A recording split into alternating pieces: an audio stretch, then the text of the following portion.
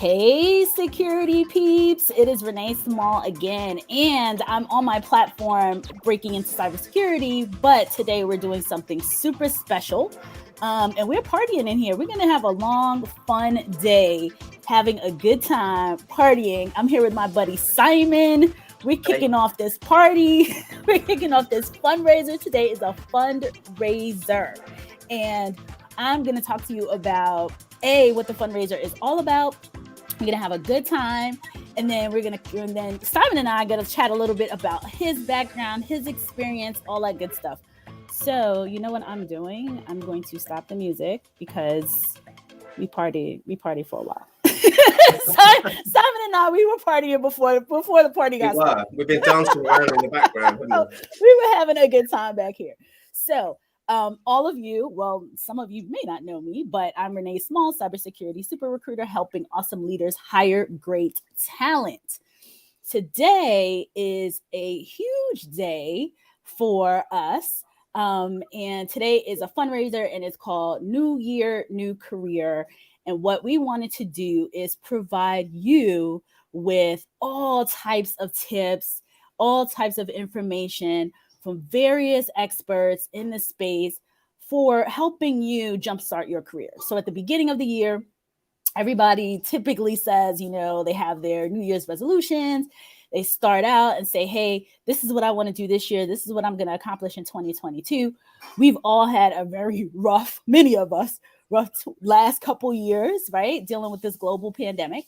And what we are going to do today is hopefully help you level up your career. So we are going to have folks that are going to come on and speak about executive communication. So how do you communicate like an executive?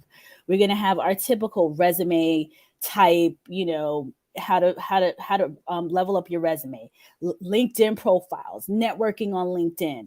And then some Q&A, some Ask Me Anything. We always like to be super flexible. We like to have a good time. This is all day today, so 9 a.m. to 6 p.m. We're kicking it off here on LinkedIn and YouTube. LinkedIn only allows me to stream for 4 hours. So after about 1 p.m., it's going to I know, boo. We'll probably try to see if we could redo it, but we're going to end up only on YouTube. So make sure, I'm going to put the YouTube link in the chat. Make sure that you are headed over to YouTube and are watching us from YouTube. Again, it's a fundraiser. It's for Power Up Conference Teen Edition. There is going to be a link to there's two links that I'm going to also share. One is the Cash App. You'll see that below. That's going to be streaming the whole time. So if you want to donate, we ask you to donate, please, to Cash App. It's Power Up Teens. That's down below, Power Up Teens. And then there is another way there's a couple more ways to donate too, but Cash App is typically very, seamless, simple. And we're actually going to even have the Power Up Women's Conference owner and CEO Bernadette Carroll. She's going to come on and talk to us as well, which will be a lot of fun. I think she's coming on around in about a half an hour or so. And we'll talk to us about the teens. So, in the conference overall, and her 8 years in the conference. So, enough about that. Now, let's get into the good stuff that Simon is here to talk about. Simon and I met as a part of the whole cyber initiative. I always mess this up. Whole cyber human initiative. I always forget a word. I do the same. I think Paul understands that it can be a mouthful sometimes. Yeah. Right. So, Paul Cummings, who is going to come on later today. We need to get an acronym. WCHI. That's what it is. WCHI. WCHI. So Simon has been instrumental in getting this off the ground. So Simon, I would love for you to first talk about what whole cyber human initiative is, and then tell us a little bit about how you got here, because your background is so fascinating. Like, when it comes to careers, you were this entrepreneur, made all this money, made these millions. Like, tell us a little bit about you. First, cyber human initiative, and then about you. Well, firstly, I'm an advisory board member for the whole Cyber Human Initiative Paul and the other board members with decisions on who to get involved, marketing decisions, etc. I'm not one of the founders, and I know you've got the founders coming on later, so I'm not going to do them too much of a disservice by trying to explain the amazing work they do, other than they're breaking down the barriers in the industry with helping people to get in, trying to remove some of the brick walls we've got up between recruitment companies and some employers out there that are stopping people finding the talent that they need. So that's as much involvement I have with those guys, and I'll let Paul and the other part of the team explain that later. Myself, I've only been in the cybersecurity industry since March last year. I came in as the head of sales for a UK-based penetration testing company, effectively helped them implement a route to market, put a sales plan and strategy in place. It wasn't what I was expecting or how I was expecting to come into the industry. The year before that, I'd studied to be a pen tester after a completely different career, which I'll cover off in a moment. Failed my OSCP, realized that perhaps my natural skill sets and my natural abilities weren't perhaps related to being a pen tester. Took the time out to take a step back and think about what I did want to do. I decided to take on a degree in cybersecurity in late 2020. But then ended up getting a job back in sales, found my love for helping people again, founded a community last June. We've now got over 2,100, both aspiring and professional cybersecurity people, all working together to try and help each other achieve our dreams and goals in cyber. My technical knowledge is this big. My business and sales knowledge, I suppose, is the part that I've brought to the table. I've sold things since I was 16 or 12, probably, if you include people's cars and the neighborhood when I was a child. Then 16 mobile telephones when they were the size of this. I'm 47 now, so it's quite some time ago. I then moved to the Canary Islands, chartered a pirate galleon and ran booze cruises for tourists for 3 years. Had a team of sellers on the streets selling boat party tickets before meeting a young lady who I knew for a very short amount of time, who fell pregnant. And we came back to the UK to a very cold December from a very warm and sunny Canary Islands. And I needed to get a job. And the only job I could get was in a call centre for which was then Norwich Union, now Aviva, where I was booking appointments for financial advisors. Absolutely hated it. So I went from surfing every day, running around on a moped and having a good time in the sun, to working in a kind of cooped up call center environment with an auto dialer on my head. One day the financial advisors came in. They all had BMW and Mercedes key rings, and I thought, I can do that. So I decided to speak to my manager about it. She laughed in my face and told me I'd have to be there 10 years. So red rag to a bull. I bought some books, did some study, passed a couple of exams, cut a really long short, got a job at Sun Life Financial of Canada in the UK as an independent financial consultant. Worked with them for a couple of years. They closed their doors. I then had a 10-year successful career in sales and development for some big blue chips, Aegon and Lloyd's TSB, before in 2008, still in financial services, just as the financial crash happens, I decided to set up my own business and also split up with my wife at the time. So I'm back in a flat. I've got my 3 boys half the week, decided to set up a company, and it blew up.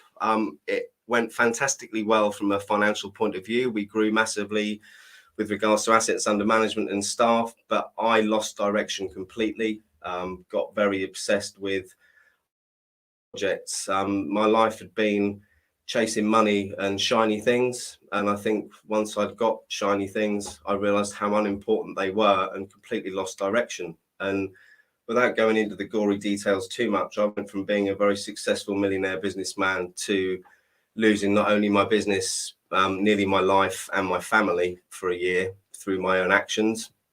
I ended up living in a caravan in 2019 and having to decide 44. And for me, I'm all about success being a mindset, not a destination and not an object. So I think a lot of what I've brought is what I've learned through what I've failed at more than what I've achieved, in as much that don't chase other people's idea of success, which is what I was doing for many, many years. And realizing that success starts up here, and it starts with how you think about everything when you wake up in the morning to what actions you do, being mindful of your thoughts, and meditation, mindfulness, all those things combined, and allowed me to regroup, get myself back on track, appreciate the things that I've got, which is 6 amazing children, an amazing wife who's had me back, And I had a chance to focus on something for the kind of last 20 years of my career that I wanted to enjoy. And there's two things I enjoyed. One was art. I've always been quite creative. So I was thinking about being a painter and decorator and getting a little van because it seemed quite low stress.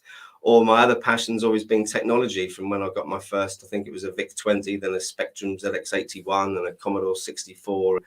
It's always been the thing that I've had an interest in. So financial services was something that I fell into and made money out of, but had no interest in. So I wanted to make sure that what I was doing moving forward, I did. Ended up deciding cybersecurity, but ironically, I've come back kind of to discovering what I enjoy and what I'm good at, which is people again. So that's my long waffling story. No, it was not long and waffling at all. It's awesome. What I love about all of us is that we are humans, and all of our careers, lives, everything intertwines. There's ups, downs, sideways. There's so many pieces to us as a whole. And it's amazing and awesome to hear from everyone, different walks of life, different, like how we got to where we are today. So I appreciate you providing all of that, because it gives us more color. It's like, okay, who's Simon behind this person with this cool accent? Other than that, like, who is he? The thing is, Simon used to be a bit of a dick, I suppose. And I'll be honest, my life was obsessed with expensive watches and cars and looking like Mr. Flash all the time. And I'm so not that person anymore. And the one thing I have learned is helping other people has become, I suppose, my therapy. And since I've been reaching out and helping other people, I'm happy every day. I'm content in what I'm doing. And I'm poorer now than I've been probably in my whole life. But I wake up happier right now than I ever have in my whole life. And again, if we're talking about careers and focus, I think for people looking at starting a career, we spend an awful lot of our time working. And I spent 20 years of my life doing a job that I didn't particularly enjoy. And if I could change one thing, it would be to make sure that whatever I was doing work-wise was something I was passionate about. Yeah, totally. Paul says he disagrees when you talked about how you don't have the tech experience. You have the human engineering aspect of hacking down to a science. Well, thanks, Paul. And I suppose I should be honest about how I got the job at the pen testing firm. So yes, tell us about that. It's a really good point. So I haven't been on social media ever in my life, apart from when I married my now wife, who's 12 years younger than me. I did that thing that middle-aged men do where they briefly jump onto Facebook and show off they've got a younger wife. I think that's what I did. So that was my only foray into social media. I've always had an issue with sharing my life and my children's online because the whole technology privacy thing's always been really important to me. So when I helped my wife set up her business last year, which was a virtual assistant company, I was helping her doing the marketing online and I didn't have a Facebook account. So I was pretending to be my younger wife on Facebook to sell her video promos and came across a guy who was a penetration tester with his own business. Did the introduction. I was honest with him afterwards and told him that I was pretending to be my wife. So it's not too untoward. But that's the only reason I got connected with him. That's how I broke into the industry. So I suppose I did social engineer my way in, whether I was trying to or not. That is so funny. Maybe I shouldn't have admitted that, Paul. Thanks for bringing that up. If anyone needs a red teamer, I'm looking for some work. So funny. So InfoSec Live. Yeah. Well, InfoSec Live came about last June. The other thing I've had going on in my life the last few years is my mum is very poorly. She's got Parkinson's, irreparable heart failure, and she's at end of life care, but she's comfortable.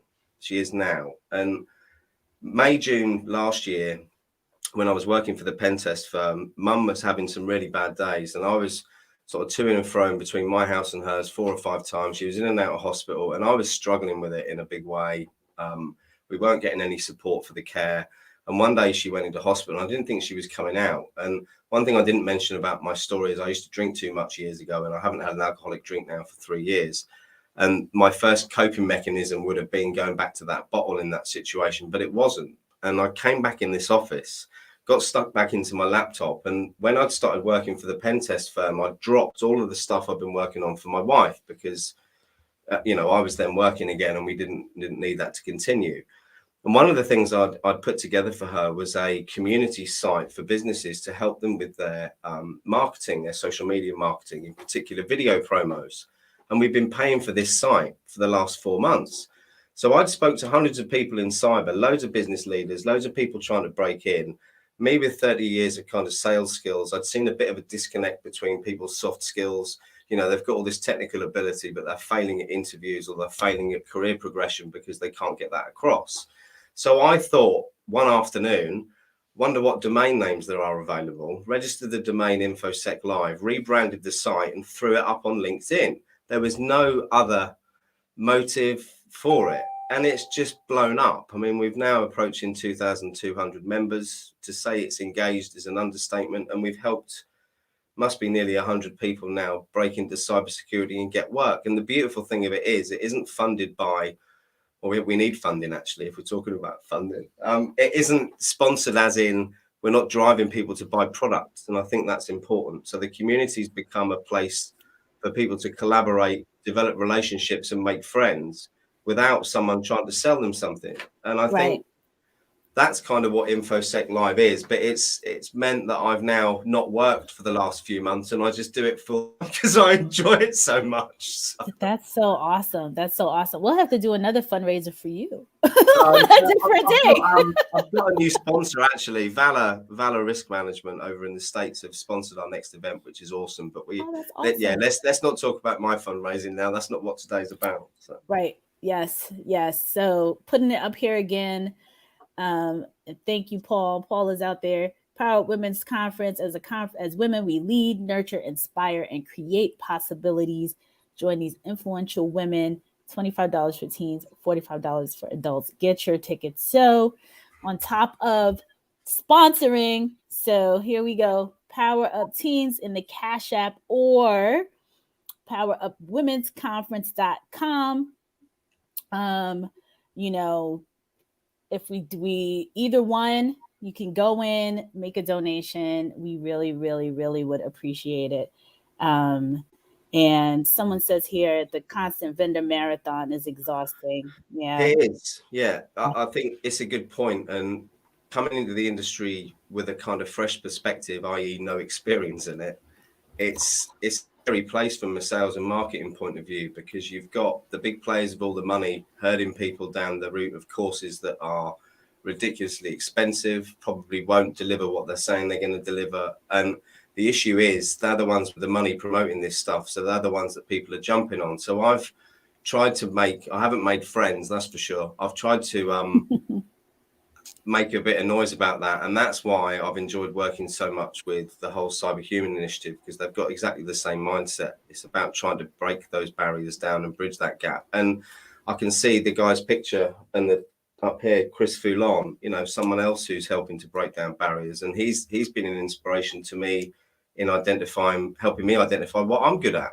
because I think a lot of it's about not following the herd of everyone wanting to be a pen tester or a blue teamer in cyber. There's all these other roles in OT, GRC, marketing, sales, whatever you want to say. But because of the gamification and the way the industry is, everyone's herding down one route.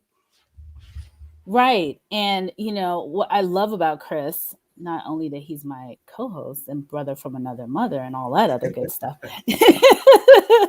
is that he is awesome at, when we got together and wrote our book, looking at the different perspectives, looking at the different areas in cyber that people can get into. Ooh, look at our book. Let me put you on the big screen again. There it is. There's our book, Develop Your Cybersecurity Career. It is a great book. And I've got a few pages marked on it. But it was the first thing that I'd read that opened my eyes as to how many roles there were in cyber. Yeah. And that's one of the things that we want people to be aware of. Like, there's so many opportunities in cyber and in tech, like this new year, new career thing, obviously our, and my network is heavy on the cyber side, and the tech side. But just as a whole, there's so many different careers. And one of the things, a lady actually is going to come on later on this afternoon, Linda Gray, and she is an expert in strengths finder assessments. And it's one of my favorite assessments to do. And I talk about it in the book. I talk about assessing yourself, reading books like What Color is My Parachute, understanding yourself. Because when you know yourself, then you realize, okay, I don't know if I want to do pen testing. I don't know if this is the right fit. And I talk to whenever I talk to people who are trying to break into the industry, either from a career path, from a mid-career or early career, I tell them all the time, like, think about, especially the mid-career folks. I tell the mid-career folks all the time, don't throw the baby out with the bathwater, which is a saying, right? Yeah.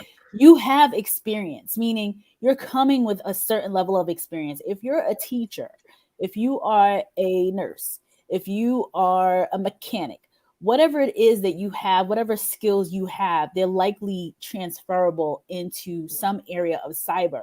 So don't feel like, hey, you have to throw everything that you know away, start from the bottom. I had a conversation with a lady maybe 2 weeks ago, and she said, do I need to, she has a degree in public health, a degree, she has a degree in, she's a social worker by trade, then went back to school and got a master's in public health. And I was like, there's tons of places for you, like, think about you as a social worker, think about, the privacy issues, all the various pieces It's all that relatable.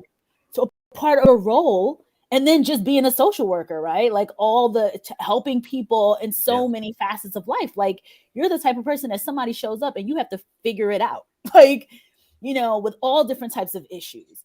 So think about that skill that you already have, and then let's map that to something in cyber, which is why I love whole cyber human initiative. I love Paul because, with the mapping, like making sure that you're not throwing away the skills that you already have. It's so important. Or trying to go all the way back to the bottom, because people are like, oh, this particular woman was like, she had, I don't know, 15 years experience, something to that effect. And she's like, okay, do I need to go back and get another bachelor's? Like, do I need to go? And she wants to, in her eyes, it's like, oh, I have to start from scratch. I have to go all the way back, do these various things, and then break into cyber. And I'm like, no, you don't have to do that. I think another thing that we forget a lot about, and I've had 2 conversations about this in the last 2 days, one on my live stream with Chip Harris yesterday, and that's OT and engineering backgrounds. You see a lot of people with engineering backgrounds trying to break into IT, when there's an awful lot of correlation between OT and engineering. And especially with the US passing the first bill on infrastructure since, World War II last year, there's going to be a whole load of money going into OT security as well. To me, seems to be an area that people with that engineering background, whether electrical, mechanical, it's all relatable, isn't it? 100%. And we had a person come on one of our CISO Thursdays. Actually, no, he wasn't, because is he a CISO? I don't think he was a CISO. He was a CTO. It was one of our leadership series, and his name is slipping my mind. But he's the CTO of the Ohio State, like the Ohio Turnpike. Yeah. And he talked about specifically this, like engineers. He talks about how, the flip, what's going to happen when it comes to flipping from going to electronic vehicles and self-driving vehicles, and how many lines of code are inside of a car, and how a car is a roving data center at this point. Yeah. And he talked about the folks that have these various experiences, the OT, the engineering, all that stuff. He's like, we're going to need that, because this is another attack vector now. Like, look at the amount of code that's in a drive. It's a roving data center when you get in a car. So it's so very true in terms of, really having those transferable skills and knowing, like, trying to figure out, as a person who's from the outside looking in, they don't know, but being able to direct somebody like that to say, hey, you could take these transferable skills and turn it into this.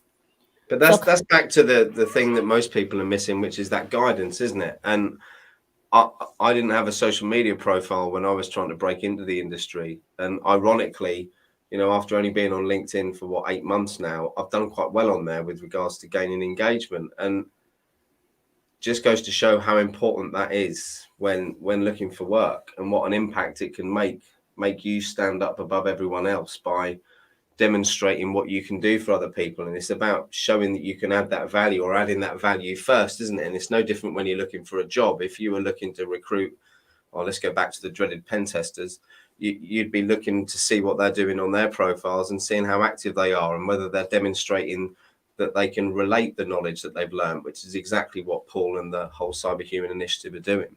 Yep. Yeah, absolutely. Absolutely.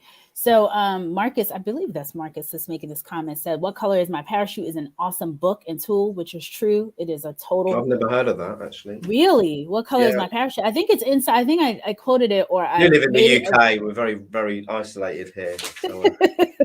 Please. Living in the UK. It's a reference, I believe, in the book. So it aligns to, it's kind of the same type of, if you do a strengths finder or any of those assessments where you take a look at yourself. But I've never done one. I'd love to do one. You should. Well, when Linda Gray is coming on, she's scheduled to come on later this afternoon. If you're doesn't still give awake, you negative answers, does it? It does. It does not. It does not. The reason why I love Strengths Finder in particular is because it focuses on your strengths. So if you think about the people who have been, like, names of people who are one name folks, like people who we would all know, right? Beethoven, or pick a name where it's one name, like you don't have to Prince for whatever reason. That's actually the first one I thought of as well. I'm thinking all music. I'm in party mode today. Yeah. So, one sec. So these people, Beyonce, one name, right? Mariah. So they Eminem. have Eminem. Yeah. So they focus on their strengths. So are they able to be great cyber professionals? Maybe, but probably not. Are they able to do a bunch of other things? Who knows? But what they really double down on and triple down on is the strength. And what I love about Strengths Finders is that it shows you your strengths. It shows you how, especially if you do it with a team, it's awesome, because if you have a bunch of team members and you work a certain way or you operate a certain way, and your team member is completely kind of opposite, you see how you're like, oh, this is why I get in arguments with this person, because I'm a quote entrepreneur, jumpstart. I'm jumping off a cliff. Let's go. And this person's like, wait, let's see, let's assess, and none of us are wrong. It's like my wife and I's relationship, that is, you just described.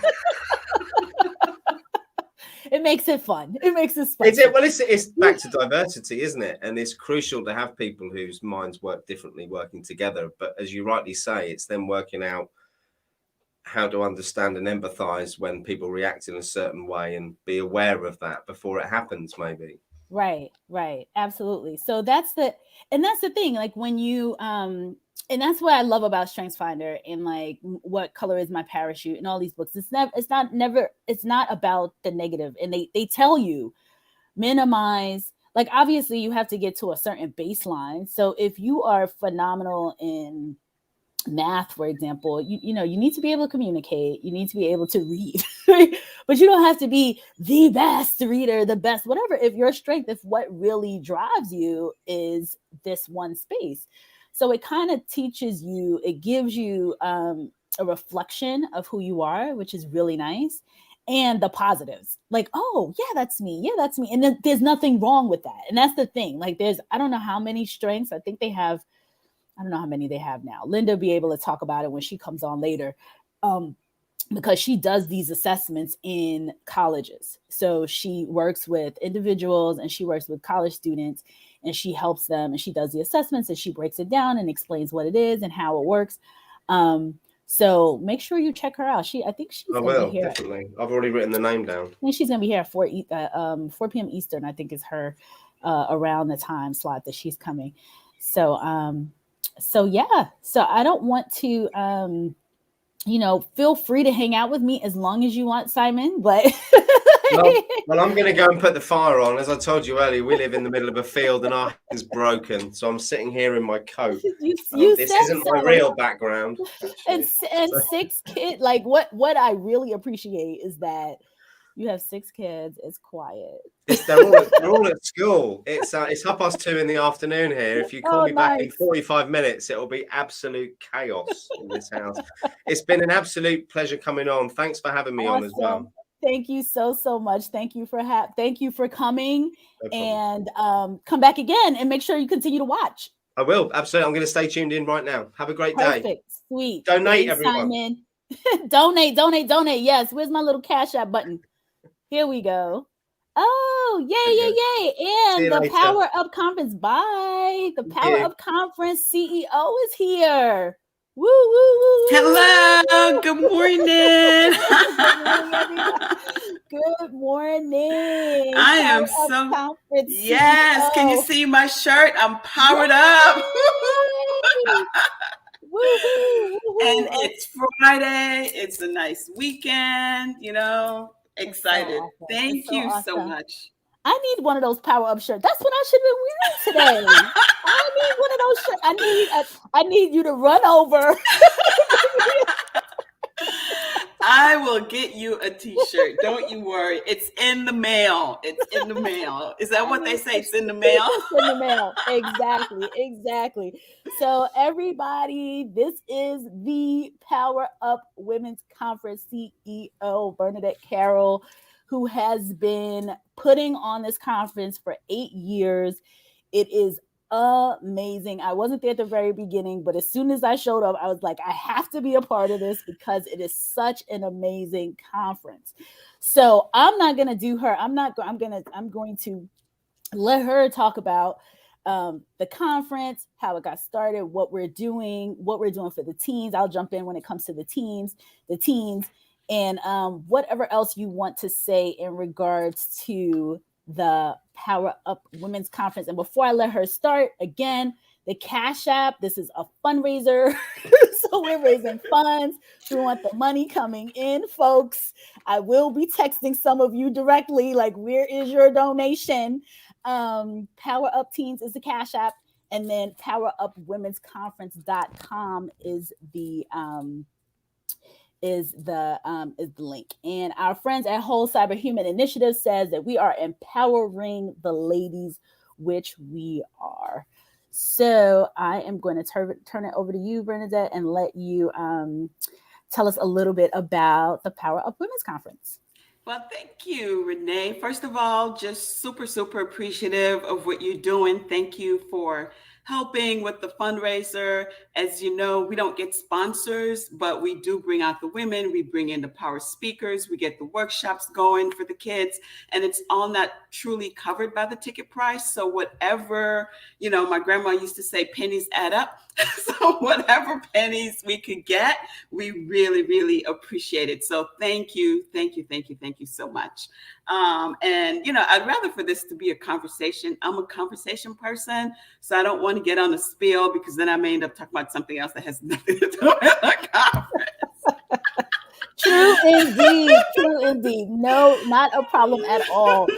So tell us a little bit. So what I loved about your conference is how not only was it's empowering, it's a combination for the folks who've never been, and a lot of us have never been, because a lot of this audience, a lot of men, but the conference is so dynamic.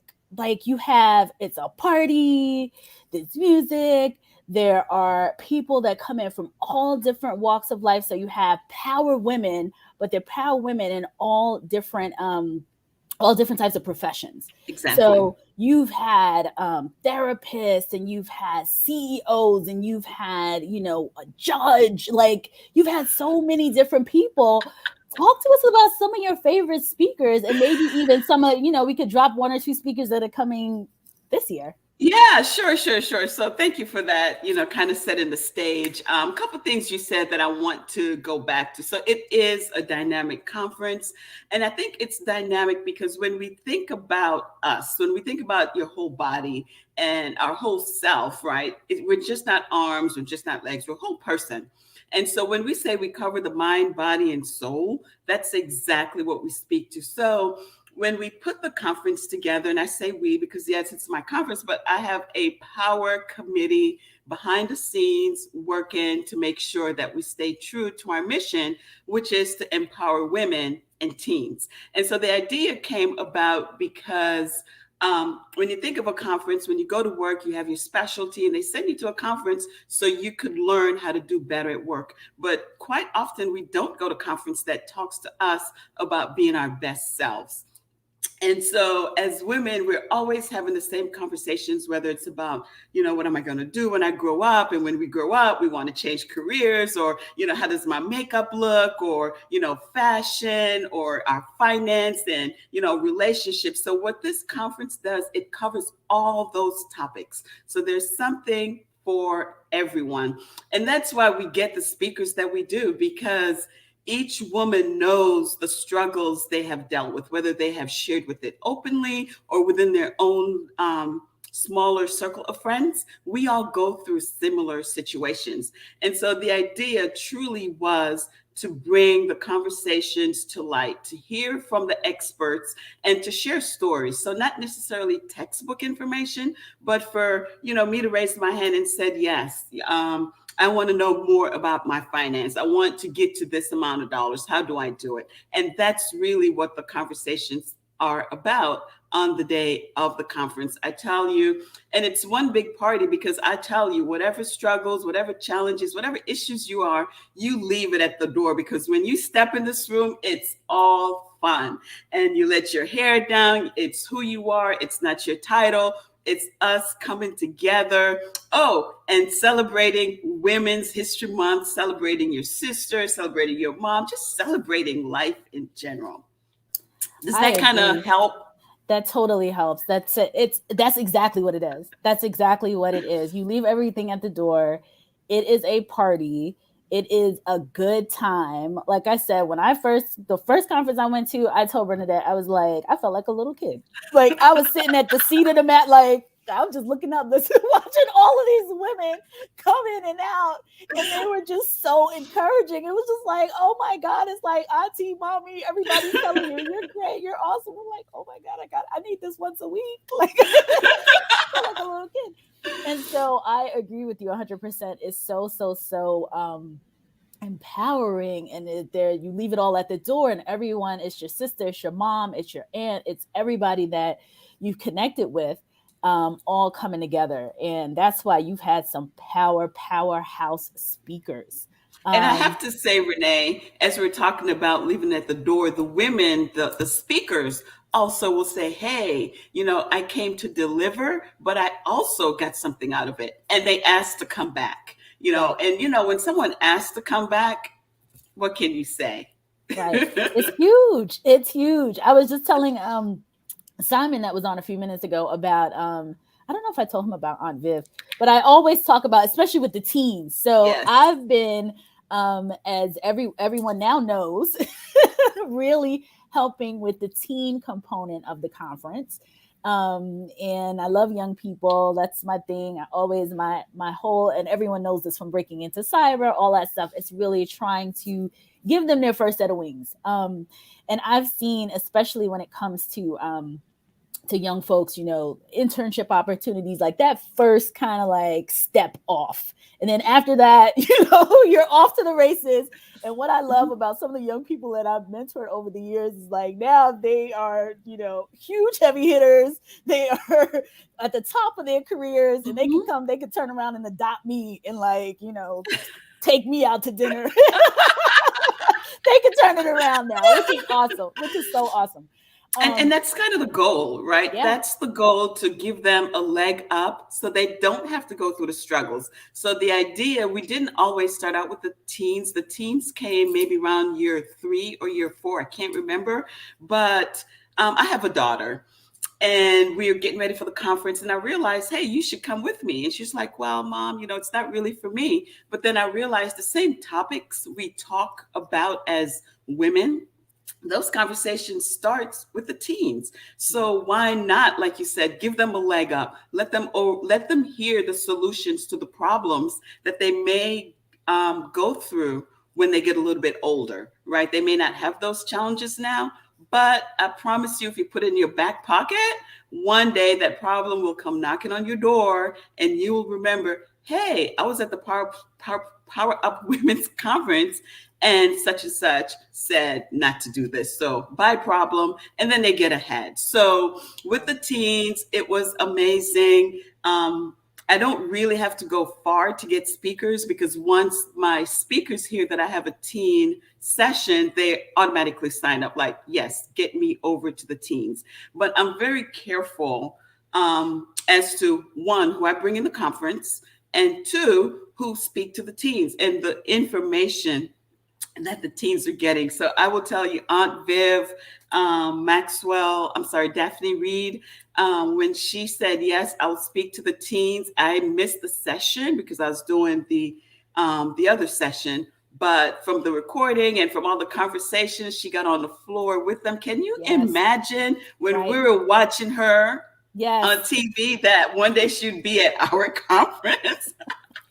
It's phenomenal. I was there. I watched it. I was like, part of me was shocked that the kids even knew, that the teens even knew the Fresh Prince of Bel-Air song. I was like, I was watching that when I was growing up. How do they even know this song? Yes. But they were all in. And then I realized, I learned very quickly that it's on TV Land. Mm-hmm. And anyway, these girls, what I so appreciate about her is Daphne Reed, is that she came in, she literally got down with them, on their level, talked to them. The girls were all around her, asking questions. They jumped in, they started singing a song together. I mean, the theme song, it was amazing. It was so awesome. I will never forget that. And I think that was my first time either presenting to the teens, and what made me say, I got to be in this. I got to be involved. Yeah. I think that was your second time, because that was your second time. Because that was the 5th anniversary. So we did a whole big splash. Yeah, that was amazing. And you also presented to the adults as well. Yes. So Renee did say, I want to be a part of it. And look at her now. She's taking over the teams and she's running with it. That's kind of how it works. When I'm in. When I love something, I go all the way deep. But I truly appreciate it. We all appreciate it. Yeah, I love this conference. Another thing that I wanted to add was that some of the the types of young people that we bring to the conference, which I think is so very impressive. And it's a group of young people. So we have a combination, right? So parents that pay for their girls, their teens to come, some of the folks who are obviously conference attendees, and they'll say, oh, wow, this is phenomenal. Let me bring my teen, my niece, my whatever. But another area which really, really warmed my heart is the folks that typically would not have access to a conference like this. So again, when it comes to the fundraising and why we do this with the funding in particular, there are a number of girls that come from disenfranchised communities that remind me of myself when I was like in Little Renee in Brooklyn, who would not have access, with a mom that worked multiple jobs and, I'm out here fending for myself type thing. That typically would not have an opportunity to come to a conference like this and see these amazing women and look up and say, wow, look at all these people. And so part of fundraising goes to that, to ensure that these groups of girls that are mostly from disenfranchised communities, are able to attend and participate in the conference and get this kind of exposure. And I think that's so important. I was so impressed when I know you had a group of teens that came in from Baltimore. I think there was a busload of folks that came from DC, and, they showed up and they were just kind of looking around, and they were super engaged, they were so engaged in everything. And it totally reminded me of myself, and I go above and beyond. That's one of the main reasons why I really love doing this. is to make sure that we're pulling up young people from different environments, and you do a phenomenal job doing that. So yeah, so my philosophy is very simple with my kids and all kids. It's really about exposure. mhm. And, textbook is great, school is great. We got to go to school, we got to learn. But what you learn outside of the classroom is equally and even more important. So to bring in the judges, last year we had Judge Sinclair, the first African American judge here in Loudoun County. She came and she sat and she talked to the kids. It was amazing. We also had, again, last year, the first Black diversity officer for the National Baseball League. I mean, that is amazing because I'm reading the paper and I'm seeing it firsthand. And I was like, oh, I wonder if she would mind coming to the conference. And here she is. And her speech to us and the teens, it was like sitting at the coffee table talking to you, Renee. It's just like a regular conversation. But the content that's delivered to the girls, the content that's delivered across the conference, I still have my notebook. It's really good principles to live by. And I do ask the women, I know we could go on and talk, but I really give them 15, 20 minutes, so it's concise and then it's actionable information the girls could use, the women could use, we all could use, and then we write it and we take it away. So I am super excited. This year, I should say, if you give me a quick second, we're doing something totally different. COVID has changed the way we do everything. So the conference is virtual as it was last year. And I was shocked that I was able to take at least 6 hours of content and knock it down to 2.5 hours. And so we're doing it again.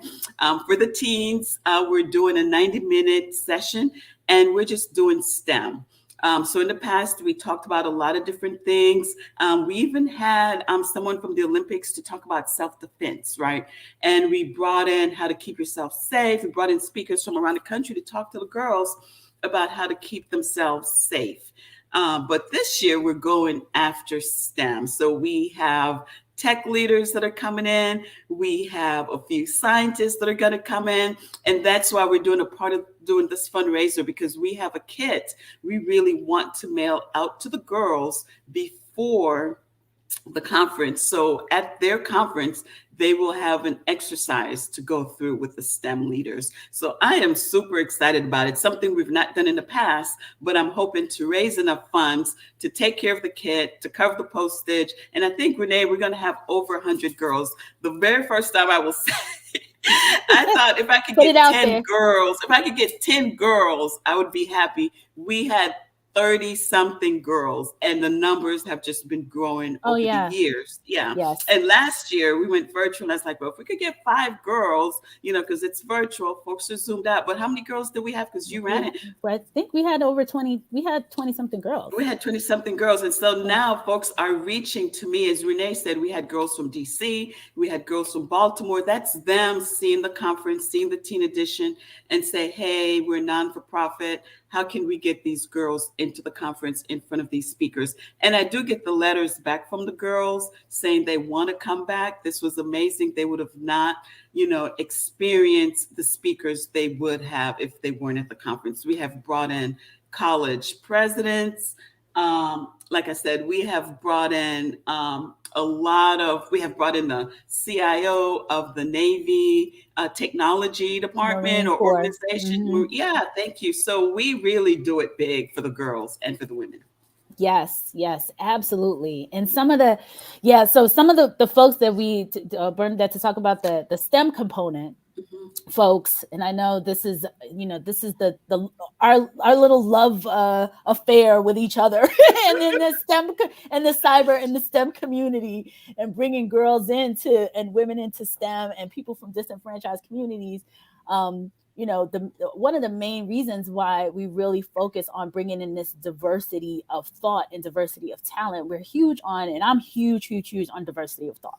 And I think as I was writing the book, the breaking into your career, develop your career in cybersecurity book that I was just talking to Simon about in the last segment.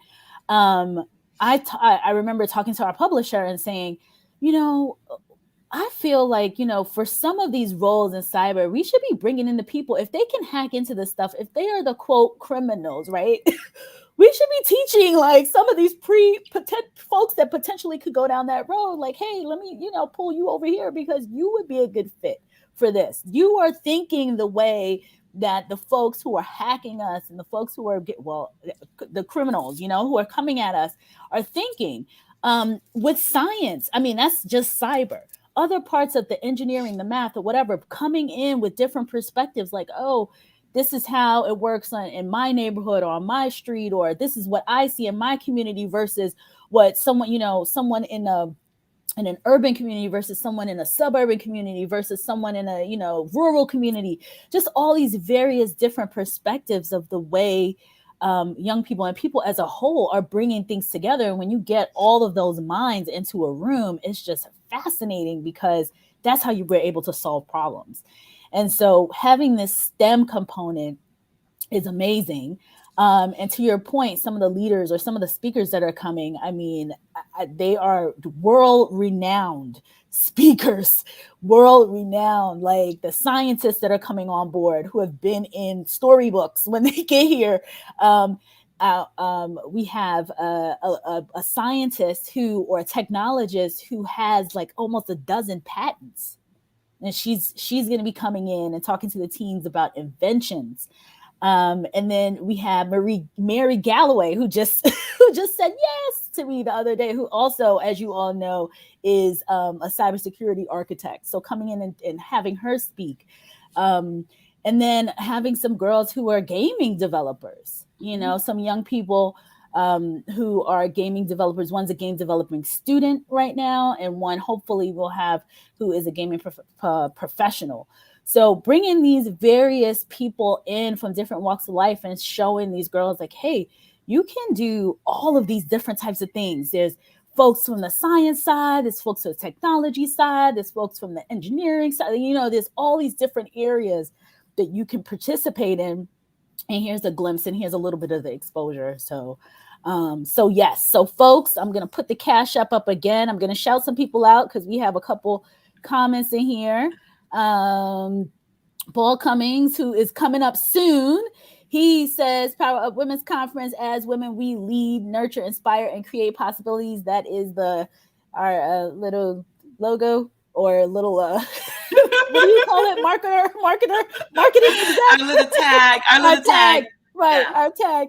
Join line. These influential women for teen enrollment. If you want to enroll your teen, $25. Ladies, if you want to enroll, and men, enroll your wives, significant others, all that stuff.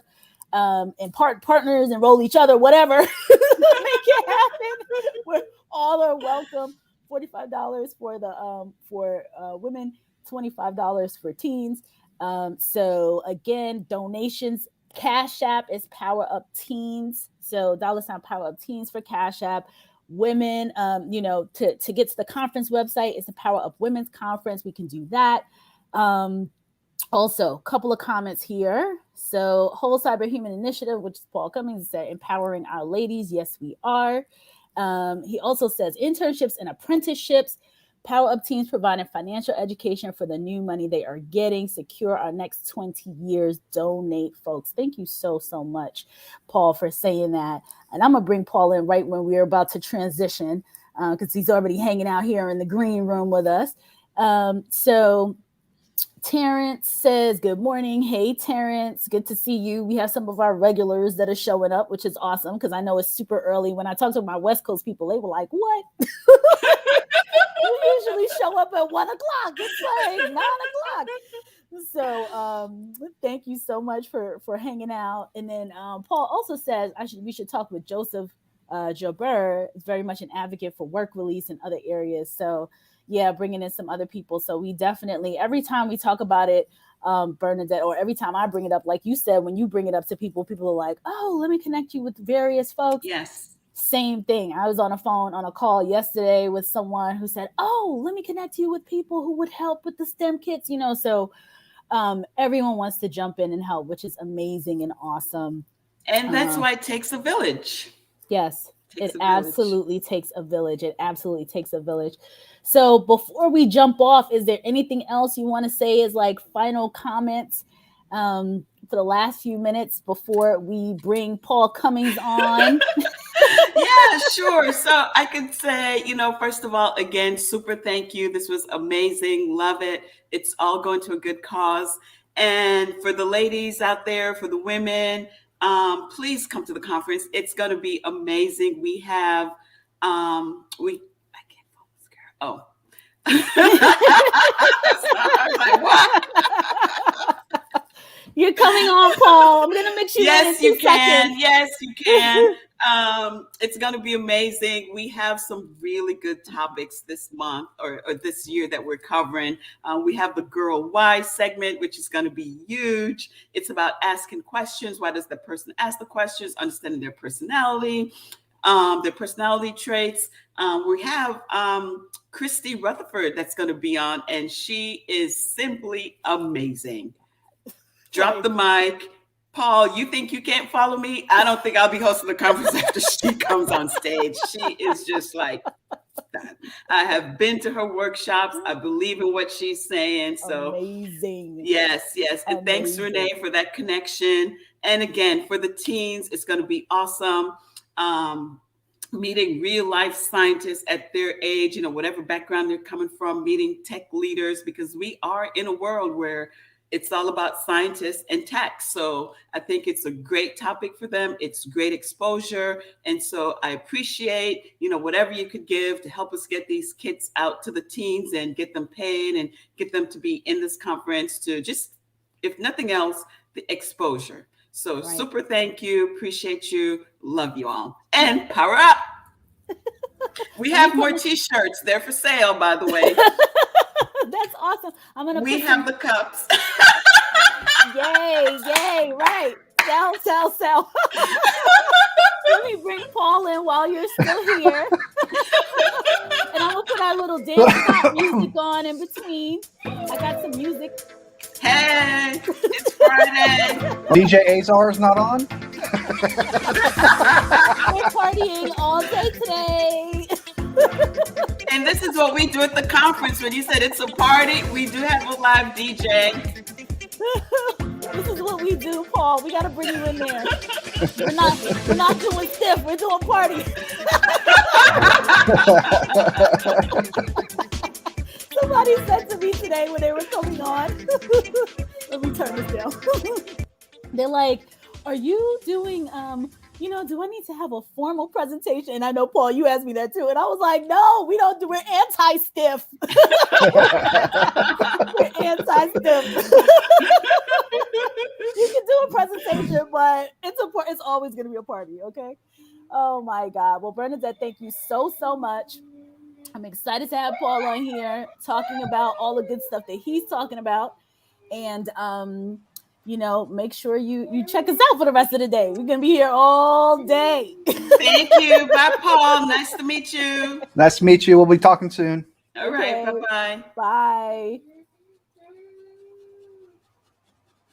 So, Paul, thank you so much for being here today. Yeah, I apologize for the background noise. Kiddo caught COVID yesterday. I know. And I feel so horrible for the little one. The only thing I'm worried about is he was supposed to have surgery he's been waiting on for about a year now. Wow. And now, obviously, you can't have surgery if you have COVID. Yeah, for sure. This is, it's always so unfortunate. And I feel so horrible for little guys that are going through this. So let me know if you want to come on a little bit later, if you want me to, because he sounds like he's struggling. Oh, no, that's his happy squirrel. He's playing Manhunter. He's doing the great white shark eating fish and people. And he's actually got National Nat Geo up with Shark Week while he plays it. That's always a good thing. That is a ton of fun. So for everybody that does not know, who doesn't know Paul? Everybody knows Paul. Everybody Good question. You. I'm very vocal. Who doesn't know you? Whole Cyber Human Initiative. So Paul, for anyone who does not know Paul is the founder of WCHI. We just gave it an acronym. I know that acronym's been there. It's just, okay. I like to say it because I guess that subliminal message. Right. Hey, what was that thing? Oh yeah, whole Cyber Human Initiative. And the more you say it, the more you say it. Whole Cyber Human Initiative. Whole Cyber Human Initiative. So anyway, Paul, tell everybody what Whole Cyber Human Initiative is before we jump into your presentation. For the folks out here that don't know what it is, if you could give us a little bit of an overview, and I'll chime in and talk a little bit about some of the areas that I've seen. But Paul has been amazing. He always is showing up to the show. Like all even before this, it was like, we got to get Paul on this show. We have to get Paul here to come on here with us because Paul is amazing. So Paul, tell us about what even made you start Whole Cyber Human Initiative. Well, think of the Avengers, right? So the Avengers Initiative, a reaction force. So when we look at the gatekeepers, when we look at how many people are not passing the bill when they do the interviews, it's a reactionary force. I started my military transition back in October 2019. And even after 20 years of being an IT cyber professional, I ran into gatekeepers. Part of that was because I didn't know what I wanted to do when I grew up. And that's a lot of the premise behind Whole Cyber, between, yours, Gary's and Chris's book, how to break into cyber any level, Jerry's book, mastering cybersecurity plan or master cybersecurity plan. It's all about soul searching. I don't think a lot of people know that there's just a plethora of roles within cyber. They see the sexy pen test, they see the sexy SOC, and that's all they think about. So that's what we do. We empower our candidates to really look at the 52 roles and 33 subspecialties that are within cybersecurity and IT, and get them to understand, there is a huge divide. You have your support aspect, your IT side, right? They take care of the people, and then you got the cyber side. Let's take care of the business. So, yeah, we send them over to the System Nice framework. I think I got the website somewhere around here. Yeah, totally. Kev Tech says everyone knows Paul. Like, who doesn't know Paul? Everyone knows Paul, which is awesome. When we were talking this morning with Simon, who was also on the board of Whole Cyber Human Initiative. We talked about how transitioning, right, and making people aware, like, hey, this is don't throw away your whole career. Like, if you're doing a transition, yep, you don't need to start from scratch, which is what Absolutely. I've heard before. I've heard from people saying, hey, just recently, someone saying, I need to, I have a degree, or I have 15 years experience or 20 years experience.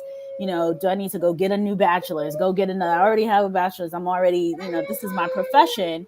And I was a person to say, no, don't go back out there and do this. Don't, no, stop. Like, we need to take what you have and translate it over. And so exactly. I absolutely love what you're doing and ensuring that people are aware, like, hey, I can take the skills that I already have, and I can take the skills that I already have and then put them into the cyber, like transfer them into cyber. So, yeah. You nailed it too. I mean, think of, we're often taught as service members when we go through our transition class, we get told, you're going to have to start over again. But if you got 20 years in, right, you're going to meet that unbiased ageism. Right. It exists, and it should not exist. Right. Right. Because in cyber, our adversaries could give two craps about your age, your race, your creed, your religion, your gender. It doesn't matter. Yeah. So why are we still doing it? Right. We have you don't even have to look at a veteran, right? Look at it, somebody that is maybe a 14-year general manager for hospitality, right? They want to pivot into cyber, so they're targeting entry-level positions. Why are we targeting entry-level positions? You have mid to senior level role skill sets already, right? And if you talk to a lot of the companies, if you actually reach out to a human being like a CISO, CTO, CSO, what have you, they're going to tell you, they can train anybody. Right. If you have that passion, that drive, the affluence, you're going to succeed. And that's kind of why we created it as a whole cyber. When I thought about really coining the name, I was looking at what are we failing at as upskillers? Well, I studied my butt off for 1 year to be a SOC analyst, and I fell short.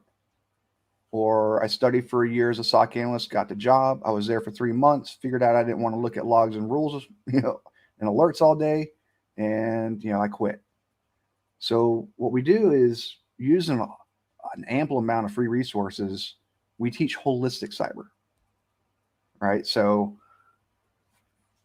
a little bit of red team, a little bit of blue team, using that InfoSec color wheel where we can create a whole cyber human that is got cross-functional balances. If they join a SOC because that's absolutely what they want to do, maybe they find out, there's another role within Hunt or Fusion Analyst, after 3 or 4 months, and they don't like the, logs and alerts. They hear, the hiring manager or the director talk about, they got to hire a new Fusion Analyst. They have that knowledge, so they can keep it within the family. They already understand the company's business, right? And this will also help with workforce retention. And stop the plateaus. When you talk about MSSP, there's a lot of plateaus. You start off as a SOC analyst 1, you move up to a SOC analyst 3 fairly quick. If you really do your job, you could be an analyst 2 within 9 months. A year from there, you could be an analyst 3. And if you're young, they're going to either offer you the SOC lead, or SOC manager type role. And really, a lot of people don't want to manage people. Right. And I think doing it the holistic way, one, it gets rid of that plateau, because now, okay, well, I don't want to be a SOC lead. I don't want to be a SOC manager. I want to go do threat, or I want to go do the Hunt team, or I want to go to do the Intel team. And I mean, you continue to grow. It's that cross-functional mindset that you gain from it. And it's some of the trainings we use, absolutely. Obviously, you see in CISA NICE framework, right? CISA already lays out the workforce development. Why doesn't anybody use it? It's in black and white. It's in accordance with NIST. And it shows you the functional roles, the support roles, and the administrative roles, and breaks it down into the subspecialties. So when you look at, incident response and digital forensics, I want to jump into DFIR. Well, you should learn incident response before you start focusing on, digital forensics. So it maps out and says what's entry level, what's, intermediate, and what's advanced. What takes this person to get from here to here. And often it'll say if there is an entry level position for it. So keeping in tradition with CISA, we have our candidates go to, CISO.gov and do their virtual learning platform. Granted, a lot of it is dealing with industrial control systems and SCADA, but let's face the fact, that's our nation's assets are in need. OT is in need. Maybe the idea behind it and how I envision it is, if you do want to become a SOC analyst and you join that MSSP or MSP, and you start following that news for that company, and they want to branch off into the ICS SCADA realm, you have carnal knowledge. Now that I can't blue team an ICS the same way I do a commercial company. You can bring that flavor. Right. You can maybe start your own team. Totally. So, it's just one of those things. We have a surprise guest. Yes. My boy. Look who's here. Now, wait a minute. Why do I not? How is everyone showing up with these t-shirts? I had Bernadette on with the Power Up Conference t-shirt. You guys with the whole... I'm not feeling the love here. Do I need to buy one? I need to. No, we'll get you one out. Don't worry. Okay. All right. The shirts are actually. I can calm down. The shirts are actually something that I was looking at. I filed for taxes back in October, and I didn't realize there were so many nonprofits that filed in 2021. So I was like, man, I'm not going to get funding. So I was thinking, one of the flavors we want to do is help give certifications to those that really have mapped out their career. So set up a scholarship. So I reached out to a good company called Proper Patriot, veteran owned, small business, and they're back selling t-shirts for us. And all proceeds go directly to a savings fund that we're going to be using for a scholarship later this year once we know roughly how much is coming in. So, we're not spending $1,200 on a CEH where it might be kind of useless. If you ask me personally, a test about tools and not how to use the tools. Right. But yeah, Chris is awesome. He's everywhere. He's everywhere. He was definitely, hey, I got to snag him and pull him in as a board of director. He's so everywhere. I get my stuff done. You sure do. He sure does. So everybody who, if you don't know, you have to know, because he's on. His picture is on the logo. My brother from another mother, podcast co-host extraordinaire, and all things to all good people, Chris Folon. Hi everyone. Happy to be on here. Happy to be raising funds for this great charity that Renee is raising funds for, and also talk about the whole cyberhuman and the power behind it. And really, Paul says that others are helping, but he's the main driving force. He's doing so much for it, and he's the reason that I joined, because I just wanted to help on that mission. So that's the whole reason that we're here, is just really to redesign how both candidates look at training and getting prepared for the market, as well as helping hiring managers and companies redefine what they're looking for in talent, so that they can give you, Renee, more realistic job descriptions and help find real people that they need, and not just entry level with 2 to 5 years of experience. Exactly. Entry level with 2 to 5 years, which is unbelievable. And one of the biggest things is we like to be a disruptor. I hate when I see a job description requires a certification. Yeah. Does that certification even have a return on investment for that role?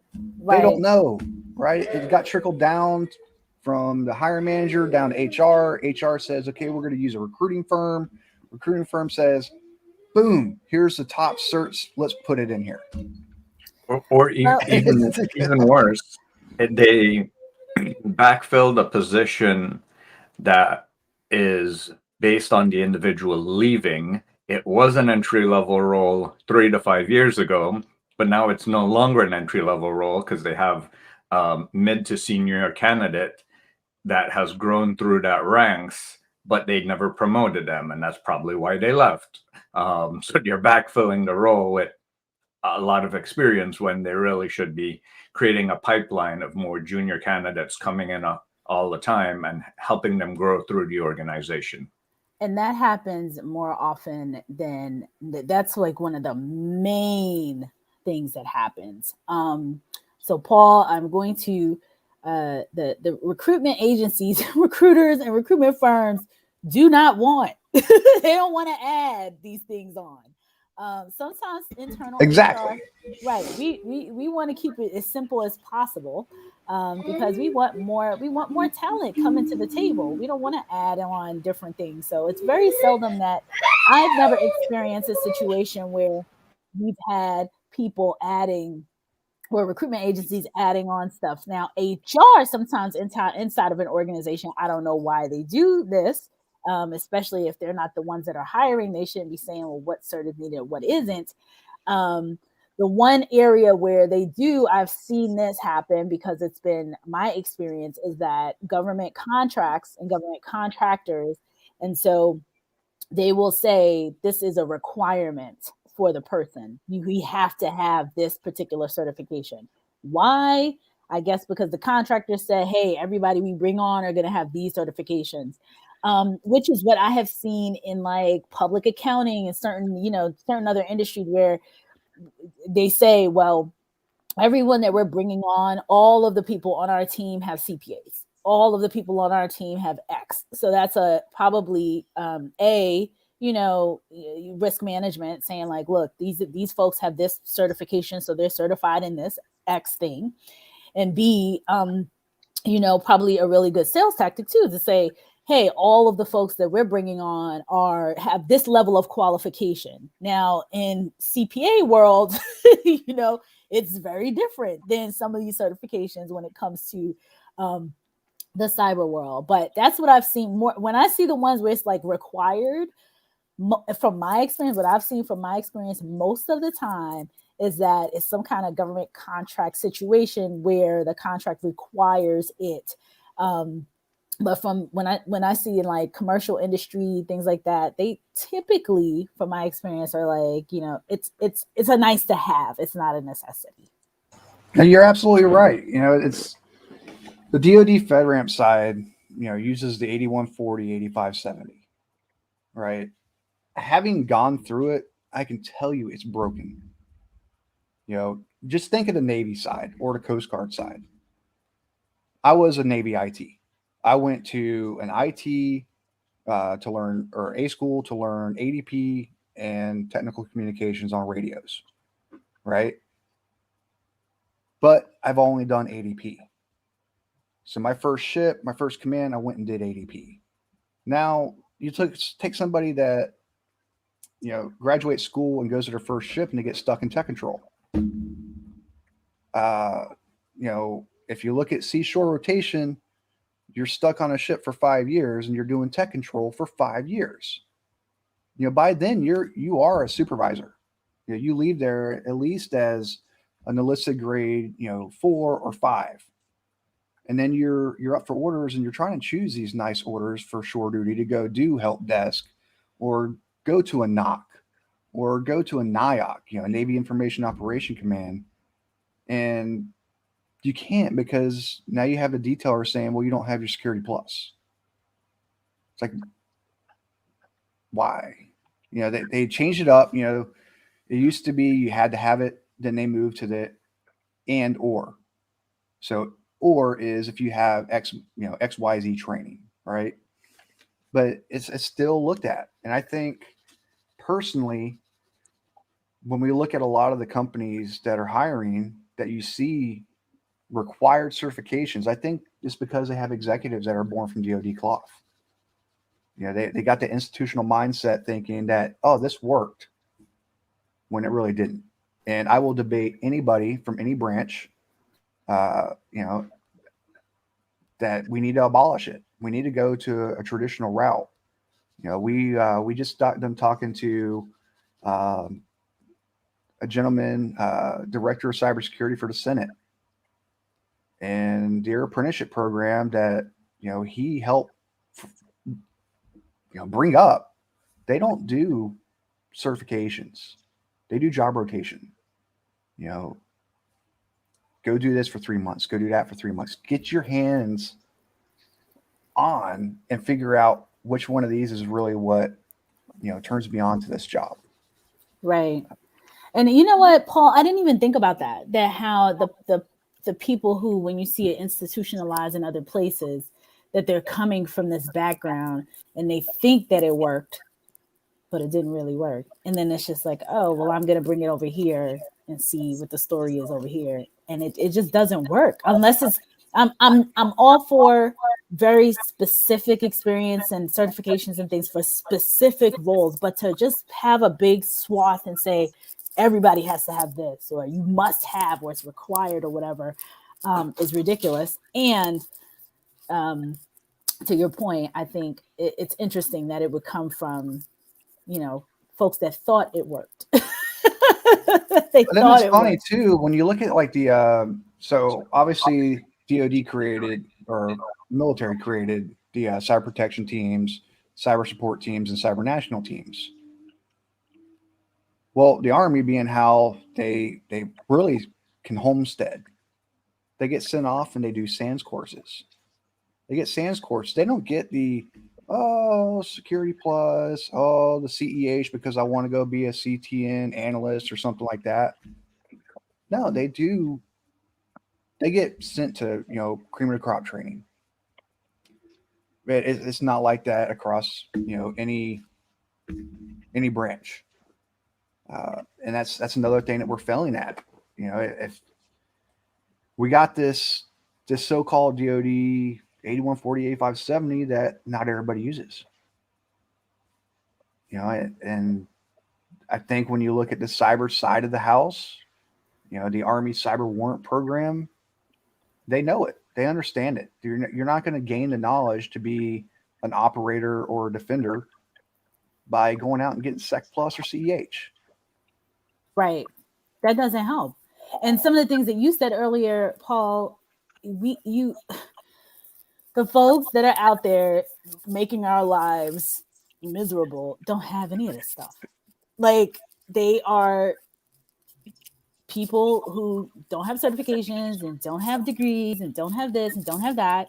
And we are sitting here, you know, asking and requesting and requiring all of this additional, which is nice, but to require it, it's crazy. Not in the situation that we're in now, where we need more people. We need people in the field that we can train up, bake up, put them out there to do what needs to get done, period. And so I'm so happy to have folks like you, like veterans in particular, because I always go back to that. Like, you show up, the military trained you to what they need. Okay, boom. This is what, okay, his experience is here. This is the assessment. I forget the name of that test that you guys take. Right. Take it. Okay, boom. You should be over here. You know, like, it's there's a path. And everyone's not going to be in one area. Everyone's not going to be in another area. It's, okay, we have these people coming in. This is where this is the slot that they're going into. So it's not like none of this is this isn't going on for forever. None of this stuff is new. It's definitely not new, but I think some of the challenges for smaller companies is that they want to always go at hyperspeed. And then even the larger companies, the medium-sized companies, is they don't have that training pipeline as part of their culture. And I think for them to implement that as part of their culture, then they can operationalize programs like this. Well, I mean, you mentioned a good point, right? So, you know, a lot of companies don't know their appetite. You know, if you talk about a SMB, a small mid-sized business, they're looking at the big CISOs for assistance and help and guidance and mentorship. Yeah. and maybe they're talking to so many folks that they have resource overload, and they think I need this unicorn right now, but then they don't understand, if I get this unicorn, am I going to be able to pay for them, right? And I think that's huge. The other aspect with the unicorn is you have someone with a lot of experience in a certain area, and if you cannot provide them with the experiences that challenge them, they might not stay for very long. They'll come in, they'll solve your problem, then they'll leave. And then if you don't have a proper pipeline or training development plan for your folks underneath them and document all the things that they did, they're going to leave with a lot of tribal knowledge. They're going to leave with even more experience. And you as a small business are going to be stuck looking for another unicorn. And that's not the right way to approach it. I think the term I would use versus experience is a stimulation. Yeah. I mean, if you look at incident response, it's high octane, right? So, if you are joining a team that's going out and doing blue team, red team assessments, or you're joining a team to do consulting, you have to be challenged because, for one, there is no clear master in cybersecurity. Technology just changes way too quick. We can get ahead of it. We have like Quantum Cliff coming out. You have, Roger Grimes with his book, The Quantum Apocalypse, talking about how to get, ahead of the quantum, right? And you can follow the trends, right? So if we look at the amount of software developers out there that didn't have a security mindset, it breeded DevSecOps. And it got to the point where now DevSecOps is the highest paid job in cybersecurity. Now let's look at Quantum. Quantum comes out in the next 3 to 5 years. Your data scientist, if I was studying up and I wanted to be somebody benefiting the company in the next 4 or 5 years, I'd want to look at data science, because who's going to be able to read that quantum computing? Who can digest it? Who can give it out and disseminate it at the speed it's going to be coming in? Then you look at something like the XDRs. XDRs are throwing in that AI aspect to where now you have an automated analyst to help you. AI. Yeah, and you still got to machine learn it. It's not really AI. I mean, it's more like a very complex set of rules that they're making it go through, and it's just doing so at a very fast pace. I mean, yeah, that's what machine learning is about, right? Does this picture look like a dog? Yes, no. Does this other picture look like a dog? Okay, now I start to know what a dog looks like, so I can find the dog in the picture. Same thing with machine learning. You have to teach it the sequence, it'll learn, and then this is the best path. But it's really a series of yes, no, or does this work, does this not work, decisions that it's making. But think of how many companies are going to look and they're going to buy into the Kool-Aid for these XDRs, and they're not going to be targeting analyst 1, analyst 2s anymore for jobs. They're going to think that is it. How many are going to fall short because can you teach an AI human behavior? Hey, don't click on that email. Well, yeah. So yes, you don't need a SOC analyst 1 anymore, and now your 2 and 3s are doing more complex thoughts. But now you can allocate that SOC 1 to do something more interesting. Like, you still keep them around. They still have tasks to do outside of triaging that the XDR is helping you do, or log collecting that the XDR is helping you do, but there's still other things that need to get done. I see a hybrid analyst threat hunter combo. That's how I see it. You get rid of the analyst 1, and now you have a threat hunter 1. I definitely see that as being your analyst 2, 3 heading to your threat hunter type roles. but you still need your tools for validation that this is really a threat. This is how it impacts the organization, and more accurately confirming that. Whereas a 3 is going to go and start to do your IR, start to do the containment, start to spin up the teams, that sort of stuff. And now we got, Kev. I'm glad that so Kevin's doing phenomenal things. If you don't know him, Kev Tech, he is helping copious amounts of people get into IT, help desk, sysadmin. A lot of people are starting to really focus on cyber, and we're losing that support side, right? And he's right. You don't need certs to prove that you can do your job. Show up and do your job, or give the employer something that's enticing that shows you know how to do your job.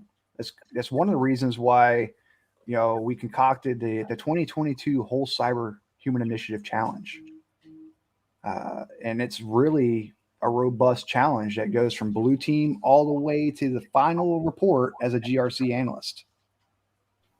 Right. Because Paul, you're not learning this stuff. The work that you're doing, I mean, what have you seen? Well, first, let me share Kev's comment. Kev Tech says, you don't need certs to prove that you can do your job.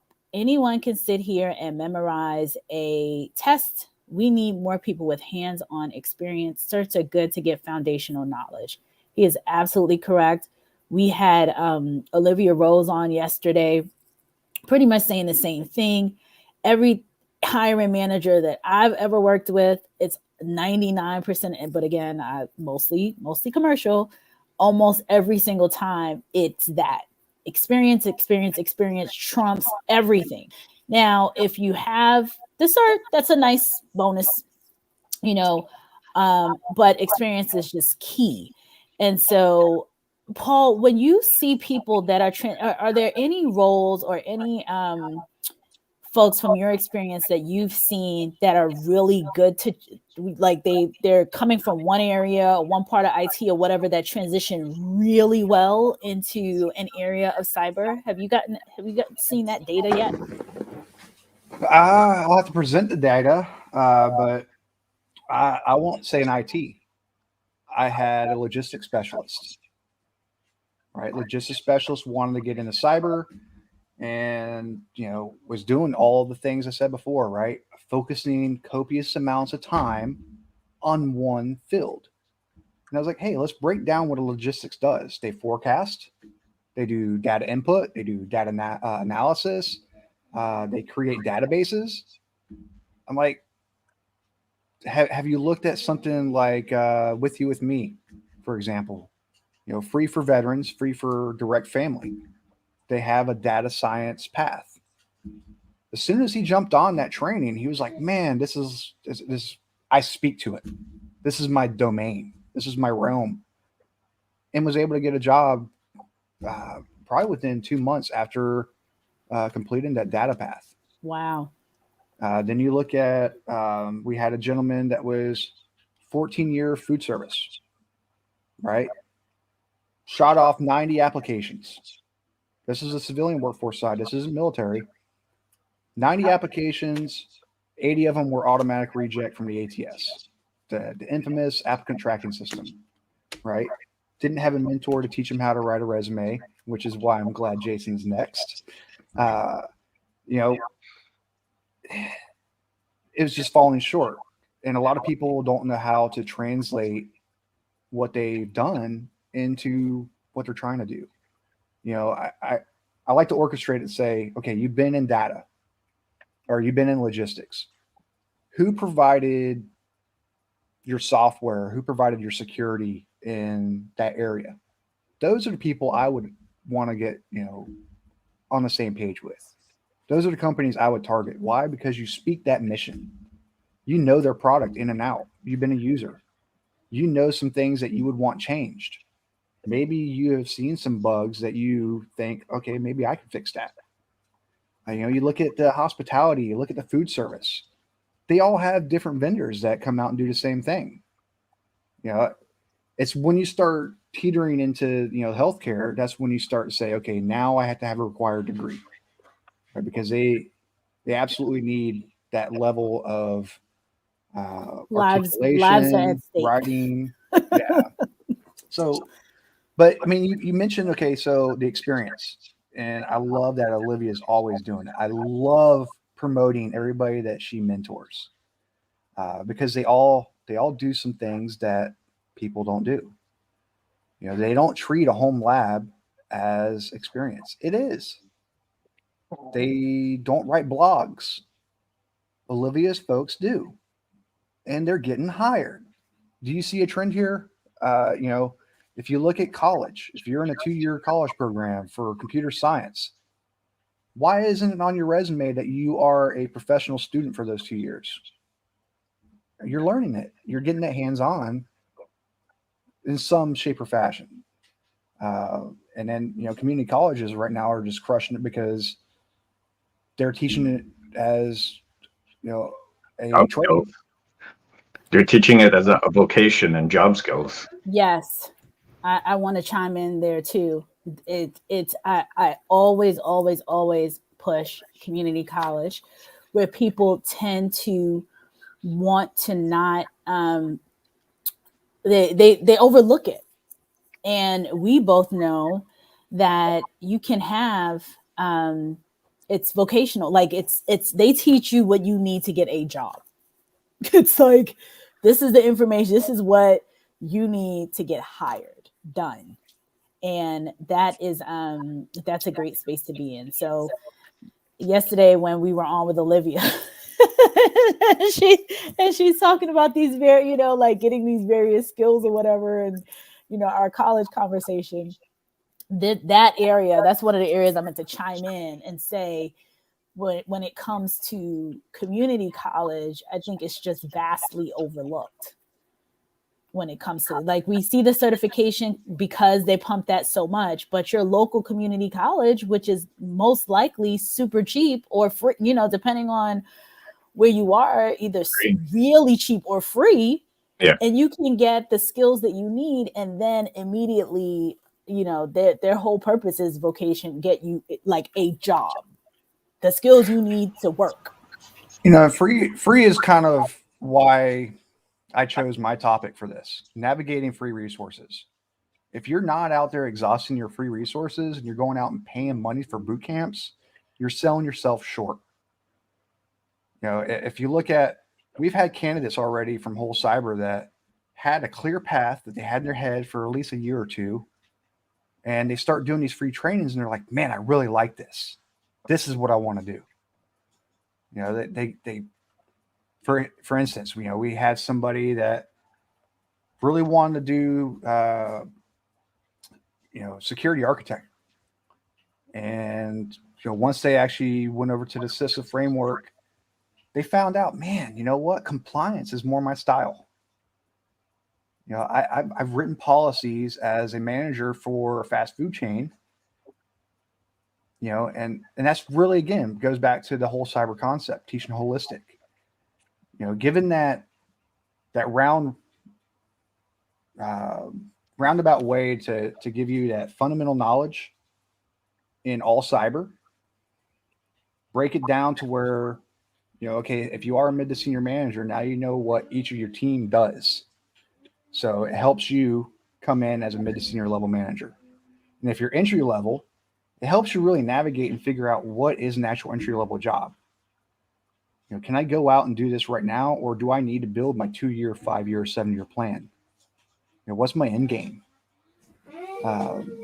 Free resources. You got DFIR, Diva. She's always dropping low cost education, free education. Simply Cyber.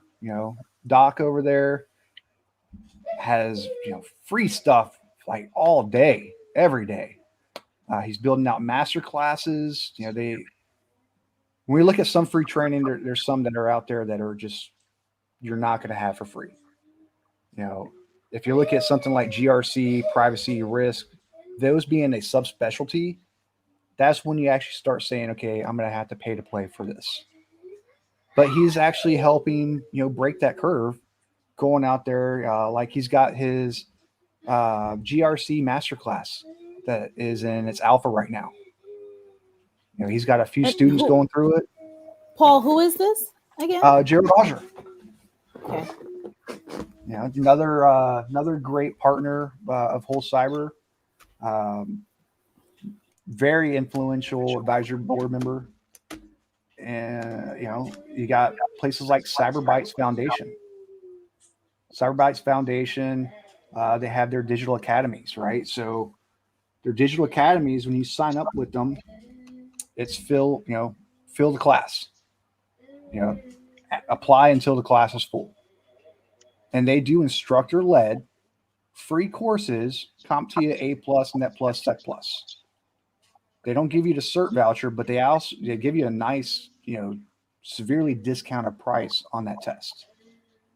And when we talk about what, Miss Carol's doing over there with, Power Up, they also have in Northern Virginia for Cyberbytes a summer program for kids. Go out there and get some hands-on. A great partner we have with CyberUp.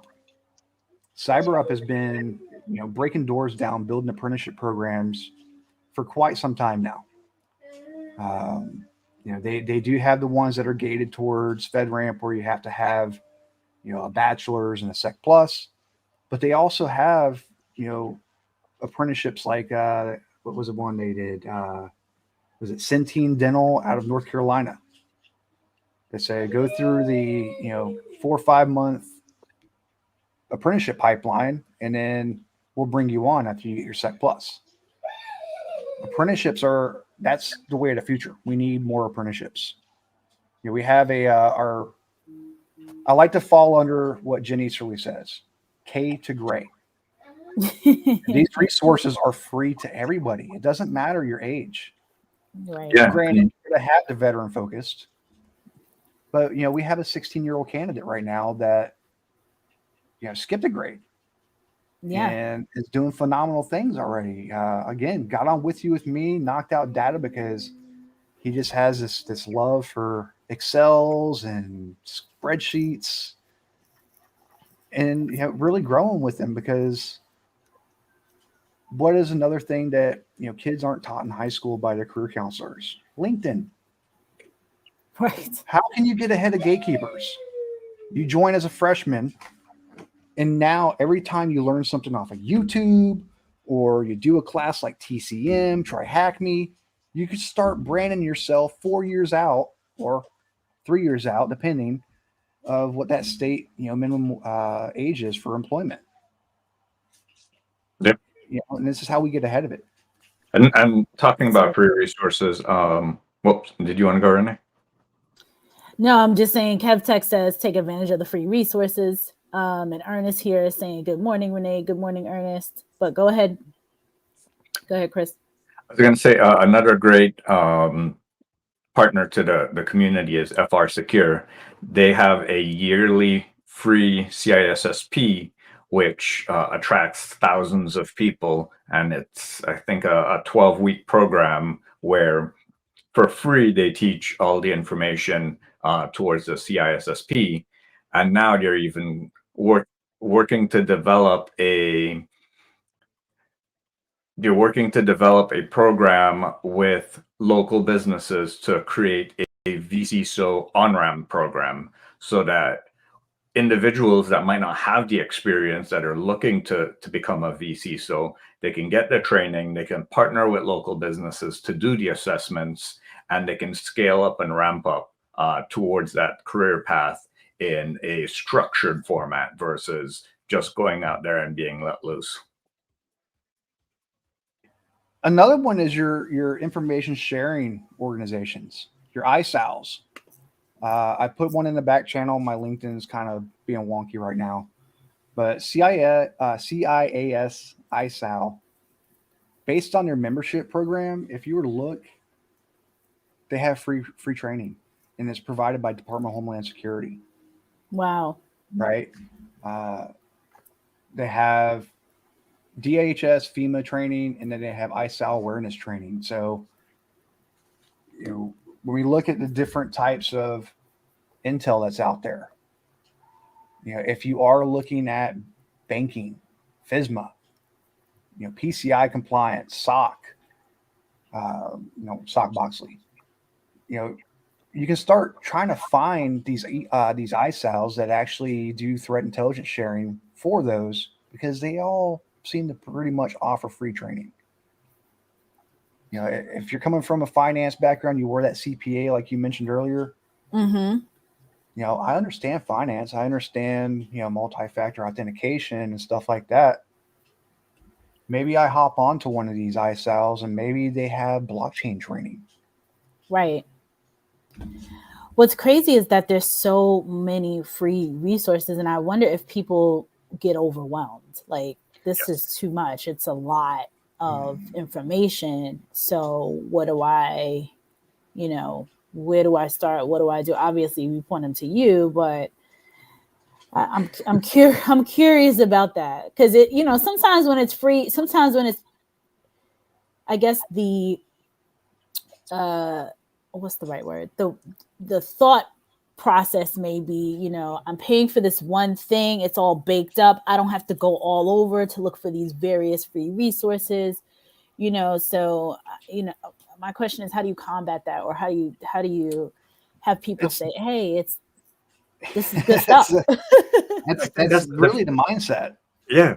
I think that's the difference between, go ahead. Oh, no, go ahead, Chris. I was going to say, I think that's the difference between someone that wants to buy it all and have it right there. The problem is they're likely not passionate.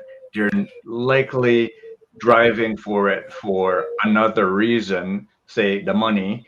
And you're like, well, if I pay it all here, I'll just get a cybersecurity job. But they don't know where in cybersecurity they want to go. They haven't done that self-discovery. And after shelling out $10,000 for everything that's there in one spot, they're still coming out of it lost, not knowing where to go. And then we break it down into 3 sectors, right? So one sector is the free resources are out there, but let's be honest, academies and boot camps have that marketing money. They overshadow the free resources. Then you have those that are looking for the free resources. That's all they want to do because they know the value of it. And then you have that mindset of the folks out there that think, if I sign up for free, I'm not going to do it. So if there is a monetized price to it, I have, skin in the game, and I'm going to have to do it because, I just paid X amount of dollars. Or how good is it if it's free? Exactly. And that's what we use a lot of is community editions. There's no secret sauce to what we do at Whole Cyber. We just gave our secret sauce to the Senate because eerily, Chris was there.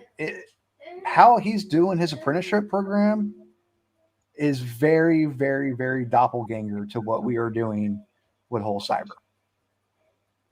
And I think that's what it is. When we talk about the information overload, how many folks are in 10 Discords, 5 Slacks? They're on all these different groups. Wait, why are you watching my machine? Right. They're all over. And it's and I think that they're doing that to try. My thought process is that they're trying to make sure they grab all the right info or not, a little bit of fear of missing out, a little bit of, making sure they're in the right spot, and actually getting the information, One of the things that we hate to hear from a mentee is 1, they don't have a mentor, or 2, they only have one mentor, right? Maybe that one mentor is a gatekeeper. I mean, let's be honest. There's still a lot of us old fogies that started off as a computer repairman that feel you have to go that path behind, to become a cyber professional. You have to do your time. And that's just not the case. There's so many roles that you can pivot into. Heck, look at Target. We'll say Target marketing.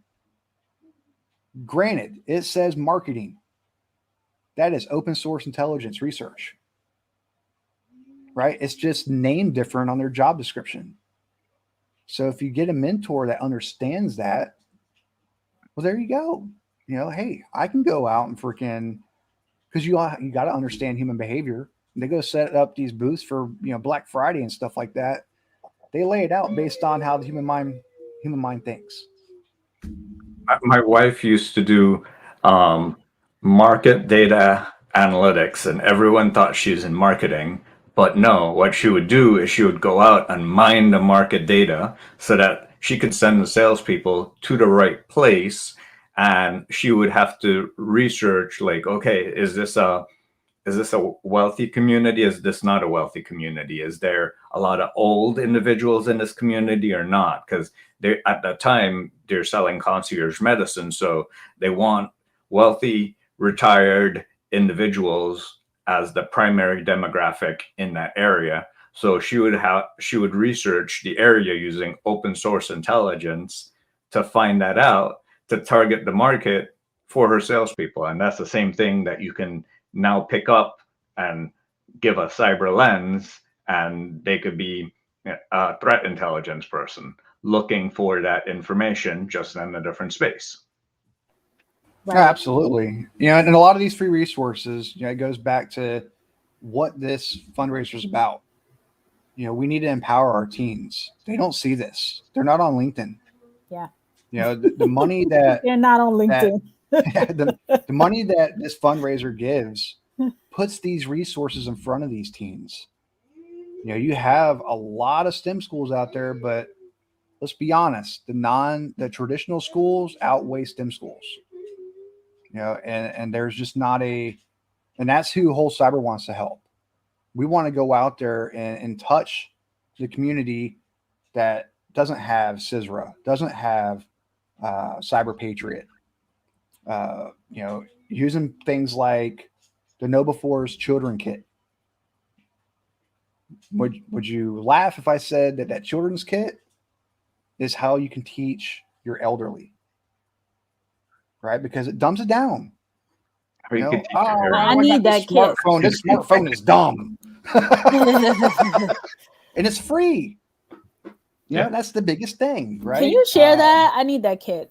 Yeah, absolutely. No, but I'm so with you, Paul. And it's so funny when you said, they're not on LinkedIn. The teens are not on LinkedIn. Like, we have to go to where they are. We have to get to, TikTok. We have to get to, right. Well, we got to go to where they are, right? We got to get into the classrooms, the schools, and to your point, non-STEM schools, like folks, areas, every any school. Every school should have a baseline component. I share with some of my mom friends that may not have a background in technology, and I'm like, all kids nowadays need a background in technology. It should be just like they learn to read. That's a version of learning to read. Like developing coding, to me, it should just be another curriculum. Like, okay, we teach math from K to or pre-K to 12. We teach reading, we teach language arts. That needs to be in there out of the gates from the beginning, like all of these other countries do. And I know Chris talked about this before on one of our podcasts, that other nations are doing this from the beginning. Like, it's part of the curriculum.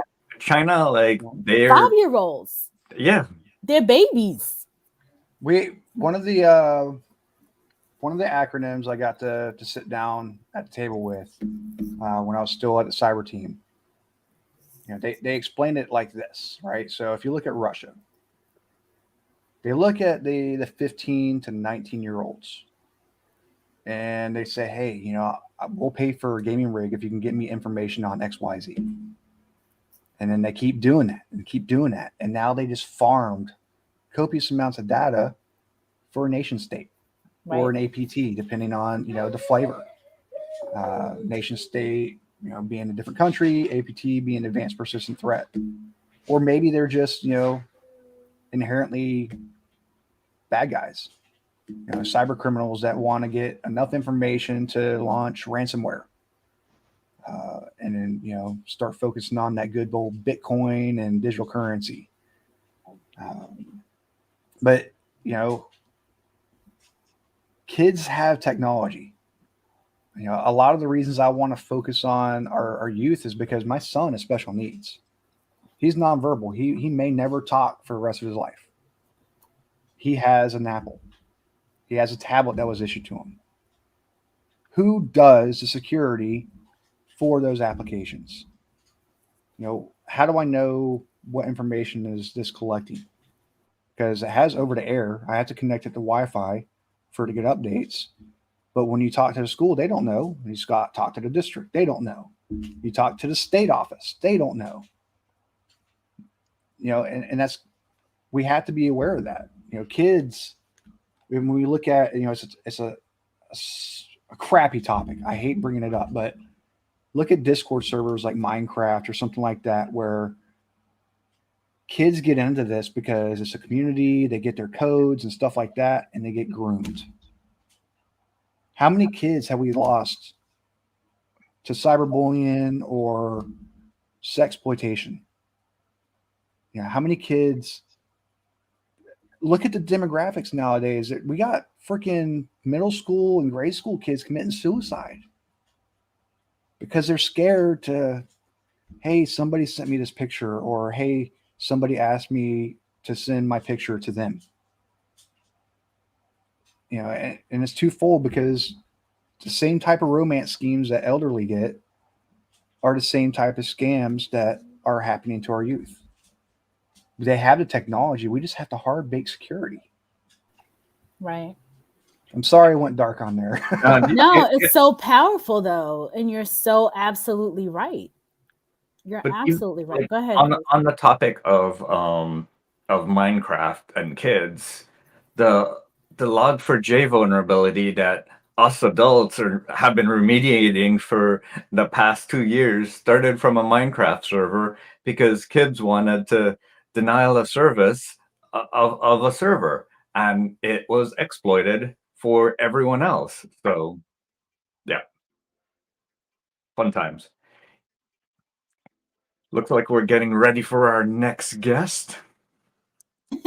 Yes, we will bring him on while Paul is still here, if that's cool.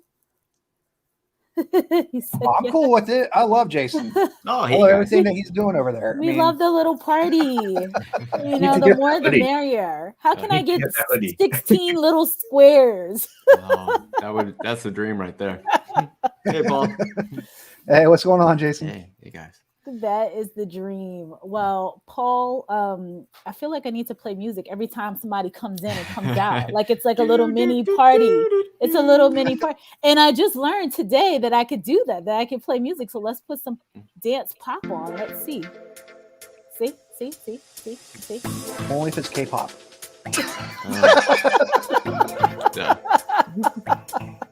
It's a party every time. Every time someone leaves and comes in, it's a party. It's a party. It's a party. I got to enjoy myself. See, Jason and I talked about how he did it for 24 hours. He did a fundraiser for 24 hours. And it was nuts.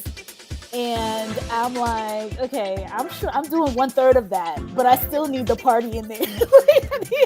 I need my coffee. I need the party in there to make this happen. So fun time, folks. Thank you so much, co-host, brother from another mother, for showing up, popping in here. And thank you so much, Paul, for coming in and talking about all your initiatives and everything that you're doing. You are amazing. Thank you. Just make sure we get some donations in there, folks. Mm-hmm. Yes, folks. Donations. Let me put the Cash App back up here. Cash App, Power Up Teens. And one more freebie before I pass it over is Backdoors and Breaches. Kids love it. Oh, yeah. Kids love it. Backdoors and Breaches, card game. Backdoors and Breaches. Think of Yu-Gi-Oh! Meets Diablo, and now you got your powers, and you're going out there and saying, okay, I'm going to look at this card for scene. Yeah. Nice. That is beyond awesome. One of my favorite things about Backdoors and breaches is when teenagers find out about the actual tools and attacks that we use, and they're like, "Can we use those?" Totally. I'll talk to y'all later. Yeah. Bye, Paul. Thanks for joining. See you, Paul. Jason, the man of the hour. Hello. How are you? Good. I'm good. Thanks for having me. Oh my God, I'm so excited to have you. So you're on hour 2, right? I am on hour 2. How much more do you got to go? I got 6 more hours to go. You got this. You got this. I am on hour 2. So people keep popping in. Let me say hi to people. Good morning, guys. Good morning, Sarah. Morning, Sarah. Deb said hi earlier. Hey, Oh, Deb. Hey, Deb. Ernest said, hey. I think I said hey to Ernest too. Hey, Ernest. So thank you, everyone for being here. I'm going to shout out why we're here, and then I'm going to let Jason take over. So we are here raising funds for the Power Up Women's and Teen Conference. I have been participating in it for over the past 4 years. The conference CEO, Bernadette Carroll, was on a little bit earlier, just sharing, kind of like whole human cyber initiative, whole women's initiative. And for Women's History Month, the conference is held every March. It's been held every March since for 8 years now. And we bring in speakers with all different, related to all different walks of your life. So just like how a lot of conferences, she made a really good point. Like, your company sends you for a specific conference related to work. And you may go to a conference related to something, maybe a hobby or something that you're affiliated with or you're interested in. But there's not often where a conference is taking in the whole human aspect, whole female aspect. So, she's had judges and actresses and, CEOs and finance people, and has just shared so many pieces of the puzzle of a person's life, a woman's life. And so we did the same thing for the teens. And so this is what we do for teens. And this particular year, so the teens over the years have had, I talk about this one all the time because I was there. It was too much fun. Aunt Viv from Fresh Prince of Bel-Air and the girls, and she came and sat down on the floor with them, crisscross applesauce, and like just got in there with the girls, and they were singing the song, and it was just so much fun. The girls learned in the past how to defend themselves. So we had a person that came in and said, hey, this is how, if someone's coming at you, use your cell phone. This is how you crack them, So we had self-defense. We've had hair and makeup, obviously, like how to present yourself, all these various topics that make up a whole team. And then when I showed up, I'm like, hey, we got to get these girls in cyber. Like, they need some cyber awareness. So, brought that aspect into the table. And this year we're doing a whole STEM component with notable scientists.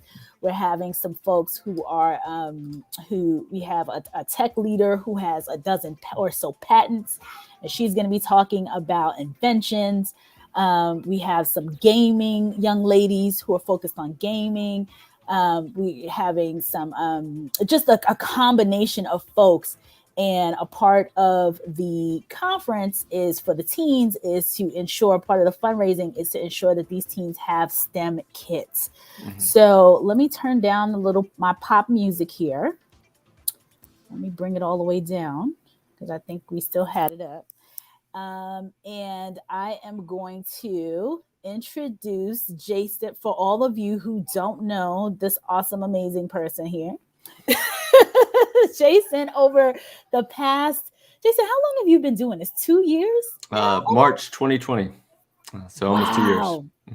Almost 2. And you started in the middle of the pandemic, huh? It was like week 2 of the pandemic where I think, the grocery stores ran out of toilet paper on March something. And then like 3 weeks later, we started our live stream. Right. So you started on Twitch. And YouTube and other places. And what I love is that the topic is hacking, job hunting like a hacker. Yeah. And you have really had 100 and how many people now? We're at 180 as of today. 180 people have gone through, watched Jason, seen what he did, job hunting like a hacker, and have gotten their first cyber position. Yep. Or senior, or some people transition from something to something else. So yeah. Right. Yep. So either more senior, they've either transitioned or they've gotten their first role, which is amazing. So one individual, Jason, got on these, social media once again. So we keep having that theme of having social media folks coming in on a consistent base, or people going on social media and really sharing the knowledge that you have. And Jason, I want you to tell people like what your background is, because they'll think that your background is technology, but you have a unique background as well. So definitely jump in and talk about that. Yeah. So I started in high school. So like my career trajectory started in high school in the yearbook club. So I couldn't figure out what I wanted to do with my life. I went to one of those magnet schools where everybody was smarter than me. And I feel like, there's a bell curve. There's like and then there's the middle, and then there's I feel like I was at the just barely got in part of the bell curve, and everyone else is very smart and planning to be doctors. And I was like, but I did the yearbook club and I took photos, and the person who was there was like, hey, you're a great photographer. And then that became the thing that I did. And so I joined the United States Army to be a photographer. So I was a combat cameraman in the military. And a part of that was learning how to tell stories and craft stories, and being able to take a picture and tell a story with it, and all those things. When I got out, I went to film school. So I got out of the military after 6 years. When you're 17 and you sign up for the military for 6 years, you're like, I'll be 23 when I get out. It's a long time. It's a long time, but it's not that long. I've been out of the military for almost 23 years. So it's not that long. It's a short, brief time. But I went to film school. I got into the film industry, and then I opened up a comic book store. I had a comic book store, and so I sold comic books, and we became the world's most famous comic book store over that 5-year period, thanks to social media, thanks to content creation, thanks to telling stories. And one of the reasons I got into a comic book store is because there's this loophole. Renee, there's a loophole. When you own a comic book store, you have license to use all of the characters in your effort to sell comic books. So I got to play with Marvel, DC, Image, Dark Horse. I got to play with all the characters whenever I wanted to do something because I was selling comic books. So that was a nice thing. And then I ran something called Free Comic Book Day for the whole comic book industry for a few years from the main comic book distributor. And then from there, my wife is the hacker in the family. So she's the actual hacker. She does the hands-on keyboard hackery type things. And so she saw a job posting at SANS. SANS is an educational institute. And so she was like, hey, I think you would be good for this role at SANS. And when I looked at it, here's why I got in cybersecurity. Film and comic books pay about here. Cybersecurity pays about here. So I was like, oh, I get to do some of the same things, but I make a whole lot more money. Yeah, let's do that. So I got into the cybersecurity industry, and from there I combined comic books and filmmaking and teaching and all the things I've been doing my entire career, content creation and everything, into cybersecurity. So that's what I've been doing over the years. We even created a game called Backdoors and Breaches that Paul was just talking about that helps teach cybersecurity. It's completely free if you go to play.backdoorsandbreaches.com, play.backdoorsandbreaches.com, and you can see all the cards there. You can learn about phishing attacks and the tools to do so. You can learn about web server compromises and the tools to do so. And so that's how I took comic books and filmmaking and my background. But the job hunting thing, so I used to help film students hunt for jobs. And if you don't know, the film industry is very difficult to get into. But once you get into it, you can start networking your way around. But getting to where you want to be in the film industry is a 10 to 15 to 20 year progress. The people who make movies, you don't see that they've been toiling away for a very long time, doing everything they can to scratch their way to the point where they can start making movies. And so I was helping film students land jobs, and I was helping them network together, and I was bringing these communities of students together. Thanks, Paul. And so when I got into the cybersecurity industry and I saw how hackers do what hackers do, from like reconnaissance to exploitation, post-exploitation, like all the techniques, I was like, oh, that's job hunting. I'm like, that's job hunting. Creating a custom tailored exploit to bypass some type of thing. I was like, ah, you can do that with your resume. Like if you create a custom tailored resume, you can bypass all those filters that they have in place. Like if you want a phishing exercise where you like send an email to someone to try to get them to do a certain thing, I was like, well, you can just send an email to somebody instead of going through the normal hiring process. You could just email the person directly with your resume and contact information. And I was like, wait a second, you could just bypass all that stuff. So I gave a talk a few years ago at a security conference called DerbyCon, and it was how to social engineer your way into your dream job. So that was the title, how to social engineer your way into your dream job. And it was like standing room only. So the room was just filled with people, standing room only. And I remember in the description it said, if you currently feel stuck or you're not happy with where you're at, come to this talk. And I just remember like the very first thing I said is like, wow, there's a lot of you that are unhappy and stuck in your life. So let's go ahead and get started. And then that talk became the most downloaded or viewed talk from that conference. And so I was like, wait a second, like maybe this is something that I can do to help others. So that's the genesis, Renee. Is that kind of what you're looking for? Is like how I went from comic books and filmmaking to cybersecurity to job hunting and all that? Wow. I didn't even know. So I knew some of that, but I don't feel like I knew all of that. Like, I don't know if I knew the comic book store. I definitely knew the component, the last piece. So helping folks in film, but I don't know if I knew the other stuff. And I'm just sitting here like, what? Yeah. So that's amazing. And some of the stuff I'm going to talk about today is just I've been doing for a long time. Like when we owned a comic book store, we reached out to Marvel and DC. And Marvel and DC, the publishers, when I contacted them, they were like, so why are you calling us? I was like, because we sell your stuff and we've come up with ways to do that. And we want to have a meeting with you. And they're like, why do you want to have a meeting with us? Because I want to help you sell your stuff. And it was like the first time that comic book retailers had ever gone to the publisher and said, let's have a meeting. And so we sat down with them and then we're like, hey, here's the things that we're doing. Like, oh my, that's really good. And it turned into like a whole bunch of initiatives inside the comic book industry because the retailers sat down with the publishers. But the way that we did that is we just called them. And so what I'm going to talk about today is just call people. Like, email people, send them a direct message, send them a LinkedIn message. Like there is nobody in this world, and especially high school students. I'm going to let you know right now, you have a secret thing. It works for college students too. If you reach out to anyone in the whole world through social media and you say, hi, I'm a high school student or I'm a college student.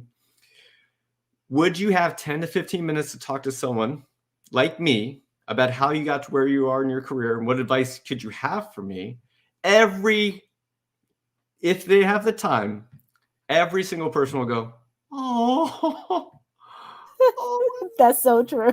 Oh my gosh. Like, of course. Like, yes. How could you not? Yes. How could you not? Yeah. So, can I share my screen so I can show you how that works? Absolutely. All right. So I got to hit the share screen. I think you're good and to then go. Share screen. And then you can share easiest way to 2 monitors, works best on a computer. Let me just make sure I'm not sharing anything that is not good for me to share at work. I also want to say, James Courtney. Hey, James. Thanks for being here. Paul says, Jason is a doer. We need more doers. Okay, thanks, let Paul. me ask. Oh, I'm going to do a real quick thing because if we have high school students here, I want to show you something cool. I got a chance to talk to a Girl Scout troop one time about secret codes. And I'm just going to share this secret code thing real quick. There's this thing called Caesar cipher. And so if you want to, you can send secret codes by using Caesar ciphers. And so if you've never sent a secret code before, you can go and figure out how to encode your things through Caesar ciphers. So I want you to highlight that. But what happens is you tell your friend how many places to rotate. So you say the word like 4, 17, 9, whatever. And then that's what the code is. And that's what breaks the code. And then if you want to, there's a website called CyberChef. This was introduced to me from BB King. He's one of our Black Hills pen testers. And so he showed me this website, like you can encode anything in any format whatsoever. And as long as someone has the way to decode it, they can decode it. And the only reason I like to show that is because once you understand how codes work and how coding, like all of a sudden you get excited about cybersecurity because you're like, hey, I can hide stuff.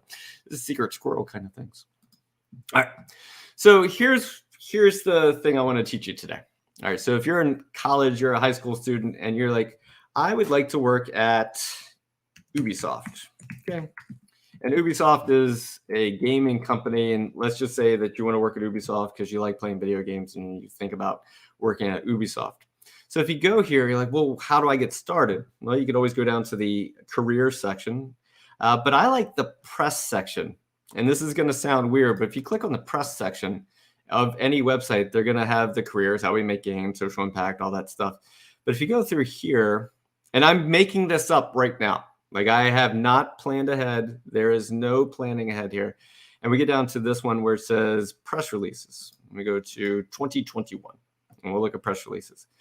It says announces the departure of its chief studios operating officer. Cool. All right, let's take a look at that one. See what happens. So this is going to bring up an Adobe file, a PDF of their press release. And we're down here to Paris. And we got press contacts. We got Michael Burke. We got this person. All right. Well, let's just copy that. And then we go over here to LinkedIn. We just type in Michael Burke. Now, once we have Michael Burke, we're like, which Michael Burke? And you're like, let's see, which Michael Burke do I want? So you can just go over here and type in Ubisoft. And then it's going to give you the Michael Burke from Ubisoft. And now you have that exact same Michael Burke. And if you went in here, you could click on his contact information. And like, if there isn't any, that's fine. You could always send a message if you have a premium account. And so if you are in college, I highly recommend you do that so you can start finding mentors. And it might cost you a little bit of money. So ask your parents if that's a possibility, or just set some money aside to pay for a premium account. In high school, you don't need to necessarily do that. But if you go down here to see activity, there's a way around some of this messaging stuff. So we get down here, it says Michael Burke as of 5 months ago. So if you take a look at this 5 months, commented or liked this post, global head of public relations from FunPlus.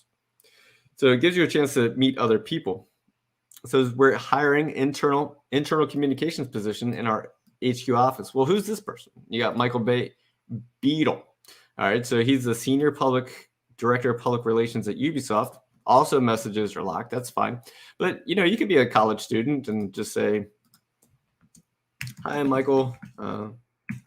I'm in college and I am interested in public relations and I love video games and the video game culture. Could we please connect?" Okay, so that's your message. You just say, "Hey, Paul, hey, Michael, I'm in college or I'm in high school. I'm interested in public relations and video games," and then you hit the send.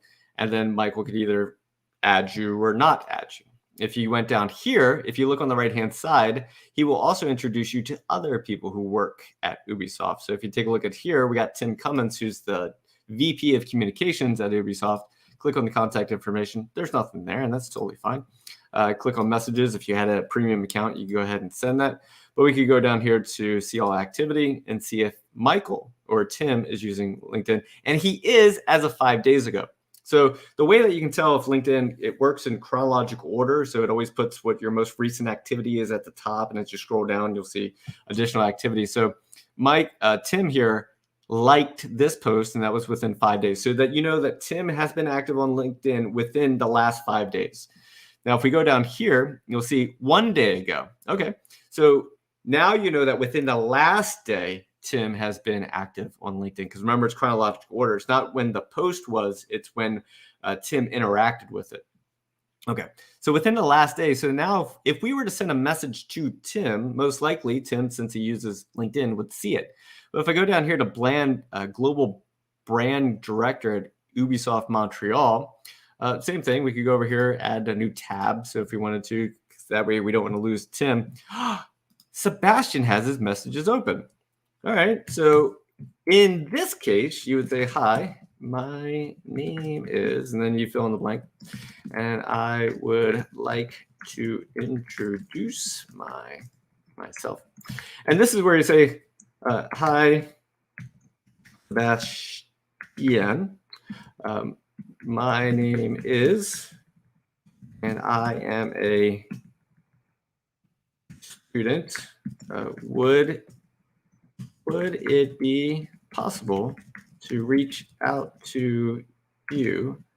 No, that's not what I would say. Would it be possible to get a 10 to 15 minute phone call? And this is where a lot of your hearts start to race and you're like, oh my God, you're sending a message to like the global brand director at Ubisoft. Like, are you insane? No, I'm not insane. Would it be possible to get a 10 to 15 minute phone call to ask you how you got to where you are in your career and career, and what advice would you have for someone like me?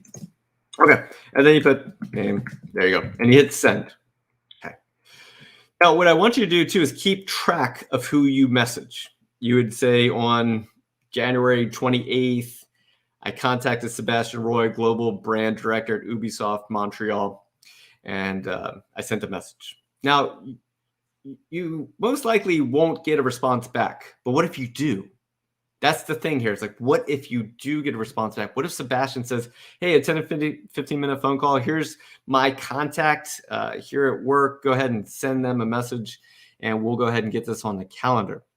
Now you're going to have this 10 to 15 minute phone call. And if you do, you spend the first like minute introducing yourself and say, hey, you asked that question. Do you have 10 to 15 minutes to tell me how you got to where you are? And all of a sudden Sebastian's like, I would be more than happy to tell you how I got to where I am. Because here's what Sebastian is.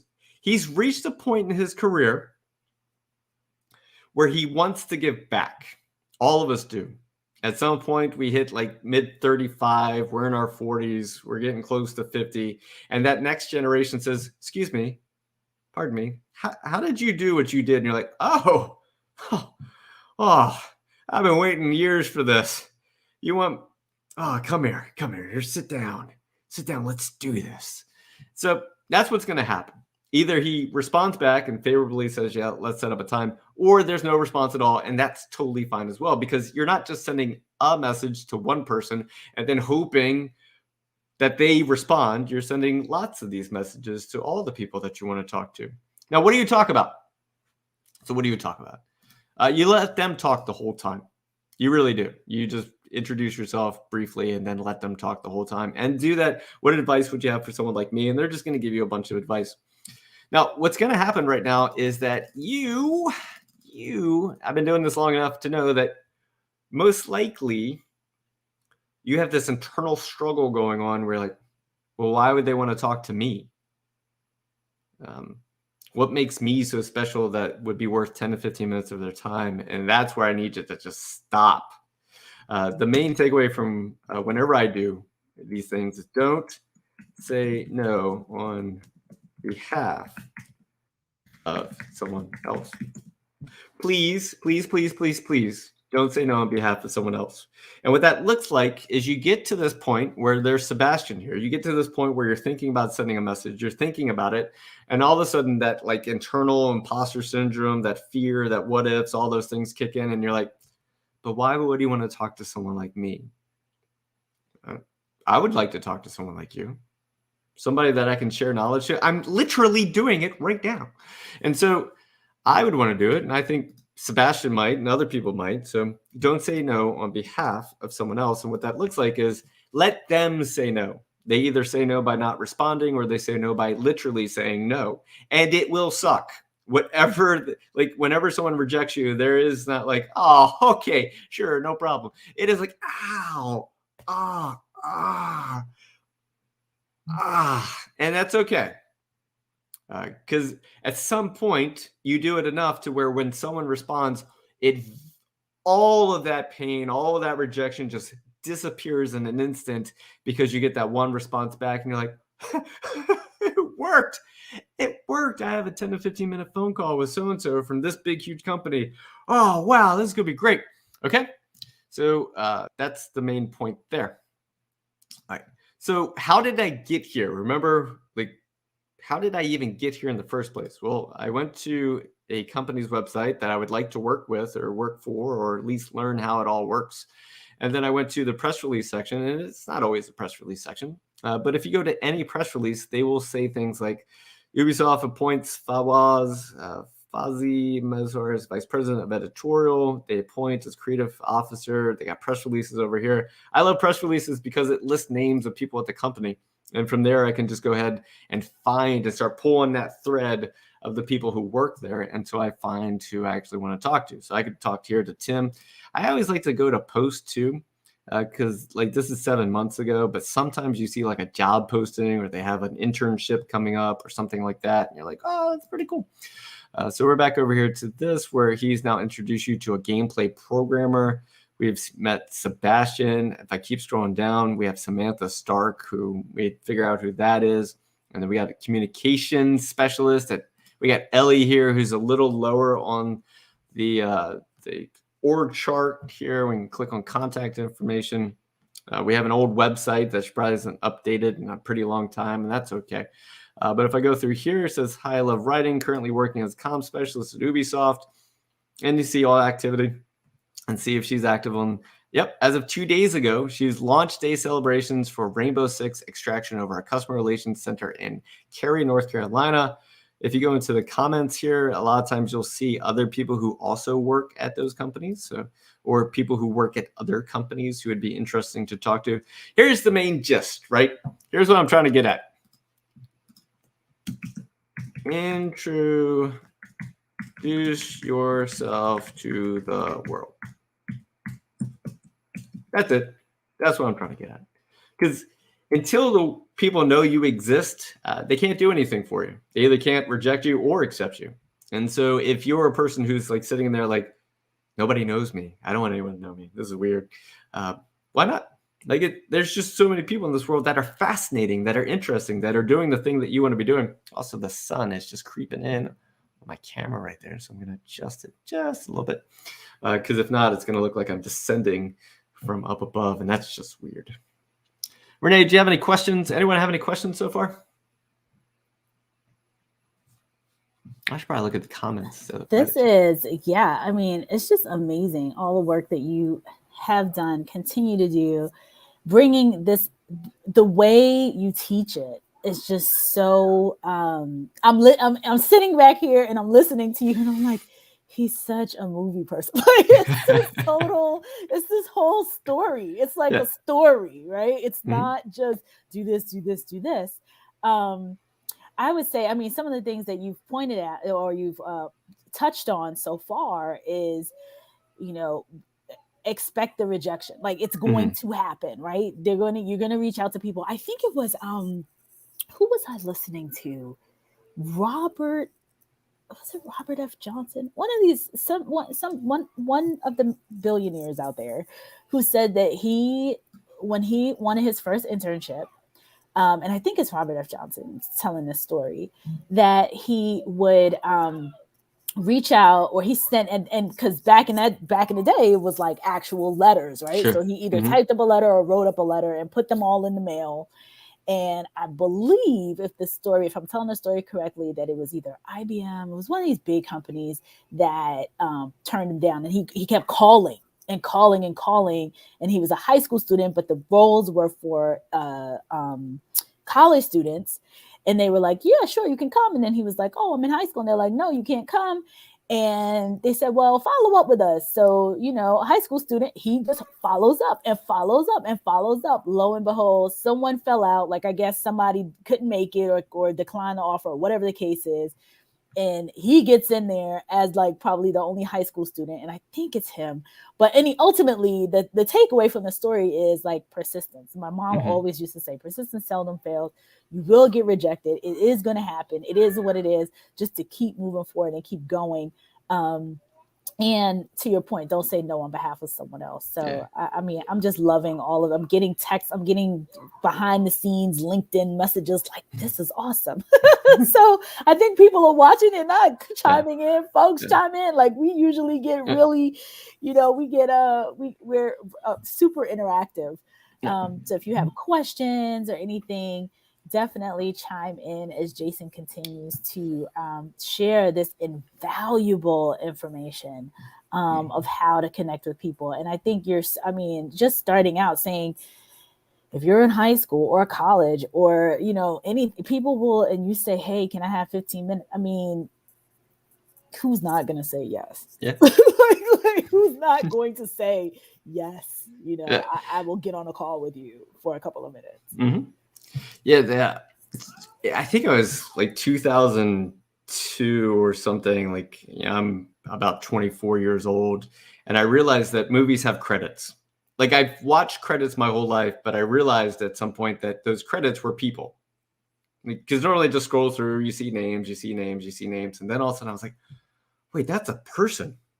And with MySpace, like, it was MySpace, and it was those early. I was like, I wonder if that person has a MySpace. And I found them on MySpace, and I was like, oh, I can send a message. And then I was like, wait a second, they have a website called IMDb. So IMDb is the Internet Movie Database, IMDb. And so if you go to IMDb, you can pretty much search any movie, and you can search the credits of the movie. You can search the actors. You can search the filmmakers. But they have this other thing called IMDb Pro. So I have an IMDb Pro account, which I'm not going to log in right now because I break the terms of service. But I used IMDb Pro to wait, I could find the actor's manager. I could find this person. I could find the publicist. I could find these people. And then can I find them on social media? Now, before Facebook changed, because Facebook, remember, has been around for a long time.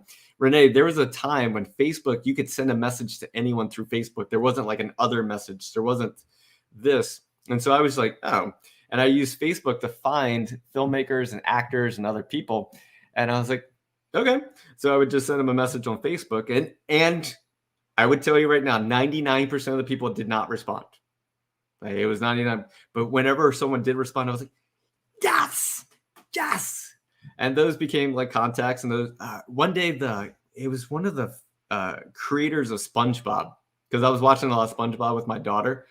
And the SpongeBob co-creator liked a page that I had. So I had a page for the comic book store, and he liked it.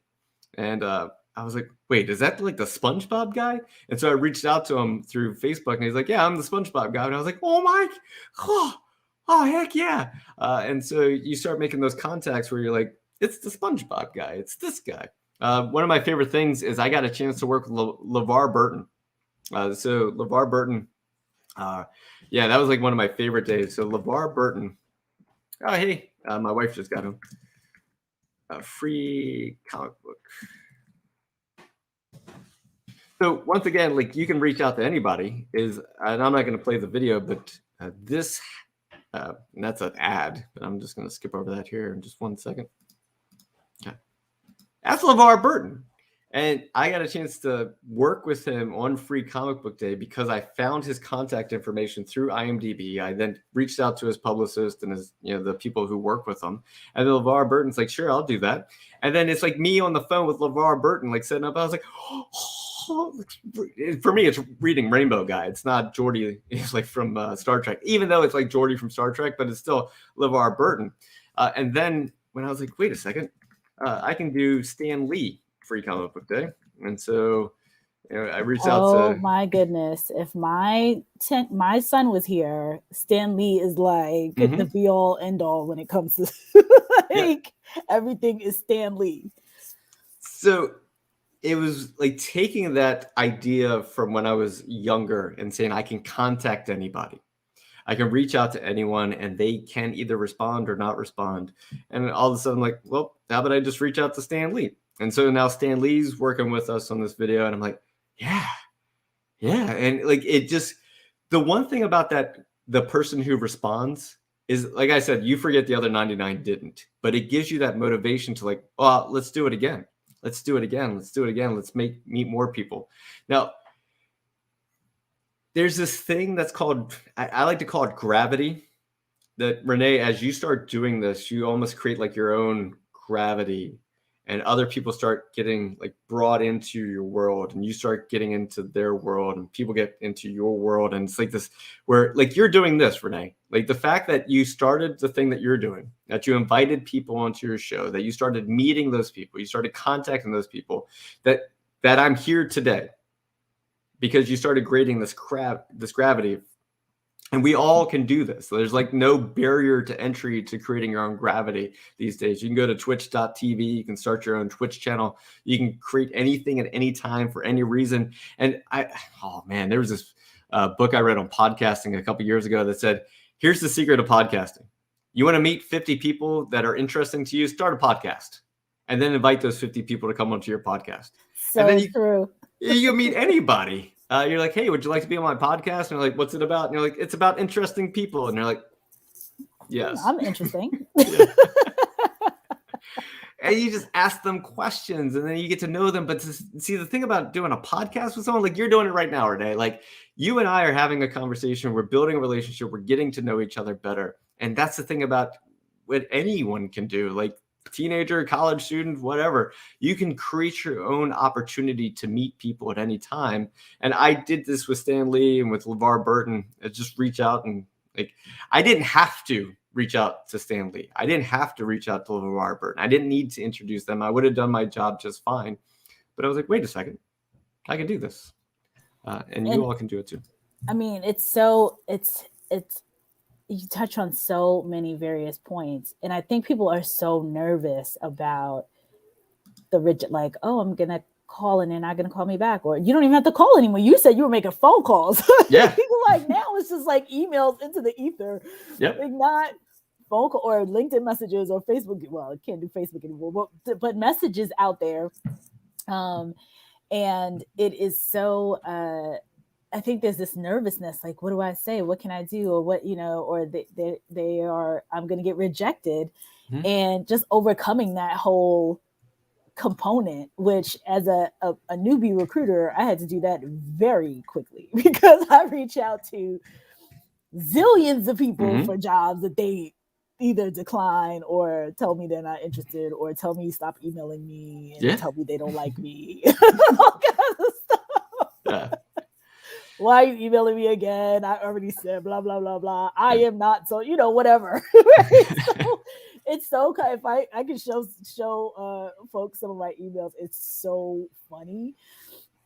And I laugh so hard. Like some of it just becomes, it's almost like a game. Like this is what I've told people before, especially with job hunting mm-hmm. and dealing with the rejection, because it becomes difficult. It is, you have to build up that resilience. You will get more no's than you get yeses. But when you get that one power yes, you're like, yes, like you to your point, yes. Yes. But you will get rejected. So I guess I say a lot of stuff all the time and I give people encouragement, knowing what I know, being on this side and seeing some of the stuff that's completely out of people's control, like completely. I mean, sometimes stuff gets buried in my email because of so many emails that I receive. Sure. And I'll get to one and be like, oh my God, I'm so sorry. I didn't respond to the person. The person's like, I thought you just didn't like want to talk to me. I'm like, mm-hmm. Oh, why would I do that? Like, mm-hmm. I totally want to talk to you. I didn't realize that you even emailed me because I had 99 emails that day, literally, or 100 emails in an hour or something crazy like that. And so a piece of advice that I had given one lady that I didn't even realize I did is I was like, you have to make it like a game. Like you can't take any of it seriously. You can't take yourself too seriously.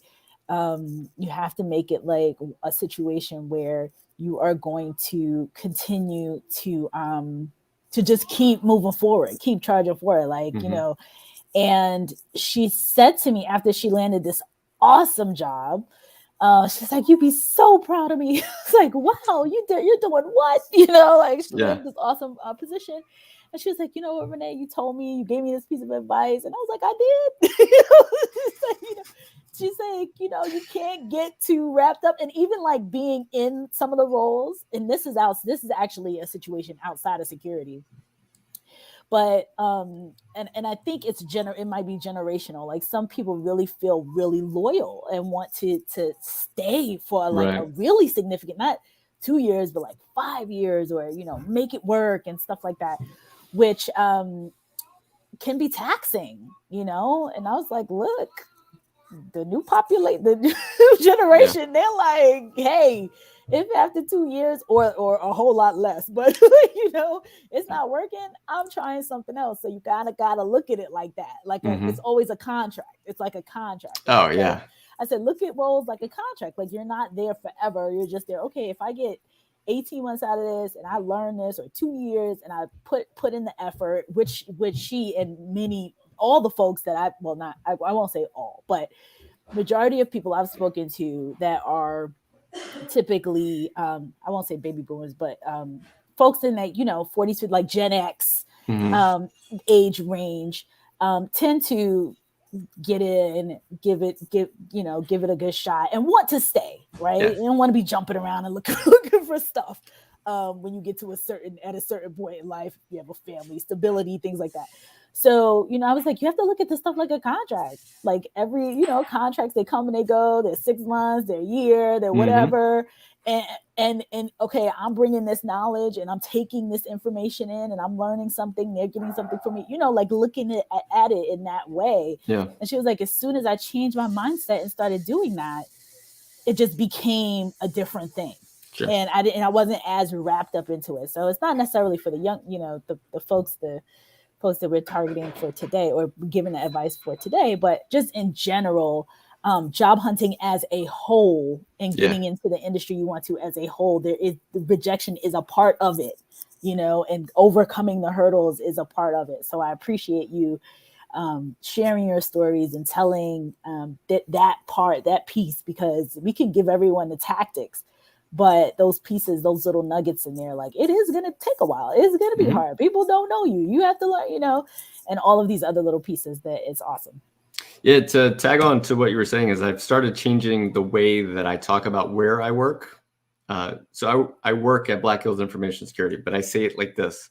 I work with Black Hills Information Security. What most people say is I work for. I've changed it to I work with. I don't work for John Strand. I work with John Strand. And so when you put the word with, it makes that contract better, because it's almost like when you work for somebody, then you feel like you're hurting somebody when you want to leave. Or if you work for someplace, then you're loyal for that place. And now, but when I work with this place in conjunction together, we accomplish something. And so if I want to go accomplish something with someone else, then I can go work with someone else. And so I've just started shifting that I work for to I work with. And I even told John the other day, I was like, John, I don't work for you. I work with you. And he's like, that's more appropriate. And I was like, right. So. No, that's such a valid point. Such a good point. Couple comments here that I want to share. Well, first and foremost, the reason why we're all here today is we are doing this fundraiser. Power Up Teens is the Cash App. PowerUpWomen'sConference.com is the website. Please donate. We are raising funds to provide teens with STEM kits for the conference that is in March. So we got to get everything to them beforehand. So that is what we're doing today. And this New Year, New Career Day is to help everyone out there really jumpstart their career. We know that January is a big month for jumpstarting your life as a whole, back to the gym, back to get a new job, all that good stuff. So we're making that happen. So Jason, I can't thank you enough for being here. Jason's not leaving yet, but just wanted to say that and chime in and say Cash App us at Power Up Teens. So that is that. So Paul Cummings says, facts, everyone is scared of rejection. People are approachable from CEO down to the janitor. That is so, so true. Some folks will respond immediately. Some folks, it's going to take some time. But when you get that one hit, you are awesome. Question for Jason. You have done things to help folks get internships and apprenticeships. Do you have a secret sauce to get companies to buy in? So when it comes to internships, and if you go to FireEye, I think they just changed their name to like Trellix or something. I don't know what that is. One of the things that you can do is if you go to people, whenever you, so this is the thing. If you go to any company, like we are now Trellix, good job.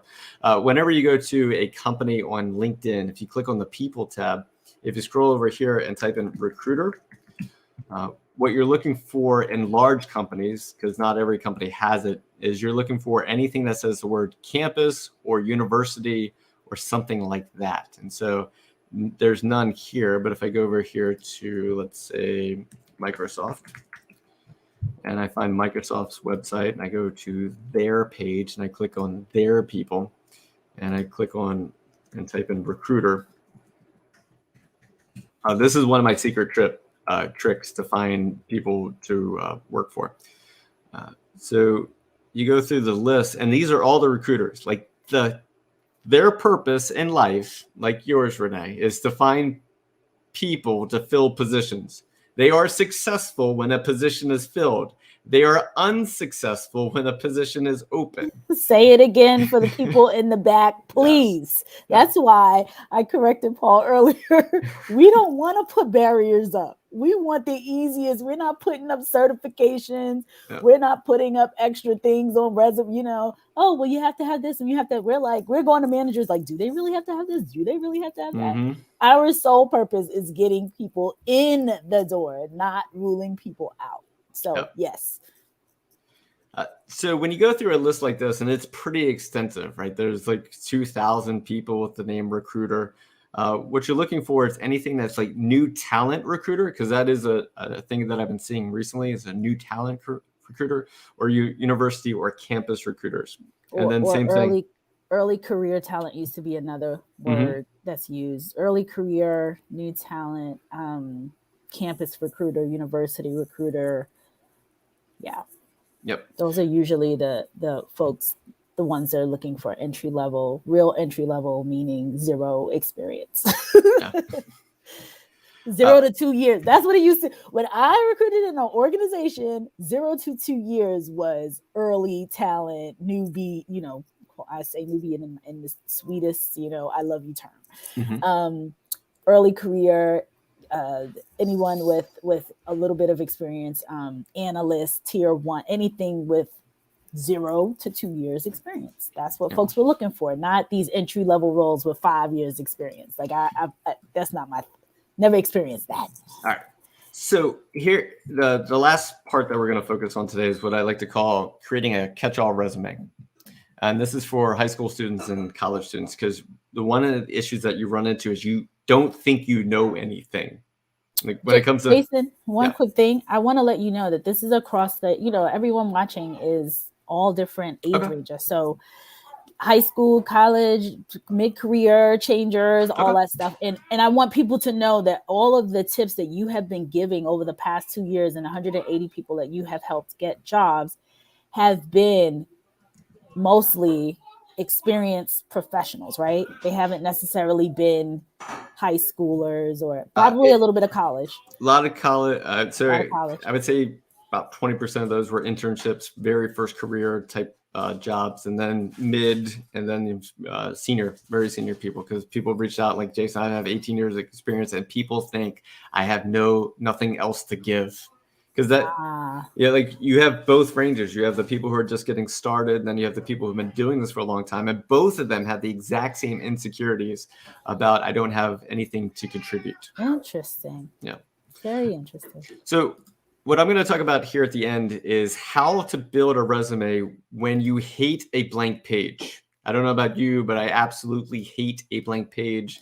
It makes me just feel bad. And the reason why is because this is going to be like the next big takeaway is humans, and I'm going to say this, suck at describing themselves. They are much better at finding something that describes themselves. And this is why making resumes is painful. This is absolutely why making resumes is painful, because we suck at describing who we are and what we're capable of and our skills and abilities. Like, we just aren't good at it. And that's why a resume sucks at making, because if you go over here, you look at a blank document, you're like, why am I good at what I do? I don't know. I have no idea how I'm good at what I'm doing. It's like, and then when you add the stress and pressure of creating a resume that explains who you are and what you do to and my cat's right now begging for lunch. That's what that noise is in the background. But when you add the pressure of like, I have to explain who I am, what I'm capable of, my skills, my abilities, and it's got to be good enough so I can eat and have a home and like plan for retirement. Like, this sheet of paper could be the reason I'm either making $60,000 or $100,000 or $200,000 or $80. Like, this paper is going to change my life. And so when you add that kind of pressure to it, oh, that's terrible. I can understand why nobody wants to make a resume. So what I've been teaching people for the last couple of years is to create what's called a catch-all resume. And it's just a term that I came up with that describes what it is. But we got a blank document over here. And what you do is you do a job hunt for the job that you want, but you're not hunting for the job. So you're just using it as like a base to like find information. Because the next takeaway is this: job hunt first, then build your resume. And the only reason I put this on here is because it's not intuitive. Like, job hunting first and then building your resume doesn't sound right. What sounds right is build a resume, then job hunt. And that is what most people are taught. What most people do is that they build a resume and then they job hunt. Why?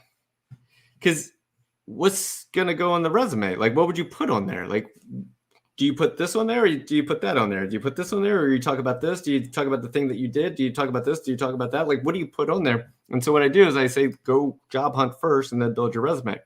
So if I was at this website here, or LinkedIn, and I clicked on this very first job, and it says things like monitor internal and client networks for potential security issues or events utilizing standard monitoring tools within a documented scope. If all of a sudden this is like a thing that you know how to do, you go, oh yeah, I do that. So you copy that, then you go over here to a blank document and you paste it. Cool. Then you read the next one. Perform investigations on potential security breaches or other identified security events. You're like, I do know how to do that. Copy, and then you paste it to this document. Now, this works for any job. So if you were a video editor, so if you were doing a search for video editor and you find 5,000 of them, you scroll through and it says, must understand, articulate, and strategically apply the latest platform, industry, creative trends, and digital best practices. You're like, I know how to do that. Organize, edit, revise, render video for, you're like, oh, because here's what most humans do. We actually don't know what we do all day at work. We work. We don't know how to describe it. We don't know how to categorize it. We don't know what to call it. We just work. And if you were like, hey, what'd you do all day? You're like, worked. But if you really looked at it, you're like, oh, you know what I did today is I edited an engaging topical short form content and utilized for social and other platforms. I also kept track of project footage, exports, and versions and databases to ensure ease of. I collaborated with other creative and account teams to create and manipulate video, photos, social copy, GIFs, short form content. Oh, and then lastly, I performed other tasks as assigned. And you know what? I did it because I understand how to use Final Cut Pro and Premiere, and I have the ability to edit, color grade, and manipulate raw footage. I have a high attention to detail. I'm comfortable collaborating across teams in an open office. I've been proficient in social platforms since the day I was born, and I have 7 years of experience with video editing. And all of a sudden you're like, oh, that's what I do all day. And then you go to the next one. Like, all right, what else do I know how to do? I do work with in-house art director to conceptualize video campaigns consistent with my, and so you just keep copying all the things that you know how to do. And what happens is you end up with a document that is just very long with your skills and abilities. Even if you find the same thing over and over and over and over and over again, but it's just worded differently, then take all the ways that it's worded and add it to this document. And what if you've been doing work for some time, you'll find out like, holy cow, I know how to do a lot of things. Now, for the college students here, we're like, but Jason, I've never had a job. All right, let me show you the one thing to do, and then we'll be wrapping up for today. Let's say you went to college, and I went to UTSA. Right. Let's say I went to the University of Texas of San Antonio. Let's just say I went there, and I'm like, all right, so I went to what program was I in? I was in academics. All right. Which undergraduate program was I in? Okay, so we're going to take a look at all of them. So we see all the area majors of study. And so I go through here. And whatever degree program you were in, you can pick that one. Let's say I was in computer science. Okay, so I was in the computer science program. And then you go over here to where it goes and talks about curriculum. So I got to find the curriculum tab. So certificate, minor in computer science, operations, College of Sciences, resources. Let's take a look at that. Now, careers, industries, skills, and interest. Cool, that's there. Let's go to details. College of Sciences. What I'm looking for right now is the curriculum. Whenever you go to your school's website, they're going to say students will learn. And the reason why you go to the students will learn page on the website is because all of a sudden you'll see all the things that you were taught. Whenever it says students will learn, it means this is what I was taught and this is what I know. And the only reason I bring it up is because most college students forget all the things that they were taught. They remember about 10% of the content that they were taught. But if you ask them, they would remember oh yeah, I remember that. And so when it's time to build a resume, what you do is you convert what students will be taught to what I learned. And you can put it down on your resume of here's what I know, here's the knowledge that I have, and here's what I've been taught. And so that can help you build out your resume there. If you think you have no actual skills, you actually do. You have a lot more knowledge than you think you do. And you can explain it a whole lot better than you think you can by doing it that way. All right, Renee, I think that's it for me today. That's a crash course. I actually have a live stream on this at 1 o'clock today. It's every Tuesday night and Friday afternoon. We get together and we talk for about an hour to 2 hours on these things. And I answer questions relentlessly the entire time. You have given us such an awesome tidbit or component into what you do, because I know that you do this. When you do it, you actually have people on there that you're doing it with and doing it for. Mm-hmm. And if I remember correctly, you remove them, right? Because you don't want to. Do you still remove them?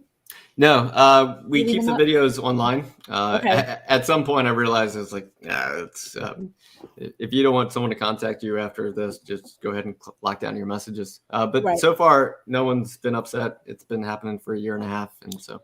Yeah. No, this has been fantastic. An awesome tidbit.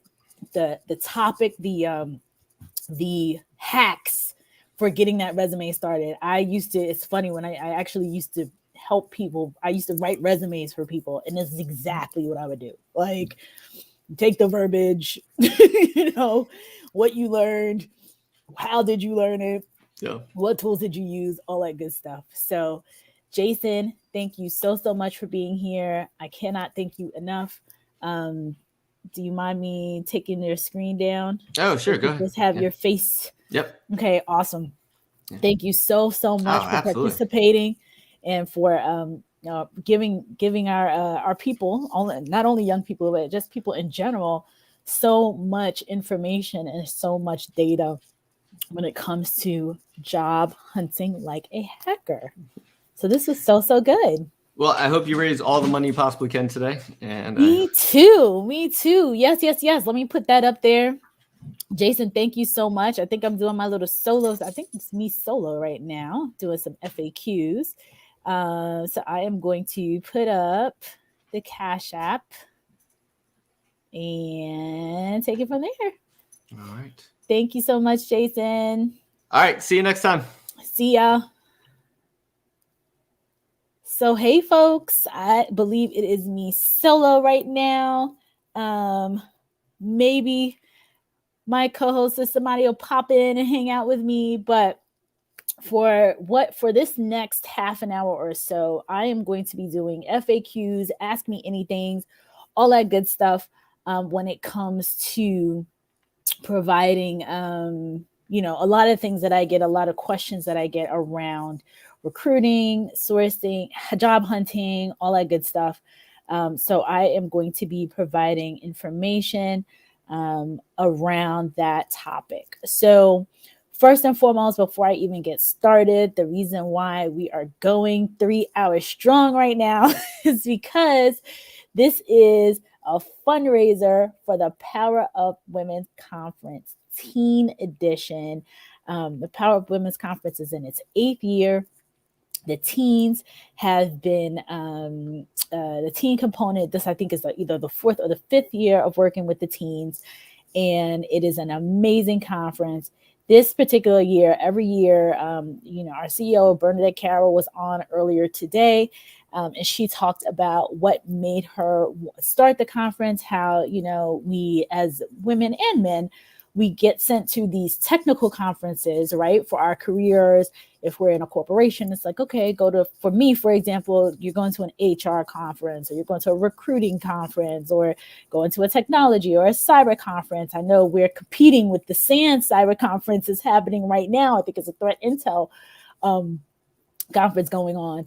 So we're getting sent to various conferences to learn about different specific topics related to our careers, but very seldom is there like a whole conference that's dedicated to the whole person. And that's what the Power Up Women's Conference does. So empowerment of women. So, if it's finance related, or for example, therapists will be there talking about imposter syndrome. You'll have people speaking on the topic of health. You'll have all these different components. And so for the teens, what we've done over the years is had teens come in. People come in and speak to the teens about things like human trafficking, things like lighthearted things like, hair and makeup, how to make yourself look as presentable as possible. How to just giving the teens a way to be empowered. We've also done self-defense. So that was a really cool segment in person. And last year, a lot of topics again on STEM and various things. So this year, we are focusing in the STEM space. We will have scientists, notable scientists, tech leaders, someone who is going to come in and talk about this person has a dozen or so patents. So she's going to be talking about inventions. We're going to have someone come in, and we have scientists. So folks bringing, different aspects from a science perspective. So technology folks, science folks, we're going to have some game designers, some game developers talk to the teen young ladies. So a lot of women who are doing various things in their careers, pouring in that knowledge and exposing these young people to these various careers and topics. And like I said before, one of the things that I really, really enjoy about this conference is we work with a lot of teens across the board, but definitely focus on sponsorships for teens that are in disenfranchised communities who typically would not have an opportunity to come to a conference like this. So we've had some come when it's typically when it's in person, it's in Northern Virginia. So people come in from, people have come from DC. We've had some young ladies come from Baltimore, just folks coming in across the board and learning from the various speakers that are there and getting that exposure. So that is the reason why we're here today for all these hours. So please, please, please donate. This is a fundraiser. As much as we are helping everyone, this is a fundraiser. Another thing, LinkedIn is only allowing me to stream for 4 hours. So we are going to take this party over to YouTube. I will try to restream again on LinkedIn, but I don't know what's going to happen. So right now we're on LinkedIn and YouTube. We likely may just go, I know started at 9, so around 1-ish it will likely just end up over on YouTube. So please, I'm going to put the link in the chat. I reshared it. I will be putting the link out there again. Check us out on YouTube, Breaking Into Cybersecurity on YouTube. So we're going to be streaming on there. So we're not going away until the end of this evening. So please, continue to watch, continue to learn about your career here on, on LinkedIn and on YouTube live today. If you have questions, definitely reach out. We are huge on answering questions. We typically try to make things extremely interactive. We love having an interactive audience, which we typically have. I know many of you are going to be listening to Chris Folon at 1 p.m. as he interviews someone in Breaking Into Cyber. That's always fun. So the other piece of our world where we have someone one-on-one coming in and talking, that's going to be good.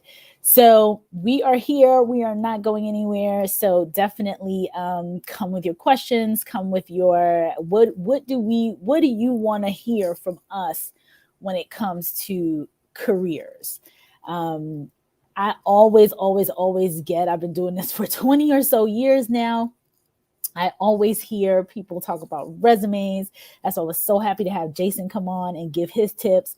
I've had people talk about, wanting to know about interviewing strategies. Why am I not getting a job? Why am I why?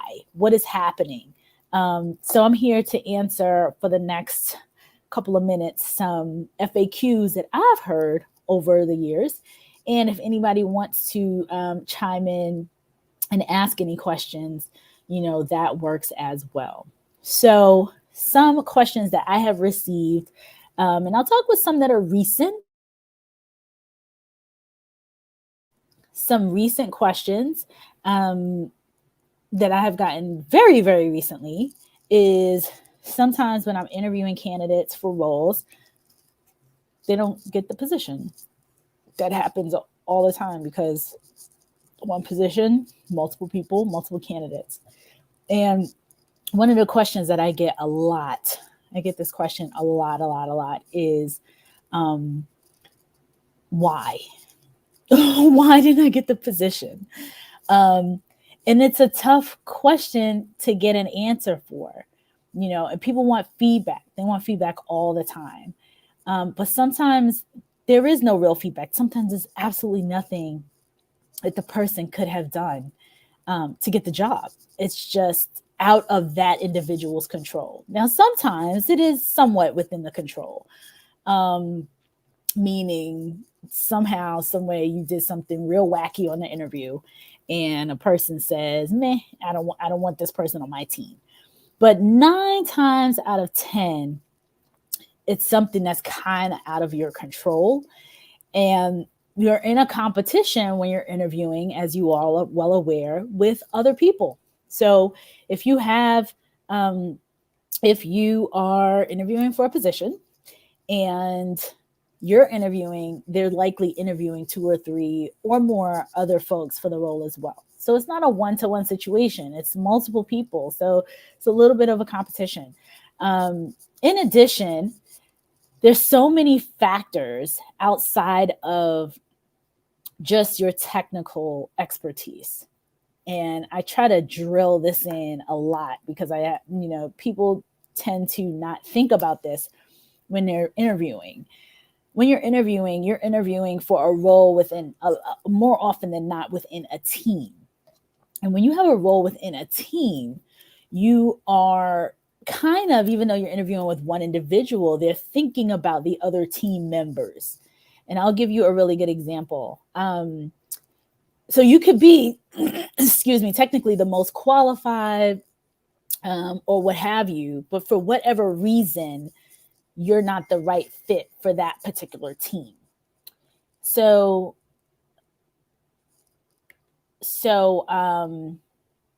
when we're talking about teams and team and interviewing, whatever point, when someone's interviewing you and you're interviewing them, because I always say it should be a two-way street with the interview.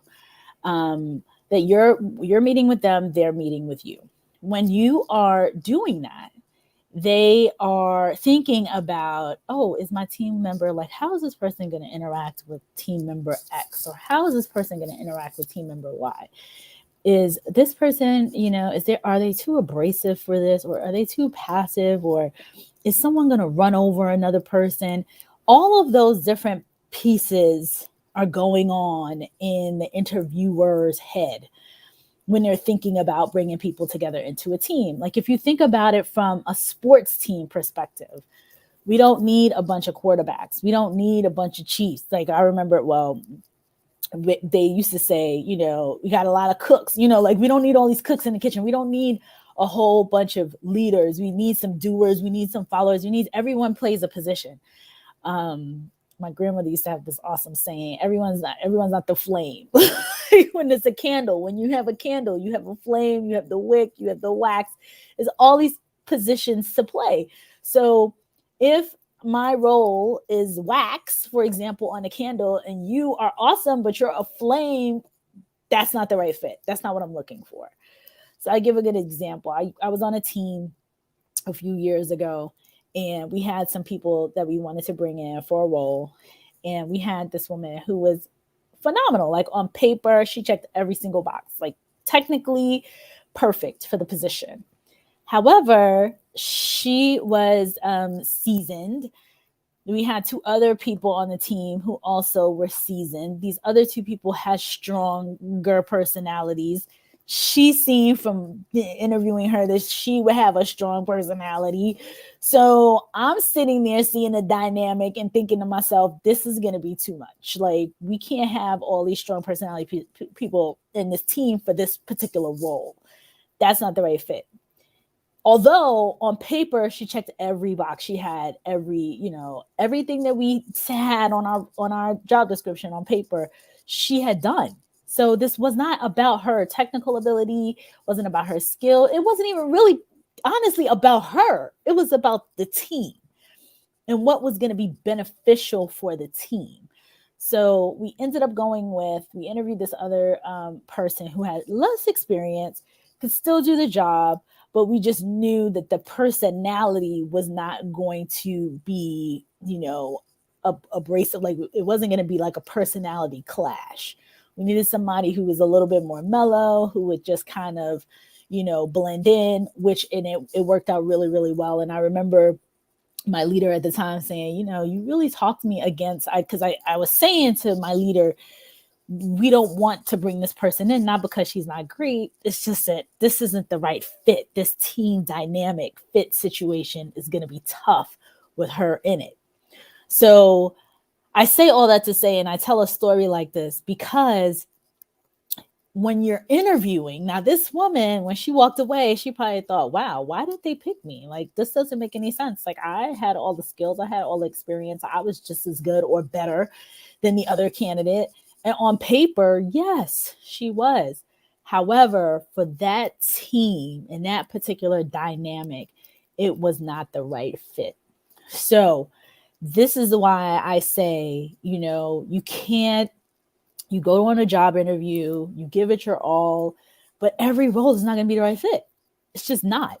And there's nothing anybody can do about it. If I interview for something and I show up, excuse me, and they want a junior recruiter and I'm for them too much, then it just is what it is. And you know what? I always say that in those types of scenarios, it's better that you find out now versus going in and then I'm too much. Because if I'm giving them my experience and I'm coming in saying, look, this is what from my experience, this is what has worked. From my experience, this is what I've seen. And I'm working and I'm kind of like, I'm quote, managing them. And they're like, no, this is too much. I need somebody that I can groom and somebody that I could show them how I want it done. That's not going to be the right fit. I'm not the right fit for that role. Now, if you want somebody that you can drop into a situation that is going to be self-sufficient, doesn't need, a lot of guidance or anything like that, then those are the types of roles that would be the right fit for me. So you have to be aware of where you fit as well. And although the rejection is there and it's difficult and tough to deal with, kind of like what we talked about with Jason, it's still going to be there. And it happens to all of us. There always is rejection, or there always is just like ignore, I guess, maybe not necessarily rejection, but somebody just straight ignoring, like not responding. But I guess when you're in an interview situation, it is a rejection because you have gotten to the point where somebody is asking you questions and meeting with you. And hopefully you're doing the same. You're asking them questions and you're meeting with them.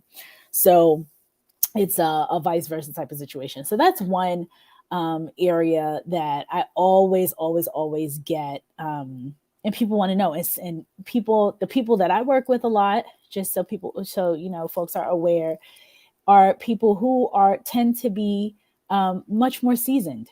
So folks that have 10, 15 years experience in the field, so don't feel like just brand new folks struggle or deal with this. People at all levels deal with this, and they want to know why. Why didn't I get picked? What is it that, what's the problem? But it's not necessarily a problem per se. So that's one question that I get often. Another question or another scenario that tends to come up often is when people say, I can't find a job, or it's this big, nobody's hiring me, or nobody's hiring, things like that.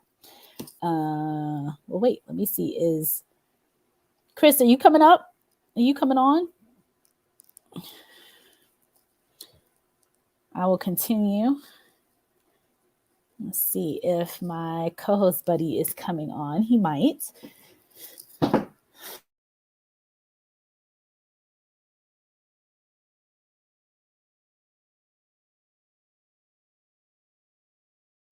Yay. I'm not here talking to myself. In the background, listening to your story about individuals that just can't find roles. And it's a funny story because almost on a daily basis, I have people that reach out to me and say that I'm looking for a job in cybersecurity. Okay, what? Where in cybersecurity? And then it goes silent. No response. Never hear back from that person. And I'm like, really? You're looking for a role, but you don't know what kind of role? Because a cybersecurity consultant can be focused in application security. It could be focused in cloud security. It could be focused on all sorts of different aspects. So if you don't have like a little niche area that you're focused on, you're not likely to stand out from other candidates. And you don't find often outside of the big four or some of these larger consulting companies where they'll go for a generalist, because there they really do need someone to hop from client to client to client, and having a generalist is helpful there. But for inside of a company, they have a very particular set of problems that they need to solve, and you're looking for people to solve that problem. Kind of like Liam said, I have a very particular set of skills and I will find you. That's what you're looking for. Right. Yeah. No, it's so true. Because people have, they not only that, and I'm really curious about some of the stuff that you hear, because you're probably talking to, especially the folks that are from the career coaching aspect, with your coaching practice, working with these folks and talking to them and hearing some of the challenges that they're dealing with, or the things that show up to you. I'd be curious of some of those FAQs. Mine are typically like, why didn't I get the position? Why, it's that why part. Like, what is it about me per se? And I'm so happy that Jason said it and some other folks said it before. It's not always about you. Like, we think it's about us a whole lot more than it's actually about us. And for me, on the coaching side, I want my coachees to be able to say, why pick them, right? Like, what about them makes them so special that they're going to be the ones that a company is going to pick? And do they understand why you're pursuing this role? Do they have a particular mission that you're looking to solve? And once they find that confidence to say, this is what I want to do, this is where I'm going to go, they stand out so much differently in a job interview than someone that doesn't know where they want to go or what they want to do. Because first person that doesn't know where they want to go, oh yeah, I want a role. Second person, no, I want a role in application security, helping companies solve their CASB problems so that they can work with SaaS solutions. That's a person that someone's going to pick because they know that you're going to they have a problem with connecting to SaaS solutions, and they want someone that knows how to do that, how to think about the API connections that's going between all these services and how to handle that. Exactly. And that, I mean, that your perspective and what people are coming to you with, because I get it a little bit, but I don't get it as much because you're the practitioner. So, you know, I'll get some folks that are like, hey, I'm looking, you know, can you help me or whatever, but the less it's fewer and far between that there are folks that don't know what they want to do versus the ones that do that kind of show up in my space. So yeah, having that, this is what I want to do, and going through either your coaching program or going through, you know, doing that self-analysis that we're going to be talking about later on today, going through Paul Cummings and whole Cyberhuman Initiative and their, you know, translation, like, okay, transferable skills, all of that, like self-assessment totally has to happen so that you know what you want to do, because it makes sense to me that somebody that's brand spanking new won't know what they want to do. They, you know, unless you, how would you know? What do you know? How do you know what you don't know? Like, you don't have the exposure. So you don't know that. For example, when we were last week or a couple of weeks ago, we were talking about patch management. Folks don't even know what patch management is. So how do you even know that that's something that you would be interested in doing, or something that there's a break, you know, there's a way in when you don't know? So doing some of the assessments in that whole transferable space that Paul is working on, and whole Cyberhuman Initiative is working on, that you're a part of and we're all a part of, is fantastic, because then you can kind of get a gauge of, okay, I know that this isn't for me. Like to his point earlier, oh, the person who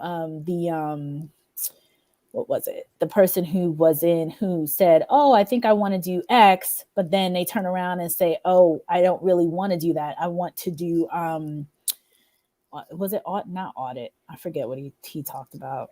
There was one person that thought they wanted one thing, and then they turned around, and after doing the assessment, realized like, oh, this is what is a better fit for me.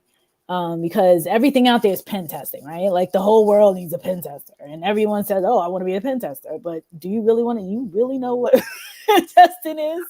Yeah. A great example of that is someone that I spoke to yesterday.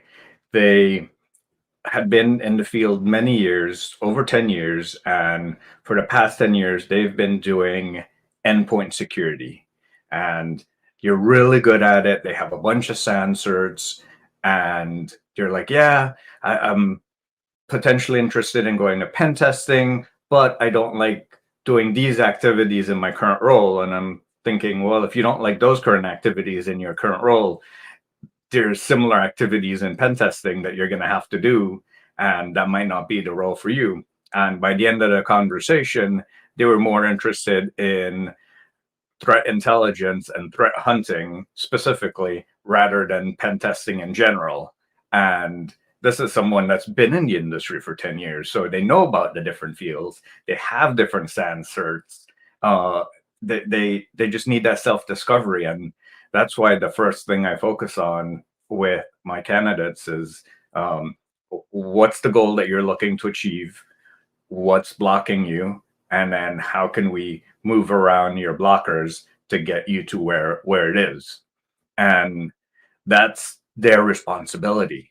They're the ones that need to create that action. I can help them with creating that action, but they're the ones that need to follow through on it. And when I tell them that's the work that you need to do, they're like, what do you mean work? Well, changing yourself, accomplishing the things that you need to do to get there. Those are many things. Right.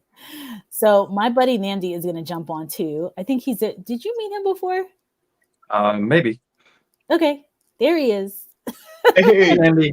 Hey, Chris. man of the hour. How you doing, Renee? Hello, Always love hopping sir. on the show, breaking in. That's right. That's right. Always love having you here. So Chris and I were just chit-chatting during this time, and I know you have your own fintech podcast that goes on right around now. So just ended. So when I couldn't get all of the channels, so I was trying my best to like have everyone streaming in, but it didn't work. So I'm like, you know what? Just drop in when you want to drop in, like Clubhouse. It's all good. I love it's it. all good. I've been watching you guys. Like I've been on the show, Chris. I know we've met, but if we haven't, I've been watching. I'm rolling with Renee for years now, so it's like I feel like I know you, by proxy. But it's all good. But definitely been on the show before. Love what you guys have done over the years. I think it's amazing. It's always awesome to be here. Yeah, I know. And Here's Chris a question from the fintech side, right? Yeah. On the fintech side, what do they look for in individuals going into cybersecurity, specifically in that industry? Because I know they have different requirements in other regulated industries.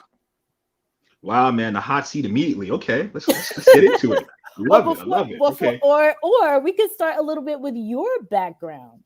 Okay, we could go there first. We could go there first. I know you only got like a couple of minutes, and then Erica's going to jump in. So ma'am, whichever you want to answer. Well, we could go both. I mean, listen, I'm just gonna talk off the cuff real quick, right? So my background is more so in financial services. Been working, did the rounds, did the whole. I'm more traditional with it. So undergrad computer science, worked for some big Fortune 100 firms since 2001. Did the rounds with the big banks that you know of. I'm not going to mention. You can check my LinkedIn profile. Circled on the hedge fund space. Now I find myself in the fintech space. But I think it's just the same idea, right? It's like the whole concept of fintech 20 years ago was non-existent, but it's just transacting money. I'm echoing. Let me solve a problem real quick. I was on my show. I wasn't used to. I was talking to myself, but let me do something real quick. All right, that's way better. I had to adjust the speaker. So yeah, I mean the whole concept of fintech wasn't there, but at the end of the day, 20 years ago, at the end of the day, is really financial services. How is money transaction and how it's secure. I started more on the release management side. Well, QA, then transition into release side, and then the question popped up. We were putting software out there, but we weren't really thinking about security. So it kind of sparked my interest in saying, what about application security? How are we securing the pipeline? At that then the whole idea was, well, if we're building internal apps for business users, internal business users, but we have our perimeter secure, we don't need to really think about the security within the applications. And talking about 20 years ago, I mean, it wasn't really like you have rules now around ITIL, around managing production workloads that are very safe. You have change management. We didn't really do that then. We just basically threw it in production. Just how it really was. But then over the years, you started to get regulated. You started to see issues with that practice. So I'm echoing again. Okay. So sorry about that. I don't know if you hear the echo or not. But essentially, I started to just really get passionate around that DevSecOps. How do you secure your pipeline? How do we do that? And I started to, I went back to school for like a master's and just started to, really work with my clients and employers around that aspect. So that whole concept now is called DevSecOps, in which you're looking at development and you're still trying to put things fast into production, but you're also trying to secure that pipeline. And it's the whole concept of shifting left. So you start a lot of your security practices earlier on in the process as to waiting. When I say early on, it could start during ideation, before you're even literally coding stuff. So you start thinking about threat modeling. You start thinking about bringing together cross-functional teams and analyzing threats from different aspects. And then you start trying to mitigate that and put that as part of your backlog. And when I talk about a backlog, is essentially we start looking at, and that's from an agile methodology, of all the things that you want to build. Sometimes people think about, okay, this is what I want to build, but they don't necessarily put the abuse case, and start thinking through that. So there's various aspects to it. You start looking at things like supply chain management and everything that you're building. You have to, you're working with a lot of third parties, and if you're only as strong as your weakest link, how do you secure that? So there's a whole bunch of questions that start popping up when you start building software, whether it's fintech, whether it's health tech, no matter what it is. You start building a product. How are you securing that early to bring that out to mitigate your risk? I'm sorry, I'm distracted because I'm echoing and I'm trying to solve the problem ad hoc while talking, which is never a good thing. So It's all good. it's all good. I said a lot around this now, so I'm sure there's some questions around that. Yeah, I mean, what regards to DevSecOps, have you seen particular practices for creating a pipeline of bringing developers over, or making them security champions, so that there's less need for security people, but more people that understand security? That's a great question. I mean, I think that when you look at most firms, right, you're going to be heavy on development, you're going to be lighter on security. It's just you have to focus your money on what brings in revenue, and the development aspects, they're building something and that brings in revenue. So it makes sense. I mean, I've seen a concept, and I even recommend this, is you have security liaisons per development team. So you have basically advocates, and what you're and when I use the word consulting, I don't necessarily mean it from independent consulting. I mean, you as security and working in that with developers, you're consulting with them, and it's almost like, how do you establish these best practices? How do you? Okay, this is not working. I'm definitely echoing. Can you guys hear me still? Yeah, we can hear you. We can hear you. All right. Yeah, I think this is better. I have to give the speaker. So how do you put in best practices, and how do you then put in tools to reinforce that practice? So in you have your development liaisons who you might work with to go over a static code analysis or the results from different tests that you run, and they're your advocates. But also you may have things in their IDEs, right, in their workspaces, in which as they code, it's almost like Microsoft Word. They can kind of see certain errors in terms of some security issues as they code. Are you making it easy for them, so as they develop and build and build, and part of their build, do you have security baked into that CI/CD pipeline?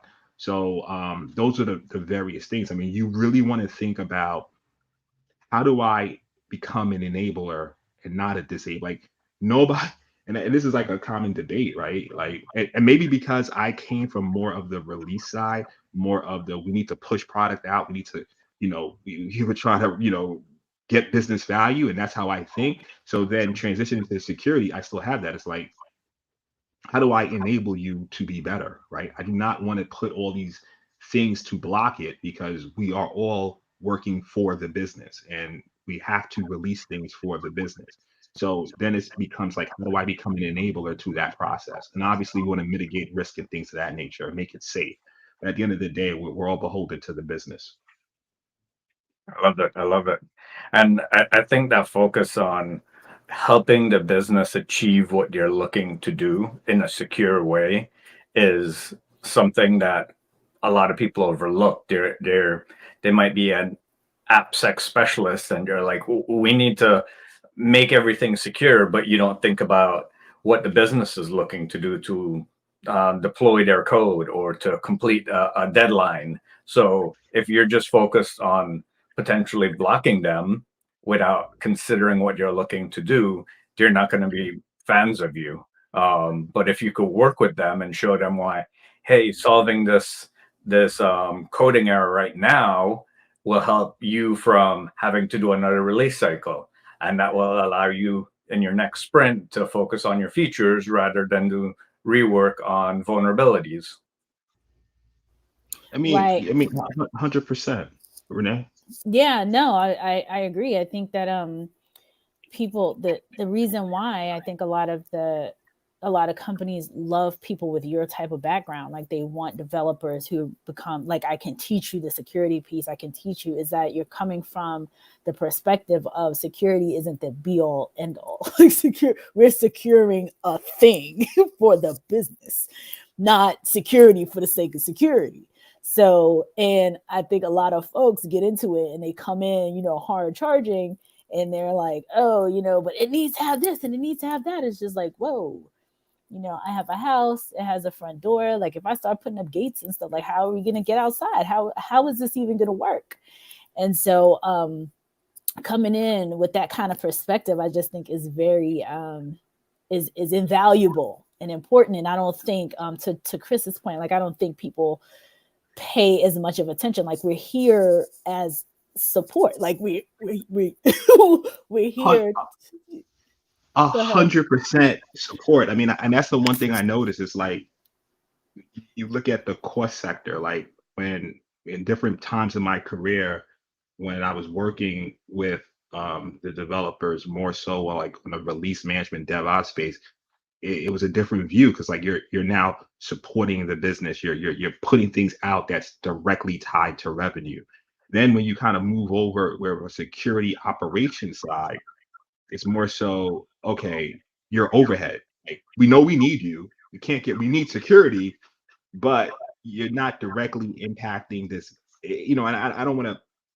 Different people have. This is my perspective. It's like we need you, but it's like more of a cost. It's like an overhead. Where this guy's like, okay, you're putting towards our investment, so you're business driving. So I just think it's extremely important to, one, understand the business, two, understand the direction that they're going, three, understand, okay, where are your gaps that we can mitigate the risk, and is it in line with what you're trying to put out in your end users, and then present that and say, listen, these are some gaps that I see, and listen, the whole idea is not going to be 100%. Nothing's 100% secure. That's a fallacy. So but you do your threat analysis and your threat intelligence to say, okay, here's what's plaguing my vertical.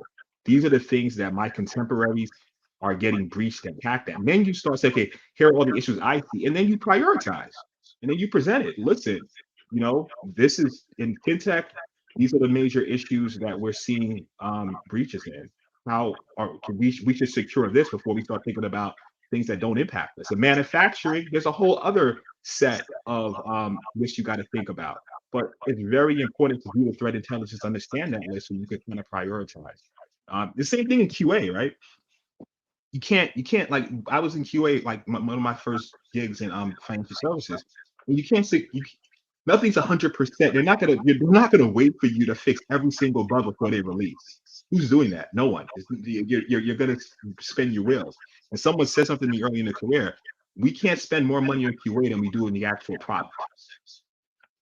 This doesn't make sense. I mean, look, this is real money, real business, real, like, got to make revenue or everything else fails. I hate to sound like a bleeding capitalist, but at the end of the day, it's like, what are we doing? What are we doing? But I don't think, I mean, you're right. People don't tend to think like that. They think that, I remember having a conversation with a CIO or CTO, and he was like, it's a cost center. Security is a cost. Just keep the lights on. And people were kind of offended by that, but the truth. You know, it's not the main, unless you're a security company, it's not what's bringing in the business. So I think you know, having that perspective is so important. Now I feel like I'm echoing. Why be offended by that? I don't know. I wasn't, but I'm I not think offended by that. People again, I think the perspective is different. I think that people who, you know, like if that's all you know, right? If a hammer is your tool, every problem is a nail, or however that saying 100%. So if that's all you know, and you're the only, you know, like all I know is like I have the security stuff and stop, you know, like these books say that I'm supposed to do this. It kind of goes back to like this, what actually Olivia Rose said yesterday. Like some of this stuff is theoretical. Like, yeah, in the textbook it says this, but the real life is this. And no, we can't buy all the tools, and no, we can't play all, you know, we can't do all this stuff. We want the least viable situation to get us from point A to point B so we don't get sued or whatever it is, you know, whatever is the risk, you know, to handle it.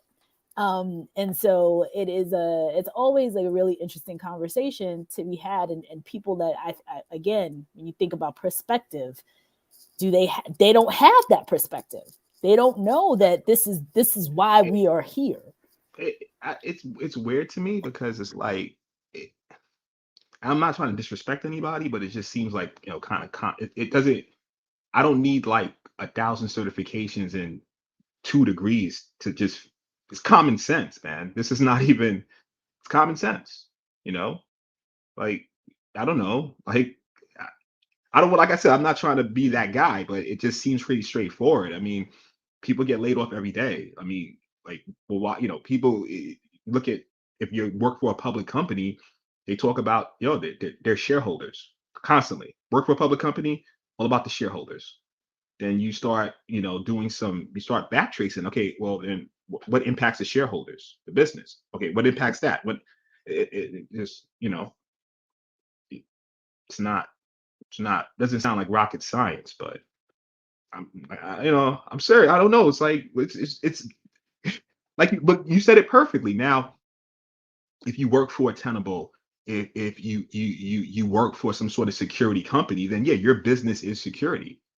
But even then, you're thinking about sales. It's still business, right? Because if no one buys your product, then the company doesn't make money. You don't make his salary. Then, I mean, then you're back out there again. So okay, calling me, looking for another. Exactly. You're the only person who makes money in that scenario is you. I'm the one. Like a double placement. Oh, she's just moving marbles. Like, but they be like, come on, that doesn't. But it's all good. Look, it's all good, man. It's all good. To each his own. You know, I have my own opinions about it. You know, from being on the consulting side, the entrepreneurial side, the employee side, I just, you know, it's a different perspective, and I just know how important it is to bring revenue into any business organization that you're involved in. And, you know, for me personally, I would like to just align myself as close to, even though I might be considered an overhead or a cost center, I want to then align myself with things that are bringing in revenue, and see how to enable them and help them through the process, with whatever insight that I can bring from a security side or whatever. And sometimes it's not just about, like, I'm a fan of, all right, you're in security, but that doesn't mean that I can't give advice on other topics around technology, right?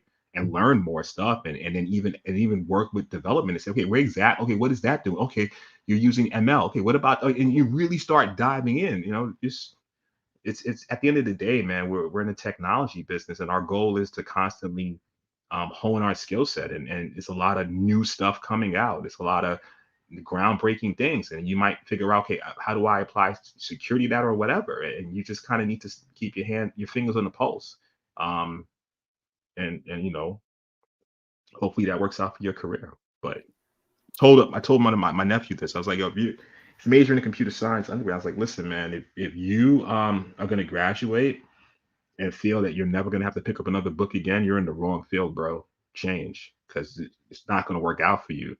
You have to stay on top of this stuff, and you have to constantly evolve, or you'll become obsolete. And it's not fun being obsolete.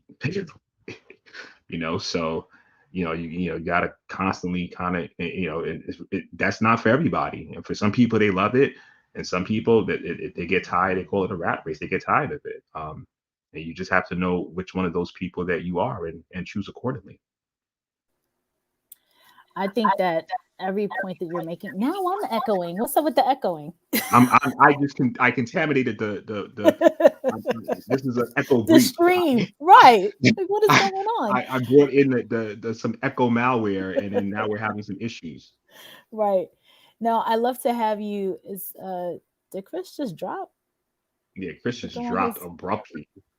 That's an abrupt drop, which is unlike him. That's very unlike him. That was a very abrupt drop. That was totally abrupt. So I'm here and now I'm not. Right. He typically doesn't. The first time, if you follow JD, it's like his old video he had, he just like disappeared. But this is back in the days, way before he was like the cool strong card. He just disappeared. Okay. But early 90s special video effects.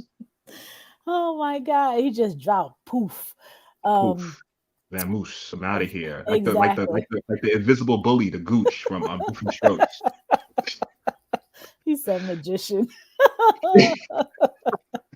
Oh my I'm not seeing the latest comments. Oh, that's okay. He said it. Okay, he's back. Wow. Well, I wanted to see if I was causing the echo, so I poofed my moves. Poof. It's like, wait a minute, where did he go? Out of here. No, but I love your point that this is an industry that you have to love continuing education, because one of the things that is always happening is that there's always change. There's always something to learn.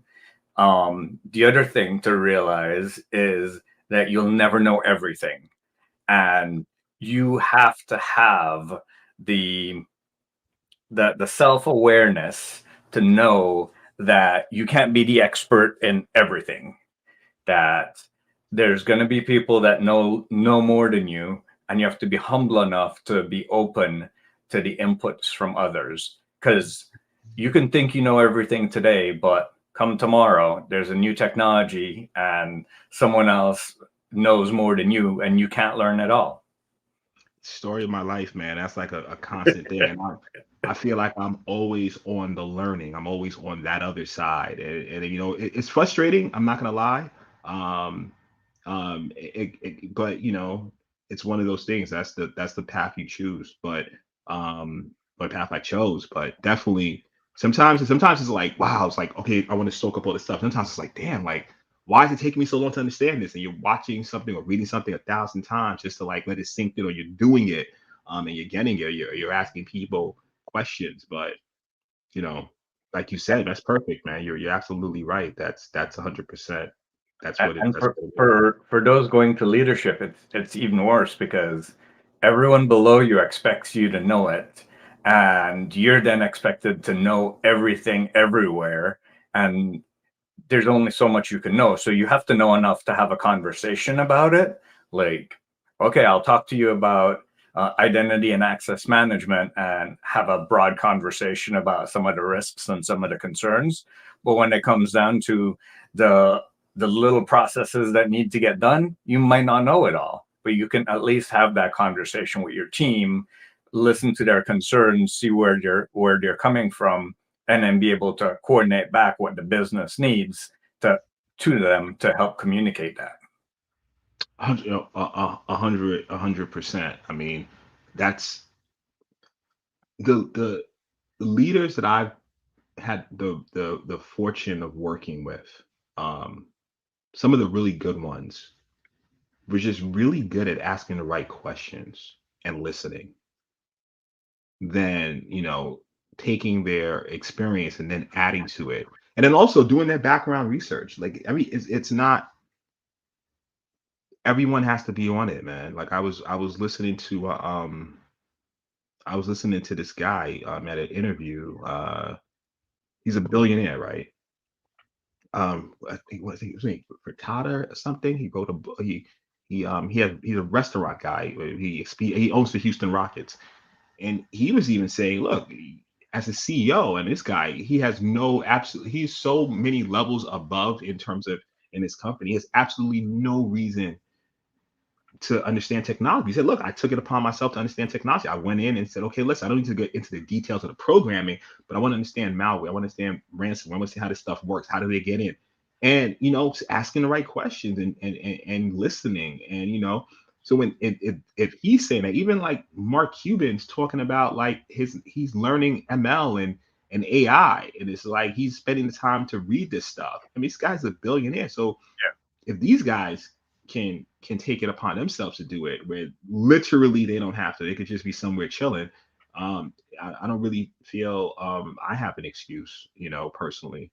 I'm at a large fintech company, and earlier this year, our CEO went on a 4-day talk about our digital transformation and our journey.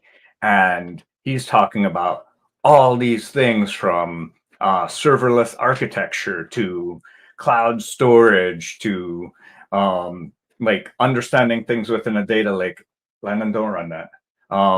Understanding everything within a data lake and storage structures and software development pipelines, and you're like, whoa, he's the CEO and he understands the digital journey that the company is going through, and he could talk through it, all of it. And it's not like he's reading a prompter, like he just knows this stuff.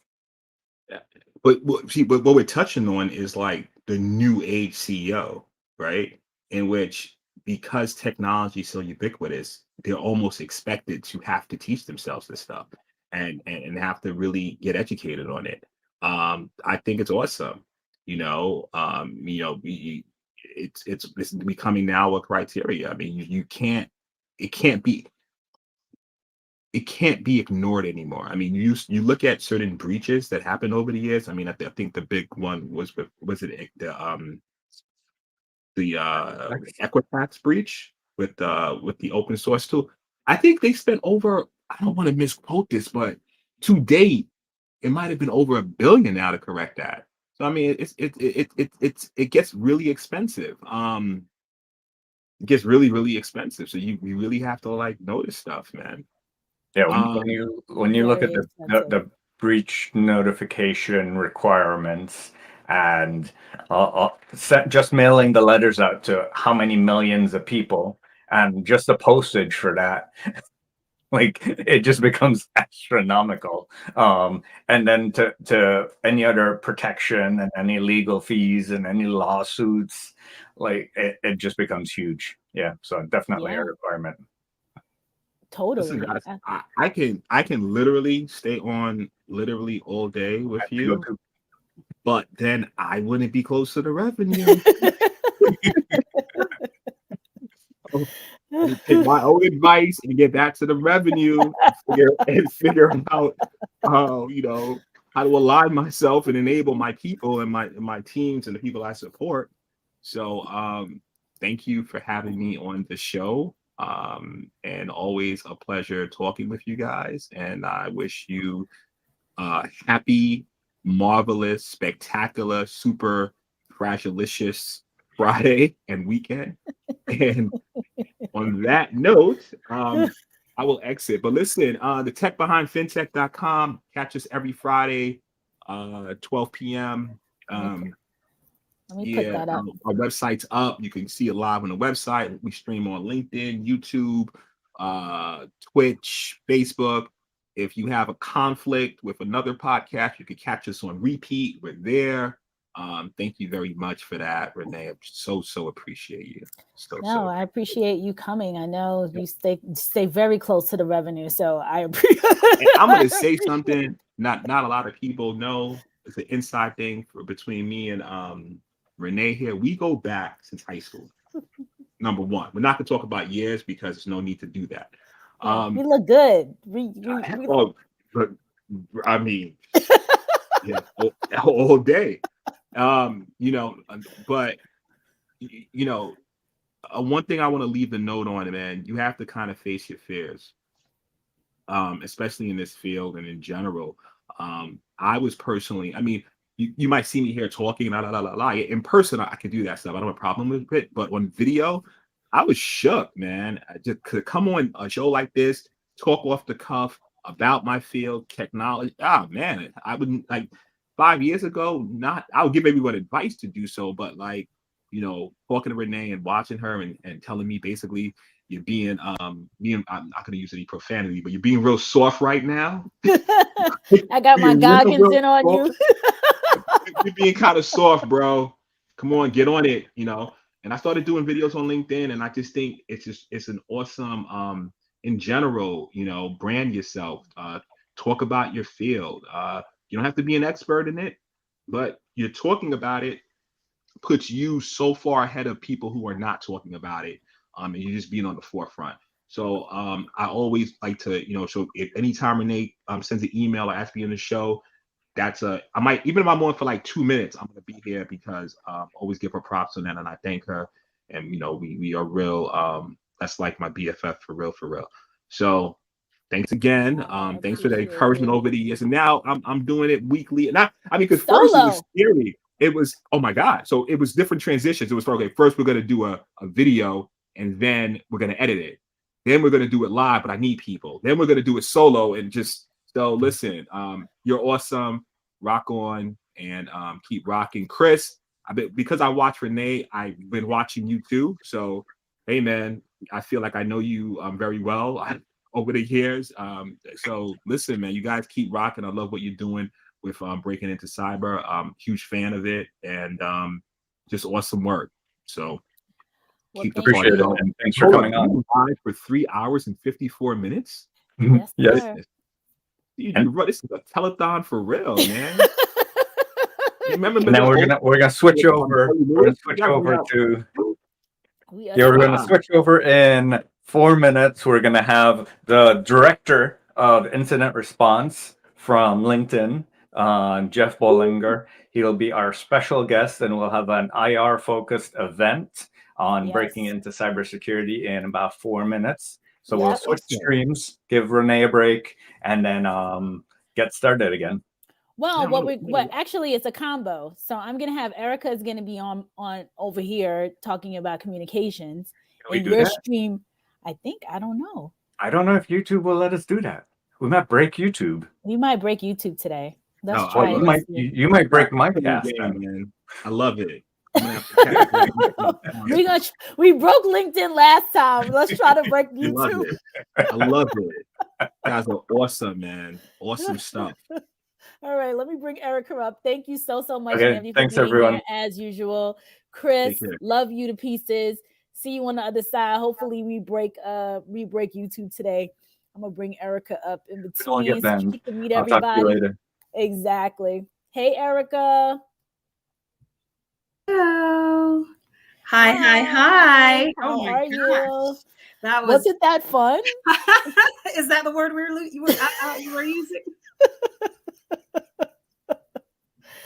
See, that's why we need you here. Oh my gosh, I was like listening in the background and what is this? And my head, it was like literally like I think that's how I ended up with the haircut. It's shaved most of the. It went over. It was like woo woo woo. I'm like, but you know what I appreciate though is the passion. My goodness, that's all I heard was the passion in their, conversation. And, I was like, oh my gosh, this is really what it's about when you ultimately are passionate about what you're putting out there. Right. So that I give him big old kudos for, but I was just like, what? I'm sorry. And your audience must be thinking, hold up a second. This is cybersecurity. So why is this going over your head? Anyway, I'm sure you'll do your thing and explain why I'm here. Well, that's the thing. The reason why you're here, and I appreciate all of the folks that come on for various reasons, but you're here because of the executive communications piece. And what ends up happening, and folks have realized this. Before I forget, everybody, we're going to try to, we tried to stream everything together, but it didn't work out as planned. So Chris is using, we both use Breaking Into Cybersecurity on YouTube. at the same, and this is the first time we're doing it at the same time. And so LinkedIn, we've been live for almost 4 hours on LinkedIn. So we started at 9 o'clock. We've been live on LinkedIn and YouTube together. Now I knew that LinkedIn was going to go, you can only go live for 4 hours on LinkedIn. So, you know, I was prepared for that. Okay. However, what we weren't prepared for was the 1 o'clock switch, with both of us being on at the same exact time at 1 o'clock on YouTube. So he is okay on a different he's on the platform. Oh my right. gosh. So he's funny. streaming on LinkedIn. I'm streaming on LinkedIn. We're about to end on LinkedIn. His is supposed to go on LinkedIn and YouTube. Mine's supposed to show up on LinkedIn and YouTube. So we don't know. Like biting nails, kind of. We're gonna be biting our nails. We don't know. Happen. We don't know where we're gonna end up. But folks, please continue to give money. That's the purpose of this. Giving money. That's the purpose of this whole thing. So that's funny. That's fundraiser for today. Yes. If it all goes awry, we will come up with a new link. Y'all don't go anywhere. Just stay tight. Just stay tight. Stay here, and we'll come back and we'll put it back up. I love it. So in a few seconds, we will figure out if everything's like not working. Because we're watching the clock to wait until the 1 o'clock. Okay, so we won't do anything else. We'll just go we'll just hang out. We will hang out. And you guys got to meet Erica. So whatever we do, even if this doesn't happen today, we bringing Erica back on because Erica is fire for a multitude of reasons. But in terms of the executive communication and her Evolve series, we definitely want Erica on here because many of us in the industry in technology, we have a tough time communicating. We go over people's heads, like how Erica was like, "This is flying over my head." What? I had a conversation last night with it passed the 4 minute, the 4 hour. 4 hours. We're still here. We're still live. Okay. We're live somewhere. I don't know. I don't know where, but we're live somewhere. We're somewhere in the universe. somewhere around we're live. So I had this is a funny story I'm going to tell. I had a conversation with my two friends yesterday. One less tech, not like, lower tech, one super high tech, but he's good for bringing stuff down, in terms of the technology, like what, where he is in technology. And we were talking about crypto. Okay. And so he was talking about, he asked her, what does crypto mean? All this different stuff. And she knew enough. And then he went right into, oh, you know what you're talking about. And I was like, wait. She knows some stuff, but and she could probably keep it together, but she's not going to be able to. Okay, so LinkedIn. What does LinkedIn say? What did they say? This may be an issue on LinkedIn's end. Okay, so LinkedIn ended, so we were prepared for that, which is fine. Okay. So I am going to let's see here. Let's see if we could redo this. Let's see. Well, that's good to know. I never knew that about LinkedIn. Yeah. See, you learn something new every day. That's okay. So it's saying cool. I can't change the start time. Okay, so that's done. So we know LinkedIn is no longer happening. The question mark is now if we. Where are we? Are we on YouTube? Where are we? That's actually funny. OMG. Oh my gosh, that's hilarious. Well, I mean, ultimately, it's still recording. So we're still live somewhere. Yeah, exactly. There's some live action somewhere. I guess in the end, do you get like the email to say you're recording or where and stuff like that? Yeah, we get so we can download the recording off of this tool. Got it. We're using StreamYard today, which we always use, and we can download, and it's awesome. So that's always a lot of fun. Like it records, which is good. Loudoun County Public Schools. They're activities shut it down. Yeah, well, yeah, after school activities stuff. I was like coming in everywhere, so I'm like, stop. Yeah, I know. I'm hearing that. I just got a message too Fairfax County. Yeah. That shut their stuff down. So I'm curious as to what time these kids end up here, which may shut this whole show down altogether. No. I think it's just well, for us, it's the extra activities after school. They're saying they're canceling those. Gotcha. Yes. Okay, yes. Cool. Because same here for now. For the time being. Yeah. So we'll see what goes down in any event. Awesome. So back to my little story. So he was telling her, and then it started kind of flying over her head a bit. And so long story short is, I think for us as technology professionals, we have a tendency to fly over people's heads. So we patch management and this, that, and all these various terms that we know because we're all passionate and we know what we're talking about. But the person on the other side is like, what?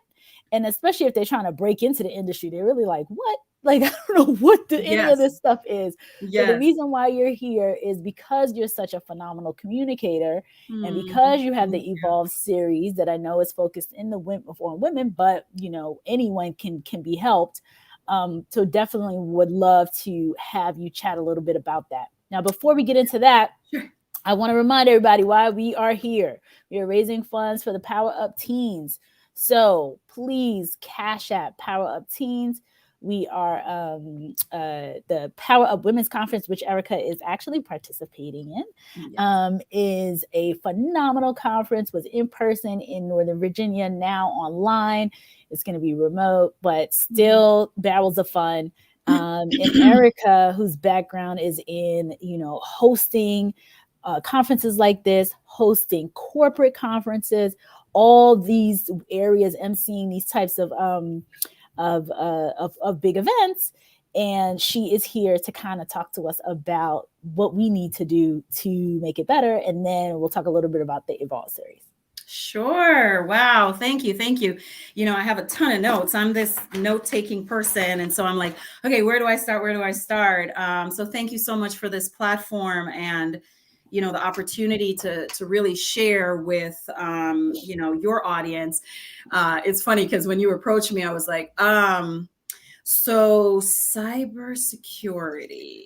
Okay. Immediately, as you said, it went like, what is that? Eyes glazed over and everything. Right. But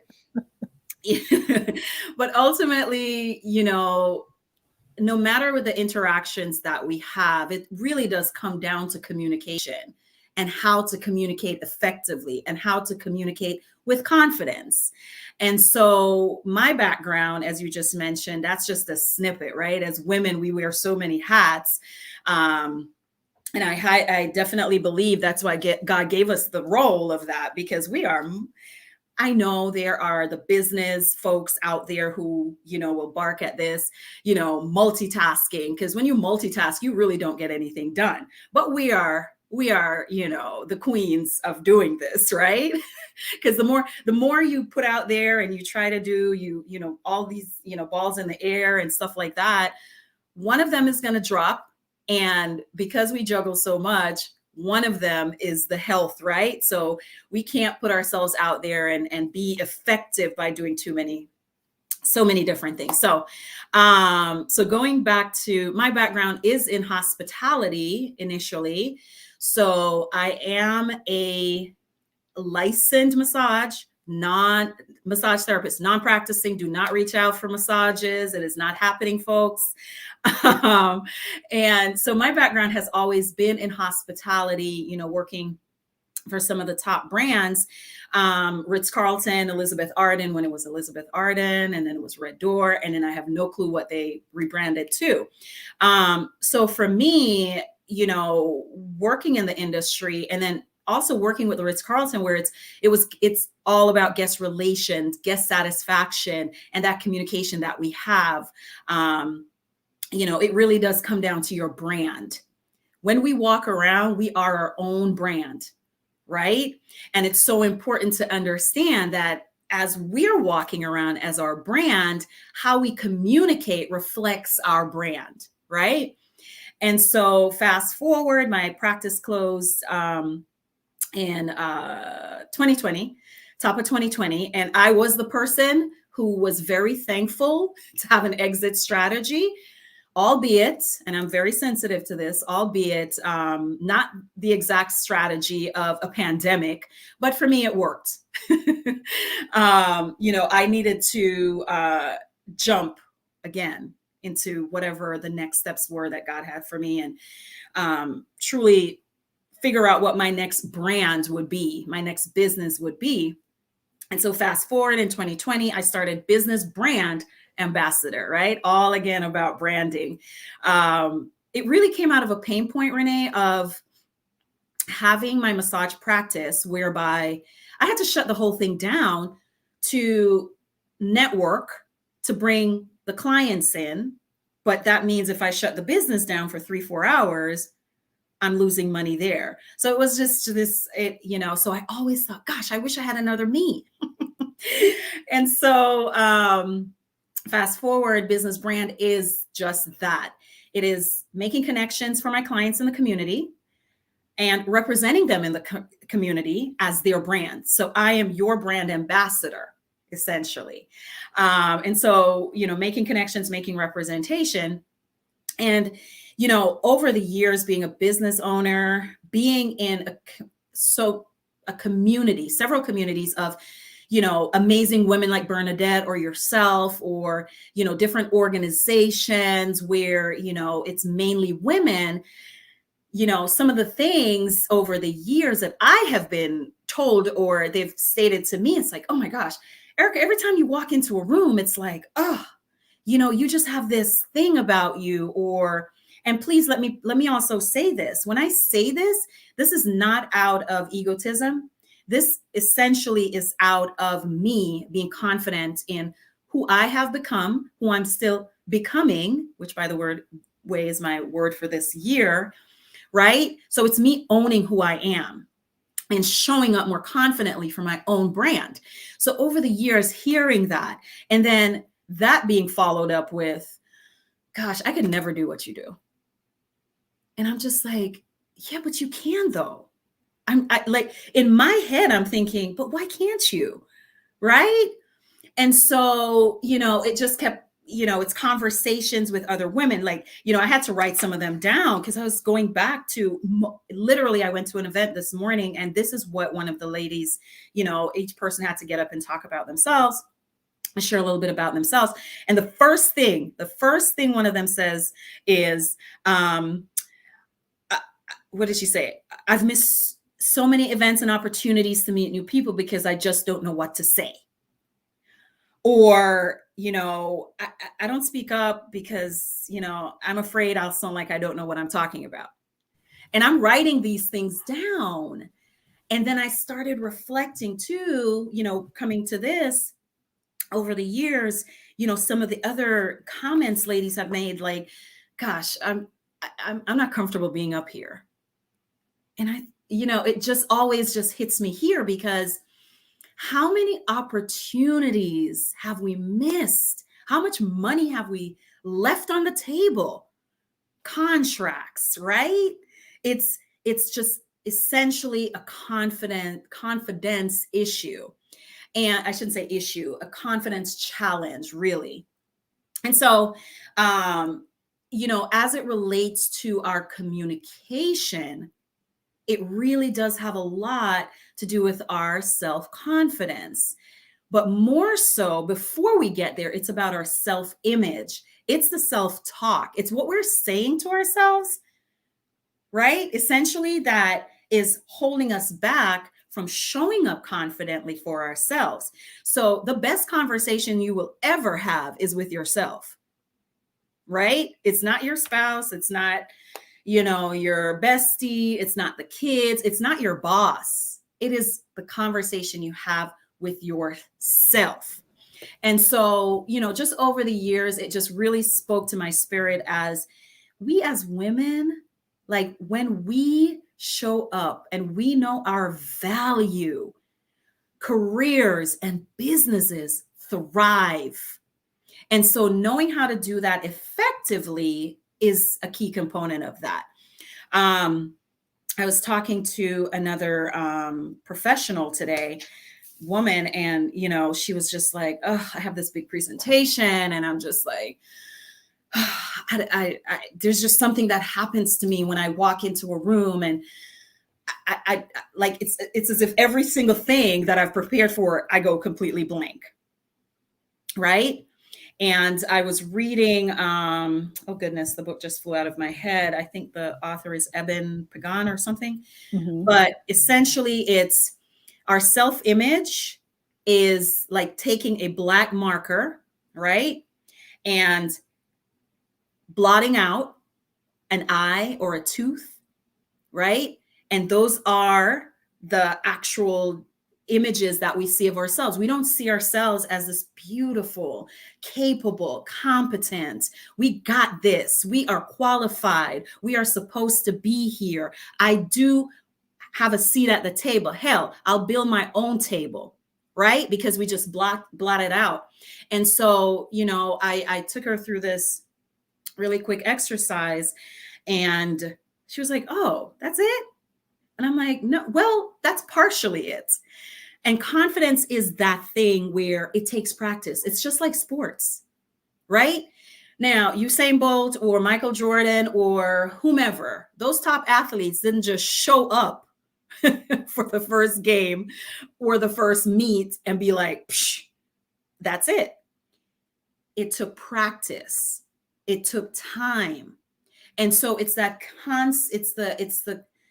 consistency of the process that's important to understand, that it's going to take some time to build. So when I, when I started the Evolve series last year, it essentially is to empower women, so that they really can make a positive impact in the community by showing up as the best versions of themselves, whether personally and professionally. Because if you're able to do that, as I said, when we as women show up confidently and know our value, careers and businesses thrive. And we change the whole trajectory of not just what we're doing, but also it impacts others around us. And so, confidence in general, when we talk about communication, is, it's the body language, right? It's the eye contact. It's the handshake. It's so many things. Have you ever shook someone's hand and it's this limp thing? Girl, talk to me. I'm trying to get off mute. I have totally seen the limp. Oh, how are you? It's just like, do you really? And honestly, I feel like, yeah, exactly. And honestly, I feel like it's worse if it's a guy. Oh, yeah, that's pretty bad. So for me, it's really honing in on all of these components that when you think about it, essentially, we don't want to be judged. We don't want to be judged. And really, it's not great to judge.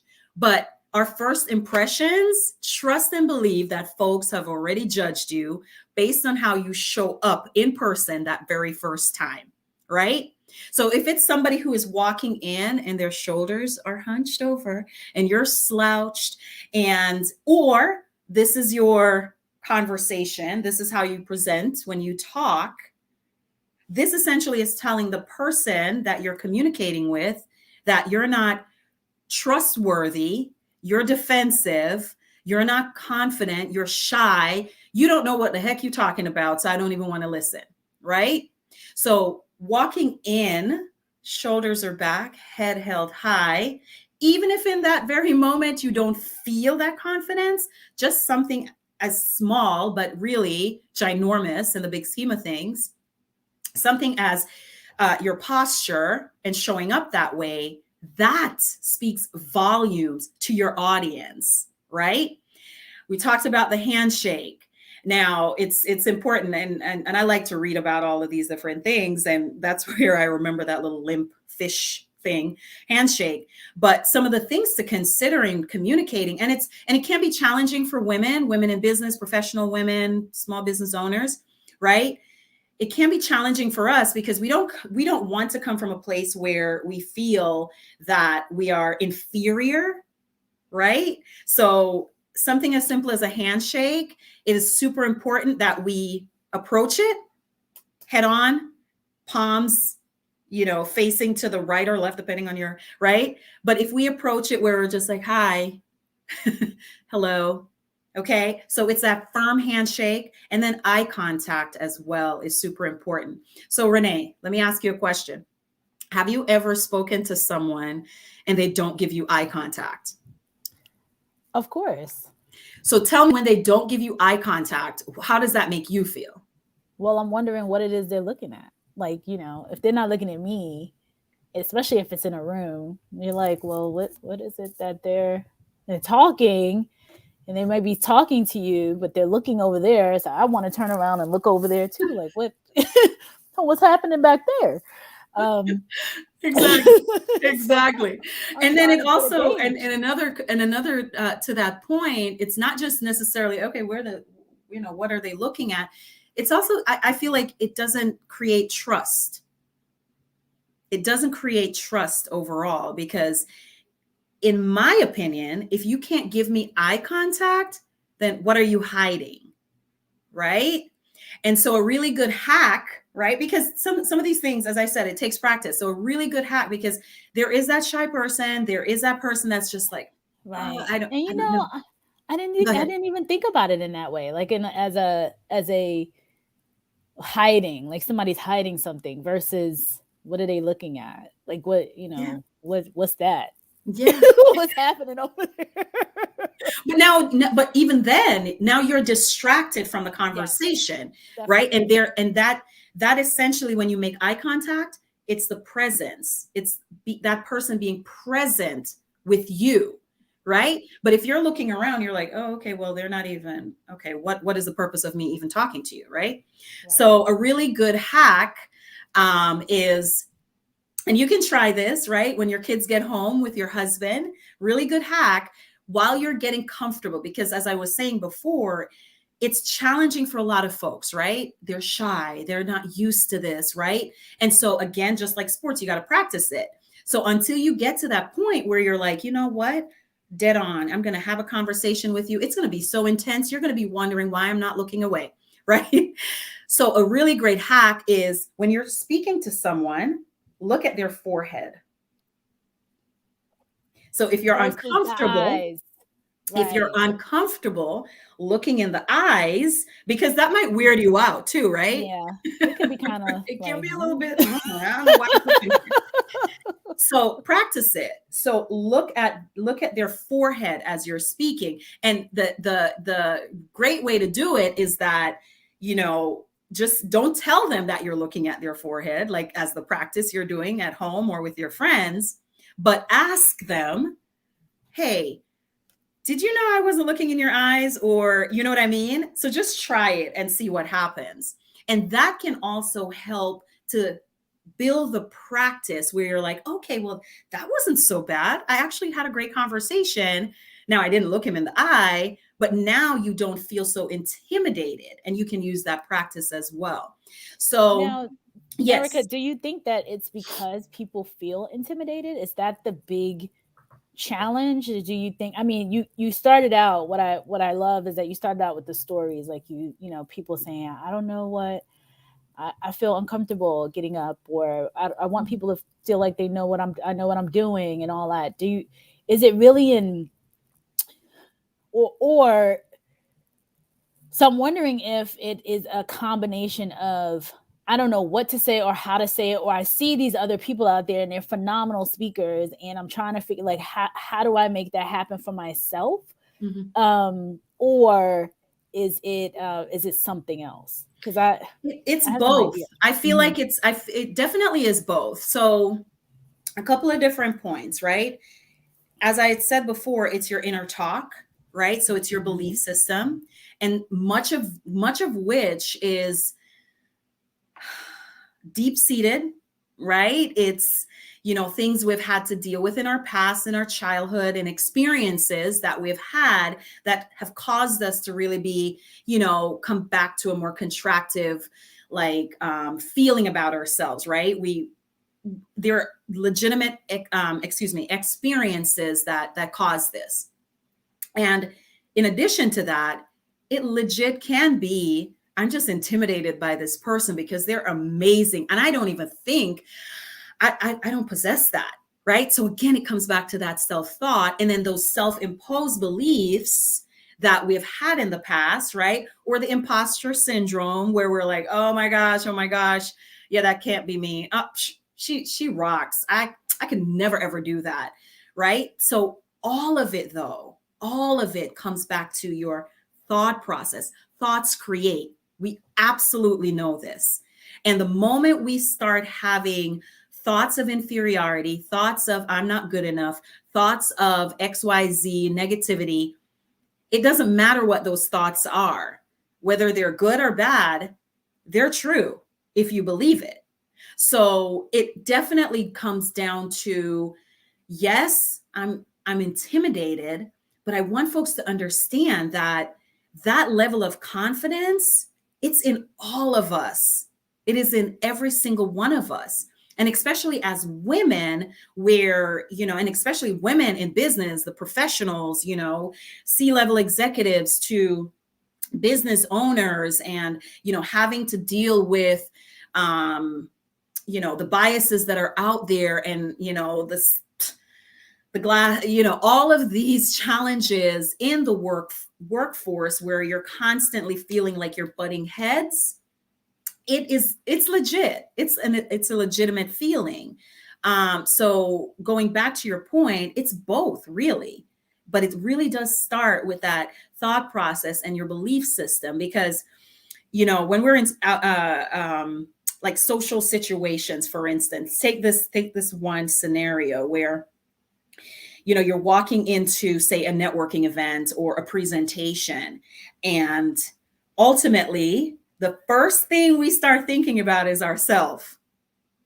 It's the first thing. We're like, okay, okay, is it what I'm wearing? Okay, am I gonna? Oh shoot, I don't know. You know what's so funny about this? Yeah, go. I literally just talked for 15 or 20 minutes here. Okay. In between some sessions just now about what people think about when they're being hired. And again, it's about them, and they think it's about them.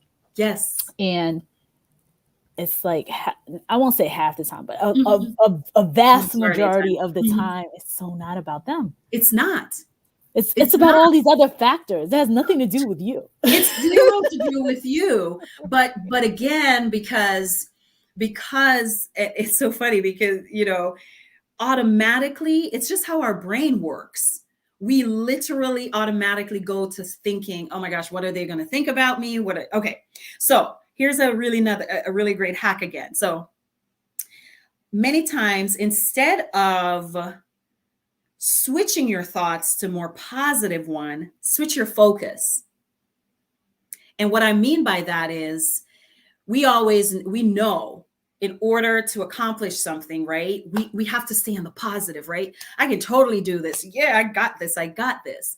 And what that can be challenging, and I'll share something else with you, right?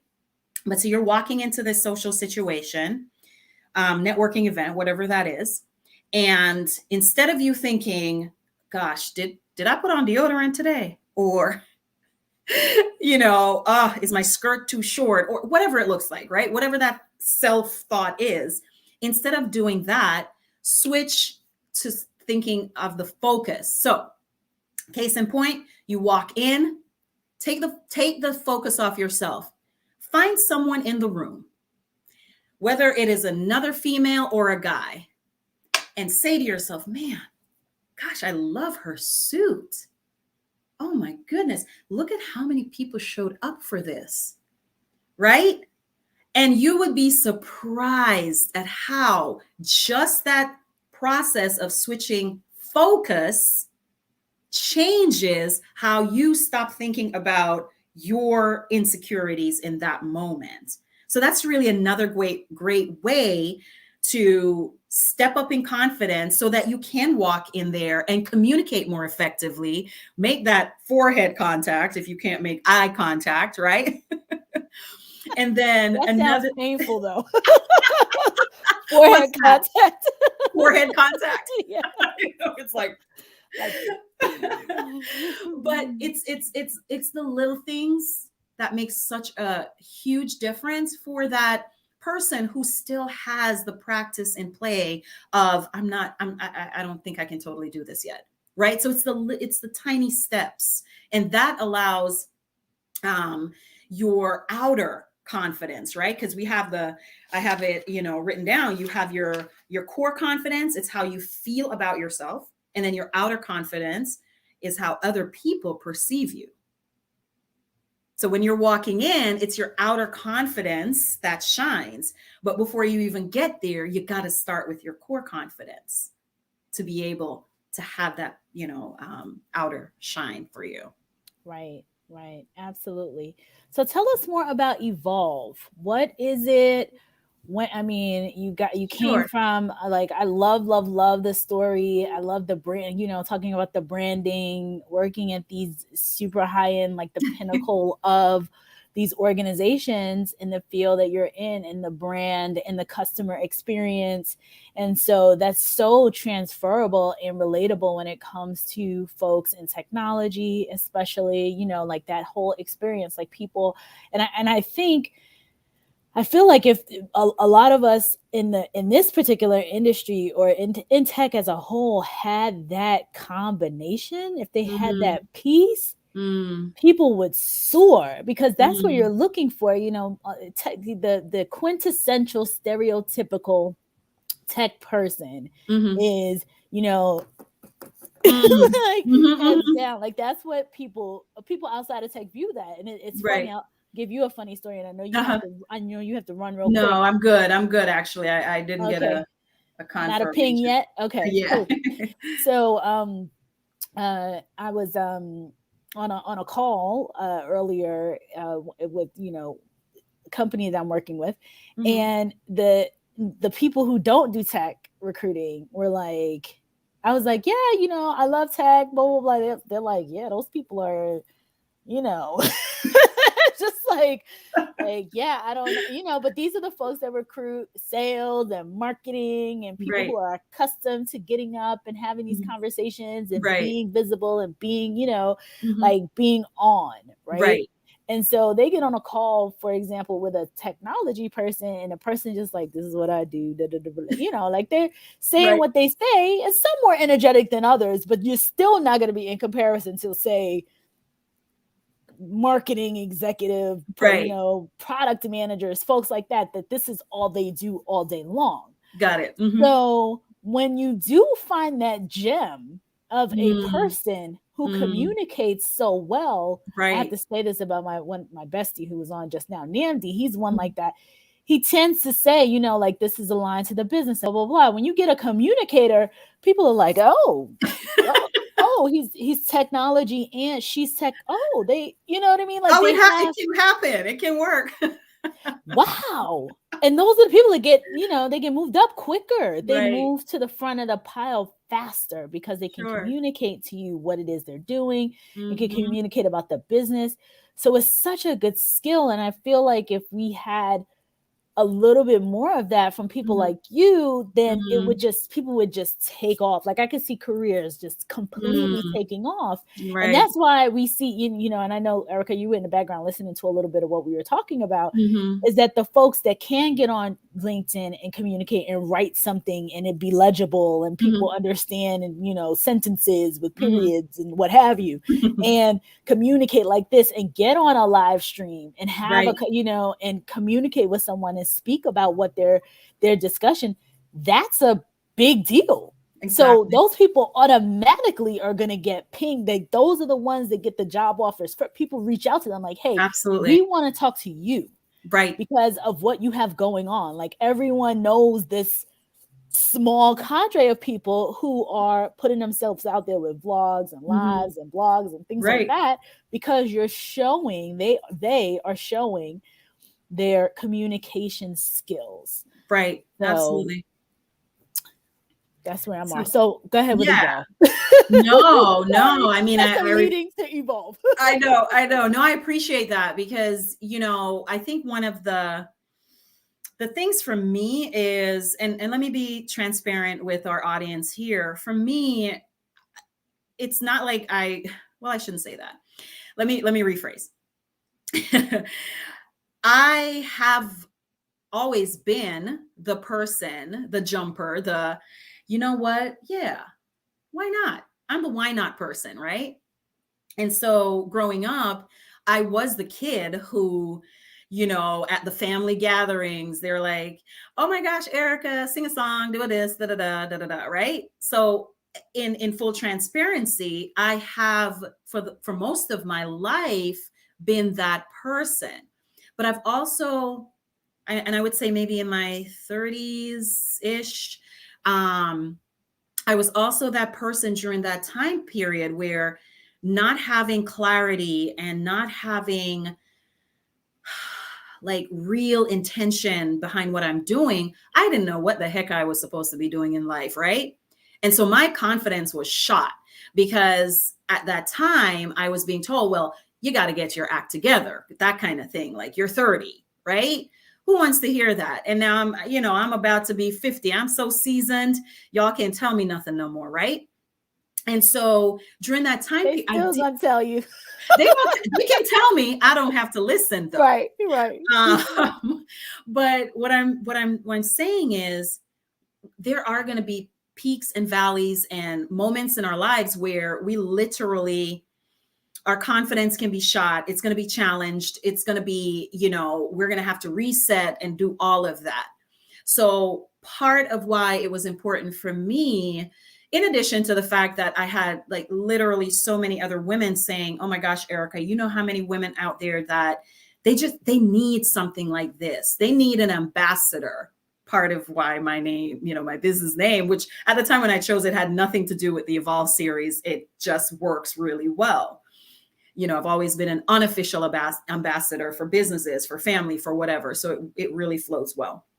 But part of that came from, as I said, memories of me just, oh gosh, I wish I had somebody then speaking in my ear, telling me, oh my gosh, you can totally do this. And not to say that I was sitting around, just wallowing, but I never had this, what I have now.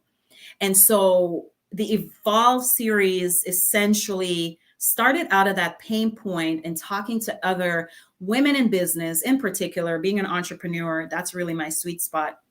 Women in business, professional women, just having conversations and, some of the struggles that we don't share with everyone else, right? Because even if you're on the job, and you can speak to this, you can totally tell me because you're in that arena. When you're on the job, you're not wearing your heart and your, what you're experiencing on your sleeves, because then you're being judged or you're being like, well, shoot, why are you telling me that? They need you there to do the job, right? But so many of us have these dreams and these goals and these, things we want to do. And the hardest part is essentially not stepping out and doing it because we're afraid, or, well, we're afraid to be judged. And I was there because, as I said, I'm a jumper. I've tried my hands at several different things in life in general. And there was a point I felt guilty about that because I felt like, oh my gosh, Erica, here goes another thing, right? But then I realized in talking to somebody, another amazing woman, she says, Erica, it's not that you're trying so many things. It's that you're an explorer. Oh, that just did it for me. Right? So it started to put in my mind about perspective about ourselves. And so the Evolve series, ultimately, it's a 6-step framework that I put together, and it's empowering women to positively impact, because I don't want to mess up, so I have it written down, to positively impact their lives and their community by showing up as the best versions of themselves in their professional and personal life. And there's a little tagline that I said, from the boardroom to the bedroom. I'm just saying, it works both ways, right? But it's the 6-step framework. It's expressing gratitude first and foremost, so you can engage your energy. It's visualization. If we're seeing ourselves as the highest version of whatever that looks like for you, right? Then ultimately it's telling your brain, it's tricking your brain that it will happen. Talk to any successful person, read any self-help book, right? The billionaires out there, they talk about this. There's a reason, okay? So it's the visualization. And then it's owning the opportunities. So we talk about what are those opportunities that you would like to show up more confidently for, right? And then it's living in the moment of those opportunities. And what do I mean by that? I have what's in my series, it's called your Evolve Ego. And I say evolve ego instead of alter ego, because I always feel like alter means to fix. We don't need fixing. We just need to level up, because we are the most awesome version of ourselves already. We just want to tap into the best version of ourselves. So I work with these ladies. I like the word create. We help to create your evolve ego. Erica, keep talking. I'm coming right back. Keep talking. Okay, that's really weird talking to myself though. No, you're talking to the audience. That's okay. I'm messing with you. So the evolve ego is essentially, it's you. Your evolve ego is you, right? But the best version of you. So we put together that framework because she is who is showing up for you, with you in those situations, right? And my evolve ego's name, her name is Exceptional Ro. Exactly. I know it sounds weird, but she shows up for me. And can you imagine when Exceptional walks into a room and I said, hey, everyone, I'm Exceptional. It's going to get some stares, right? And then, of course, we talk about voicing your value. And here's a really great example of value versus worth and why I prefer the word value. Have you ever went to purchase, I don't know, shoes or a car, right?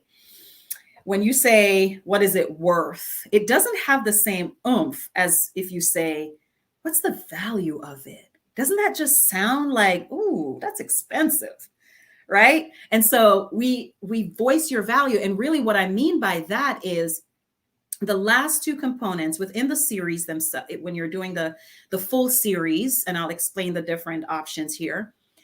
Voicing your value is creating your evolve value statement. And so what that ultimately means is whether you go through the series, and this is essentially a component where you want to use it in your marketing material for your business, or it's a presentation that you're trying to put together, or it's essentially a keepsake. You want this for yourself. So we put together your evolve value video that you can use wherever, whenever you want to. And so we help you to voice that value in that video. And then the last step in the framework is embracing your exceptionality, right? So it's set up in such a way that it's always going to start with the mindset. It's that self-talk. It's the image that we have for ourselves. And so the Evolve series, as I said, is a 6-step framework. I have a 4-week series. And so the ladies go through the 4-week series. The first 3 weeks, we go through the framework itself. And then that last session is where we film your Evolve video, as well as we film, it's theevolveseries.com. But okay, I thought that's what you were putting on. Anyway, do your thing, girl. Forgive me. And so that final week is where we film your Evolve video and your headshots. And that is super, super important to know, because we as women, we typically are challenged with showing up on video and showing up on camera. And that really does add to your overall bottom line when you think about it, is that you're able to show up more confidently using these marketing tools And then all of a sudden you're like, oh my gosh, I can use this in any platform. And this is bringing the business in, or it's giving me more confidence to show up to that contract and all of these other opportunities. So that's the full series, the 4-week concept.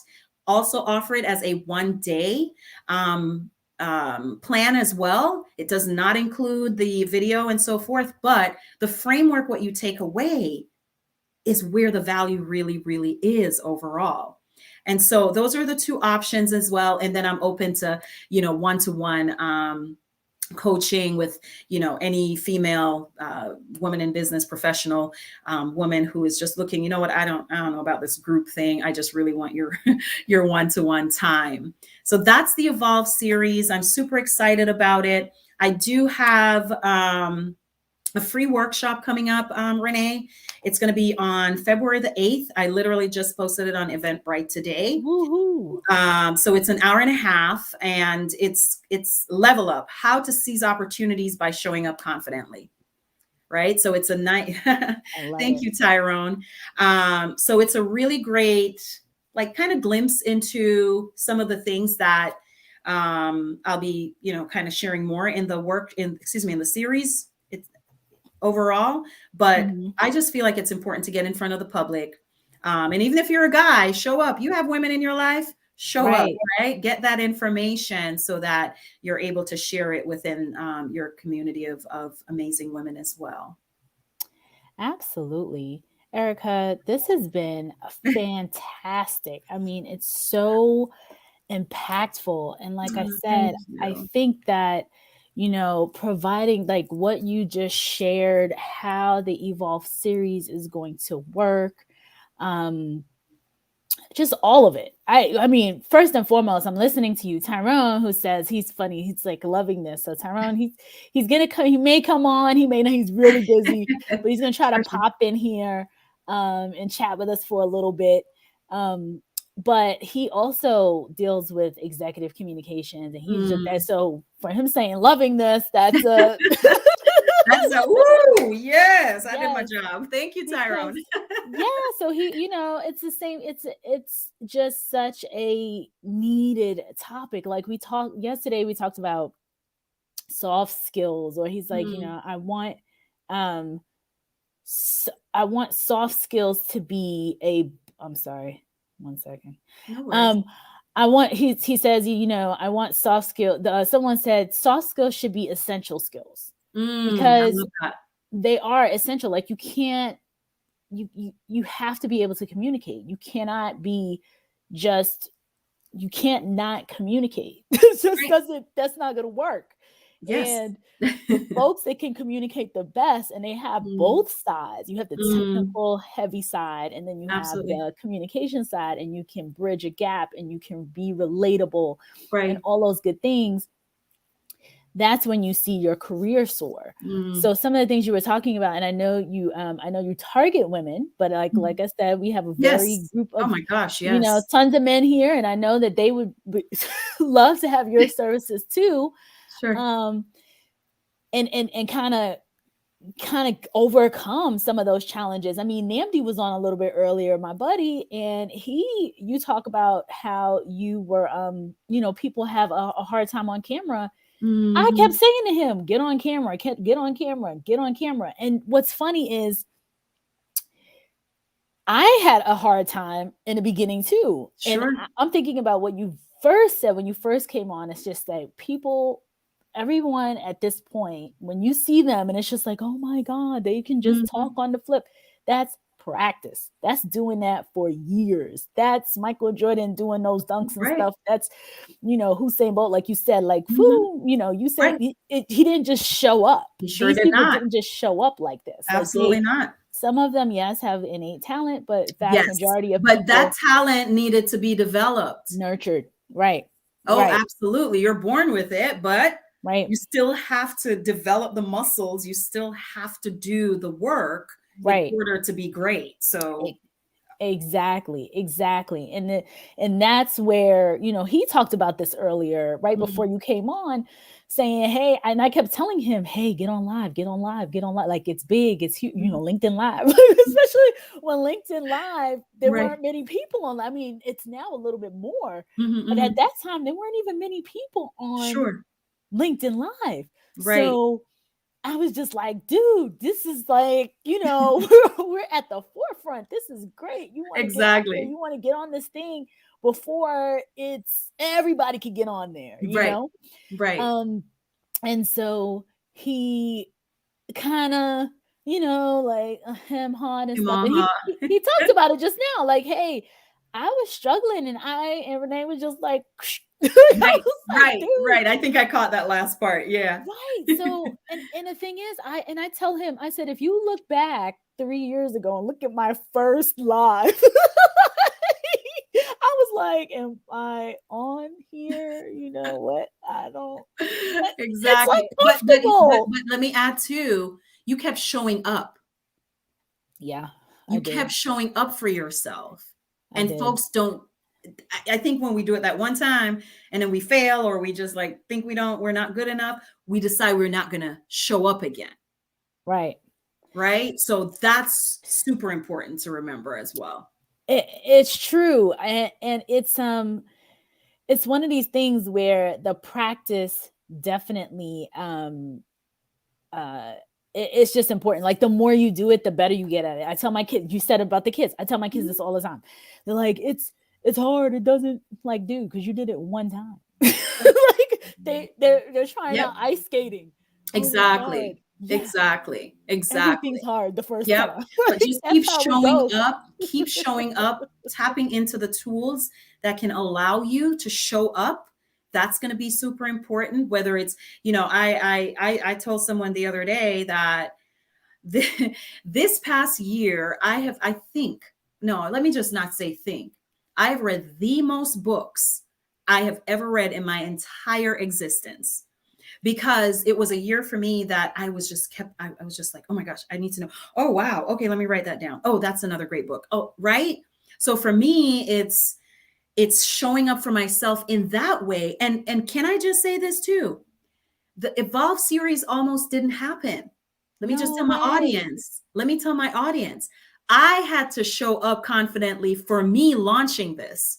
Right. I had someone saying to me, Erica, you have been sitting on this for so long. And essentially, this is your superpower. This is essentially what you help women to be able to do. And can I tell you the joy it gives me watching these women go through this process, coming in, barely speaking on, like, why am I here? They're on my video. They're on my website right now. And just that, being that support and having me as a facilitator, y'all, I don't play. I'm out there like your best ambassador, facilitator, like cheerleader, like a cray-cray woman, right? But I want women to understand that we don't have to do this alone, first and foremost. We do not, right? And that we have a support system, right? We just need to tap into that. And then that self-belief and that self-talk, and the best conversation you'll ever have is with yourself. So just make sure it's a great one. That's so very true. It's Erica, you're everything. You have to come back. You have to come back. I will absolutely come back. You have to come back. And the more you talk, honestly, and I'm going to bring up Ashwin because he's our next guest. I'm going to bring him on so we got some more people to hang out with. Hey, Ashwin. Hey. Nice to meet you. Cool. So, Erica, like I said, this is such a powerful topic. Thank you. It's so needed. Part of me wants you to even come back on a very consistent basis. Seriously, to talk. Absolutely. We'll talk about it. We'll get the schedule down. Get a schedule going and have like a consistency in terms of, because I think people don't fully understand. Like they look and they see and they're like, I can never do that. And as we all know that public speaking or speaking on camera or whatever is one of the most difficult things that people are they're really concerned with. And this is it. Like interviewing, talk about new year, new career. Like your interviews are on Zoom, everything is on camera now. So you have to be more cognizant, more comfortable, more flexible. And so if you helping these individuals, helping the individuals, and then some of the other things that you do obviously evolve is one piece of your communication puzzle. Yes. Helping, there's so many corporations that need folks like you. Oh, look, see more. Yes. Please bring her back. See, I'm telling you. Thank you, Sarah. I'll be back. I promise. When you come out here on a consistent basis, and they start saying Erica, like these folks, they're listen. Like, I'll take it because I'm the ambassador for everyone. So I'll take all of that. I'll be like, what? Okay, yeah, let's run together. So thank you. I appreciate it, Sarah. I'll be back. They will totally. I mean, it's so funny. Our Thursday series happened because we had CISOs come, and I think it was James or however it went down, and they were like, "No, we need to come back. You need to." I think it might have been Paul. This was like a year and a half ago. We would we would have other people come and talk. And then we had the CISOs come on. We had Naomi. We had a couple people. And they were like, bring them back. And then they named it. They were like, oh, it's CISO Thursday. Because it would be every Thursday at 1. They were like, it's CISO Thursdays. It's CISO Thursdays. We're like, you know what? Give the people what they want. No, I appreciate that so much. I will be back. This has been amazing. And yeah, as you said, it's only one component of what I do, the corporate hosting events and private events. That's another component. And then of course I have my business where I help to connect businesses in the community. And yeah, there's a lot more on the horizon that just came to fruition this past week. So I'm super excited about 2022 and thank you for this platform. This is amazing. Look at me. I was nervous, y'all. Okay, I know I gotta go. I was totally nervous about coming on here because she was like, so it's a tech thing and it's a lot of guys and we talk about all of these, and I literally, the moment she started saying that, the moment she started saying that, I had started writing and I go, what? I'm sorry, what? You said something about tech, cybersecurity, all that stuff, and it started going over my head. But what I want to point out is Renee made such a great point, and this really helped me in the growth of my business and my exposure. She says, Erica, I get it. We're in the tech world and we're doing all these things, but think about it this way. Everybody needs great communication skills. Everybody wants to show up confidently. And if there's one piece that they can take away, then you've done your job. And I thought, you know what? I'm going to listen to God and be open to the opportunities. So I want to thank you so much for that and the platform. And I'm definitely going to be back. Awesome. Wonderful. Excellent in all things, perfect. So we will have you back. We will be in touch. I will have to. This is the funniest thing before you run. Okay. I was telling Erica, I said something about patch management, and she was like, "Patch? I thought that was like a patch that you put over your eye." It was so funny to me because only somebody that's way out of tech would say something like that. It made me laugh so hard. I was just like, yeah, because I'm just so deep into this stuff with folks. It made me laugh. It made me laugh so hard. So Erica, thank you. And thank you so much for being flexible because I know you're supposed to come on earlier, but Namby swooped in. Everybody's kind of swooping in, which is what I wanted. I wanted it to be flexible and easy and, flowy. It's all good. I'll be back. All right. Awesome. Thank you. And let me just give a shout out to the Power Up Women's Conference. Folks, mark your calendars. I will be the MC, the host. Yes. This is my 3rd year. I hate that it's virtual because I love that in person. But March the 12th, mark your calendars, please. This is such an amazing opportunity. PowerUpWomen'sConference.com. This is supporting the teen program that they have as well. Bernadette Carroll is just phenomenal, and the speakers and all the women.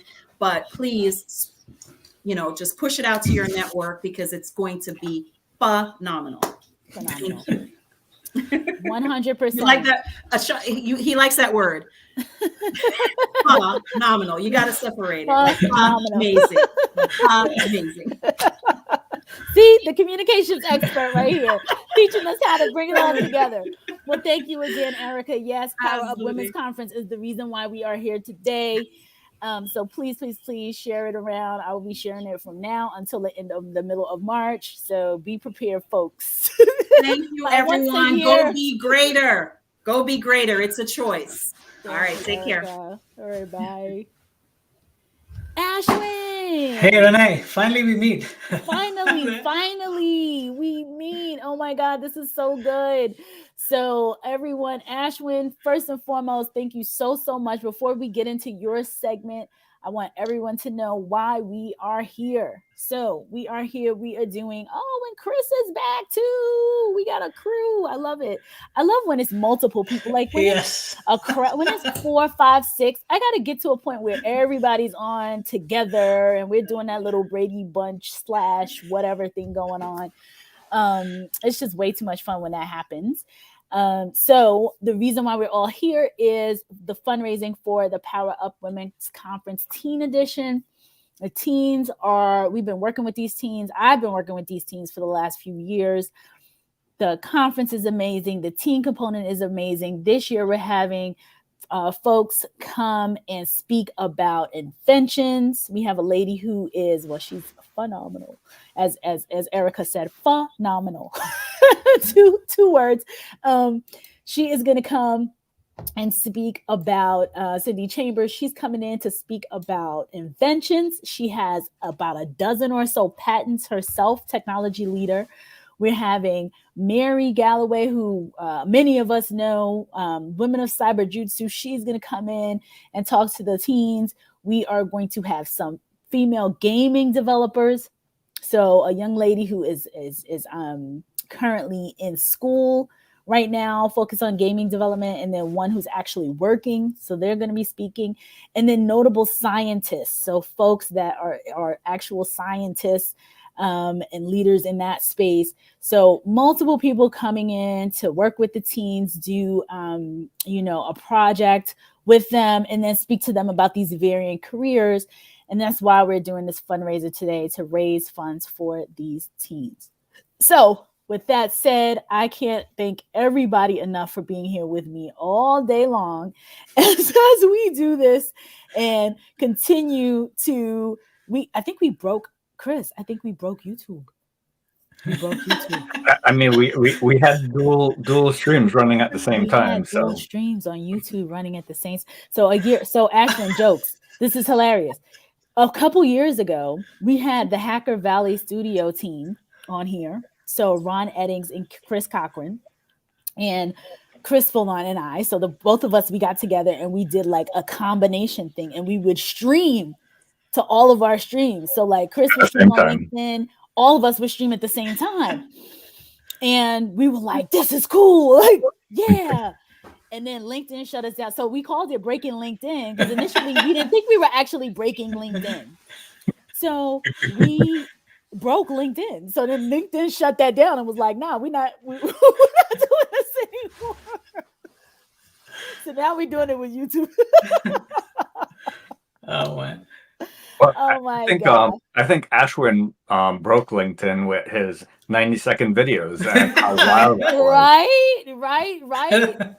Ashwin, thank you so much for being here. Please jump into your topic because this is huge. This is what everyone needs right now. So I was listening to a few speakers earlier, and I think this has been repeated often enough, but I just kind of put this together actually for a session with the Flatiron School students last week.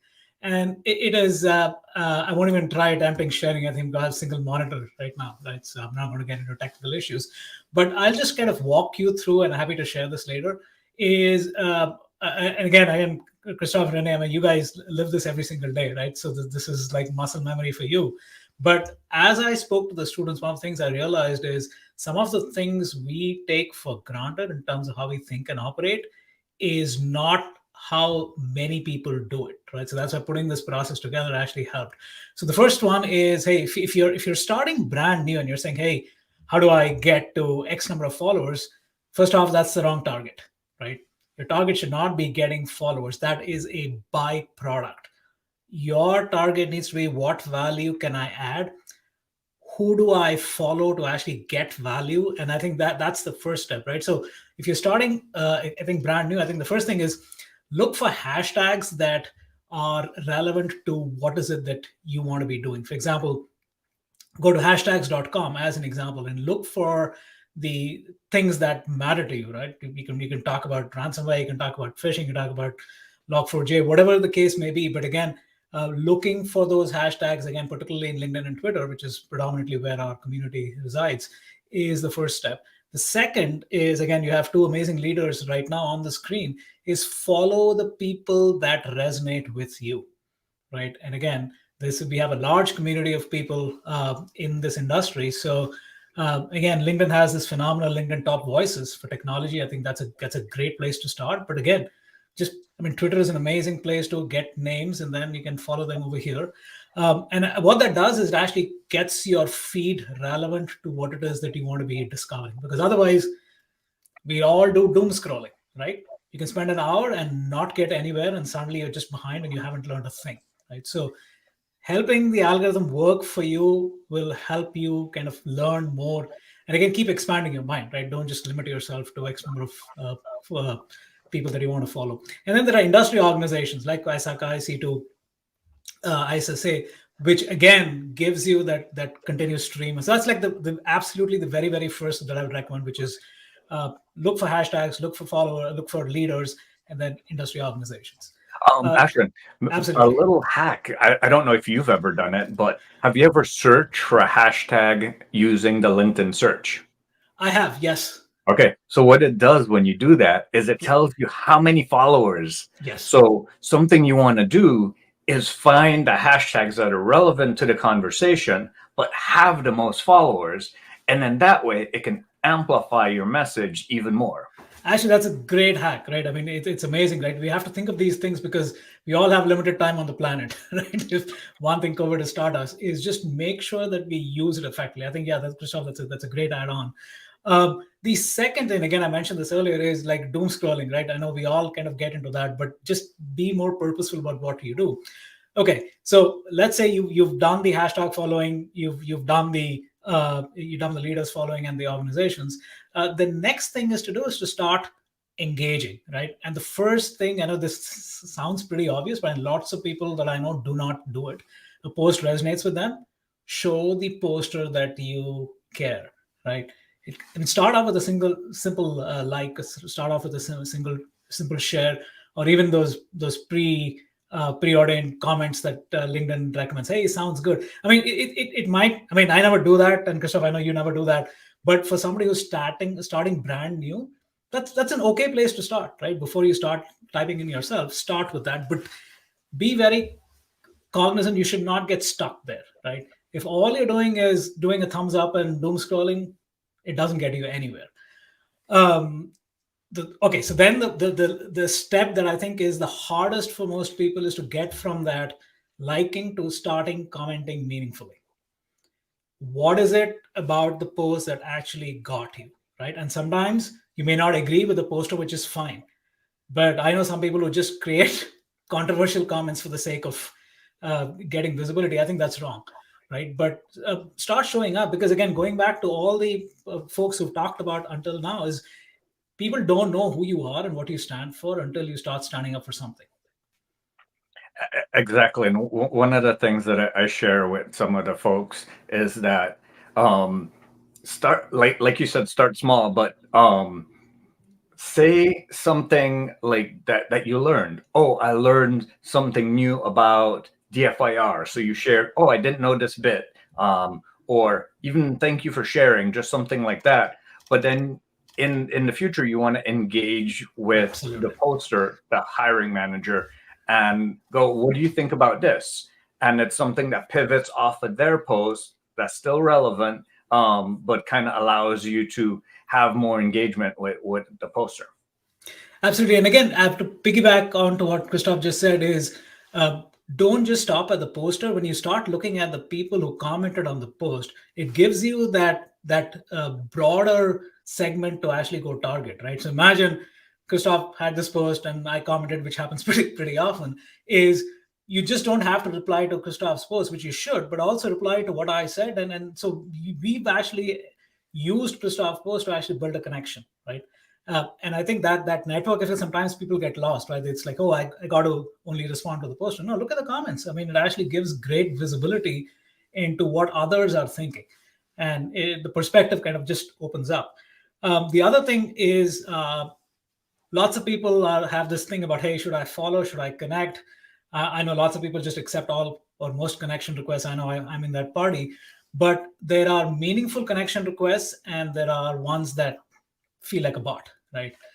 So, and the reason I say this is because if somebody is connected meaningfully and he or she has actually sent a paragraph of what is it that caused them to send the connection request, I remember that, right? Versus somebody who's just, because lots of times you admit, hey, how did I connect with this person? And I remember, right? Okay, he or she actually said this, and it's something that isn't so obvious, but despite all the noise in the world, when somebody says something meaningful, most people remember it, right? So again, going from a follower to a connector, there are different ways to do it. But Christoph, I mean, what is your? I mean, do you accept all connection requests, or do you remember ones that resonated? I do accept most connection requests. I say most because I'll leave it at that. But the one thing that I do is when I connect with someone, I have like a quick bio of like about me. Like you said, this is about you engaging with the connector. And it's like, hey, this is a little blurb about me. Like I do the podcast, I'm a security professional, and these are some of the nonprofits that I support.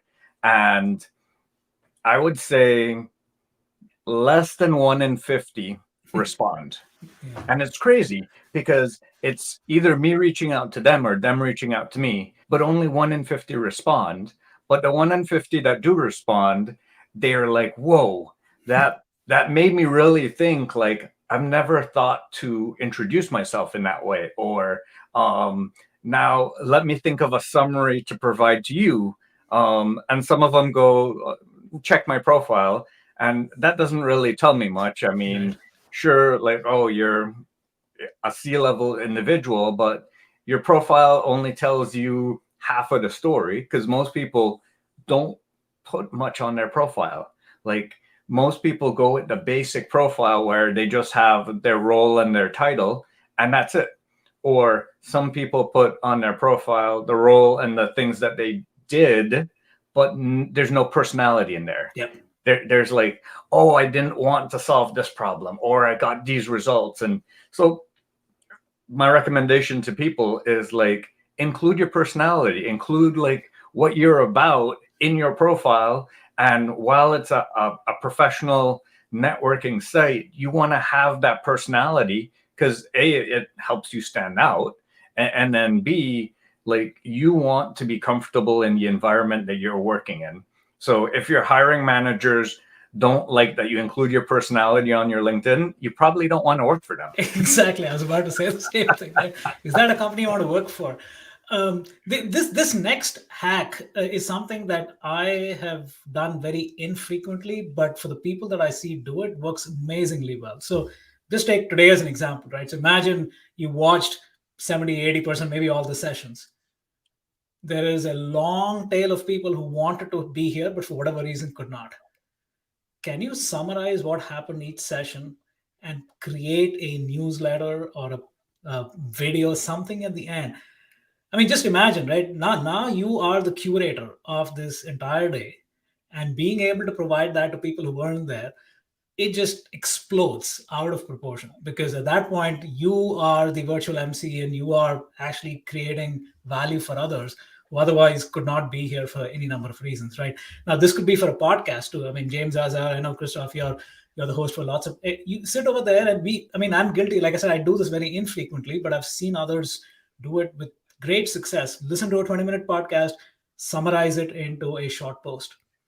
Tag the guest, tag the podcast host, And suddenly you've built a very, very strong, who does that, right? Very, very few people do that, but the people who do it, I mean, I've seen like great engagement. So yeah, and the other thing that I would say that a lot of people don't realize the functionality of the LinkedIn newsletter is that not only are the posts visible to everyone that you connect with, but they're also visible to everyone that follows you. So, for example, for me, I might have 10,000 connections, but I have 29,000 followers. So that's like that much bigger of an audience that if I send a newsletter to, it reaches out. So as you share your thoughts, your feelings, your views on something that you're looking to become a subject matter expert in, getting those views, which is the byproduct that you mentioned, now and those followers allows you now to have a larger audience that when you do share that message, they get to see that. Absolutely. This next one, again, I mean, I constantly am amazed by our community of people who are constantly giving back. But the thing that actually really strikes out for me is this is not just people with deep experience like Christoph. These are actually newcomers as well. I know of people who haven't landed a job yet. They're still wanting to break into cyber, and yet they give back consistently. Some of them do it every single day, right? And do they have imposter syndrome? Yes. Do they have what if people don't care? Do they have, hey, what if I say something which is incorrect? It doesn't matter. You're showing up over there, you're learning, and as you're learning, you're giving back. And I think that aspect really makes you stand out. And lots of people have talked about earlier, which is, hey, you send a resume, I look up your profile, and I see nothing, right? It's the sound of silence on LinkedIn. And then you have amazing people like, I can name names: Nick Warner, Jessica Bishop, David Meese. I mean, just the list goes on and on and on. I know what they stand for, right? And so therefore, if you're a hiring manager, if you're a recruiter, all you have to do is put their name on LinkedIn and you hit search and you know exactly what they're about, right? So the interview becomes almost like I mean, you have to get through that for logistical reasons, but it's pretty much, hey, game over at that point, right? And the reason this is particularly important is because there is lots of people who are not in that game. And if you're not in that game, you have to at least realize the game is being played differently. And then what can you do to actually show up, right? And I know it's hard. And Christopher, you talk about this all the time, which is people need to start somewhere, but realize that there is a large community of givers out there, even as they're learning, even as they're trying to break into cyber while they're giving back. Absolutely. And I think that takes us to the beginning of yourself in 90 seconds. Tell us about how that idea came around. Yeah, so it's interesting, Gustav, you asked the question, right? Because for me, the dichotomy was very obvious, right? In my previous role, I used to host a lot of these newcomers, and it became very apparent to me that I have to find a way to give people who are silent, who are self-doubting, who have that imposter syndrome, that lift off. I really call it escape velocity, right? Which is how do I showcase the human being? Again, you talked about personality, right? And these people, and Renee, you were there talking about people afraid to get in front of a camera, right? So I say, okay, so if you're afraid to get in front of the camera, if you're introverted, if you have imposter syndrome, and having hosted over 700, 800 people, I say, hey, the least I can do is engage you in a conversation, because everybody can engage in a conversation, right? I don't know of a single person who cannot. And yes, it happens to be a camera, but then it's like, Christoph, you and I are talking right now. The camera happens to be there recording what we're doing, versus me staring at the camera and talking about, hey, let me talk about how cool I am, right? I mean, that's hard for people. So the standout 90 seconds is really about bringing out the personality behind the name and giving them that sense of confidence of saying it's okay when they, and it's just it gets over that initial fear. In fact, it's funny because sometimes it's so short and they say something, oh man, that's not what I said. Say, let's do a re-record, right? So sometimes we end up doing 3 recordings. It still takes us in 5 minutes because the whole recording is like 90 seconds each anyway, right? But it gets them over that hump of saying, hey, it's okay. It's okay to get it wrong. It's okay to do it again. and it's okay to talk about stuff that you never thought you were going to talk about, right? So it's just, for me, it was just kind of a way to kind of give the silent community, or the people who are doing all the other things like a TryHackMe or a CTF and everything else, but are not talking about who they are and why they are who they are, right? And that's not easy to look at the camera and talk about it. Hey, let me look at some of the questions I ask is, what's one life incident that changed you forever, right? So it actually goes deep into the heart of, okay, like, how has your journey been up until this point, right? And somebody asked me that question, I'll say, I've had 3 layoffs in my life. Wow. Every single one of them changed me, right? And that's the kind of answer. And I get people who've had organ transplants.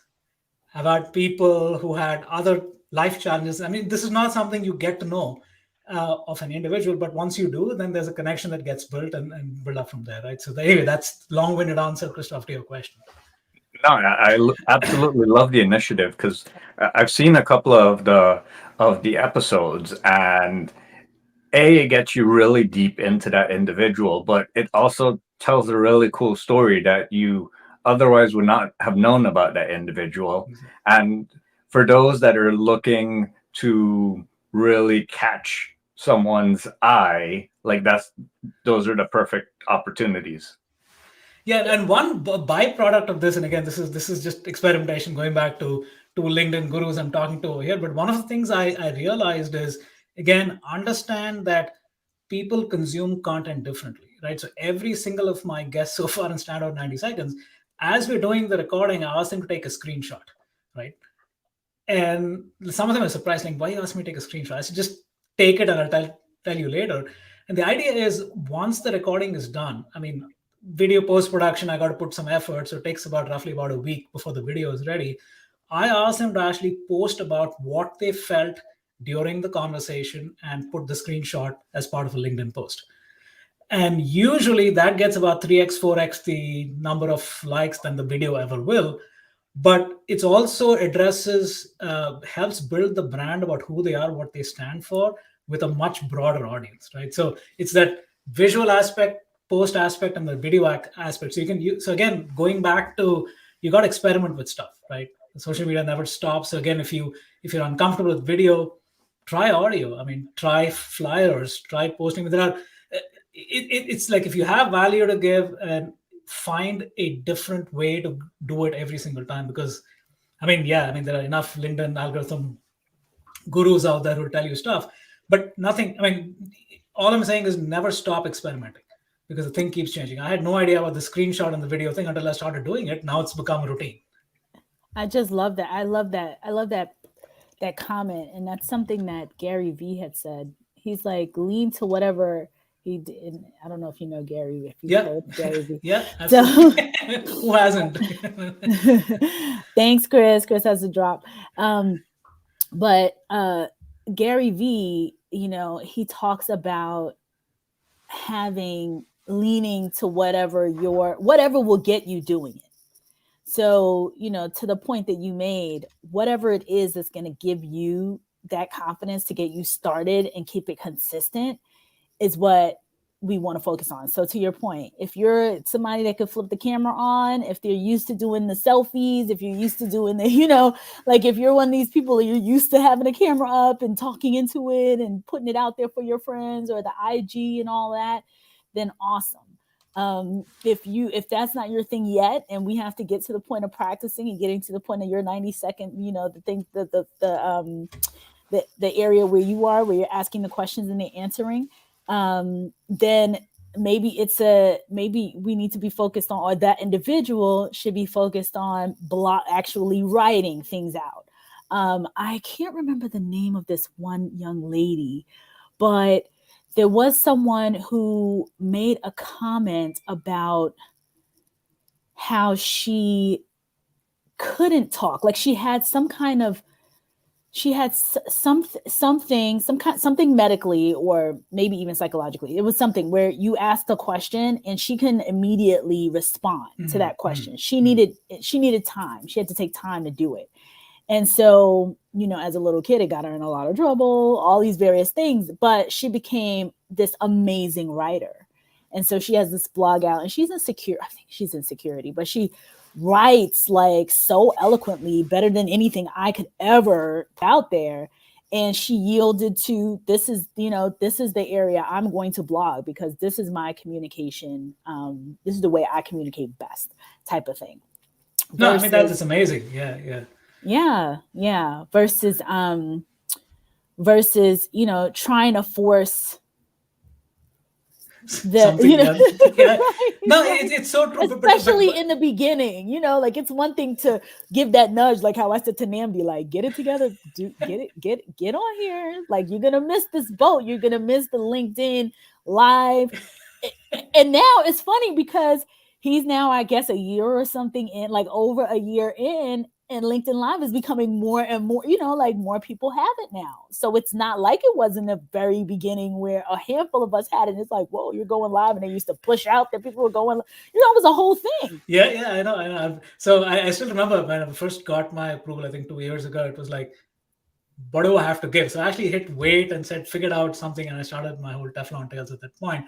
The one other thing, again, going back to experimentation, right, is I've done about, 25, 30 of these stand out in 90 seconds now.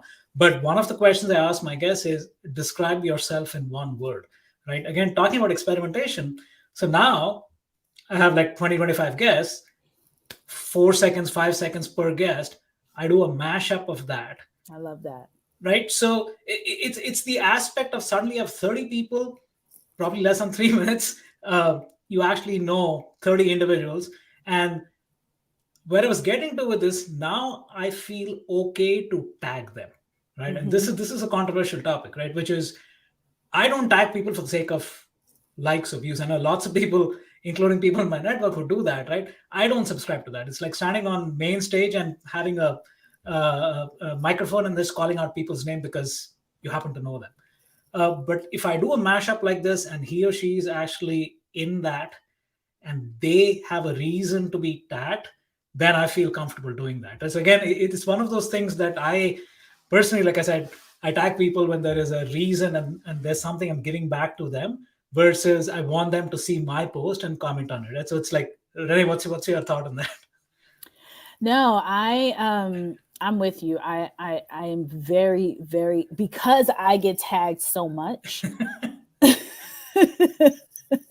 It's gotten to a point now, like some stuff, LinkedIn for me now it's so much sometimes, like I had to step away because I get tagged so often on so many different things. And sometimes it can become overwhelming.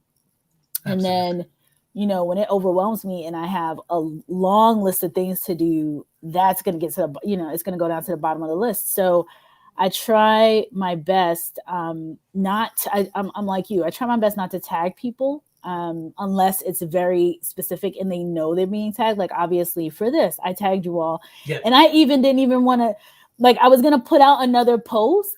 And then I was like, well, I don't want to tag them again, and then it's just so much. And then everybody else piles on, and then it gets reshared. And then, it's so much because for me with LinkedIn, that's what happens. And so I try to be cognizant of that with people and not tag all the time. But I get it. I get people, because at first I was just like, why is everybody tagging me? Like, I didn't get it. And Chris, actually, he was like, because you have a big network and like it shows when you like there's a whole thing and an algorithm. I was like, oh, okay.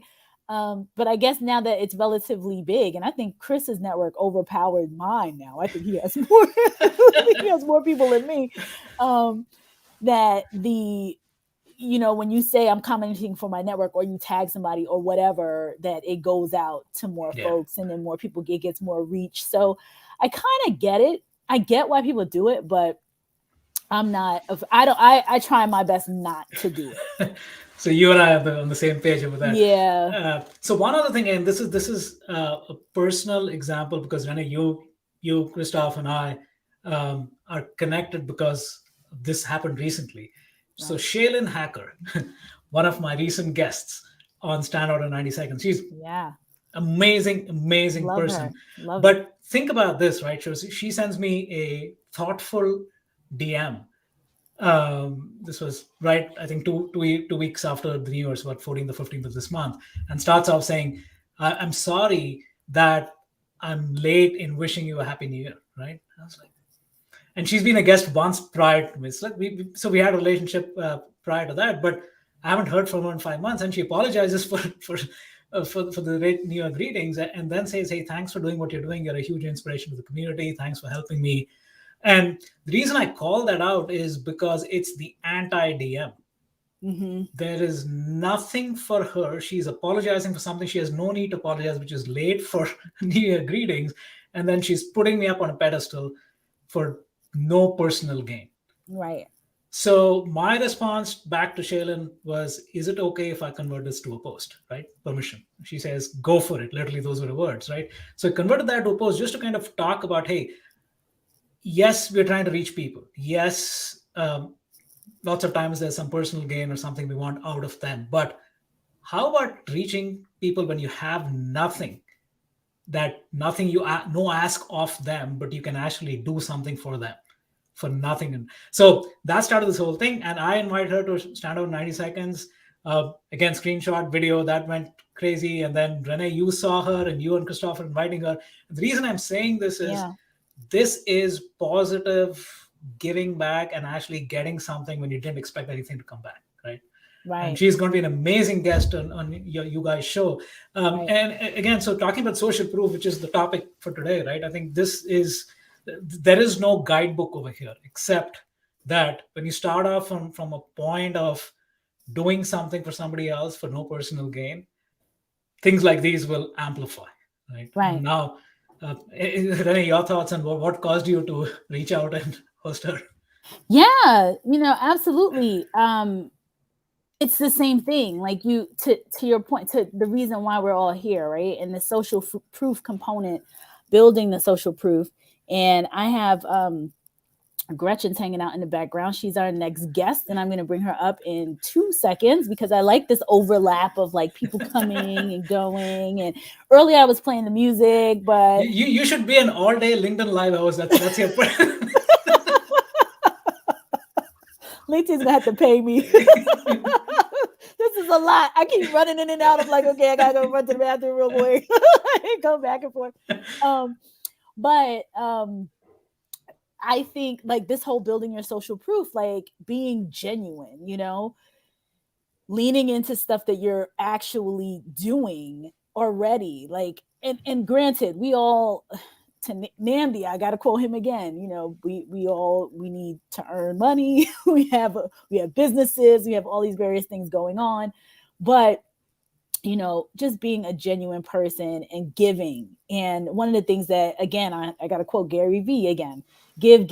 Like his big thing is like, give. Like, I don't know how many times, and then ask. So like, for example, you guys will hear from me one time, most likely one time this year for this period of time so like the next month or so to raise funds for these teams. And then I'll probably go away or I'll be here, but I won't be begging for money. I'll still be here. And then, it doesn't happen but once a year. Right. And I think that is very important because when you're out there and you're kind of spamming people and tagging and doing all of these various things, like you just become an annoyance. It's like, okay, what is this person talking about now? Like, again, like, what do they want now? You know what I mean? So who wants to be that person? You want to be somebody like when you show up, they're like, oh.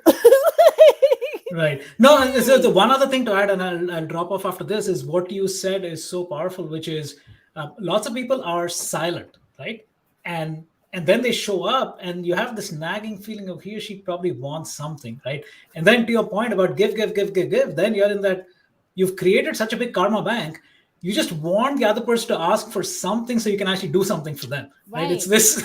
So they want, people are looking for. Yes, give you weight, I can give back to you. You've given me How can I help? What can I do? So when I put this call out to you all, and I was very selective.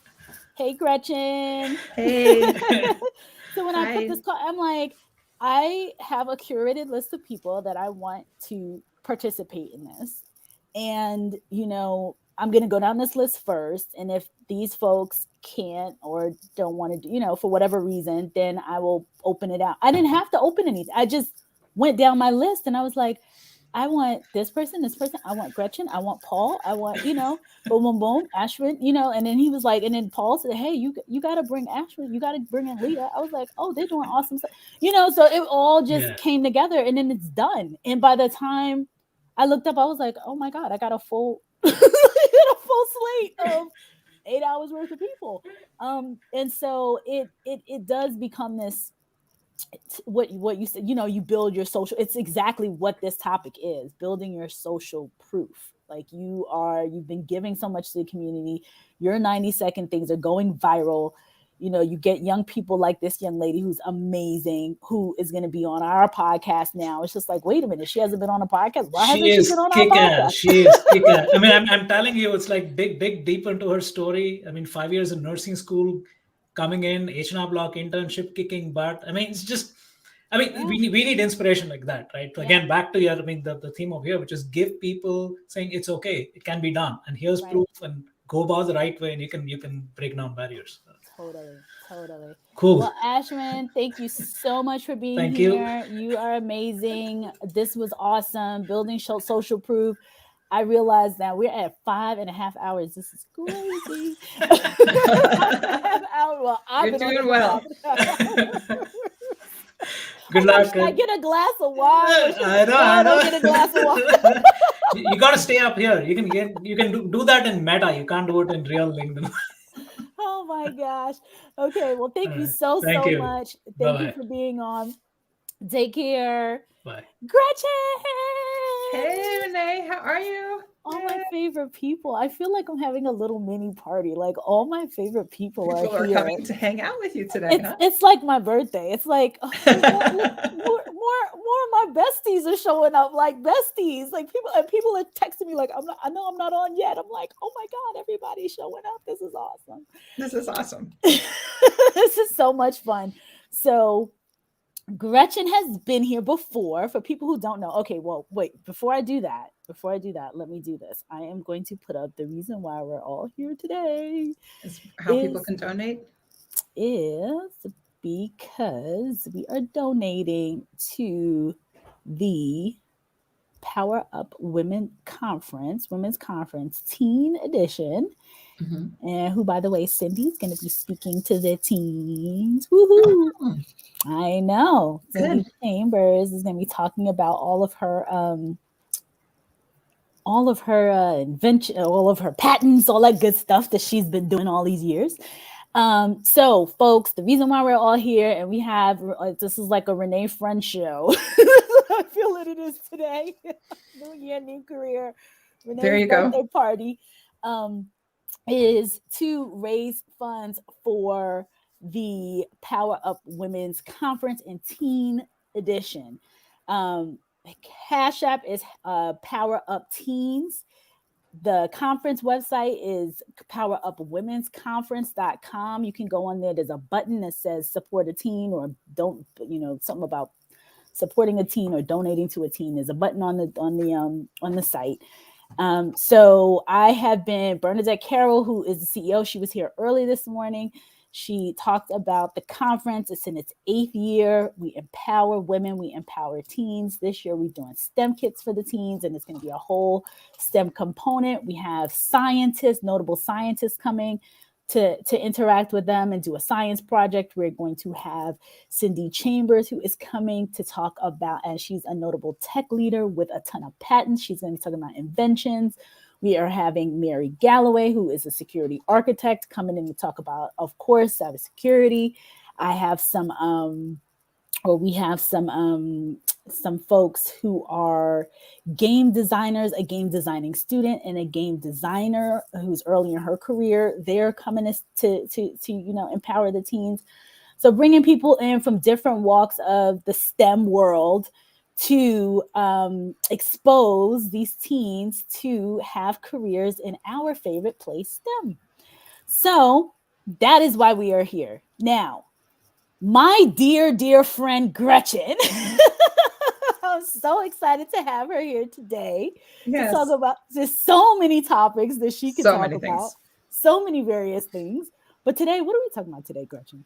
Productivity. Productivity. I thought that'd be a good topic if you have people out there who are trying to switch careers and they're trying to learn new things on the side. They probably already have more than enough stuff on their plate, and they probably could use a few productivity tips, I thought, to just help them get it all together while they're in that transition and state. Oh my God, it's so true, especially during this virtual situation, especially during this pandemic with all of us having a zillion things kind of coming at us. And I know in the beginning of the pandemic, folks who were not used to being remote, they would just be copying what they did in the office. And so I know productivity went, I know that went out the window. Well, it's funny. Some people said their productivity went way up, but that's, I think, because they didn't go home, because they were home. You know what I mean? Like they didn't stop. Right. So I think, learning how to build those life work balances when you're in that kind of weird environment where you're working from home all the time, if you're not used to it, it can be a bit, especially if you've got young kids at home that you're trying to keep doing school. Yeah, you know about that. So, girl, we could talk now. We could do a half an hour talk just on that. Yeah.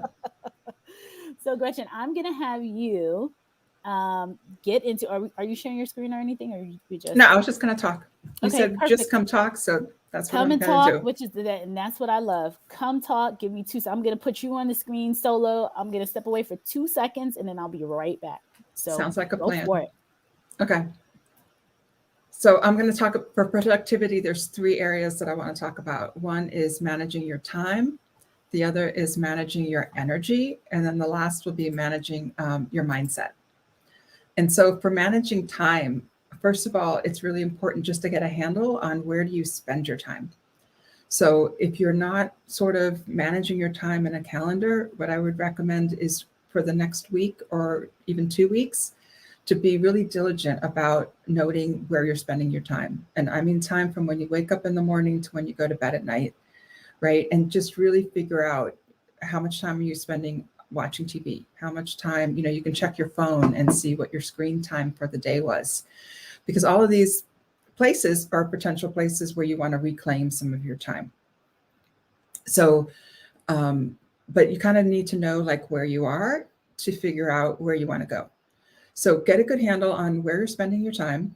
Just, get a logbook and, if you have to, every couple hours, write down where you've spent your time over the last couple hours. And I think a lot of people will be surprised. They don't realize how much time they spend on different activities, and they'll be surprised at how much time you actually have if you cut some of those activities out. And then, because when you go back and review your activities, you want to look at them in different buckets and really see what are the kind of the low priority, low urgency items that you're spending a lot of time on, like the screen time and TV, and how can you reduce that and reclaim some of the time so you can work on the more important things and work on your goals. And then another thing to help you along that line is that once a week, you should really look at your upcoming week and plan it out and make sure that you're putting on there the things that are important to you, right? So if it's important to you to keep your friendships up, then, do you have something on your calendar where you're reaching out to have lunch with friends? Or, do you have something on your calendar for like date night with your spouse or your significant other? So like all those kind of things that are important that can kind of like go by the wayside when you get caught up on this day-to-day treadmill with all the different distractions that Renee was talking about coming at you. You've got social media, you've got the internet, you've got TV, you've got all of these different things coming at you, email. They're all kind of distracting you and pulling you into like other people's priorities. So really like sometime over the weekend, sometime between Friday afternoon and Monday morning, just, get your calendar out and just look at your upcoming week and figure out where are you going to do the things that are important to you, the things that are really going to improve the quality of your life, and get those onto your calendar, and then and then stick to your calendar, right? And then the other thing for time management is when you're putting those things on your calendar is you want to do time blocking. You want to get a block of time. So you want to say, like, I'm going to spend 2 hours on Monday, writing my new book or whatever it is, and put those, kind of allocate that chunk of time in your schedule, and do it as far out as you can. And often some of those are going to be like reoccurring events. Like every Friday afternoon, I catch up on all my work admin stuff. I have a half-hour block where I just do admin stuff on Friday afternoons, and it's just a reoccurring event that kicks in and reminds me to do them.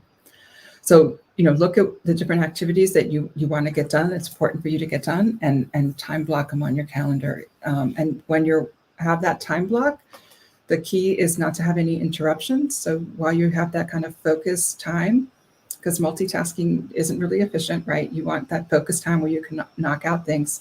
You want to not be checking your email. You want to not be checking the text messages. Take the hour or however much time you've blocked and just use it for focused, concentrated time. And that is going to help increase your productivity probably more than anything else. Can I chime in here? Yeah. So you'll get a kick out of this. When the pandemic started, or I guess, let's say this, when the kids were going back to school, and I was beyond excited, like, woohoo, y'all are going back, y'all are leaving, going back to school. You're doing your little freedom dance. Oh my goodness. Talk about freedom. Then, like, I felt like I was in Armageddon for, what was it, 16 months or whatever it was. So when they all went back to school, I felt like I gained another 8 hours in my day, because to your point about multitasking or trying to, it's inefficient. And it's horribly inefficient.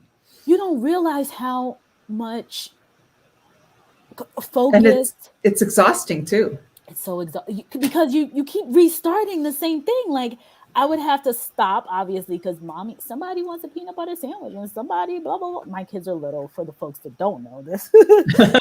Somebody wants a peanut butter sandwich, or mommy, in the bathroom, da, da, da, da. So all of this is going on, and I'm trying to do a little bit of work. And every time I get into something, I have to switch. And I was so exhausted. At one point I had anxiety. I was like, I'm not going to be able to get anything done. And especially in my business and my profession, like, I need to be on the phone, focused with people, talking to them about their careers. What are they doing? All that stuff. Right. So it was, you need to be actively listening. Like, okay, why is this person leaving? Why? Blah, blah, blah, blah. And having a real conversation, and you got all of this madness going on. And so when you talk about time blocking, that period of time where everything else is blocked out and you're just super focused, when the kids left and they went to school, and I sat here like, oh my God, it's quiet. Like, I feel like I got like 3 times the amount of work done in a short period of time, because. Yeah. Especially if you're working on something very detail oriented. Like, I started out as a computer science major, right? And so I used to do programs and stuff. And back then they would say, if someone comes in and interrupts you, it takes 20 minutes to get back into it, right? Because you're in the middle of your program, you got variables, different situations in your head, and right. And it really was true. Every interruption added like 20 minutes to it. And so, multitasking, it's very inefficient, because you kind of have to put it in computer terms, you have to reload the program you're working on, right? And in the old days of computers, they used to get bogged down because the operating system just managing, swapping people in and out would take all the time, and then people wouldn't get any time slices, right?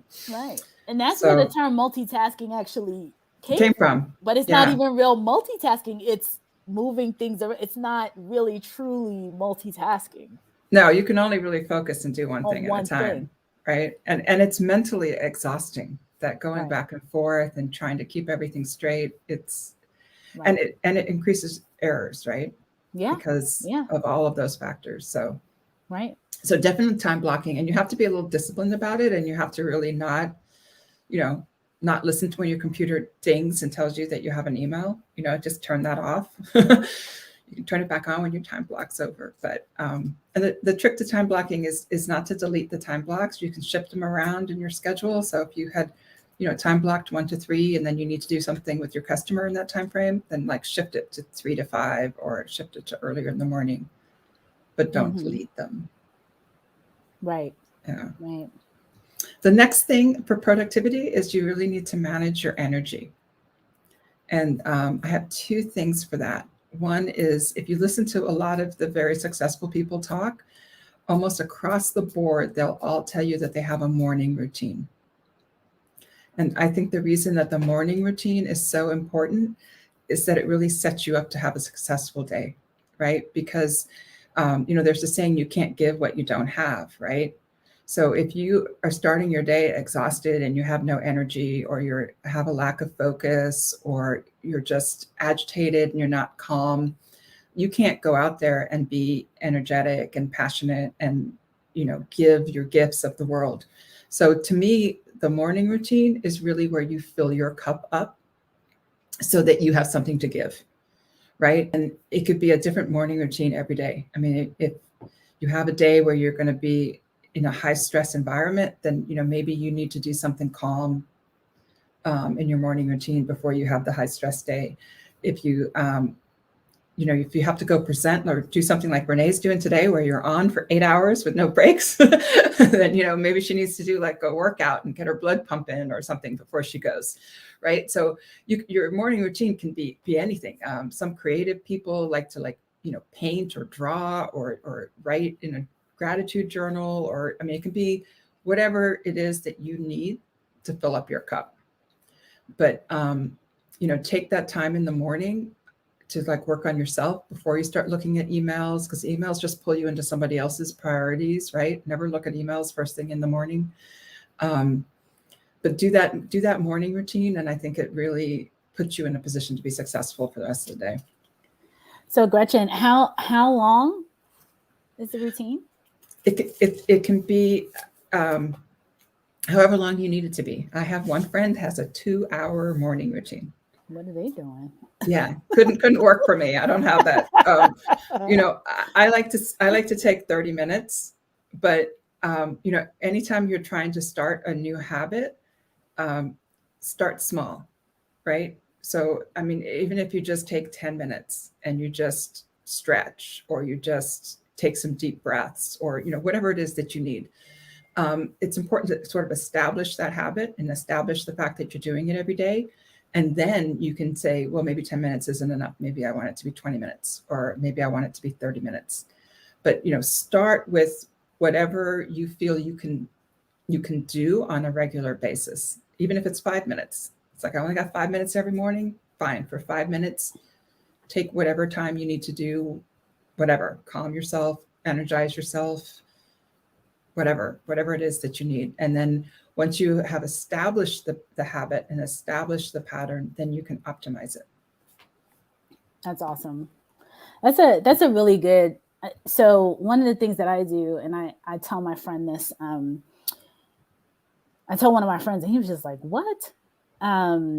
He said, I said, I wake up on most days at between 4 and 5, usually earlier. And then I'll get a little mini nap after. So I'll do something like I'll work from 4 to say 6. That's my little morning routine. It's 2 hours, but it's not really it's not like me time. No, but you can knock some good core workout, right? That's the thing. And that reduces your stress. That's the quiet time for me now. Well, I can, right now is a great quiet time, right? So it's right now 2:50 Eastern.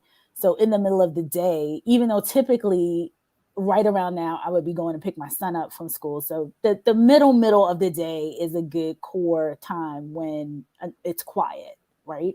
Mm-hmm. But before that, to get a full day's worth of things done, I need to be able to do a lot of what you're saying, time block and morning routine. And I do those two together.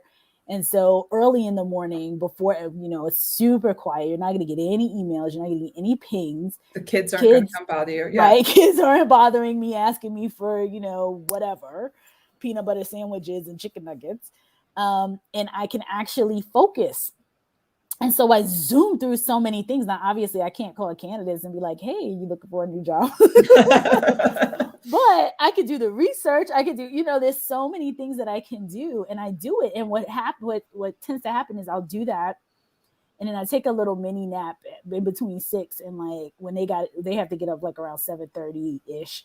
So between 6 and 7:30, then I'll like, when I start getting kind of sleepy again, I'll put my head down for a little bit and then wake back up and I'm refreshed. And then half of my day is more or less completed because I did that. So that's why I was curious about what some folks are doing, especially when you have, it's one thing to be, I think, either empty nester or no kids or kids that are self-sufficient, like all of these other pieces to the puzzle, and I won't only say kids, just caretakers, caregivers, people living with you, where you have multiple people to juggle, to see how folks are getting it done. And people are like, well, how do you get this stuff done? I'm like, I got to do it early. If I don't do it now, it won't happen. Yeah. One of my son's friends, his mother goes to work out at 5:45 every morning, home by 5:45 to 6:45, home by 7 to get the kids up and off to school, right? So yeah, you got to find what works for you, and it changes over time. When my son was in middle school, I used to drop him at the bus stop at 6:40, right? So I was up at 5:45, got him all together, but then I could take from 6:40 to like 7:15 and just have my space, right? My time, even to 7:30. And I'm still starting the workday early at 7:30, but I've had a good, 45 minutes of just my morning routine. Right. But then when he switched and his middle school schedule switched and the time switched, I had to adjust my morning routine. So you do have to adjust it. Right. It doesn't always have to be first, right? But you do want it in there before you kind of dive into your workday. Right. No, I like the idea of the beforehand, because you hear that often, like executives, people that have like, a ton of things to get done. It's just like getting it done before the day starts. Right. And even just taking a few minutes to set your intentions for the day, like to think about each of the things that you have to do and what your intentions are and how you intend to show up in each of those things. That's important too. Yeah.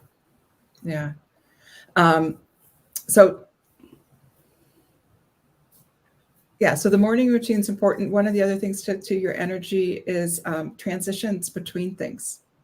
So if you do the time blocking and you have, an hour blocked for one thing and then an hour blocked for the next thing, make one of them like 55 minutes and then take 5 minutes to just let the first task go, decompress, take some deep breaths, get up, move your body, and then, reset and refocus your intention for the next thing. And that's really important when you're transitioning from home to work and from work to home, right? Like I know if you just sit in the car, if you're driving to work, which some people aren't anymore, but if you sit in your car for just 5 minutes before you get out to go in and you just think about the type of parent that you want to be and how you want to interact with your loved ones, and take that kind of deep breath and let the stresses of work go before you go into the house, it can make a huge difference in how you show up. So managing those transitions and resetting your intentions helps reset your energy levels. Right. It can help keep you going through the day. I wanted to ask, how do you do it when you're remote? When it's all the same environment? Well, but it's different. I mean, like right before this meeting, I had a meeting with a client. Right. And it ended and I had like 10 minutes and I went downstairs and I got tea and I talked to my husband and then I, came up. So I got up, I got something to drink, I moved my body. I got rid of that and I had my intentions of what I wanted to say and how I wanted to show up for this today and then jumped on. So, you just need those few minutes. So, I mean, even though that was a Zoom call too, and this is it feels different because I took that moment, I took the breath and you know what I mean? Right. Yeah, no, that's very powerful, because I think that some people made everything. And I know this, again, in the beginning of the pandemic, folks that didn't work from home, everything was all one. Everything was a hodgepodge. And folks would, they'd be just stuck at their life. Like, I feel like, like how I am today. And you want days, I'm not, stuck here, but I feel like how they probably felt, like stuck not And feel it's like that. But and it's important to move your body, right? Because I mean, just sitting in front of your computer for 8 hours a day, it's so bad for your body, and it's so bad for your energy levels and everything. And just to get the blood pumping again, so just to get up and just pace back and forth in the room, do some jumping jacks, just do anything to kind of, get the blood flowing through your body again in between. So I think, those transitions are so important. So start the day with a good morning routine to fill up your cup, and then manage your transitions through the day to keep your energy high. And do we have time to do the mindset, or do you have your next person? Yeah. Okay. Well, I know I see Ron hanging out in the background, but okay. Oh, real quick, I got a couple minutes. No. Yeah, we'll do my little fun transition. It's like a mini party, so I'll bring Ron up in a second. So the last thing for productivity is really to manage your mindset, right? And there's a whole bunch of different aspects to that. One is the old Henry Ford thing about if you think you can or you think you can't, you're right. So you want to have sort of that optimistic mindset as opposed to but when it comes to mindset, it's also a lot about how you perceive yourself and your identity, right? So I was reading this book recently called Atomic Habits, and it was talking about to kind of set up these new habits and whatever, you need to change your identity. So if you're trying to quit smoking and someone offers you a cigarette, you could either say, oh, no, thank you, I'm trying to quit. Or you could say, no, thank you, I don't smoke anymore. Right? I'm not a smoker. And the second one is much more powerful, right? So you kind of want to think about to really get me to the next level, right? To get me to be like that cybersecurity person that I want or whatever. What kind of person do I need to be, right? Do I need to be more disciplined? Do I need to be more detail oriented? Whatever it is that you need to be, more analytical, less analytical, whatever. And then look at what are the habits that you can have in place to support that identity, because then it's a self-fulfilling prophecy, right? So if you need to be more disciplined and you start doing a habit that adds discipline, then every time you do it, you're reconfirming to yourself that you're that disciplined person. Do you see what I mean? And again, in starting any habit like that, you want to start small. You just want to establish the habit, even if it's small. In the book, they're if you want to go to the gym every day, he's literally just go to the gym. You don't even get out of your car, and you could just drive home. I might start doing that. And he's but just establish the habit. I'm going to go to the gym every day. Yeah. And he's maybe for a week you just drive and come back, and then maybe after that you go into the door. I don't think Ken would allow that. No, I don't think so either. But you establish the habit, and then you make it bigger and better after it's ingrained. So I think that's important. Ken definitely wouldn't allow that. Oh my gosh! Let me bring Ron in here. Hey, Ron. Hey. Hey, Ron. Good to see y'all. I love everything that you were saying, by the way. Atomic Habits is a great book. It's a great book. You were schooling even me with some good habits to start building for myself. Thank you. Yeah, very good ones. And the inside joke with Gretchen and I is that when we say Ken wouldn't allow it, is we both took this boot camp at a gym owned by, his name is Ken. Yeah. And Ken was the quintessential Navy drill sergeant. Yeah. Yeah. So we're and I reached out to Ken, which is kind of funny, and said, "Hey, Ken, the last time I told him I fell off the wagon." He said, "No, you jumped off." That's what he said. No, you didn't fall off. You jumped off the wagon. Then I reached out and I was like, "Ken, it's bad. It's really bad. It's really bad." And he's like, "Okay, come by. What what can I do for you? What do you need?" And I told him, and I said, "I'll get back to you or whatever." And then he sends me a voice one of these Facebook voice things "Renee, what are you doing with your life?" It was comical. But anyway, Gretchen, these were fantastic. Thank you so very much. Productivity is so important, especially when you're trying to change and do something new. So forming the new habits, having that morning routine, blocking out time and having focus time, and knowing that this whole this multitask thing that we think we're doing doesn't work. And What was the first one, Gretchen? It was set mindset, right? Oh, yeah. It's managing your time, managing your energy, and managing your mindset. Managing your mindset. Yes, absolutely. And really look at where you're spending your time too, because everyone can reclaim some time, right? Just look at the amount of screen time you have on your phone. Oh, so as a start, if nothing else, right? Yeah, that's gonna be something. Sounds like a trap. That's a total trap. And Yeah. before you run, just yesterday, and Gretchen, feel free to thank you so much. I appreciate everyone's time, so I'm being very cognizant of everyone's time. So I totally appreciate it. Drop off whenever you're ready. But we had a conversation yesterday about, and we had Olivia Rose on. So yesterday is a typical Breaking Into Cyber 1 p.m. So Thursday thing.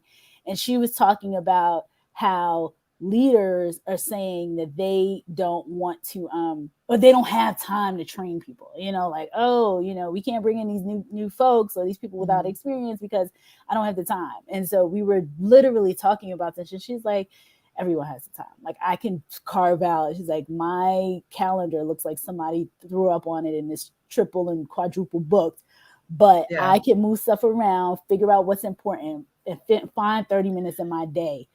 Yes. To do things. Yes. So one of the guys I follow a lot is Brendan Bouchard. I don't know if you know him. He's a high performance coach. And so he said one of the things he does with all of his clients is he'll walk in and he'll say, show me your schedule. Show me your calendar. And he's like, if I can't figure out what your goals are based on your calendar, you're not working on your goals. Right. Right. So yeah. So it's important to kind of have that clarity. And that's where, like, you get meetings, which are other people's agendas. You get emails that are other people's agendas. There's so much of our day where we're working on other people's priorities, right, and not our own. And so that's why it's really important to allocate those times and the time blocks on your calendar as things that you are going to work on. Totally. Absolutely. All right, Gretchen. Well, thank you so very much for being here. Like I said, I feel like it's a little mini party. All my friends are showing up. People I haven't seen in a whole year, like Ron Eddings.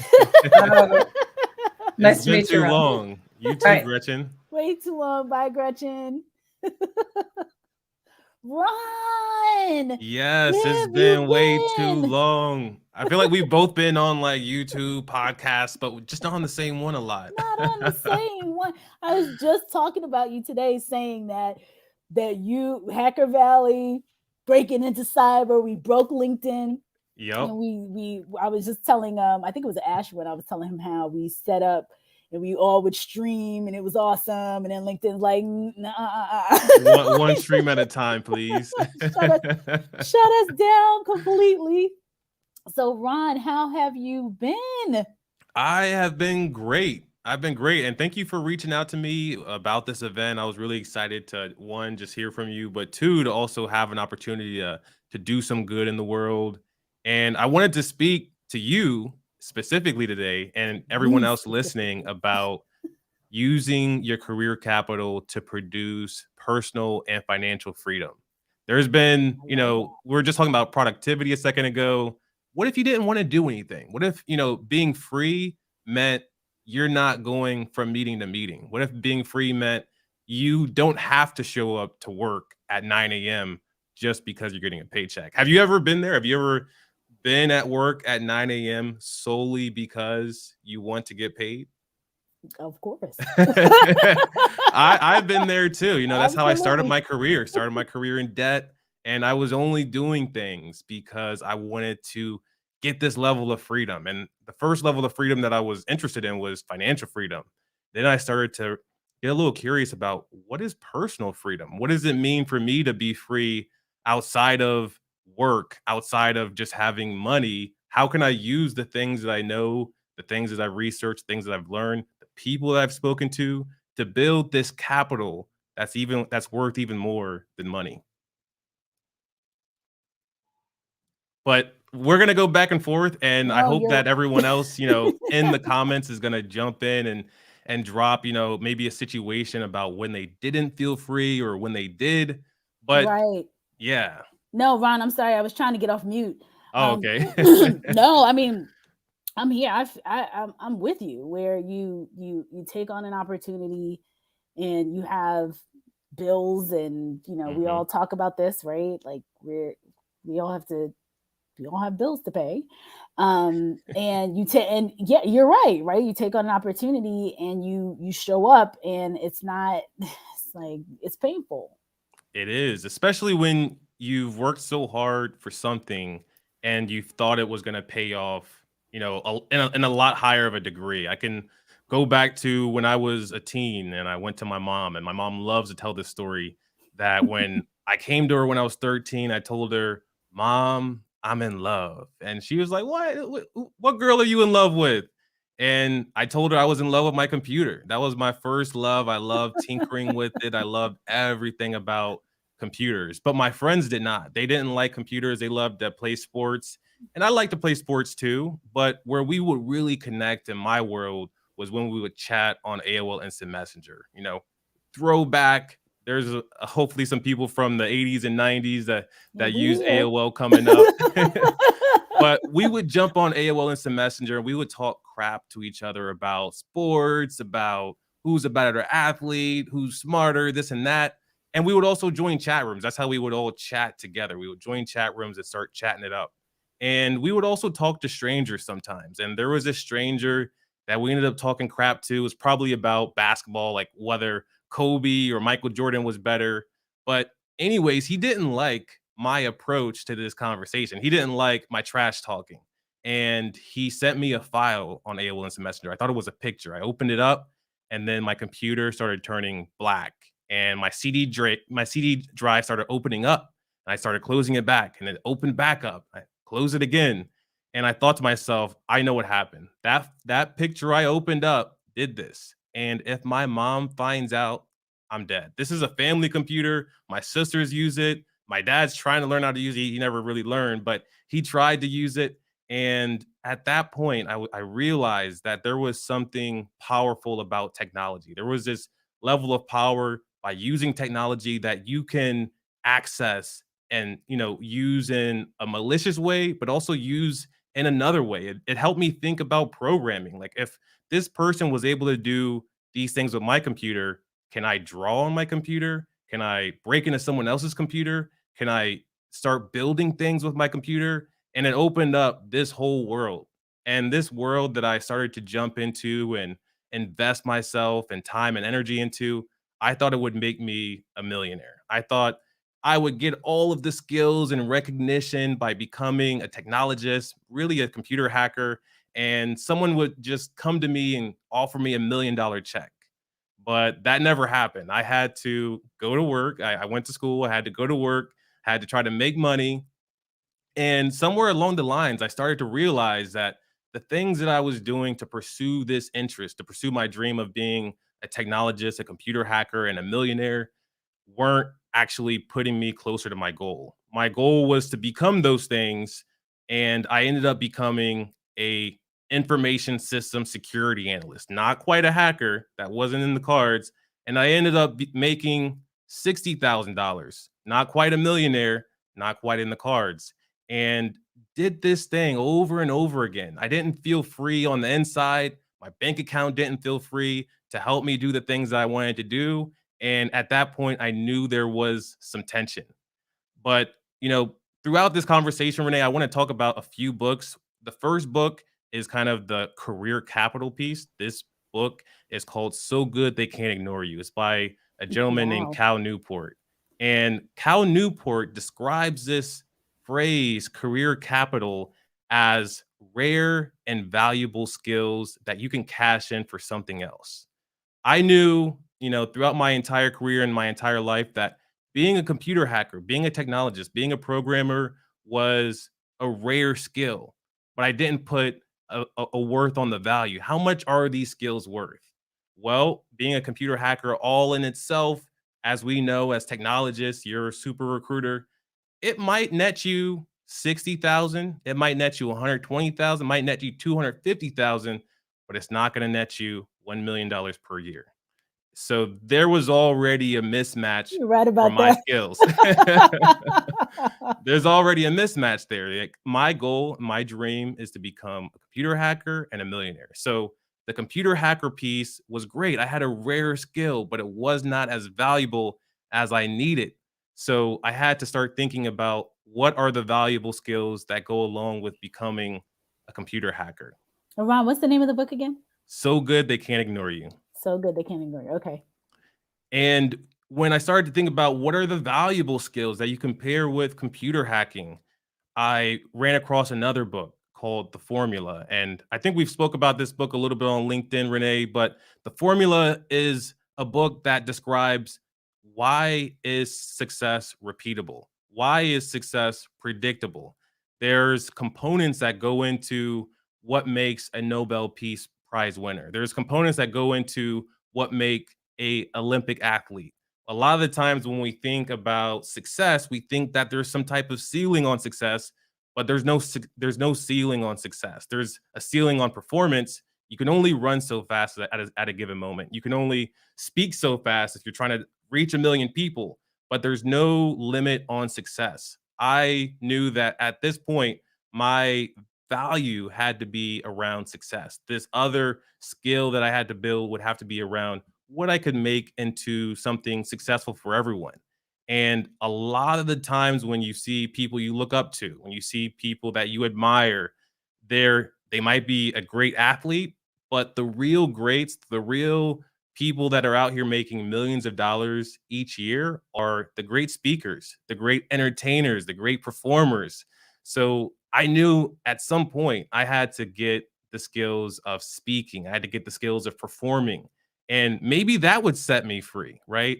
If I was able to become a hacker and be a great speaker, maybe I could be free at that point.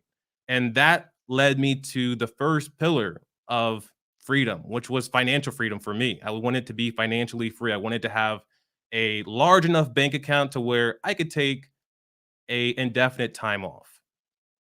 But even if you have those things, does that mean you're free? Does that mean you can go into the world and be what you want, do the things that you want, think the things that you want without constraints? Not quite. There's also that level of personal freedom. And the personal freedom was something that I found that comes from within.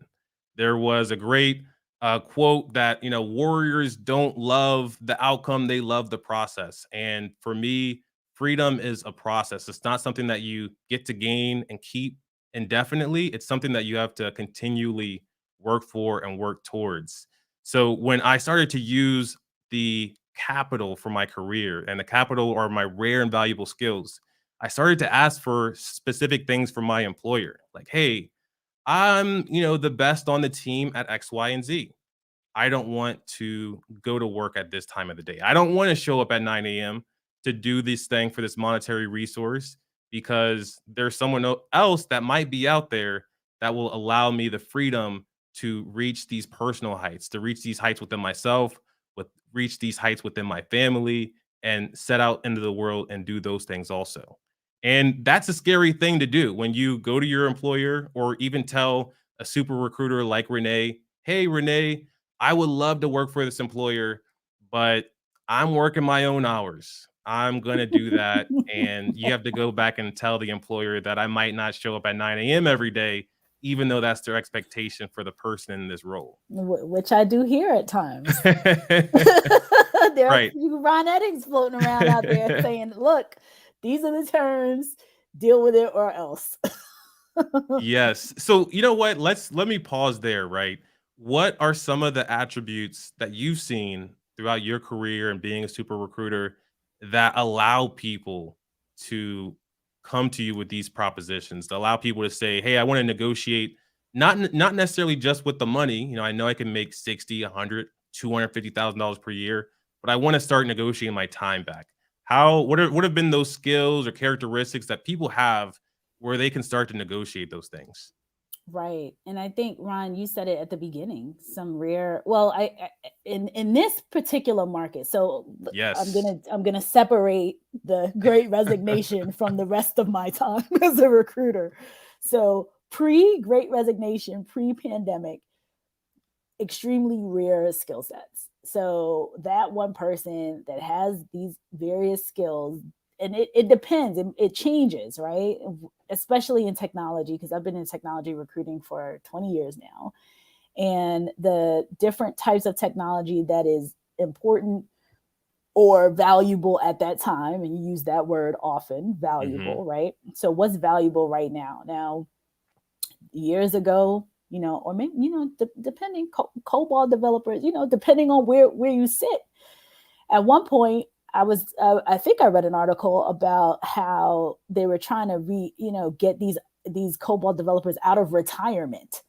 Okay. Because if I remember correctly, and I hate doing this because sometimes I always mangle something, but if I remember correctly, a lot of the banking databases, banking systems, like the old legacy systems were based in certain technologies, and these folks had that specific skill set that they don't teach anymore. So like anybody that's been in school that's learning Java, learning any of these new development languages would not have learned this. So you have quote unquote folks from 20, 30, 40 years ago that they had to try to pull out of retirement to help with some of this work. And these people now became valuable because they have this rare skill set. Right. So somebody like that can command like, hey, look, you're calling me out of retirement. I can, you know, I'm not showing up until I'm retired. I'm coming in, I'll do your work, but I'm coming in at 11, I'm leaving at 7 or 8, whatever time, you know, or I don't want to work as a full-time employee. I'm going to work as a consultant or a contractor or what have you. And those people command, and they could go back in retirement, like take it or leave it, you know? So having that flex, that freedom, because they're in retirement, they don't need the money. They really don't need to come back. They might not even want to come back, but you're begging and pleading and you're dangling stuff in front of them. So they're like, okay, I'll consider it. So you had that population, a pre-pandemic, and now in the pandemic, it's that, but I think it's shifted a bit. Like it's not as much of those very super rare skills, but skills that are in demand. So, if a position is open, for example, you sit in security. So, and I deal with security. So you got a security architect position, for example, with a specific skill set. And, manager says, I want somebody that's local to New York City. I want somebody that's whatever. And those people, if that's what you really, truly need, and this market is tight the way it is, then you're flexing to people's demands. Yes. And so I'm seeing that much more than I've ever seen. And I think it's fantastic. Like I say all the time, like, the candidates, for once in my 20 or so years of doing this, candidates have a lot of power. And so right now, and I think this is a kind of a blip in time, that their skill sets that are rare, because everybody can't do that. Yep. If you have folks that are okay in their job, or you have an average skill set or whatever, you're not at the pinnacle, then you can't really demand things. People will be like, well, I don't want to wake up at 11. Well, good luck. You know what I mean? 6 of these other people are ready to wake up and show up at 8. So sorry. Right. But if you are that person that has that particular skill set that's very difficult to get in the market, it's supply and demand, and they are getting, they're putting in their requests and getting the needs met. So I think that I've hacked the system. My background started as a computer hacker and, cybersecurity practitioner, turned into this, media person. And what I've learned is you can reverse engineer this process. There's an abundance of jobs out there. Renee's filling a lot of them. She's helping fill a lot of them. And if you go to these jobs and you start an Excel spreadsheet, if you were to look at all the skills that you need, you can take each skill and have 2 columns in a spreadsheet, one for the skill, like the description of the skill, and then one for the count. And then go through each job and see, hey, how many jobs are asking for this skill? If there is an abundance of jobs asking for that skill, i.e. in this world and technology and cybersecurity, Python is often one of those skills. You'll see this over and over again. And that's one of the valuable skills. So you'll start to make a count of all right, what are the valuable skills? What are the skills that employers really value? And then you can do the same for the skills that didn't show up often or showed up often for the jobs that you were interested in. There might have been a lower number, and you take those things that you want to do. Maybe it's programming and you learn the specific programming language. Maybe it's a bit of AWS. You take the components that you want to learn and then you start to combine those, because career capital is a combination of both the rare and valuable skills. There's a lot of entrepreneurs out there that are doing great for themselves, especially in this world, a lot of VC funding flowing. But what about the people that don't want to be an entrepreneur? There's another way. It's called a careerpreneur. It's someone that is constantly working towards career success. And career success is building these rare and valuable skills. And how you build these rare and valuable skills is the challenge, but the challenge is solvable. The way that you do it is you have a craftsperson mindset. It's almost like what I was saying about warriors respect the process. A craftsperson also respects the process. They love what they do, not because of how it makes them feel, but because they can get good at it. They can follow a series of steps, they can stretch themselves, they can get feedback, and they can minimize the time that they're doing that thing over and over again. The last session was about productivity. It's not always about productivity because you don't want to be always producing. You want to be minimizing the time that it takes to produce so you can go and do other things that a free person would do. If you're constantly doing something, you're not free. You're bound by the things that people are expecting out of you.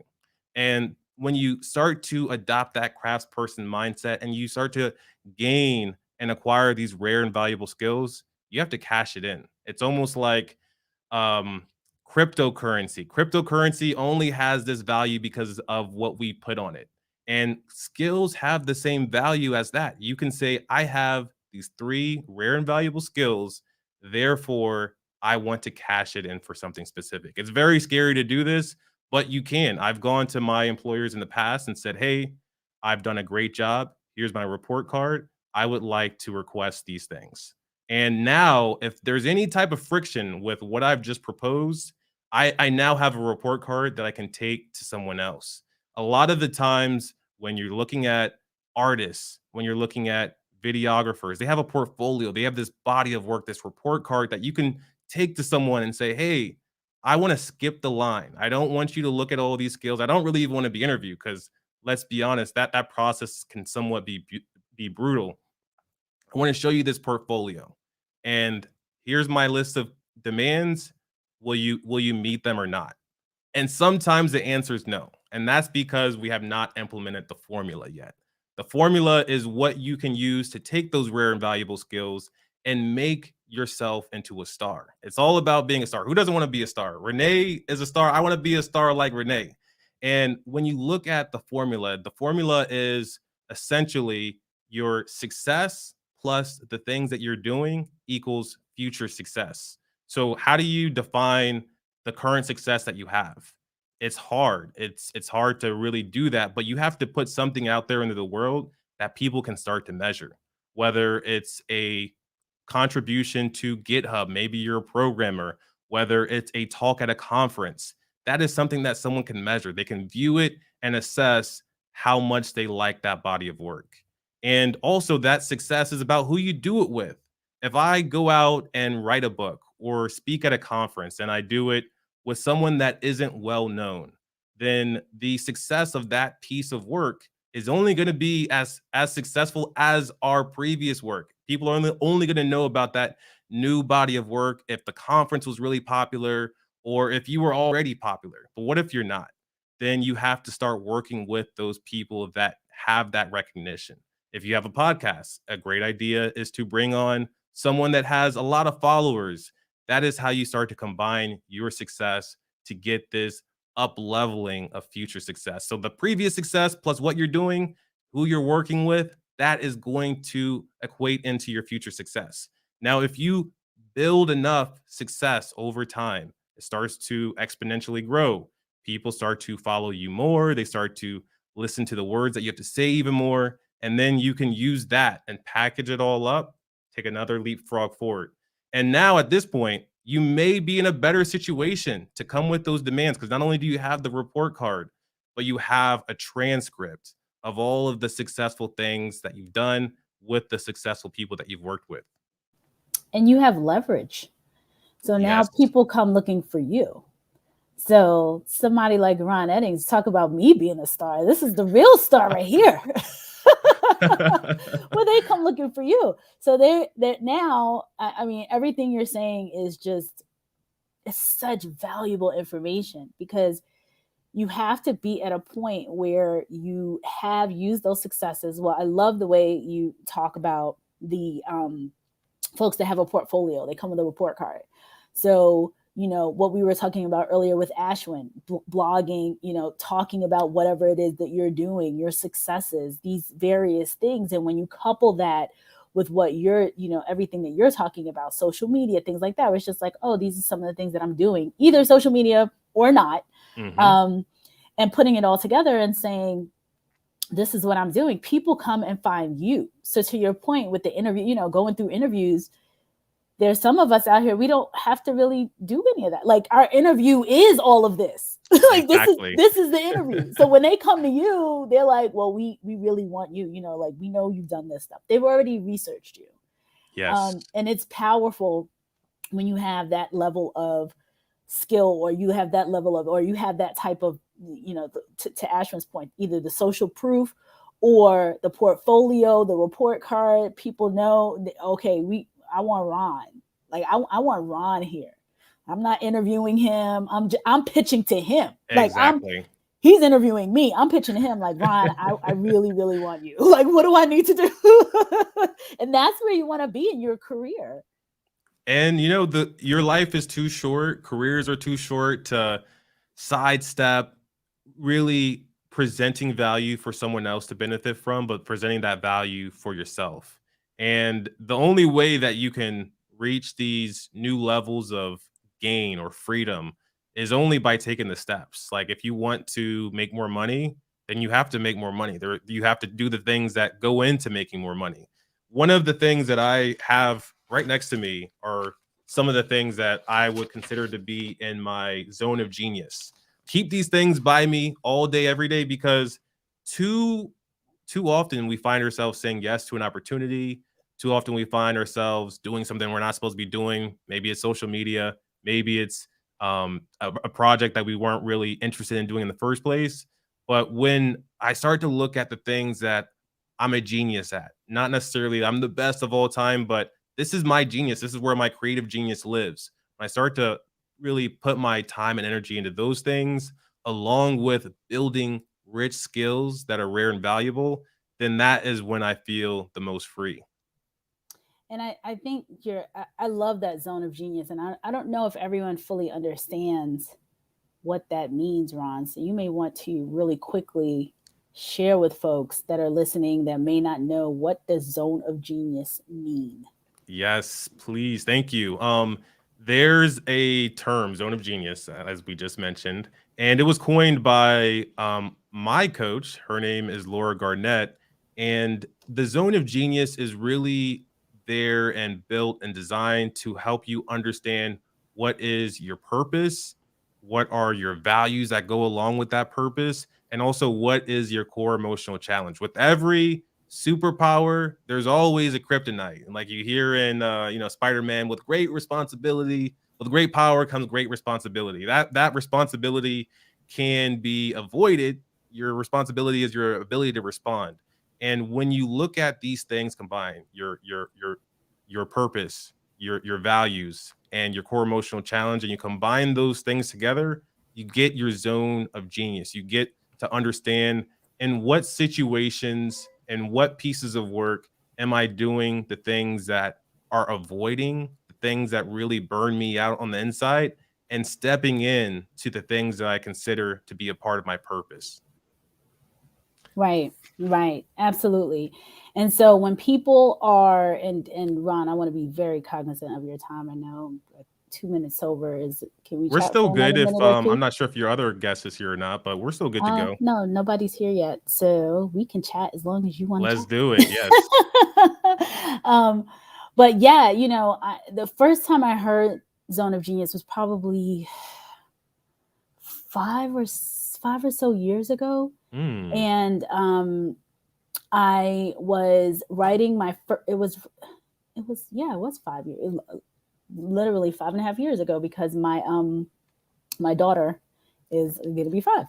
And it was right before I was writing my book. And the person who I was, the first book that I wrote, and she talks about her zone of genius. Like, there's certain things that this is what I focus on, and this is where I spend my time. And if it doesn't fall into this arena, I'm not doing it. And it's so powerful and empowering. So your values, where you stand. It's just like, okay, something comes to me, nope, not doing that. No. And it's easy to say no to things, because I don't know about you, but many of us, it's hard to say no. Like, it's hard. It's so hard. People come to you with all kinds of stuff, like, oh, can you speak at this? Can you do this? Can you, can you support this? So many things. And to be able to just say no and have it and know that you have, it's like, okay, it's not within my zone of genius. I'm not going down this road, is right. A very, very powerful thing. Yeah. I'm glad you brought that up. What I learned about mine, and I could share a bit about it, my zone of genius. And before I even say what my zone of genius is, it's hard to remember what your zone of genius is. There's times where we set all these New Year's resolutions. Happy New Year, everybody. You set all these New Year's resolutions, and then you realize somewhere down the road that you stopped doing most of the things that you wanted to do, and you even forgot about all the resolutions that you set. So what a lot of the people that I do, a lot of the things that the people that I do, that I follow do, is they make things easier to remember and to digest. So one of the things I love to do, I always talk about it, are mnemonics. You try to encapsulate an idea into a word that you can remember. And my mnemonic is limitless. And my L is I look for information via research. I love to research. It goes back to me wanting to know all the things about computers and technology. I use my I for integration with my existing knowledge. I take the things that I know and use them for new pieces. I merge it into a concept. And then I take more information. I initiate more data via feedback. I always love to seek feedback from others. I team up with others. That's the T. I learn from endless iterations. I socialize my opportunities with others, like I'm doing right now. Part of this whole thing of me coming on was so I could, speak this into the world and share my experience. And my other S is I solve. Part of my zone. It wasn't just to hang out with me, Ron. It was. It was to teach one of my friends something about myself. And when you teach it, you get to learn it twice. So that is why I'm here. True, indeed. True. And I'm sorry I cut you off. What was the last one? Oh, it's solve. It's solve. Right. Limitless. Limitless. Yes. That is very cool. Really, part of it that goes into it is I am a solution excavator. I love to figure things out. If I am not helping people work towards a solution, I'm going to get burnt out. Yeah. No, that's such good advice for people who are, making these changes, because like you said, the beginning of the year comes around. I'm done with the resolutions. I was like, I'm over it. I'm not doing that anymore. I'm trying to hang on. I'm over the whole resolution thing. I'm like, this is like, please. But, setting the goal, setting all that stuff that comes with a new year, right? Mm-hmm. New beginnings and everything else. And then you forget or you go down a road. So I love that. And I remember you talking about the mnemonics when we used to jump on. Maybe, gosh, was it a few years ago already? God, it felt like it was at least a year. It was at least a year and a half ago. Yeah. At least a year and a half ago. Yeah. At least, yes. Yeah. So, having when you talked about it then and kind of like a refresher for me anyway, now probably new to a lot of folks that are here watching and absorbing this and will be as we share it around. That it's just so important, and it's definitely a way to up level your career. Like a couple of these nuggets. I mean, I just wrote here some of Ron Edding's favorite books. Yes. So good they can't ignore you in the formula, which I wrote it for myself. I wrote it for the audience, but I wrote it for myself too. I'm like, I gotta read some of this stuff. And I feel like I read the formula before, but I need to probably reread it. And providing this type of this information to folks, and especially young people of all walks of life, just making that transition, doing the career, making, doing whatever they want to do in their career, coming up with that rare skill set. I love that hack that you talked about, hacking this whole becoming free. Like, how do you get to a point where you're making the demands? And in a nice way, like, not I'm making a demand, like, you better do this or else, but just saying, like, this is what this, if you want me to come work for you, if you want to come work with you, if you want whatever it is somebody's asking or requesting, this is what this is what you need to meet. This is how I work. Yeah. Period. And it's not mean or whatever. It's like, this is my report card. You came looking for me. It's informative. So, absolutely. So Ron, thank you so much for being here. I'm going to bring up while we transition, because I love this little party. I feel like I was telling Gretchen earlier, hey Leah, that all of my friends are coming. It's like a little mini birthday party today. I was like, oh my God, I haven't seen this one in so long. I know. If I didn't know anybody, I would say it was your birthday. I mean, you got all your friends. I saw Chris on here earlier. It's literally all my friends. It was your birthday. I mean, you got all your friends. I saw Chris on here earlier. It's literally all my friends. What just happened? It was your birthday. I mean, you got all your friends. I saw Chris on here earlier.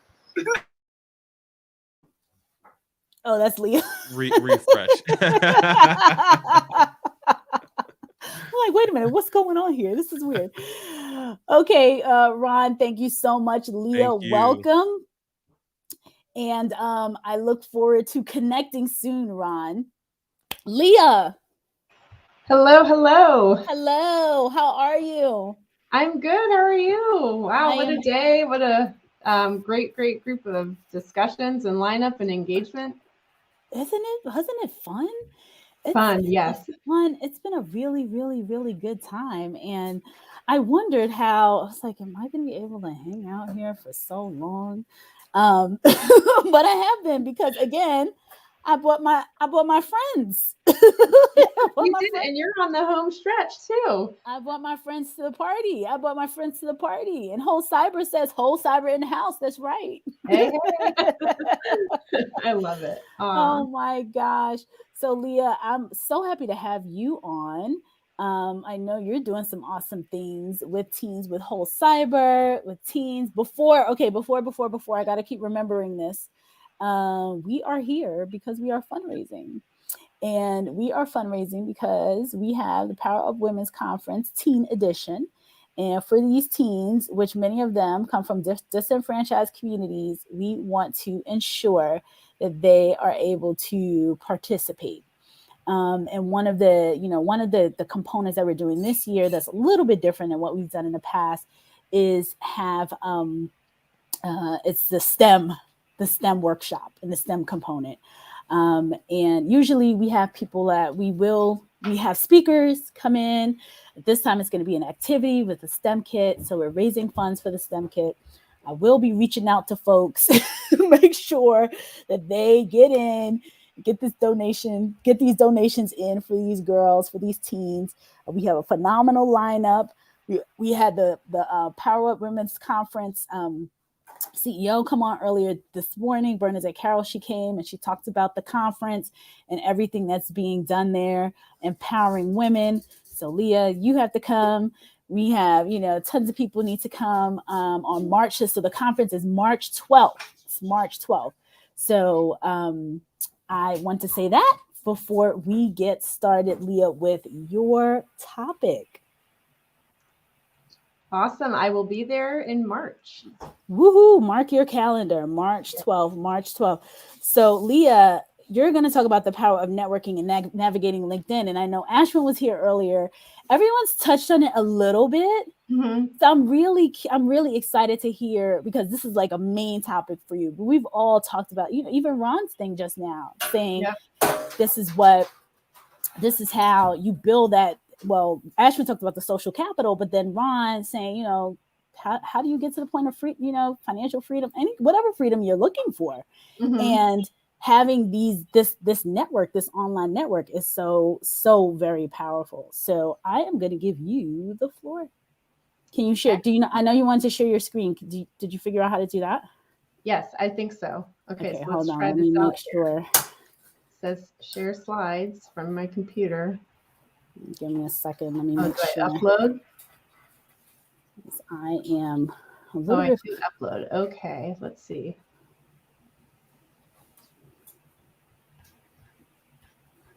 I think I figured this out. Let's see. Okay. Oh, yep. Okay, I see it now. Okay, did that work? Did anything come up? I don't see it up yet. Give it a minute. Okay. Typically, there it is. Okay, so you see it? Oh, okay, I do now. It's like there's a weird delay, but yeah. Okay, here we go. Got it? Okay, yes. And I know I'm kicking off a little later than I was supposed to. So it's no. 30 minutes, but which is good for hopefully discussion. No. You have 30 minutes. So go for it. Everyone's been a little bit, we've had fill-ins and stuff like that. So you have your 30 minutes. And I'm just hanging out here behind the scenes. Awesome. All right. Well, and it kind of gets, it was fun doing this because as I used some personal examples as to how I built my power of relationships through LinkedIn, it got me back to here where we're at today, which everyone will see in a second here. So just to start, for who I am, I'm Leah McLean, and I am currently a vice president in cybersecurity at MasterCard. I love cybersecurity risk management services, cloud security, very, very much have been getting upskilling in cloud in the last few years, partnerships, and I definitely am trying to push and believe we just need stronger collaboration with public and private sectors. I am a volunteer for two nonprofits, Whole Cyber Human Initiative, who I know that we've had some presence from them today, as well as Cyber Future Foundation, a mentor to many and a mentee, I will say that. I'm a co-host of the CISO Diaries podcast. I'm also a chapter leader for the Cloud Security Alliance in North Texas, because I'm based in Dallas, and I'm on the board of a couple of startups. Definitely an advocate for cybersecurity and IT at every age, every school level, every house, everybody in the entire world is very important. So with that said, power of networking, right?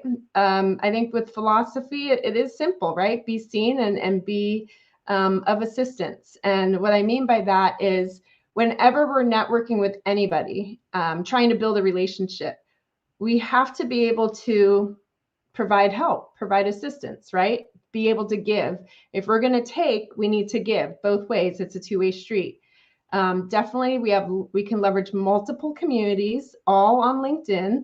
And I like this quote. It says, showing up to networking events, which virtually can be done. Look at where we are here today.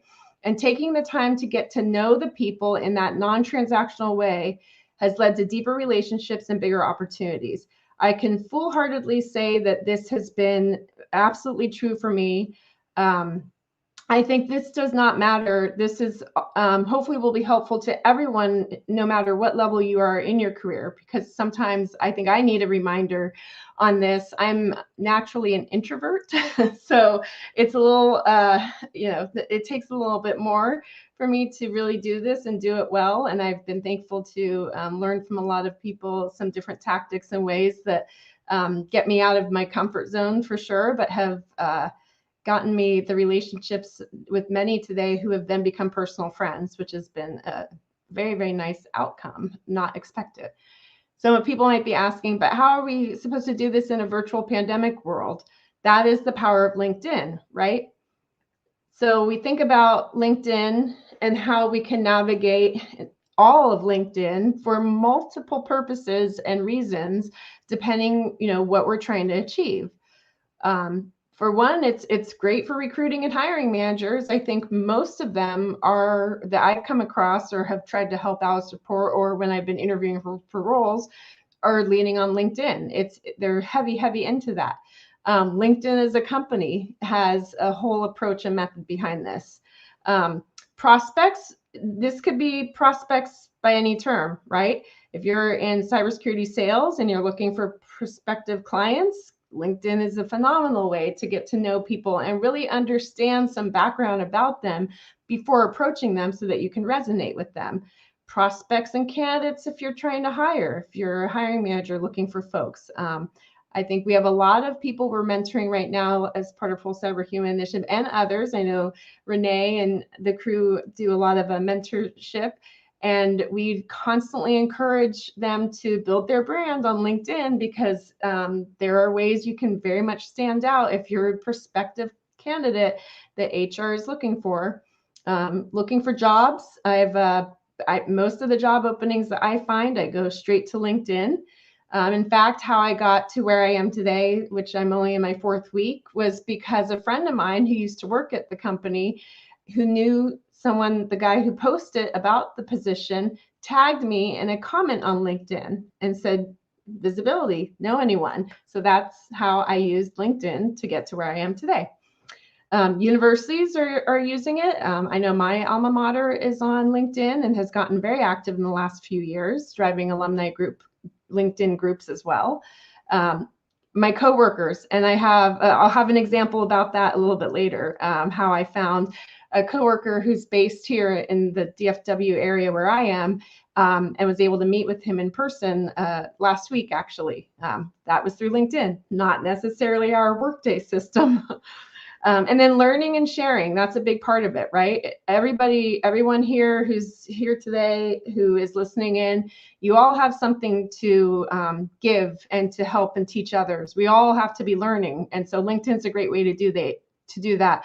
There are a lot of great resources on LinkedIn. I would say, I think I'm an advertisement right now for LinkedIn, but LinkedIn's one of my go-to resources right now.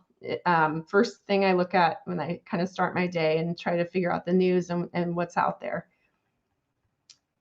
But there is something to be said about, we need to make sure that our relationships are meaningful on LinkedIn, right? I like this quote to the left here, if you're looking at the visual, that networking, it's not just about collecting contacts. It's not, hey, I need to get 5,000 contacts in 2 years. It really is about building relationships. More than ever, we are all virtual. We're in different parts of the world. We need to build relationships. That's very important. So making those relationships meaningful. So LinkedIn messaging. How many of you have had an introduction over messaging on LinkedIn? Do you respond right away? Do you connect in a timely manner? That's important. That shows a lot about your character and the responsibility. When you send an invite to connect with somebody, are you adding a note? You have that option, right? Send a note before you hit send for the request to connect with them. Add a note and try to personalize it. I was at an event last week and there was a CISO panel with 4 of them. And I loved the conversation that they had. It was a very relevant one. I walked away with learnings and insight that I didn't have, or it made me think differently. So I went to each of them to connect and mention something very specific about what they said during that panel in the note. They connected right away and responded back to the note. I was relevant to them. And then tag others for relevancy when you're posting and sharing. With insightful information and sharing the guidance or your own experience that are helping others, and ask questions to drive the conversation. These are all ways to really build meaningful relationships and connect even further than just having someone right? But you get the engagement. The engagement piece is critical. And when you offer to help, regardless, it's, whether you're going to share insights, maybe you have a speaking opportunity for them that you can share. Maybe you have a candidate for a job role that they have open that you're sharing, or you can be that qualified candidate yourself. It's all very low risk with very high reward. So something fun here that I loved is, build your network and really identify all the people that take today. If you've been on listening for this entire day since this morning, and you've been engaging in the comments and the chats and asking questions, I hope you've been linking into people that you're seeing that have been speaking, that have been presenting to you, chatting, because that's one way to build your network right here on LinkedIn, right? And can you identify all the people you came in contact today? Because let me tell you how I got to here with Renee reaching out with this opportunity.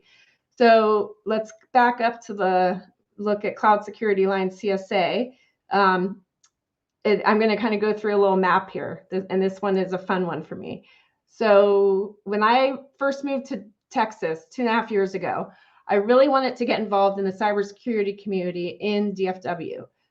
So I ran into the Cloud Security Alliance people, Todd Edison, who you see in the picture here, at an event. This was right before the pandemic.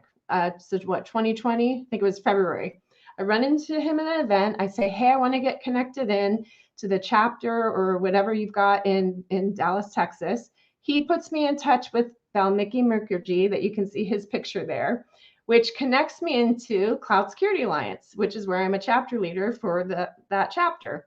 Then Val pulls me to work with Cyber Future Foundation within the last year before I came to MasterCard.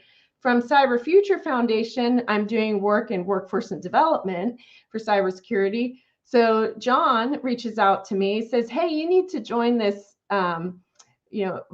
monthly thing that my friend Paul Cummings does, who you see here. He connects us on LinkedIn, which is how I got involved in the whole Cyber Human Initiative, which I've connected for collaboration to CFF, which is then through them that I met Christoph here, you see, which is how I got to Renee, and they do their, breaking into cybersecurity. And as you know, Renee is here today hosting this phenomenal event. And then this guy up here, John, back when I was telling you guys earlier how I found one of my colleagues who is in cybersecurity at MasterCard, also based not too far from me, I connected with him on LinkedIn. So it all comes full circle.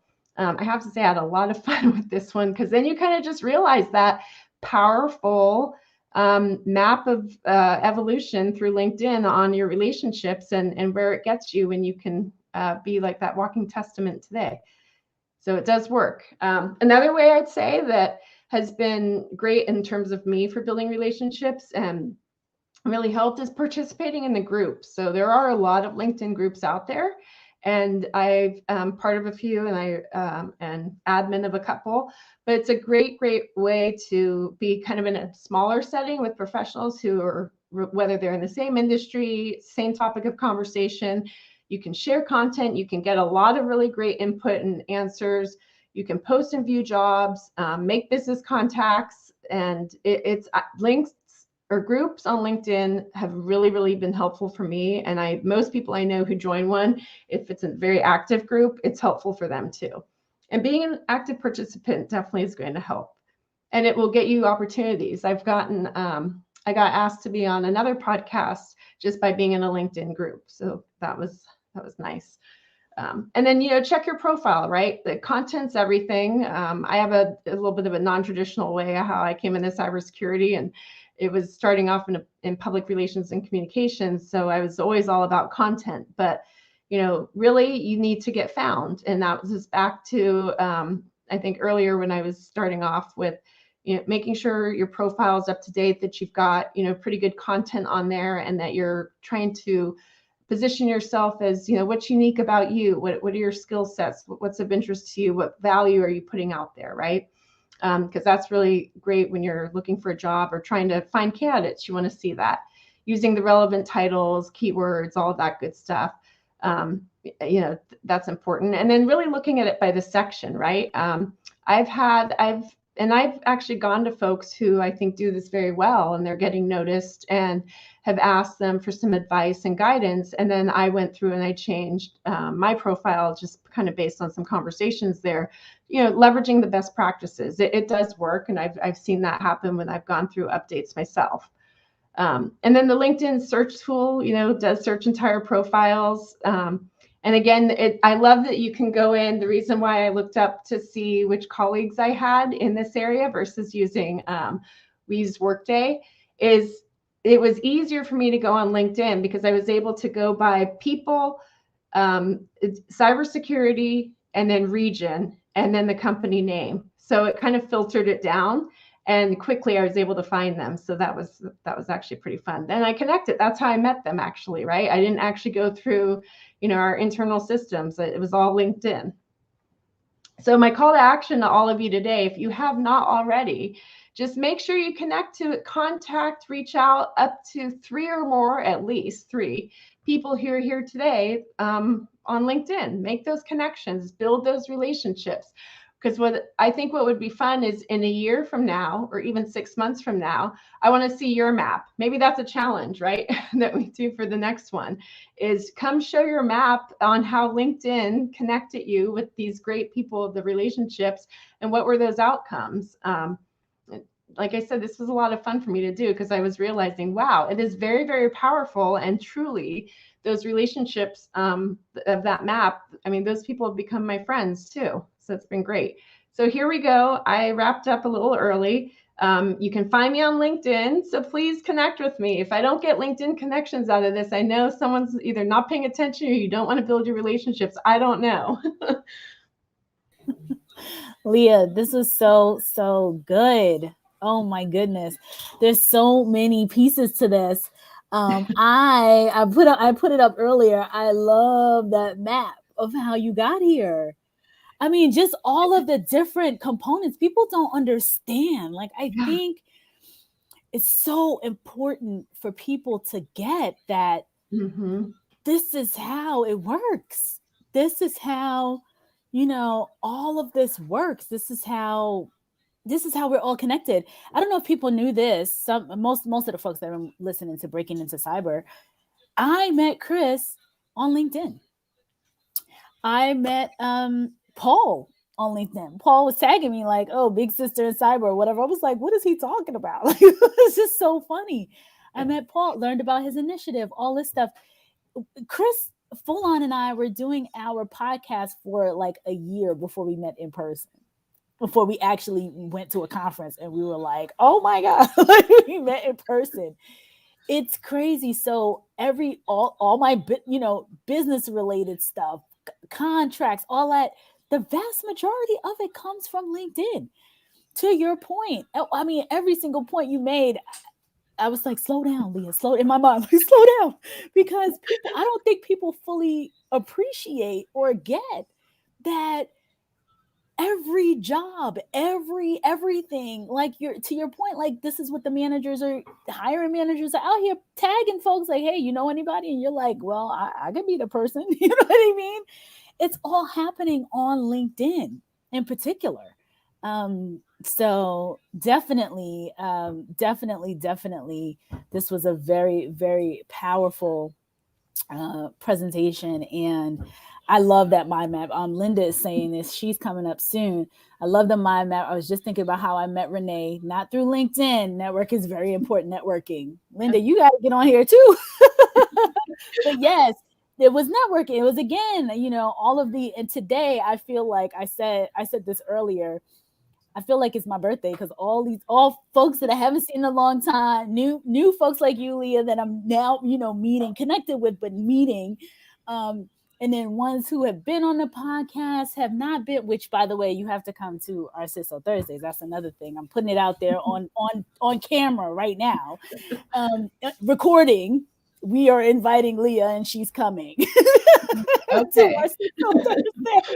Well, and this is the first time we've been interacting video, really. Yeah. So again, met on LinkedIn. That map and connectedness, and then here we are today. Exactly. And it's just fantastic. And every time it happens, it's been happening to me for years. I happen to be one of these people who was an early adopter only because recruiting, was tied to LinkedIn in the very beginning. So early on, early 2000s, in one of my recruiting roles, the manager or whatever was like, "Okay, you guys need to get on LinkedIn, sign up for this." And we're like, "Okay," like we didn't fully get it. And it wasn't fully baked at the time, right? But fast forward almost 20 years or so. I don't know how long LinkedIn's been around. But fast forward, and now it is the place. Like, how do you not, how's anybody getting stuff done if they're not on LinkedIn? It's almost like you have to be on LinkedIn because that's where everything is happening. Yeah. And it's not just a job. Sometimes I think people who initially saw it like years ago thought it was just a job board, or like, another version of like a monster. So like you would only go when you're looking for work. But it is truly a social network. It's like the professional version of Facebook or Instagram or whatever, where people want to get together professionally versus, more of the personal stuff that happens in some of the other networks. This is the go-to place for professional hangout, social media networking.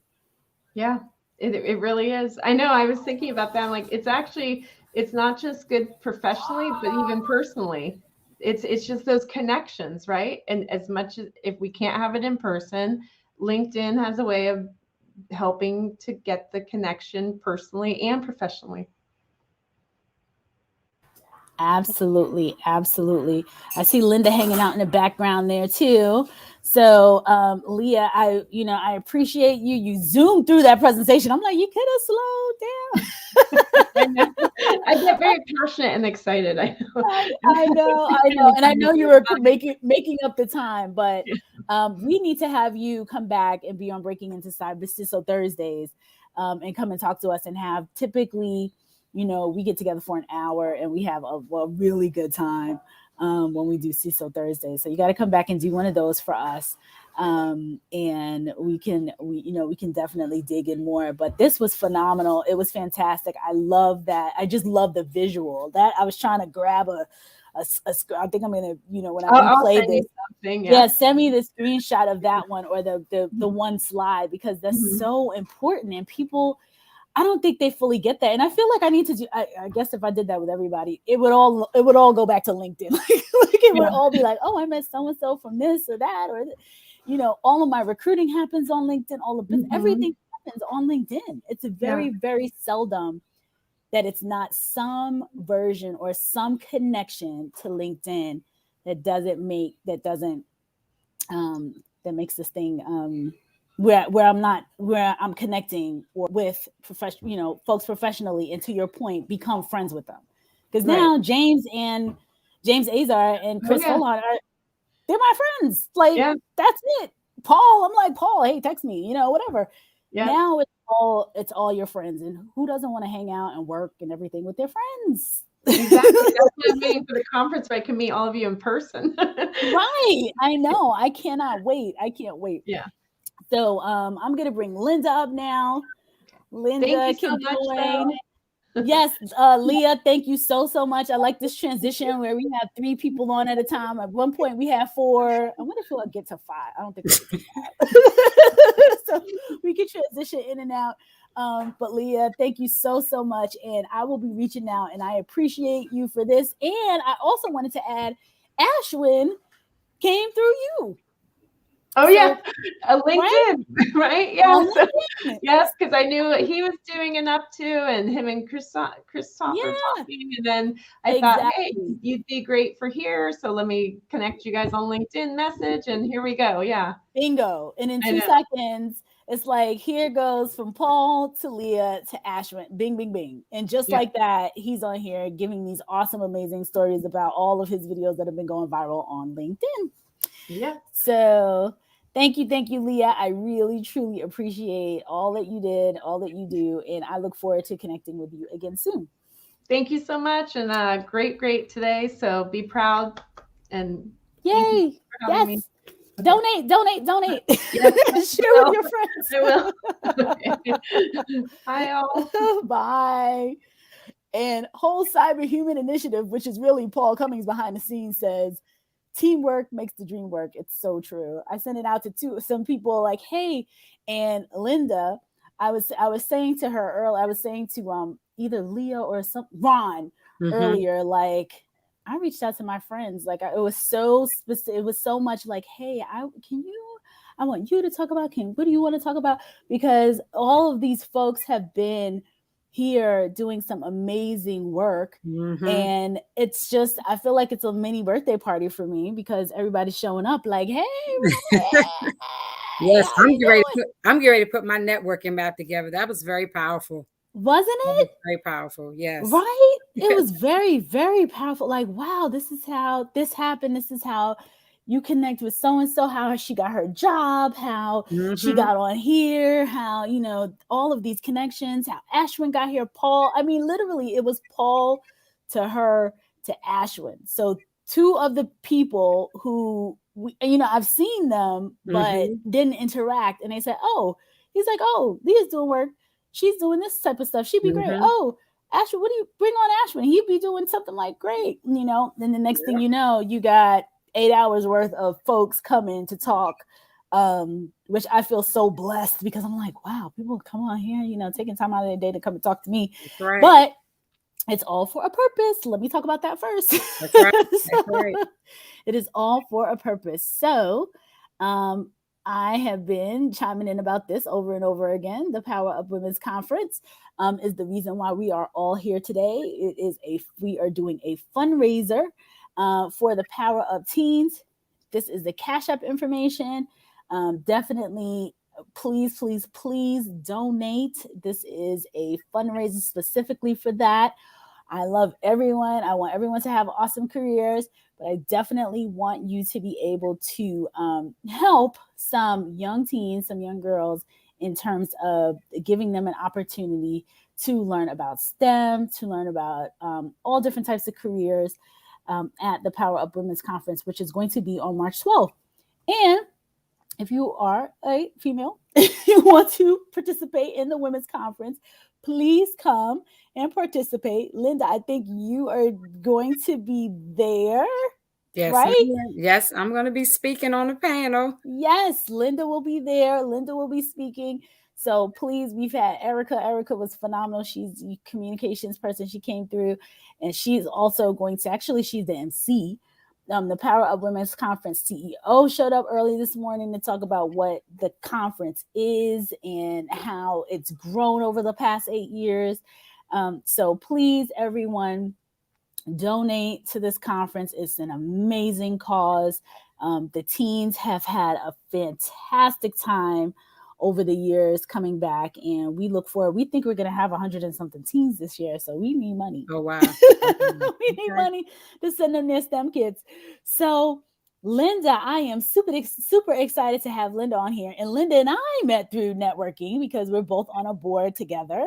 And Linda, she has the topic that she's going to talk about is like one of my all-time favorite topics. And I talked about it a little bit earlier today, but I kept saying, I'm going to wait for Linda because she's an expert in this space. So Strengths Finder, I wrote about it in my, in the book, in the cybersecurity book. I talk about it all the time. Mm-hmm. I tend to, technology people tend to not really do assessments as much. Mm-hmm. I know us with the HR folks, we do this kind of stuff all the time. All the time. But technology folks, I don't know.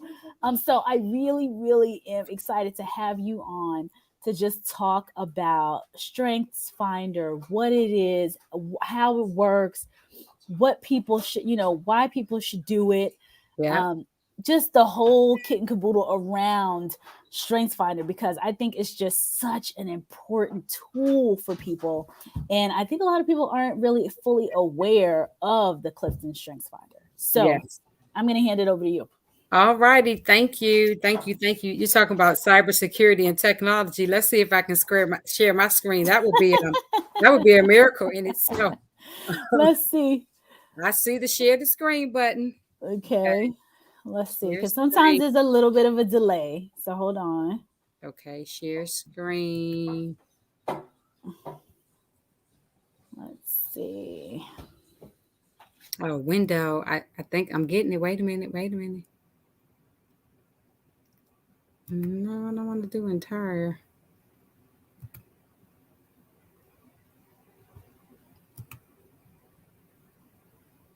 Okay, I think I'm gonna forego this because I'm getting nervous over here. Okay, so all I really wanted to do, I had an introductory theme, and I sent you my digital card on purpose because I figured this may happen. I'll pull it up. But just by way of introduction, my name is Linda Gray, and I have almost 30 years of experience in the human resources space. And that's what kind of gets me interested in things like Clifton Strengths. I'm also a certified coach, executive coach, leadership coach, executive coach, certified in MBTI, Clifton Strengths, the DISC, Foresight, all kind of assessments. And so what I really, really love about this Clifton Strengths is everybody, there are 34 themes, and everybody on any given day that I run into, nobody ever has the same top 5 strengths. As a matter of fact, 1 in every 30 million people have the same top 5 in the same order. So just imagine how unique my job is as a coach, working with different people with a different set of strengths. And so why is this topic even important? This is kind of rhetorical, but you can answer in the chat. How many of you have had anybody to tell you that you've done something wrong? And I'm going to raise both of my hands. And if you didn't raise your hand, either you haven't lived long enough or you're perfect. So there you have it. And I say that because in that, people telling us all the time what we don't do well, we fixate on that. And so Don Clifton is the creator of all things to do with strengths. And so one of his favorite quotes that I love is, what will happen if we fixate on what's right with people versus what's wrong? So think about that for a minute. Most of the time people are telling you, you don't do this, you don't do that. But when people are telling you things that you do well, you're kind of in your zone. You're excited. You're thriving. You would just go to the moon and back for your boss if they came in and was like, great job. Right. But conversely, if you come in every day and someone says, you really suck at this, you can improve in this, you can improve on that. So not to the exclusion of dealing with any of your weaknesses, we like to really focus in on what you do well. And so in this process, you're able to figure out what your top 5 strengths are. And you may wonder sometimes, why can somebody like Renee or get on screen and just be like happy-go-lucky and, not so reserved. And then you're like, I could never do that. Right. Because we're all wired differently. One of my top 5 happened to have one called Woo, winning others over. I've never met a stranger. So I may go somewhere, there's 50 people in the room. By the time I leave, I've met all 50. And the person I'm leaving with may say, you knew them? Nope, I just met them, right? And then you may say, I have an intimate group of friends. It's about 3 of them. And we kind of know everything about each other, not to the exclusion of everybody else, but this is my crew. This is my posse. That's the relator, right? I like this little crew of people. So all of us are different. Nothing's right or wrong one way or the other. But it's so fascinating to look at how we can use our strengths. We can use our strengths everywhere. We can use it in the workplace. We can use it everywhere. And I like what Leah just said about LinkedIn and making connections.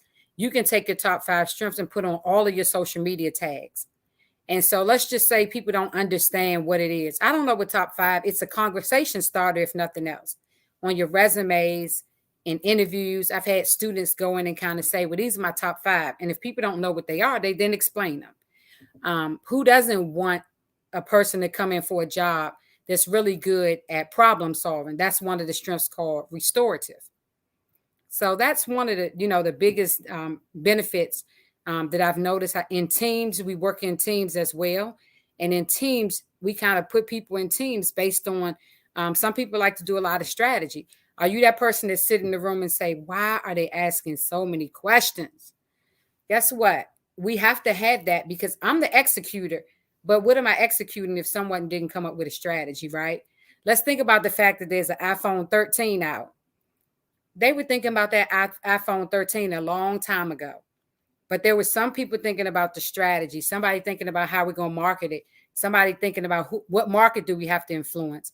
And then bam, here we had that new phone last year. So all of the parts of the process are very important for us as it relates to strength. So Renee, I know you're dying to jump in.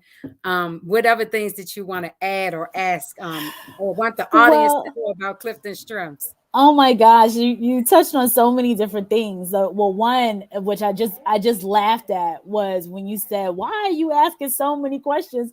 Which one of the segments is going to be for the Power of Women's conference around what girl, why? So that's the panel that I'm on, by the way. So when you said that, I'm like, here we go. Yes. Because it's so true. I just think it's so powerful. I mean, what was that statistic you said? You said that there's 1 in every 30 million have the same top 5 strengths in the same order. So you can find somebody maybe with the same top 5 that you had, but they won't even be in the same order. I've not run across anybody that have had the same 5 that I have. And I'm in the coaching circle with other Clifton Strengths coaches. We may say, "Oh, I have those 2, I have those 3," never all 5, and definitely not in the same order. So that 1 in 30 million, I'm not sure where they are, but I haven't found my one yet. But yeah. That is so powerful. So 1 in 30 million, not 1 in 30 million people have the same top 5 strengths in the same order. In the same order. And then yes. another thing that another piece that you touched on, another topic, and everybody's gonna start hearing my kids because it is now 4:18 Eastern. Everybody's getting home from school, so you can start hearing them in the background. It's all right. But what was I going to say? Oh, so you also talked about how it's all about the strength. I want you to kind of dig. I feel like you kind of ran through that part, okay, the strength component, because I don't think people fully understand. And somebody this morning, I want to say it was Paul, was saying are there wrong, are there negative ones, and this is totally all about your strengths. Yep. So explain that, dig into the fact that it is really focused on the strengths, and then the way Strengths Finders works in terms of getting to tying those strengths to what you should be doing. So you talked about winning others over, or winning others over, and you never met somebody that's not afraid. You walk away from everyone, you make friends everywhere you go, type of thing. Everywhere, yes. So how does that translate into careers, corporate, all of that? I know it's all tied together, but if you could explain that a little bit more, that'd be great. Got it. Okay, yeah. So one of the things I do with students, when they identify their top 5, they start identifying them related to different career choices. So for example, one of my top 5 is developer. Really, look at developing other people. If I come into a workspace and they tell me someone is not performing, we gotta let them go. I never believe that there's anybody we have to let go. I can develop them and I can get them to working, but that's one of my top 5 strengths. So I also do a lot of teaching, a lot of instructing. That makes sense with this particular career, with that as a strength, right? I have some of these students, they may have empathy in their top 5, really being able to be in touch with the feelings of other people. Well, I deal with, maybe the whole school of nursing. And so that's a great top strength to have if you're in nursing. Because what if you went into the emergency room and you're like, "Hey, my arm is bleeding, I can't move it." And the nurse says, whatever, here's a Band-Aid, go sit down. You're going to have a problem. You're going to feel some kind of way about that. And so as I'm looking at a lot of the different students, their top 5 are always aligned to their career paths. And you mentioned tech types. Oh, we don't take these assessments. Well, when I'm working with the students who are in the tech field, their strengths are kind of aligned with that strategic thinking area, because they're doing a lot of strategy, they're doing programming. And so it's amazing how when you look at different professions, different career fields, how those strengths are closely aligned to what that area is needed. I have, some of those that are going into medical field, they're into some of the strategy, they're into a lot of the execution themes. And so how we utilize those every day in the workplace really kind of shows up. I'm a maximizer as well. Really look at how can I get it all done, take it from good to great, take it from bad to better, in terms of what I do in my field, what I do in my coaching career as well. And we also, just human nature, we look at our 5. The report actually will give you all 34 if you pay additional. but we go straight to the bottom. Well, why is this one not higher? Why isn't this one in my top 5? When Gallup and Clifton Strengths is saying, I want you to focus solely on these 5 things that you do well, not what you don't. And so more people are starting to get that, more corporate organizations, because sometimes I get leaders to say, well, we can't have people just talking about their strengths. They got to improve too. We got that. But right now we want them to work in the strength zone because it's more likely that they're going to be engaged. They're going to be excited about showing up to work. Now, I'll caution you one thing. This is not Burger King, have it your way. Every day you go to work, you don't get to do what you want to do, right? But good leaders make sure that they position their staff in a place of doing what they really love to do. Right, right. And it's interesting that you bring up that leaders have said, you know, well, people need an area to improve. I mean, you could even improve on your strengths. Correct. You don't have to go. So 2 things that I took away from that, and it makes me wonder about people's mindsets. So one of them is that people looking at the last thing, you know, like, why am I not this or that? Why not just love being who you are? Like, you have these awesome strengths. This is powerful, but maybe it's because they might be in the wrong profession. Like, they may have been told so many times, you're not the right, you know, like, you're doing this, and it's a focus on the negative. And when their strengths show up in their mind, it's all negative, but it's a strength for something else. Correct. So I have this, I tell this story all the time. It's so funny. I am a talker, right? It just is what it is. I can sit here and talk to this screen all day long. And when I was little, you know, you were not talking in class and talking in school, and I want to learn about people. That's just I want to understand what makes people tick. I want to talk to folks, and it's because I'm curious. It's not because I just want to be talking. And sometimes I process by talking. Mm-hmm. And so, you know, it's hilarious. The report card would come home, you know, straight A's, blah, blah, blah, blah. But she talks too much in class. Disruptive in my class. She talks too much in class. And then, you know, StrengthsFinder shows up, and it's just, I can't remember what my top 5 are. But I'm like, why didn't y'all direct me to be like, I don't know, a newscaster, like something that is aligned to, this is what you do for a living. So you got to do this. Now, I mean, I did it on my own. like, look, now there's an opportunity to do it on your own. But, you know, and the young people coming up today, this is what they like to do. They can do it on their own. But back in 1980 something, you know, you were getting put in the corner for stuff like this. Exactly. Right. Poor behavior is what it's called for the citizenship grade. Right. And worse. So it's so funny because you know, and my mom would always, she would be like, yeah, you had straight A's, you did that, but you talk too much, you know, and they would just drill in on that piece. I'm like, why don't you take that? And so when I see young people and they have this thing, and it gets kind of like, oh, you know, they're to this or to that. It's like, that's the strength. That's the, you want to fan the flame in that space. Yes. You want them, because that, if there's somebody that's always debating you, okay, they need to go to debate class then. Like somebody always got something to say. They talking about like that's right. Put them in the law class or something. Get that kid a law degree. Like now, you know. So, and then, you know, to your point, you know, we've kind of been socialized for so long to really look at what we don't do well. Let's keep improving on our weaknesses. But, you know, positive psychology is really causing a paradigm shift for us to really start looking at, okay, what about what we do well? How does that make people feel? How do you show up when you can really be at your best and focus on that? I mean, I literally had everybody on my staff come in. They take the Clifton Strengths assessment and then give the results to their supervisor. And they really get to work on, you know, oh, this is where they're good. So if I need a strategy, this is the person on the team. I really need to work on some of that. If I need an executor, this person, you know, will be able to do it. If I need somebody to go close the deal, that's what I talked about with that woo. They can go close the deal. They've never met a stranger. They really are able to influence other people.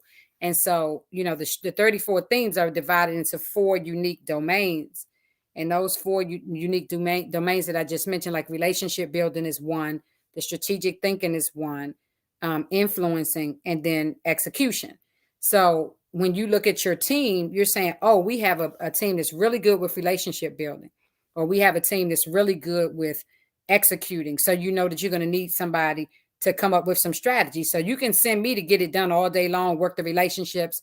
I don't want to be bothered a lot of time over here with the strategy, the plan, all of that. Tell me what it is and let me do it. But if I don't have somebody doing that part, what am I executing then, right? Is it half-baked? Is it well thought out? Probably not, because there weren't the people on the team to do the strategy and look at the different risks, the different options. Right. So leaders would want to take heed and say, you know, I want to find out what my team is like, because I might have a bunch of execution people that's, you know, ready to jump off the bridge. But then I don't have the people like, whoa, don't jump off that bridge yet. Yeah. You know, so having that yin and yang, having both sides is just fantastic. Or all 34, you know, the different areas for that role, or for that, for the specific role. And I think that's very important too, specifically when it comes to the career component. So one of the things that came up this morning was around the different areas of cybersecurity in particular. Okay. And because our audience is heavy in the cyberspace, we talk about it a lot. There's a multitude of roles that people can get into when it comes to cyber. But, you know, there's a lot of focus on a handful of different positions. And all of those, the handful that people talk about, pen tester, all this stuff, it could kind of like very narrow. That tends to be the ones that people carp on because it's kind of like all they know. Right. It's almost like you're going into the medical field, you're not a doctor, a nurse, or pharmacist, you know, like the ones that people know. People don't know about the technician that's doing what, you know, folks that are kind of behind the scenes or not as prominent, or you don't know what they're doing, but they're part of the medical field, right? Yeah. So when it comes to cyber, we were talking about that, you know, having skills that align to certain things, and having something like a strengths finder to say, okay, well, these are my top 5 strengths. This is a good fit for me. These are some of the things that I should be doing. Maybe I should stay away from pen testing. Like, I don't, to your point, give me what I need to get done. I'm not really into doing all of this other stuff. Yeah. So, because I serve in an executive role, and I don't get to anything in strategic thinking until like my 14th strength, right? I'm not really interested. So what I typically do is surround myself with a really good senior advisor who loves all of the strategic thinking, all of the pie charts. I use that then to inform my decisions, but I'm aware of it, right? Can I do it? Yeah, I can, of course. Do I like it? Do I want to? No. So aware of it, but then I focus on the areas where I'm really strong. And I don't know if you were listening when Ron was talking about zone of genius, because it kind of all intertwines a bit.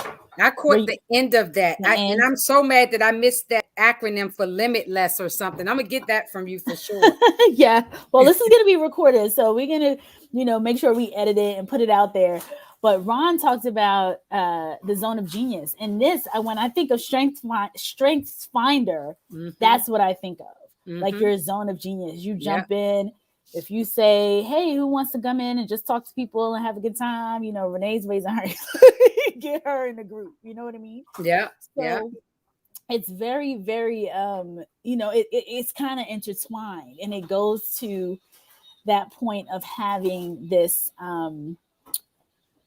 you know, this focus and focusing in the strength area and not focusing on the weaknesses, focusing in the area, zone of genius. Like, if you know you're not an admin, like for me, for example, administrative stuff is like poof. You know what I mean? To get me to do a bunch of, it's just like, I don't want to do that. Yes, I'm being made to do some of that right now, and that's not my strength. Painful for me. I'll tell them in a minute. But other people, they're whizzes at that stuff. Like, you know, operations, administrative, you know, they are just with calendar. What, you know, you step back, you're like, whoa, how did you do that? But you don't want me doing that. You don't want me on your team doing that kind of stuff. Me either. Yeah, for sure.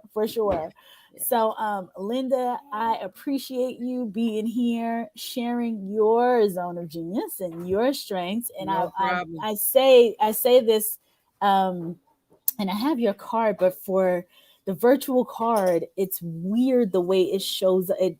It's a download. It's not a tab. So I'll be sure to share it around though. Okay. When we do this component, when we snip it and edit it. And I can also I'm gonna put over here. I think I'm not sure if you can see it, but where individuals may want to go to even take the Clifton Strengths assessment. Oh, yes. They could just go to Gallup.com. Okay. And if you're taking it just, without any interpretation or anything on your own, it's normally like $20 for just the top 5.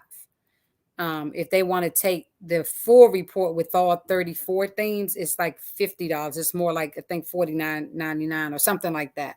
But you also will have my information provided, because I do follow-up sessions where you can take the assessment and there'll be some coaching around it as well. So yeah, that's fantastic. So it's Gallup. So it's the Gallup Strengths Finder. There's a book, but you don't need the book. You could just go straight to the website, get the assessment, do all of that.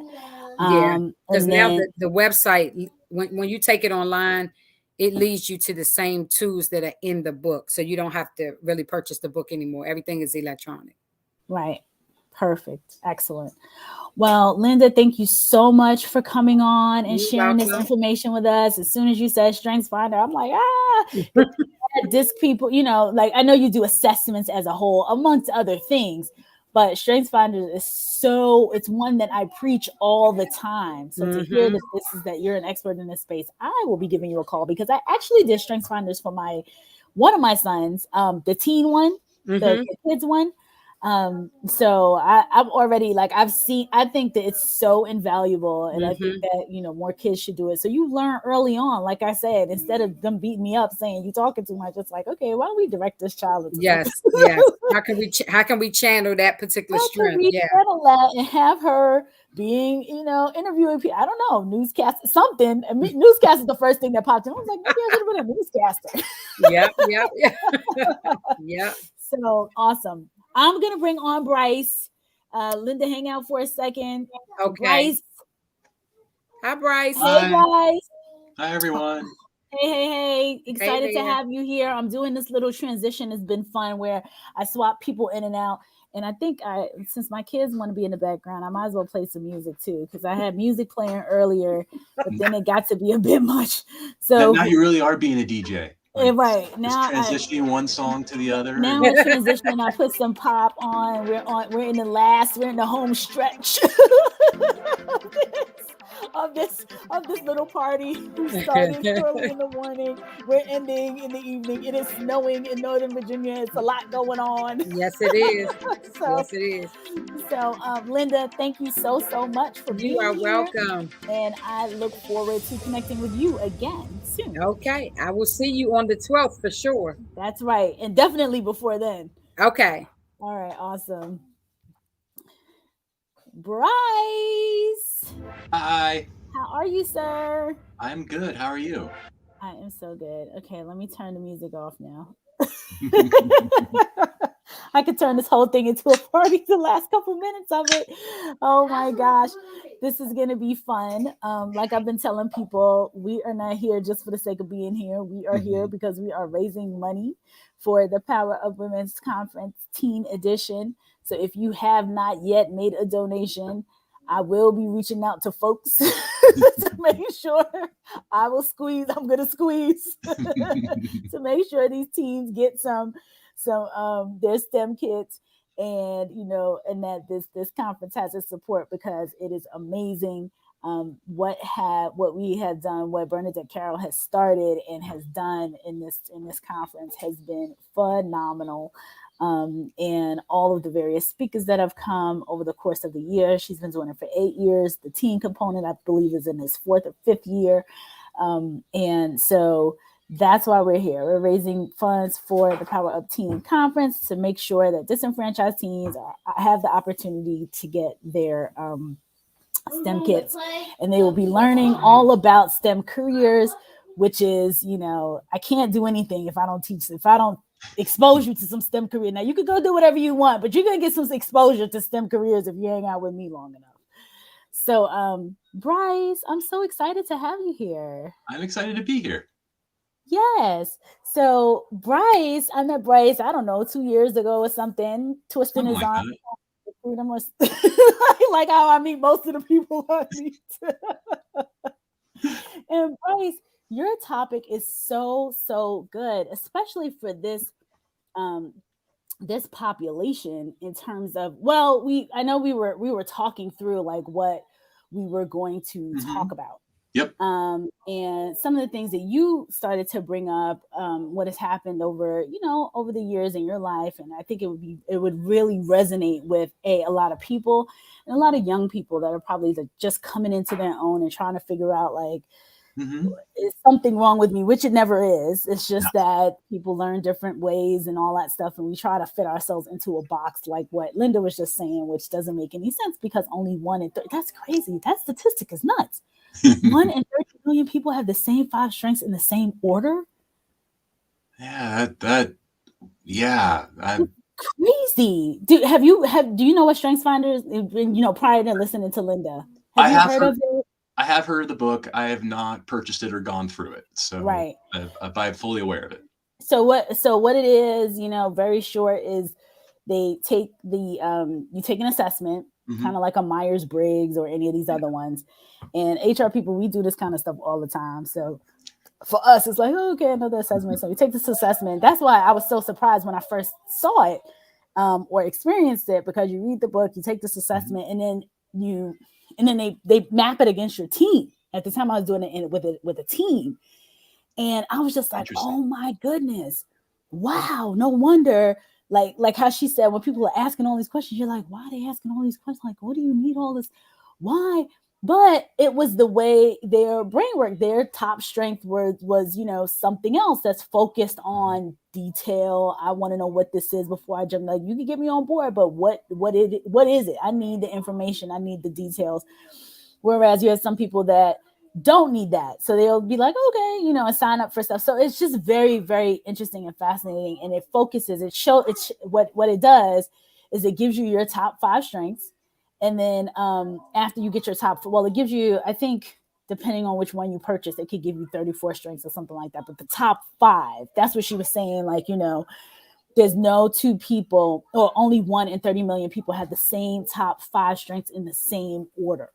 So my number 1 is your number 1. My number 2 is your number 2. Now, sometimes you have the top 5, but not my number 1 is your number 5, like that kind of thing.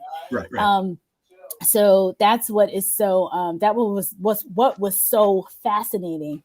And the way I like to look at StrengthsFinder is, I think about the people who really maximize their strengths. So folks that have one name, Jordan, Prince, these people who are just, them because they do something so well. They're at the pinnacle of their career. And it makes me think like they double, triple, quadruple down on the strength. They may not be, I don't know if you could put Michael Jordan in front of a computer and have him do some cyber stuff.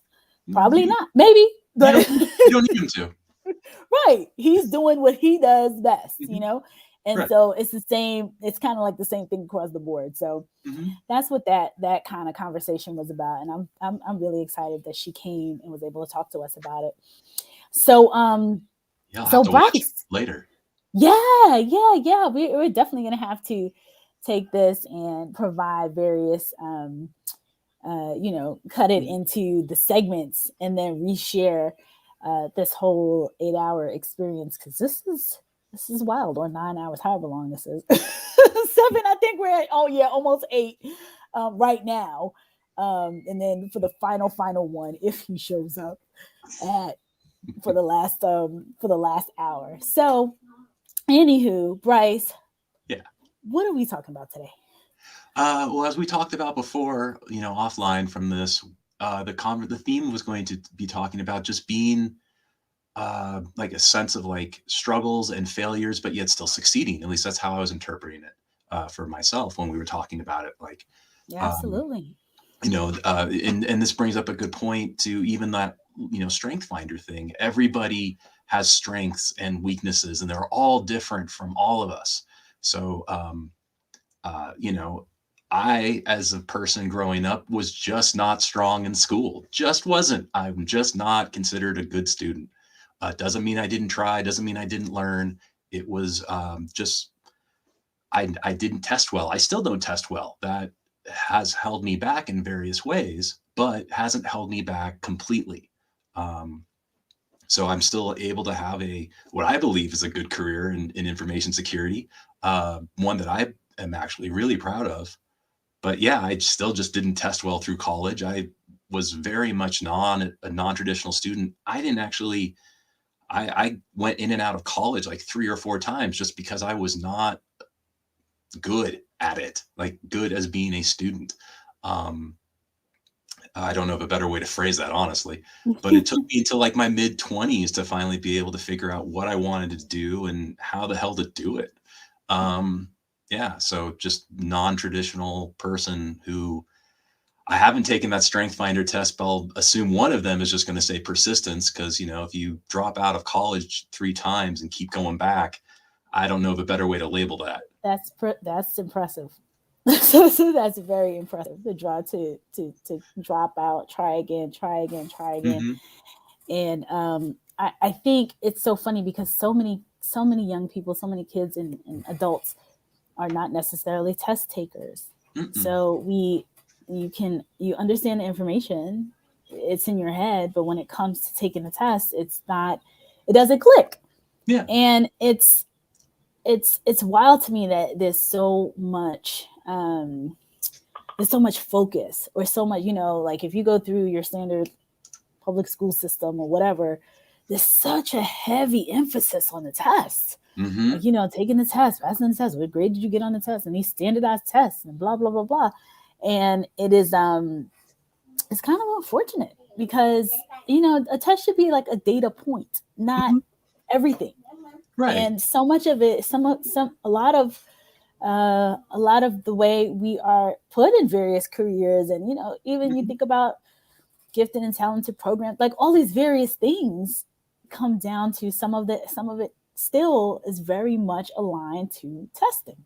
When I was younger, you know, I'm in my early 40s, borderline mid 40s now.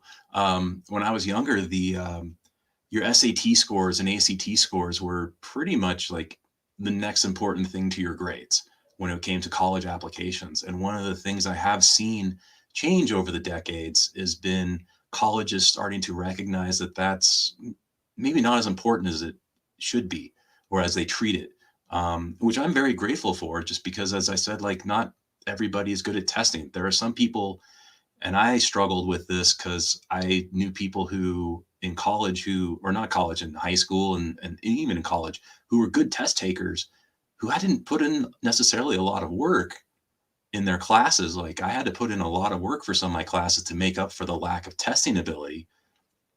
They were able to just kind of coast through a class just because they were able to understand like the language of what the teacher is asking and what the teacher wants is the answer.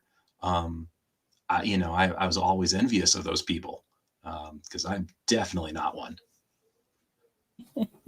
Right. So they could figure out how to kind of maneuver the test. It wasn't really about understanding the material. It was like, okay, well, this is what they want in the test, so I'm gonna figure out how to get these answers, and you get the right answers. But then when you start digging deep, they don't really have. They didn't necessarily retain it. Right. Retain the knowledge. Right. Exactly. Which happens often. It happens a lot, where you can figure out, okay, well, this is what they want in the test, you know, A, B, C, D, and move on. And it's unfortunate that folks are people who are not like that could be looked down upon, or could be looked at like, you know, well, not as smart, or whatever, you know, whatever it is that people are focused on when they look at these folks. Yeah, I would write it up as like a like almost like a systemic weight on the person's shoulders, like being somewhat neurologically diverse in a system that's like, you must learn how to do things this way. And if you don't learn how to do them, you have to put in extra effort to kind of get back into that box. I think it takes a toll on people mentally because of the extra effort that a child has to go through to to figure out how to do this. So I do think that it ends up just kind of being like a weight on their shoulders. The test, their grades may not be as good because they don't test so well. Doesn't mean that they can't get the homework done. Doesn't mean that they're not smart. But somebody that gets like B's all through like high school and all of that, well, not because of lack of effort, but just, that maybe that testing situation is what causes that. Doesn't mean that they're bad students. It just kind of boils down to that. And that might end up keeping them out of other schools or keeping them from getting the scholarships or things like that. Not because they're not smart, not because they don't deserve it, but just because of just something as simple as not being good at taking tests might be enough of a weight to pull them down and out of those categories, out of those abilities to be able to, get those benefits. Which is kind of sad and unfortunate. And, you brought up a topic, neurodiversity, which I have not I haven't been diving into as much as I need to focus on, the differences and how knowledge is retained, how people learn, all of that. And it's like, especially during this time, right? We're sitting in the middle of the great resignation, the global pandemic, where you're begging for talent. And then you carve out a bunch of people because of something that was deemed, a positive, or that they don't have, this deemed negative, or whatever the case is. And so you're cutting out a percentage of the population when we need to be bringing more people in. Absolutely. Something along those lines, like speaking of the great resignation and hiring, which, in information security is a struggle. I myself struggle with trying to hire people. Something I read years ago, the book Thinking Fast and Slow, Daniel Kahneman and Avis, I can't remember how to pronounce the last name, Tversky or something like that. Fascinating book, freaking huge. Like, we're talking like 500 pages by two PhDs in psychology who got the Nobel Prize in economics. That's somebody interested into research how that works and why. Halfway through the book, though, they are both brought in. The Israeli government asked both of these PhDs to research how they can test for if a general will be a good general, like through the armed services. How do we know if we're going to invest like years and years into this person? How do we know if they're going to be worth the investment? And over the course of a couple pages, it is determined that at the end of the day, these two brilliant minds couldn't figure out if somebody's going to be good for the job or not. And I had an epiphany when I had that moment of how we interview also doesn't do us necessarily any good. How we interview for anybody in any job in the technical field, like puzzles, questions, coding assignments, all of these things that we're trying to figure out if somebody will do the job and how well could they do the job. And if a really smart PhDs can't figure out this question, I don't think we can either. That's not to say that there's not good ways to figure out if a person is good for the job or not, but it's really a challenge. And it's going to be hard because again, it's another test. And it's lots of tests. If you think every interview is a test on some level. But yeah, it makes it really a challenge in my industry for how to determine if someone's going to be good at a role or not. Right. What do you think is the way? I have an idea, but what do you think is the way around trying to figure out if somebody is going to be good? Because I agree with you. I think interviewing is flawed.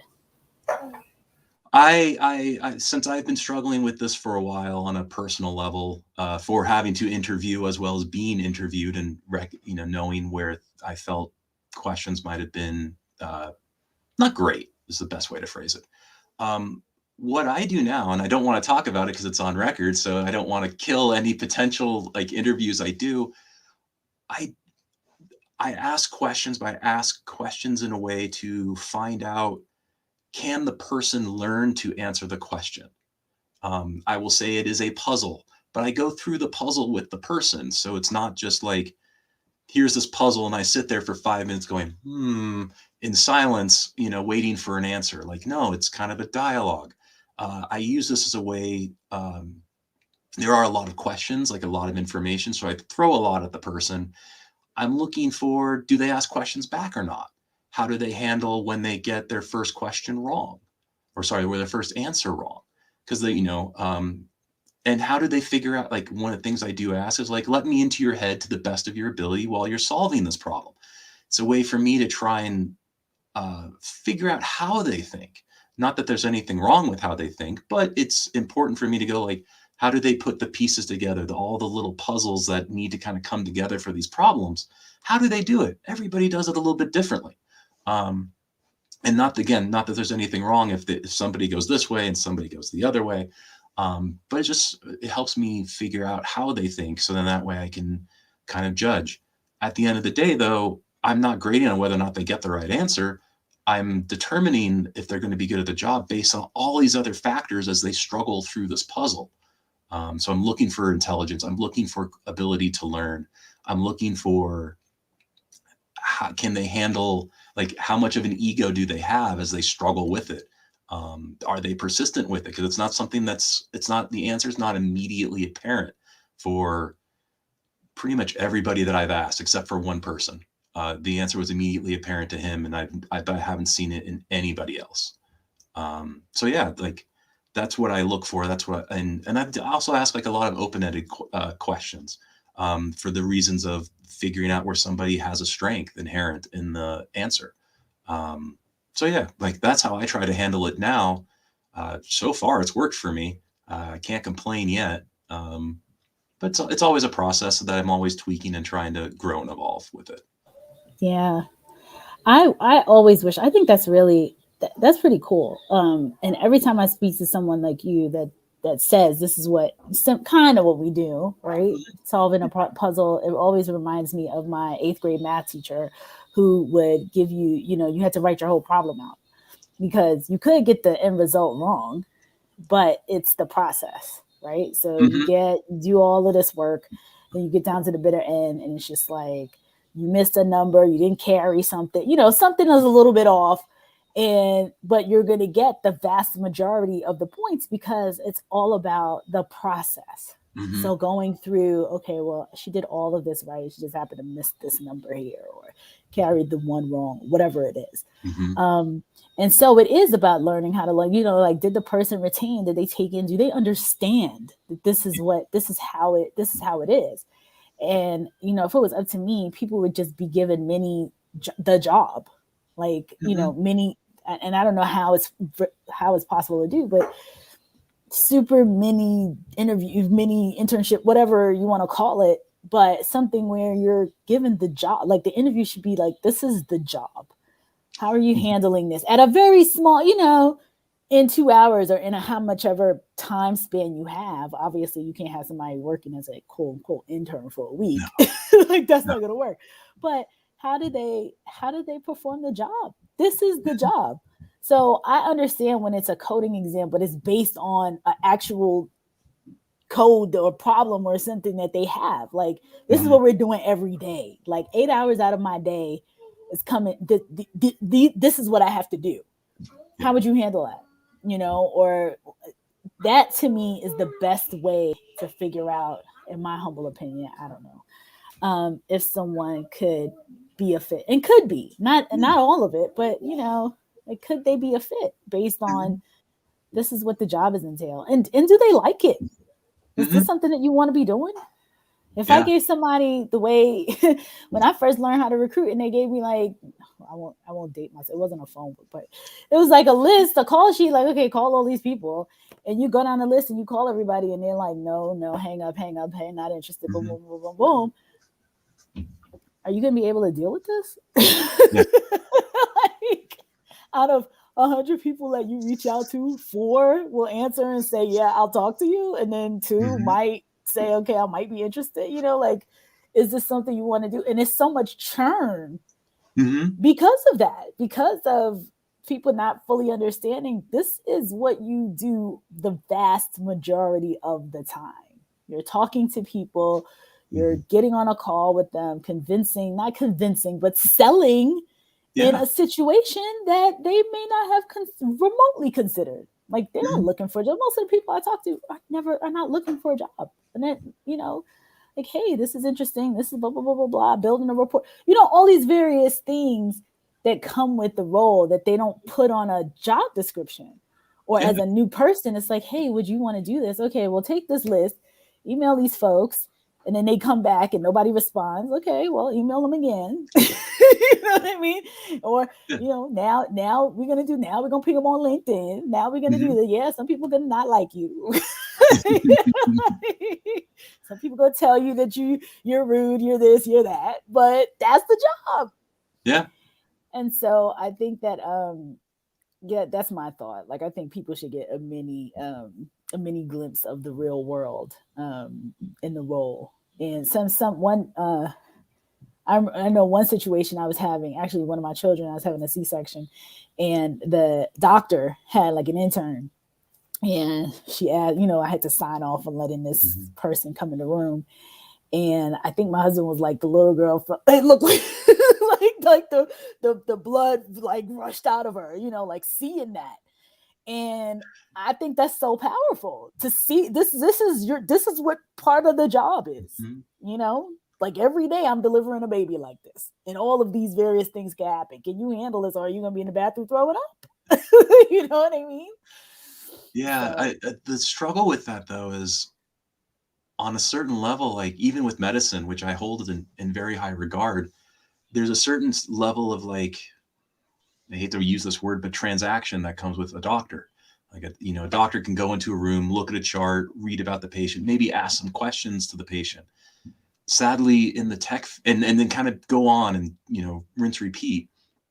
Sadly, in the tech field, if somebody's like, coding for a job, I can't just necessarily have someone show up and start looking at my code and then just kind of walk away like that. There's a inherent security risk in that too. There's also like, onboarding somebody does take a long time, for someone to learn like the processes, how to modify the code inside the company is just, part of this 3 to 6 month that, somebody shows up on a job that they have to figure out on the spot, bumble through like a Roomba in a room to figure out how to do it. Hopefully there's better documentation, so it's a little less painful. So I understand, I agree with you to a certain degree that there's got to be something like, this is the job, show up, do the job. But on a certain level, there's also some inherent, like, especially in the tech field, some inherent challenges with that idea that just, if somebody can figure that out, I think that they would become that's the $1 million idea for them, is how to get both of these together. Right. And I don't know if it's necessarily doing it, right? Like I wouldn't, for me, it would be a piece, kind of like how that little girl, the intern wasn't cutting me. You know what I mean? Like she was looking over the shoulders to say, this is what, this is a glimpse into what happens. Right. So so a little bit of shadowing. So that's one component. Yeah, absolutely. And then from my perspective, when it comes to like I would say, like, for example, with recruiting, I don't need somebody to come in and fill the job. Like that's not the goal. Like that's gonna take a while, right? Yeah. That's not, and the intricacies of seeing people potentially getting people's data and all that also is an issue. So, or privacy, concern. So you don't want them doing all of that. But a piece of it, like, okay, out of all of these, the vast majority of my day includes this. And I don't think it necessarily has to be the actual work per se, like the real work that you're working on, but some kind of simulation of, hey, this is what it is. This is what you're gonna be doing on a day-to-day basis. Are you okay with looking at somebody's guts falling out? Like I'm not. Like, right. That's not for me. Like, are you okay with that? Is that, are you able to sense you're like, okay, like I can maneuver in this position. And so I think that some like you said, some midpoint somewhere where they're getting a taste of you're getting a taste of seeing them in this role, they're getting a taste of being in the position. So yeah. It's good. It's a challenge. And I think the challenge no one's figured out yet. So it's, this is something for, if anybody's listening and is curious on these kinds of troubles and challenges that companies face, like there could be, somebody can help with this. Yeah. It's a great project. Mm-hmm. It's a great project. I have Chris. Do you know Chris Roberts? I do. I've actually had beers with him in the past. What? Yeah. All right. Well, I'm adding him on here. Yeah. I look forward to talking with him. He's coming on. Hey, how's it going? Hey.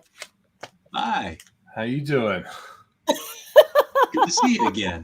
Yeah, I'm in the middle of eating lunch. I'll apologize right up front. Don't apologize. I've been running back and forth. I've been taking bites of stuff. This has been going on forever. Oh my God, yeah, you've had this going on since this morning. How's it going? How's everything working on it?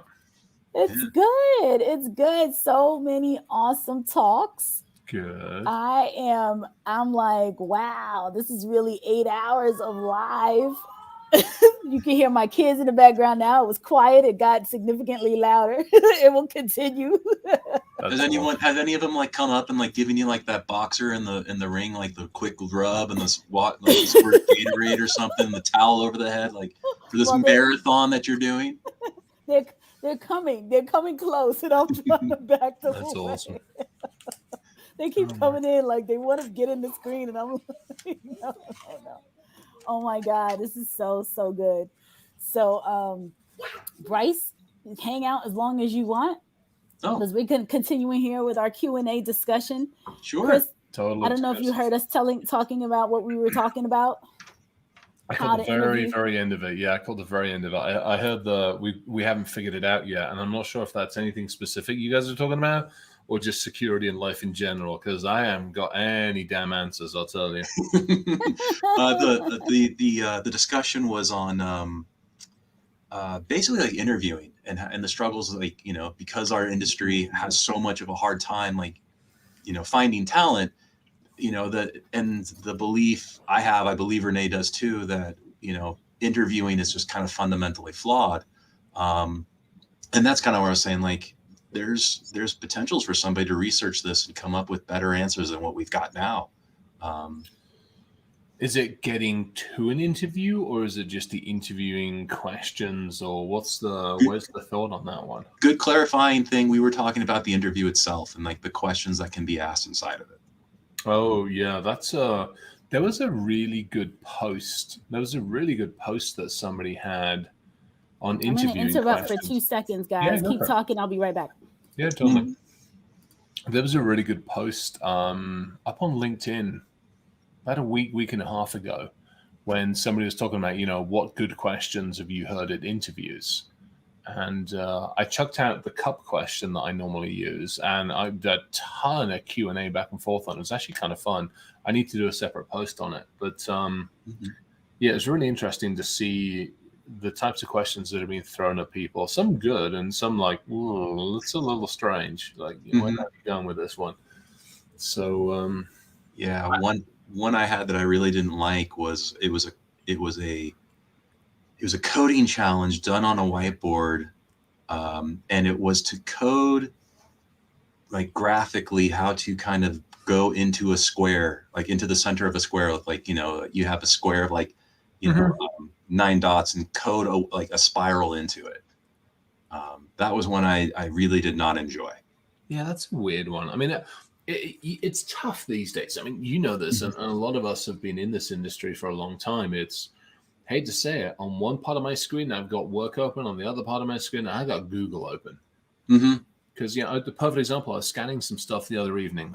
We were on site, and we're scanning subnets. Sure. And I'm like, okay, they want us to scan from like 10, blah, blah, blah, blah. And we'd found a whole bunch of stuff. I'm like, okay.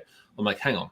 /24, /23, /22, /21. Yeah, I think that's about it. Let me just double check. Google subnet masks. No. Okay, I am right. /21. Yeah. But it's stuff like that. Coding's another perfect example. I mean, oh yeah. When I used to do coding questions, which was on a whiteboard, I would always say, don't worry about syntax. because I know that at the end of the day, when they write code, anybody worth their weight in salt is going to at least, run it through their interpreter or compiler. That's going to find it for me, or the automated tests are going to find that for me. So I really don't need to care about that. I want to look at their logic, how they set up the problem, how they think about the problem. Syntax is irrelevant. I remember, and we're going back a long, long time. I remember years ago going for an interview, and it was multi-stages. And I remember towards the end, they sat me down with basically, it's like a page and a half of acronyms. And it was all networking acronyms. Sure. And they're like, well, we need to know how much you know. I'm like, you got to be freaking kidding me. I'm like, you are going to sit me down with a page and a half of acronyms to test how much I know? I love you, but chaps, I think we're done at this point. And I remember I started a couple of these, and in my mind, I'm like, I remember this one, I don't. And I'm like, I could go through these, but do I really want to be here where they value me based on the amount of acronyms I know? And I'm like, I stood up, I remember going to see them and go, like, chaps, I think we're done. I don't think this is going to be a fit if you value by acronyms. Like, well, we're just testing your knowledge. I'm like, no, you're not. Really? Yeah, that's not a good evaluation of testing someone's knowledge. I mean, it's good rote knowledge, but right. Our industry isn't a rote industry, really. Like, you have to have some basics and you have to know certain things.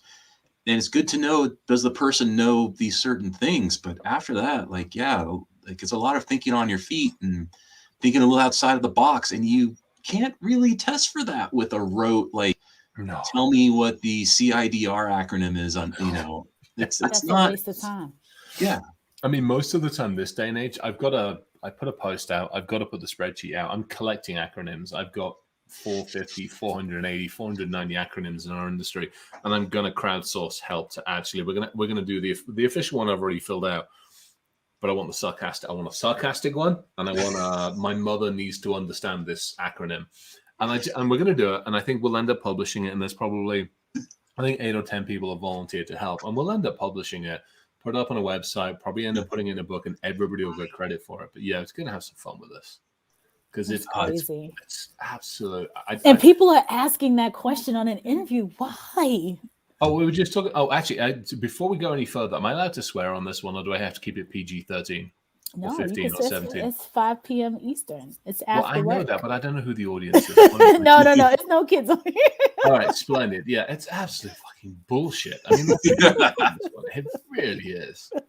And honestly, it's dick waving as well. Let's face it. Like, well, I know more acronyms than you do. I could. It's not helping. Yeah. It's not helping us close the gap. It's not helping with hiring. It's not helping with anything. Not at all. No. I want my questions. I'm sitting here with my pot noodles. So I got my pot noodle. It's they're actually awesome. They're Mr. Lee's pot noodles. They're gluten-free pot noodles. They're actually pretty awesome. They're rice noodles. Nice. I add up. I've got some. You go to my fridge and there's jars of Indian spices in the fridge. So I kind of basically grab one of these pot noodles, chuck a handful of chicken in it, and then just open it and put a forkful of whatever. I opened one the other day when I was back in town, and there was it's like caramelized garlic and spices and lime, and I'm like, oh, so good. So it makes me hungry. So you take something like this, and this is the one I posted out on the LinkedIn post. Mm-hmm. And like, you put this on a table in front of somebody, and you go, give me 10 different ways to get the food out of the container. Mm-hmm. And you said, and people are like, well, I can knock the container over. Or I think I do it. Normally I do it without touching the container, without physically going schmack. Mm-hmm. I'll occasionally, depends on who it is. I'm like, okay, you've got all the normal ones. Turn the table over, ask somebody else to do it, put a straw in it. And then you get the creative ones where people are like, well, gravity is not a constant. Therefore, let's put it in a low gravitational area. Let's do this. Let's turn gravity off. Well, everything's made of molecules. How about and you get the science fiction ones. Then you get the artistic ones. Then you get people like, well, I'm going to get some trained squirrels, and each one's going to come along and dink its tail in and squeeze its tail. And that's what I'm looking for. I have one similar. Won't go into it too much because I don't want to give away the answers, but it's usually one I give for people that do system engineering or, it's currently, a DevOps-y related job. Yeah. One is I show up with a situation. I have this file that is really, really poorly named.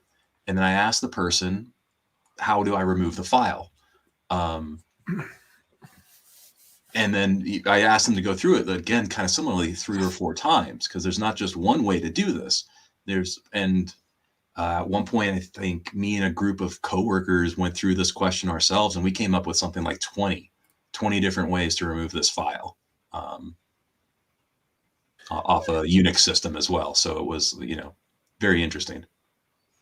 Yeah, sorry, go on. That diversity of thought, I swear, like if we could collectively as an industry get it together and get the point where we have that diversity of thought coming in and out without these wacky tests and what have you, I think we could easily, I won't say easily, but we could totally close this air quote talent gap that we're talking about. I mean, the logic for this is simple. If you're doing a pen test or a penetration test or an assessment, and I put you facing an application, if you can't get in with user ID and password, or you can't get in through the front door, how are you going to try to do other things? If I put you in front of a building and there's an armed guard on the front, how are you going to get past that person? How are you going to physically, digitally, and all this other stuff? How are you going to do that? And so to me, there's logic there, and it's I want to know how you think. And Renee, perfectly to your point, this is where, I mean, my call out isn't, I don't just want diversity of, color, orientation, race, religion. I want thought. I want a pipe fitter. I want a freaking welder. I want somebody who's worked in a machine shop. I want somebody who's come up through technical colleges. I want somebody who's just walked off the fucking street, because they will all have a different approach to this, and every single one of them is valid. I totally talked about that earlier today. And, one of the reason why we're doing this, I keep saying, Power Up Women's Conference, the teens. Chris has supported the teens before. Thank you so much. Thank you again for being here.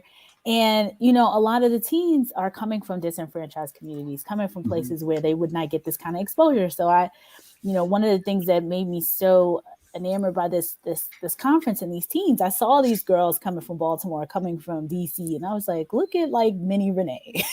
Like I remember being like that girl in Brooklyn on the bus, in these communities, and bringing their perspective. It's going to be completely different than the same counterpart in the suburbs. It's just going to be completely different. Like there's so much that you have to navigate. I look at my kids right now and I'm like, if I dropped you guys where I grew up, it would be just curtains. Same thing with the Rugrat. I'm like, that's okay. Perfect example of this one. So perfect example. My daughter, 18 now. I just traded one of the cars out. And then I traded it again. We won't even go into that one. But I traded the cars out for 3 weeks. I had a Porsche in the car, in the garage. Mo comes up and she's like, can I borrow the car? I'm like, and I ended up letting her borrow it. And I'm like, number one, if I'd have asked my father when I was driving, he and I mean, my parents separated, number one, so he wasn't even around. But if I'd have asked my father if I could borrow his car, number one, I would have gotten not just a clip around the ear, I would have been boxed across the side of the road. But number two, his vehicle, I think was a Hyundai something or other. I was on the bus all the freaking time. I wanted to go from point A to point B. It was on the damn bus. Because I couldn't afford to drive. I couldn't afford to do a car. God's alive. And my Rugrat's like, can I borrow the Porsche? And I'm like, right.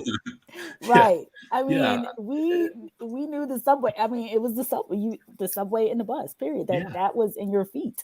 Like the other one on this one is she's always interesting. And I had this conversation.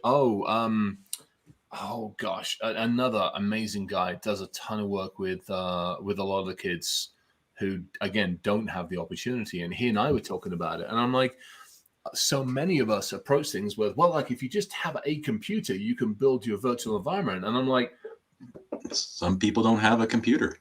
Right. And so we actually took a step back from that. And we're like, all right, what can you do? I'm like, okay. Or internet access. 3 or 4 of you. Yep. 3 or 4 of you could club your money together and buy an Arduino. $30, you got an Arduino. Yep. Go down to Arc or to Goodwill, grab yourself a keyboard and a monitor. for $10 a piece. And we worked it out, $75 between 3 or 4 or 5 kids can club together and get a system. And you can go hunker down outside of Starbucks and get free wireless. Or you can, there's 20, 30, 40 places you can go get free wireless. Now you're online. Now let's talk from that perspective. How do you build the virtual environments to test? How do you go onto the cyberies or the hack places or the hack ones? How do you do this? And I think we're all at that point where we're like, yeah, just go buy another computer or go buy an iPad or something. No, you don't fucking need money to do that shit with. So then it's like, how do collectively the three of us gather enough that we can actually do that, and so that's how it was, that step back and looking at it from an entirely different perspective. Along those same lines, just to give a shout out to a different nonprofit agency in Portland, Oregon, there's a nonprofit called Free Geek. It would take, people would donate used computer equipment to them, and they would give it and they would pass it off to those, that aren't able to get it themselves. But what they would also do is install Linux on it and give you lessons in it for free. Like, and it was actually part of getting the computer is like, we're going to give you this computer and we want nothing in return except for you to take some classes. And that was it. That's the whole point of this nonprofit. I don't know if it's still around. I lived in Portland, Oregon, like the early aughts, through the aughts, and associated with it lightly during that time. But, that's something that I think could easily be copy and pasted in almost every major city to some extent. Again, but it's not easy to just, not so super easy to just run a nonprofit. I understand that's a very kind of, I don't know. It's time.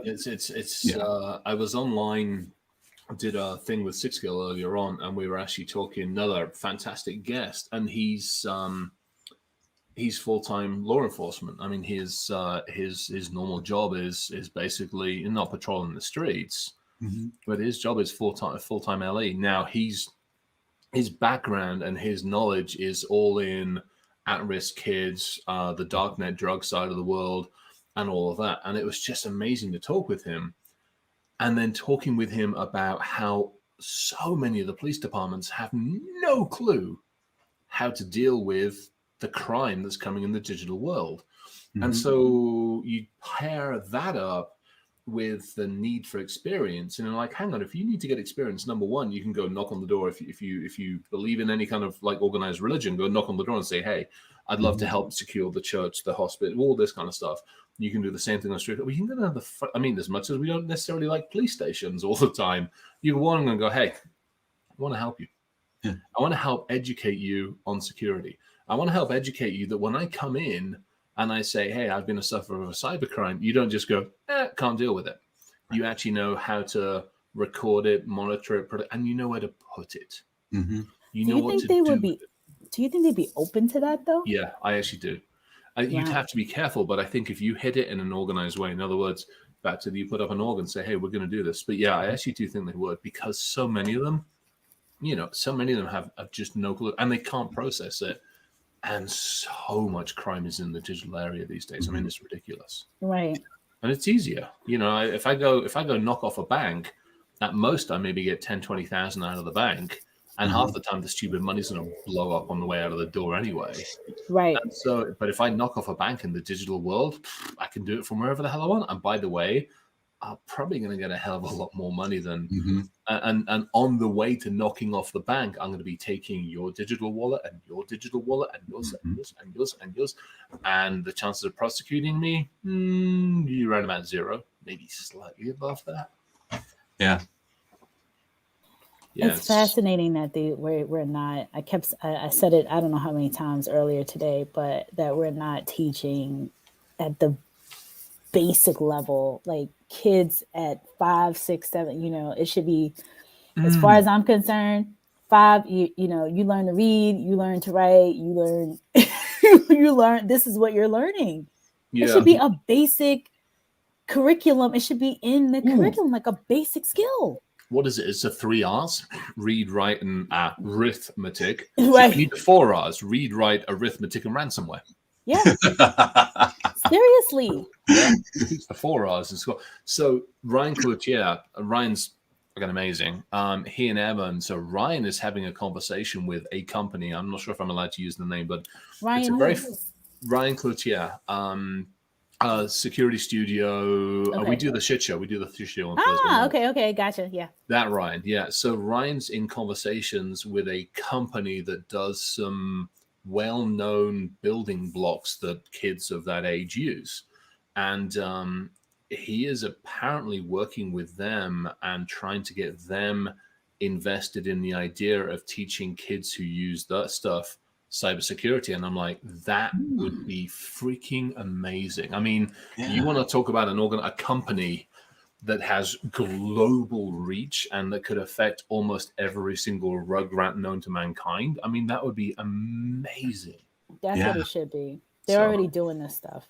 Yeah. I mean, that's all these kids. My kids get home, it's just like immediately they want their iPads and they want to jump into this.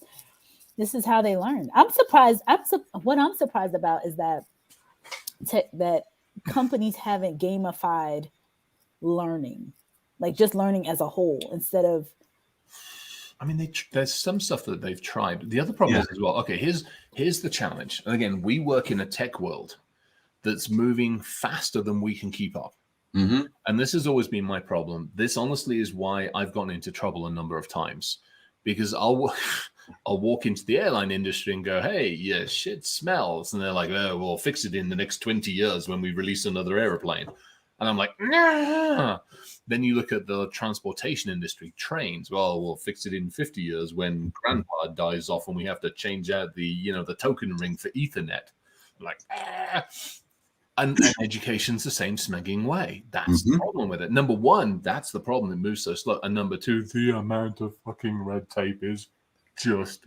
That's why I love Josh Corman. Josh and I have different philosophies over how we approach certain situations. He's able to deal with red tape. I Am the Cavalry folks.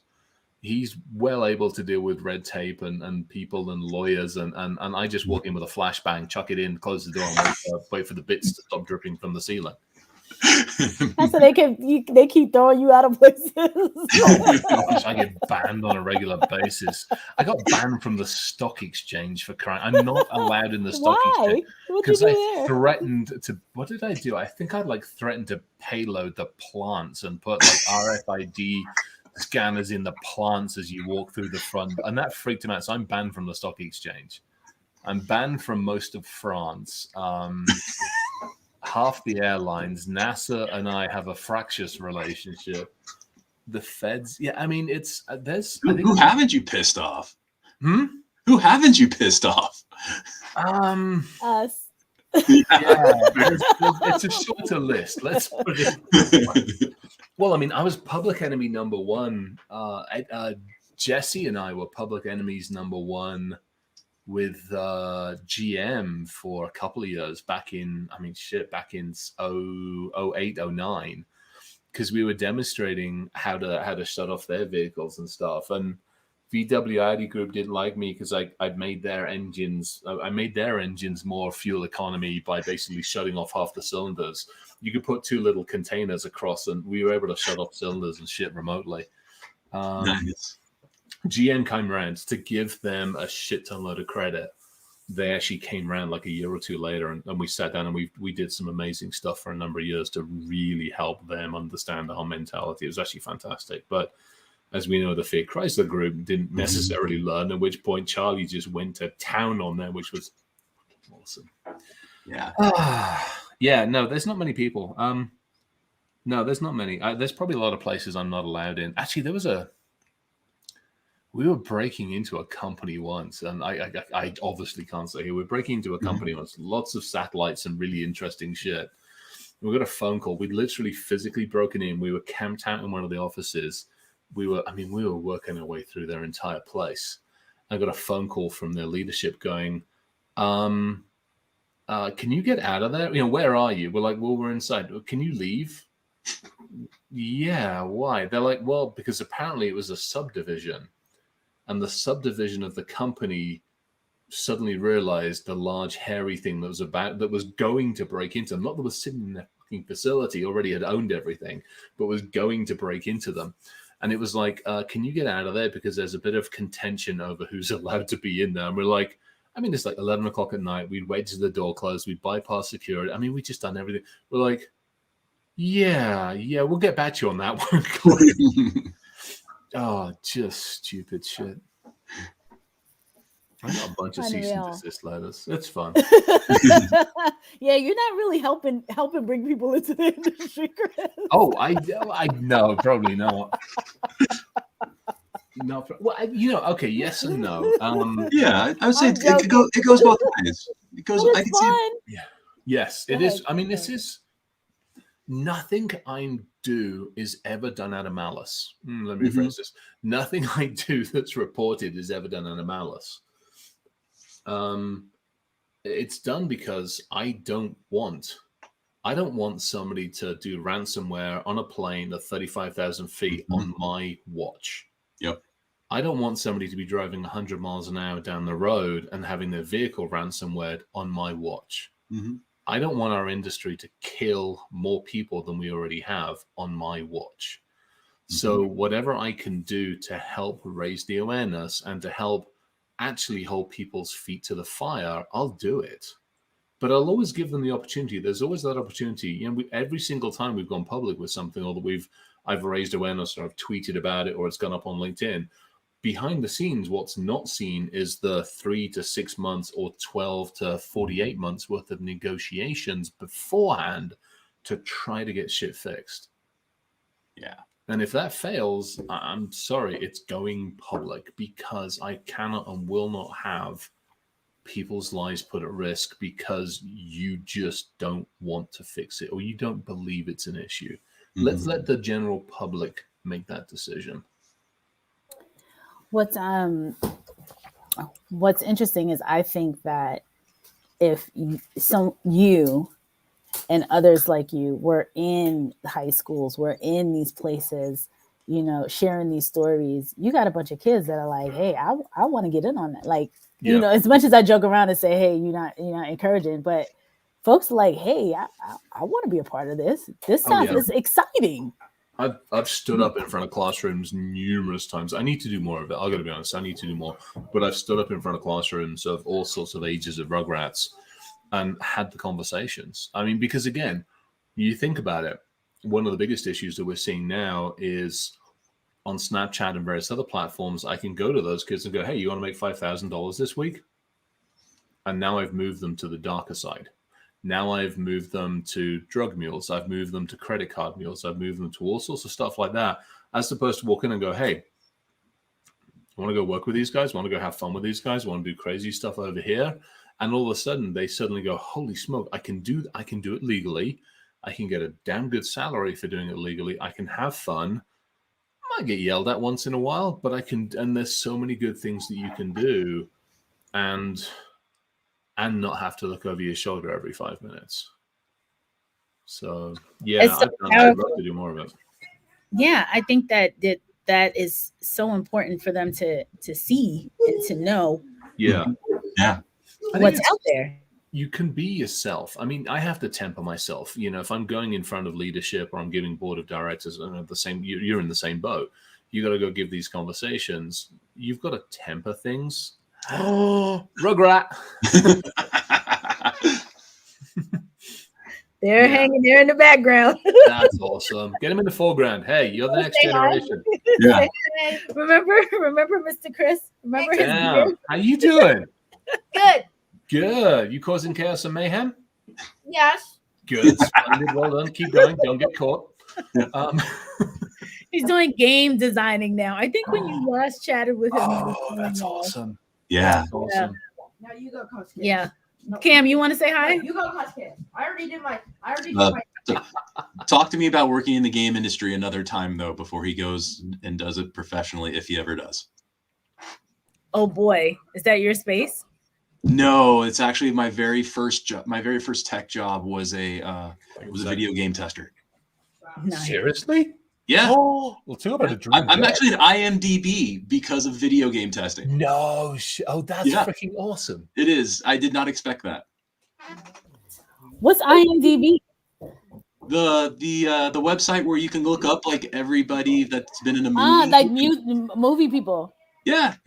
But apparently they also include video game credits in there too.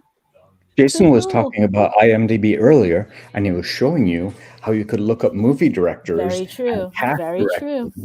And network in the movie space. Yes, he was. Look, it's been a long day. Okay. I'll call you out on it. Yeah. So yeah, I was a video game tester, and that was a very, very interesting time. So. All right. So yeah, have fun with the hoof mutts. What a cool comment. Says, Stephen Gregory says, you are exactly why I want to transition into the field, not to cause havoc, but to try to help overall. That's why we need you.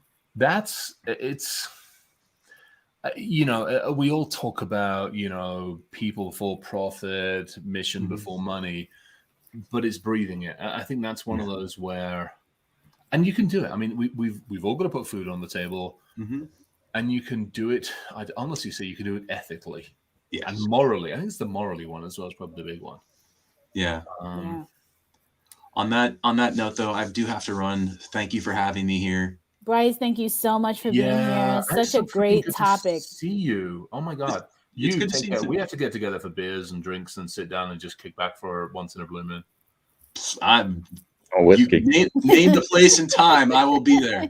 I will be happy to do that. Same goes with you, Renee. If I'm ever on the East Coast again, and Chris, I don't know you, but I'd be happy to have beers with you. But he's awesome sauce. He's my brother from another mother. Brother from another mother. Chris is awesome. He's good, freaking good people. All right, Bryce, you take care. Thanks, everyone. Bryce. I said, it's so funny. I said, I met Bryce trying to recruit him. Like, I meet everybody. I meet everybody. Like, he's awesome. Like, he's one of those. He's another just one of those good people. There's some good people. There's some good people. There are absolute muppets in this industry. No two ways about it. There are some just complete dickheads, as nice as I can put it. But I want to say, I think there's more good people. I mean, there's more good people. I think there are people trapped in the industry. I mean, it's like anything. It's that traditional path of coming into the industry, unfortunately, burns people out very, very quickly. Right. You're going to come in and do the SOC knock analyst thing, or you're going to work in the help desk. And it's harsh. It burns you out real fast.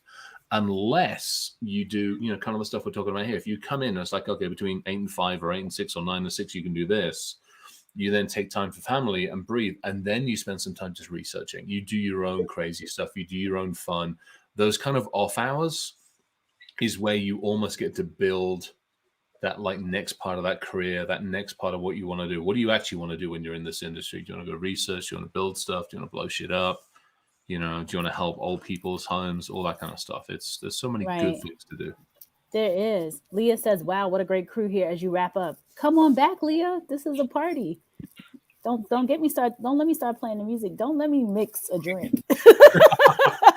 Oh, too early for me. Otherwise, I'd be right there with you. It's 5:35 on the East Coast, and I've been watching. I've been on the screen for way too long. Oh, you've been on for This is awesome, by the way. Thank you guys for doing this. This is freaking awesome. No, thank you for being here, and thank you for supporting the team. I mean, you've been a supporter. What's awesome about this, like I said to folks earlier today, I just reached out to all my friends and said, "Hey guys, hey friends." Who wants to come on with me and help me be a part of this fundraiser and raise money? And everyone except maybe 1 or 2 people, because of family issues, things like that, they were like, yes.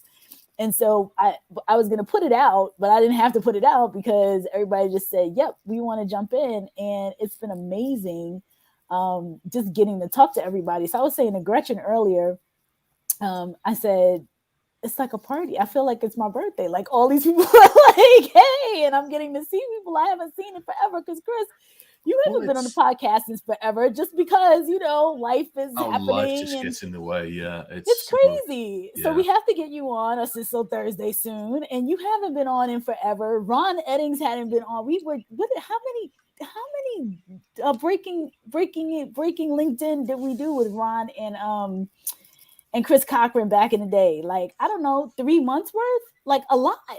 And then, but it's good to do those, and it gets things. The way I look at it is it's like helping to get people moving, and then all of a sudden you go from knowing 20, 50, 100 people to knowing 1,000 or 5,000 or 10 or whatever. You've got such a wider pool to pull from that it's like, great, have at it. I mean, this is one of those things.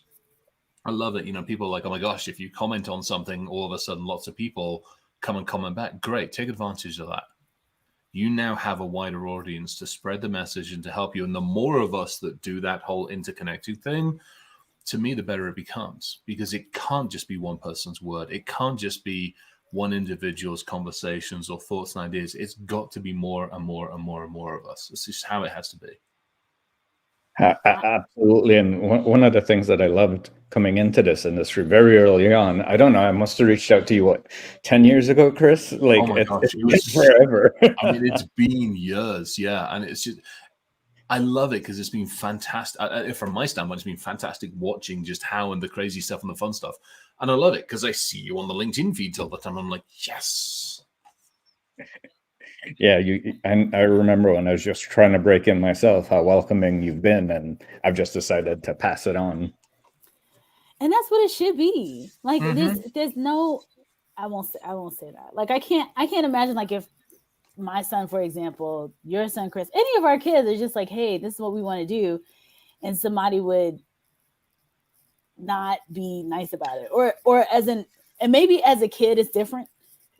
No, you try not to be. It's different. There's some young kids on LinkedIn that I keep in contact with in a bunch of different countries, and I like it. Different questions, and it's tough because there's only so many hours in a freaking day, and you can't do everything for all the people all the time.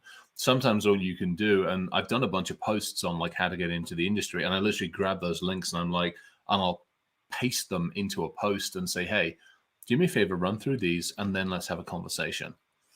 I need to do more of those and get some better resources or formalize it a little more effectively. But there's so many other good people that have also taken that I can go, hey, talk to this person, look at this, do this. And if nothing else, all I am is just that conduit to go, hey, check this, read this. I don't ever want to be like that. I can't help you. But sometimes it's like, look, the only help I can probably give at the moment is for you to check these 6, 7, 8, 10 things out. Because we do need people who are self-motivated. There was one person, and it's LinkedIn, and they were like, well, can you teach me to be a hacker? And I'm like, I can't teach you because I don't have enough hours, but I can show you the way. And I'm like, I was showing them some links, and then they were like, well, how does this work? And I'm like, okay, look, here's how to search, here's how to do this. But it was still, they wouldn't take that first step. That first step had to be fed to them. And I'm like, that isn't going to work. It isn't. It isn't going to work for anybody. And I tried explaining it, and the conversations petered out. But I feel bad in some ways because you can't save everybody. But at the same time, this industry kind of demands its pound of flesh. It wants you to, it wants your body and your soul to be perfectly honest in this industry. This isn't a 9-to-5 accountant. This is, you can make it just a job. But if you really want to go for it, it kind of wants its pound of flesh. It wants your body and your soul, and it kind of it will reward. It actually does reward. But yeah, we talked about earlier how you really need that continuous education, that continuous curiosity to really love to be in this industry. If not, you're going to burn out really quickly. The other part to that point as well is structure. I am the most fucking squirrel-ridden person known to mankind. I was like, no squirrels, and I'm done. I'm also one of the worst procrastinators on this fucking planet as well. I am the one that is up at 6 o'clock in the morning putting slides together for a talk at 8 o'clock in the morning that I should have done 3 months ago. And I'm also the one that's finished them off on stage while giving a talk. And that's same for reporting and all this other shit. But the other way of doing it is I structure my day. So I will hit LinkedIn first thing in the morning, then I close it down, get work done. I'll open LinkedIn at lunchtime, close it down, and I will have work, open it up for a little bit, close it down, family time between 6 o'clock and 9:30 at night. you won't off as nice as I can put it. And then 9:30, 10 at night till typically 2, 3, 4 in the morning is research. That's my time to maybe get caught up, to play around, but it's my free time. If I want to go research and take fucking light bulbs to pieces or go reread some stuff on quantum entanglement, that's my playtime. And so if I structure myself that way, I find I procrastinate less. I find I can actually get a shit ton load more done. And it just blocks the day. So I know, when a certain time arrives, I'm done. It's down keyboard. I'm out of here no matter what. And I'm an arse about it. I have enforced that on myself and on others around me. Well, you have to. I mean, that's what Gretchen was talking about earlier today. We talked about productivity, and with in this never-ending Zoom world, right? At least before it's pros and cons. So before you had to step away and do various things. Yeah. And now you could literally be sitting in a chair for hours and hours and hours. Easily. So we talked about that today, and she talks about that chunking and blocking your time and, shutting everything off and saying, okay, from this time to this time, this is what I'm focused on. I need to put that post out again. I need to do another post on that. Yeah, it was really good. Her tips were really good. And then Ron Eddings came on with his right afterwards, which was also really, really very powerful information. Chris says Renee almost has 9 hours on a webcam. I know, it's crazy. I know, it's nuts. You're worse than I am. I think this is my my sixth today. The sixth day on like the fourth different platform. So yeah, my God. Yeah, 9 hours. This is unreal. Now it's so funny because I'm like, okay, are people donate? Like, I haven't even had a chance to check, but I will be texting. Donate? How do we actually? That is a good question. Cash App, Power Up Teens. Cash App. What the hell? All right. Explain to the old fart in the room. What the hell's Cash App? Oh, Lord. Cash App is a way to transfer money directly from your checking account. All right, let me go to the website. Another thing to empty the bank account. Yeah. Yeah. Okay. Let's go here. PowerUpWomen'sConference.com. And that will take you to the place. And I wonder if it's is Venmo secure? They all have the same thing, right? And Cash App, Venmo, it's all a play on a way to send money without having a credit card. Right. Zelle. So Chris, do you use Zelle? I use Zelly. Because it's built into one of the banks that I use. Right. So it's a real simple way of doing it. So I use Zelly. So that's what I will send you that. And then send me the Zelly thing, and I'll kick some cash over. It's so funny. My mom calls it Zelly. Yeah. Yeah, way easier that way. Yeah, shoot that over, and I'll send monies. That'll be fun. Oh Lord. Well, folks, love being on. I'm gonna drop back off. Okay, Chris, it's nice seeing you again. Renee, you too. I don't know how much longer you're doing this, but love you, doll. No, 17 minutes. We're done. Yeah, Chris Roberts is the end. 60 minutes, and I'm going to get multiple drinks. Down. I'm going to get multiple drinks. I'm done. I don't know why. I don't know how. So Jason Blanchard, you know Jason Blanchard? Yeah. So Jason did one of these for 24 hours. Yeah. Mad. You were on it, right? Were you on that one? I did that one. I've done that one. I did one. Oh gosh, Mark or somebody didn't know. Well, there was another one. I was driving back from Arizona last year, and I jumped on it a couple of times when I between mountains, basically. There's we're actually recording some stuff at the moment with the Cybersecurity folks. We're recording a bunch of podcasts, and we're going to be releasing them one a week, all about threat intelligence and Dungeons and Dragons and stuff like that. So, yeah, those, and we're doing all the pre-recording and the videos and stuff like that. But it's, I haven't done a marathon style one of these. Normally, like for the security conferences, I'll turn up, do the pre stuff, hang out for the after, hang out, do my talk or whatever. And then I'll hang around for Q&A afterwards. But after that's done, I'm like, exit, because It's like today, back to back to back to back to back. It's just been nuts. Yeah. No, I understand. I typically, this one has been, I jumped on with Jason's in his 24-hour thing a few months ago with Chris, because Chris is the one who pings me like, hey, you want to do this thing? I'm like, yeah, sure. So, he's the one, he sends me the stuff like, hey, jump into this stuff. And when Jason talked about the money they raised, I was just like, what? So like, we need that. We need money. That's awesome. Yeah, that's totally awesome. I love it. So I was like, can I do 24 hours? Then I looked at how StreamYard is set up, and they only go like the various, LinkedIn only can do 4. Yeah. I think YouTube could do 8. Twitch could do like 48 hours, which is crazy. That is nuts. I like it, but that's nuts. Yeah, that's nuts. Twitch does 48, and then there's something that another one of them does 12. I think maybe Facebook Live does 12, something like that. Right.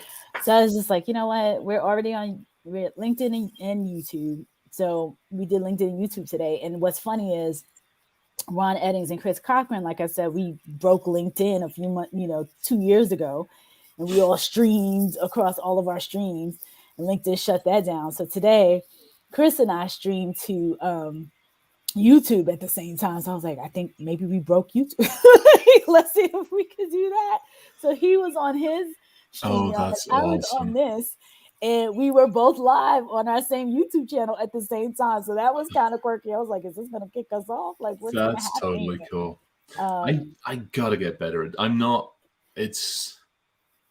I've got to get better. I kind of have to probably get better, but although we're doing some fun stuff go forward, like the stuff for the shit show, we're organizing a bit more effectively, slowly. Yeah. And there's some other bits and pieces, but yeah, it's But that's a fun show. Like all of you guys, and it's now when does that come on again? Thursday evenings. We run it Thursday 9 p.m. or something, or 8 p.m. Your Eastern? time zone is late because it's like 10 Eastern. No, it's 9 my time. Right. So it's 11. It's 11 Eastern. Right. Yeah, 10 Central. Yeah, so it's late, which is probably good because I mean we flame war. Yeah, which vendor's getting roasted this week kind of attitude. Oh Lord. Yeah, or who's about to get taken to the cleaners or something like that. Yeah, we both Evan and I have lost our global entry and a few other privileges, I think, because of some of the stuff we said. I got yelled at by NASA the other week. Why? Because they launched that new toy to play with in space fairly recently, the James Webb Telescope, which is absolutely amazing. I mean, it's just ridiculously amazing.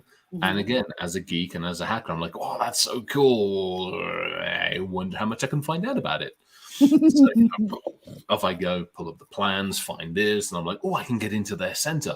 And I'm like, I wonder if I can talk to the telescope myself and just, say hi to it, leave it Freddie Mercury plays God Save the Queen or something like that again. And I was talking about it on the YouTube channel.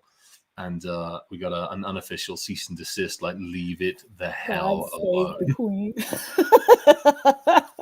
You got to do these things sometimes. Oh, so much craziness. Oh, Lord, only you. I remember reading about something I don't know how many years ago this was. Didn't you do something? Didn't you hack a plane? Didn't you get into something on a plane and they threw you off of it? Like they arrested you or something? Oh yeah. Multiple airplanes. That's it was an airplane. I mean, it's in the air. I mean, you can make it do standard things. I think we'd already hacked. What was it? I gave a talk years ago. And I started the talk off by. It's like the military wouldn't let me buy a missile using my American Express. I wanted to buy a Patriot missile. They're kind of fun. They're kind of cool. You can put all sorts of interesting tips on them, but you can't buy them. You can't exactly call up, I don't know, was it Rockwell or whatever, and go, hi, can I buy a Patriot missile? They tend to get all upset when you do that. So we ended up trying to work out how to take the stupid thing over, which was a ton of fun. And we ended up taking over all sorts of crazy shit along the way. Most of it's like some of these are paid for engagements. Some of them are just research. It's like 2:00 in the morning. I'm like, I want a missile. How do I get a missile? Like how do you make this happen? I'm telling you, some high school kids, you need like a Chris University. I think it would be a hoot because I mean, it's a hoot. Because you set people crazy tasks. So again, another perfect example. Russia's doing its thing. It's flexing its muscles and having some posture issues and everything else.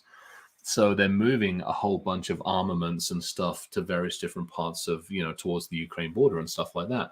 And I mean, imagine putting so imagine you're in this tank, okay, brand new type of tank, all this software in it. Yeah. So most tanks, let's face it, run on software. It isn't just engineering these days. Imagine what would happen as you got closer to another country's border if the tank suddenly went backwards, or if it started doing line dancing. So you can geofence. You could geofence your country. You can actually have, and if any electronics come close, all hell breaks loose. So we had this theory, and then we went out and we found the software for certain tanks, and we're like, okay, how hard would it be to code in a line dance? In other words, back to what Bryce was saying earlier on, is like, coordinates and stuff like that. So we end up coding in line dancing to this damn tank software, and then coded in a geofence set of coordinates. So if this tank ever goes near Red Square, it starts doing a freaking line dance. So I'm just waiting for that day to happen. Just crazy stuff that we do. So, that's why they keep throwing you out of places. Well, it's also, again, it's back to one of those things. It's like, we always think about traditional ways of doing stuff. Well, what if we take a different approach? What if we take that approach and go set a crazy idea? Now, how do you do that? And then how do you stop other people from doing it? How do you learn? How do you teach that? How do you understand it? How do you communicate it so that leadership understand it, so that you can actually maybe change policy? How do you do it so the board of directors understands it, so they now know what risk is? And so it's not just it's done for fun, but it's also done for educational purposes as well. Of course. Yeah, absolutely. I just see every time I see you, I think about just young people. Like, I'm like, if they saw you, they would go, oh, he's cool. Like, I want to do that. Like, it's not stiff. It's so funny. I was talking to somebody earlier today, and I was telling them we're anti-stiff. I was like, come on, this is how it is. Folks that are not inside in the industry. And I was like, this is the anti-stiff group. So, the big presentation decks and the extra stiff, like, that's not what we do. So I think that they would just say, whoa, what is he doing? And then to learn, hey, I can earn a living. It's legit. It's above board. You know what I mean? And, like, I'm not going to get critically, I left school at 15. So my formal education ended up, 15, 16 years old. And I finished off school in the UK. And I started school at a boarding school. So my father was British military, and we were in a different country. And so I got sent back to a boarding school in England. Boarding school and I did not get on with each other. So I ended up getting expelled from that when I was, 10 or 11. And then ended up going to a regular, normal, comprehensive school. So that was, 5 years of schooling. And then I was done. I did go back. I spent less than a year at Oxford. I was meant to be studying stuff, but that was a couple of years later. And that's been it. Done. So no, I came out with a bunch of O-levels and a bunch of other things. Whatever, 15, 16, but that's been it. Nothing else. Now, in our own industry, I've done a bunch of crazy things and, various certificates from, Cisco and Microsoft and CISSP and all that kind of craziness. But all of those, I've got freaking dust on them. They're like, my CISSP is from, probably 2003, 2004, maybe. My Cisco one is from earlier than that, from like 97, 98. And my Microsoft, I had my MCT back in like Windows NT 351 and 2000, Server 2000, for crying out loud. So that's all got, that's like layers of dust this thick on it if I hadn't moved so many damn times. And so I think when you look at it, you have to follow the traditional route. But if you don't, it's hard work. You got to fight for yourself. No two ways about it. And you have to almost be your own best advocate. And there's ways of doing it, and there's ways of doing it properly. And shit, I've probably done enough good and stupid ways of doing it. So there's enough good and bad lessons to learn. But the thing that I always come back to is it's all internally driven. You can't have somebody else kicking your ass to do it. You've got to want to do it. You've got to be the one that wants to put the time and the effort in. You've got to be the one that wants to do the posts and do the LinkedIn and do the reach outs and talk to people. There are times I am a complete introvert. I just don't want to deal with humans. I don't like most humans, to be perfectly honest. Humanity is terrible. We're horrible to the planet. We're awful to each other as humanity. As individuals, we're a little bit better in some cases.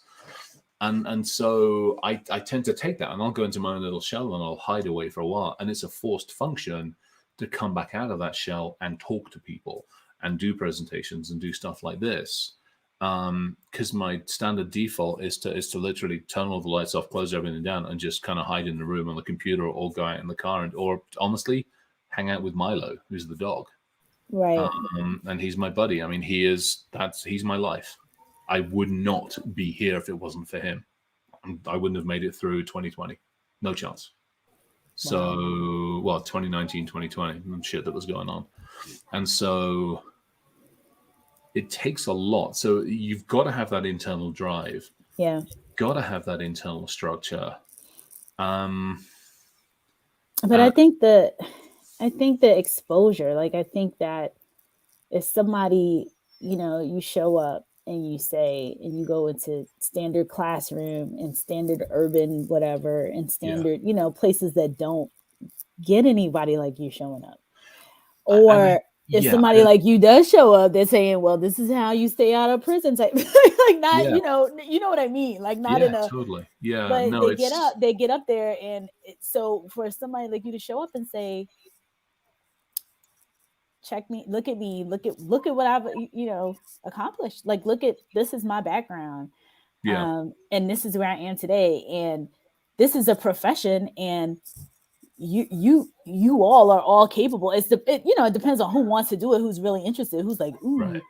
Because you have kids that this is what they're doing. They're just doing it on the other side. Right. So, or like your Rugrats, they're starting to get into the gaming side. I'm like, holy shit, there's an amazing, you can gamify stuff, you can go into you can do all these other things, and guess what? You can kind of get paid to do it as well. And that's huge. I think, it's giving that, it's showing that opportunity exists. There is no, right.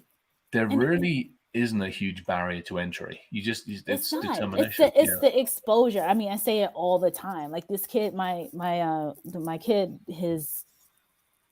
there's a tutoring, there's some kind of it's like a gaming tutoring kind of workshop thingy that happened through his school, and they said, hey, you can do this thing for free if you want. So I was like, hey, let me sign you up because this is something that you like.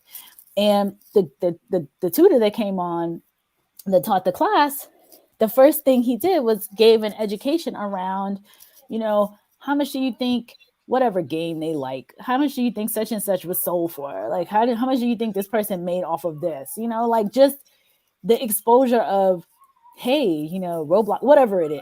It wasn't Roblox. It was something. Yeah. But it's just like, how much do you think they're making from this? How much do like game? And he's at the end of it, he said, gaming isn't a game.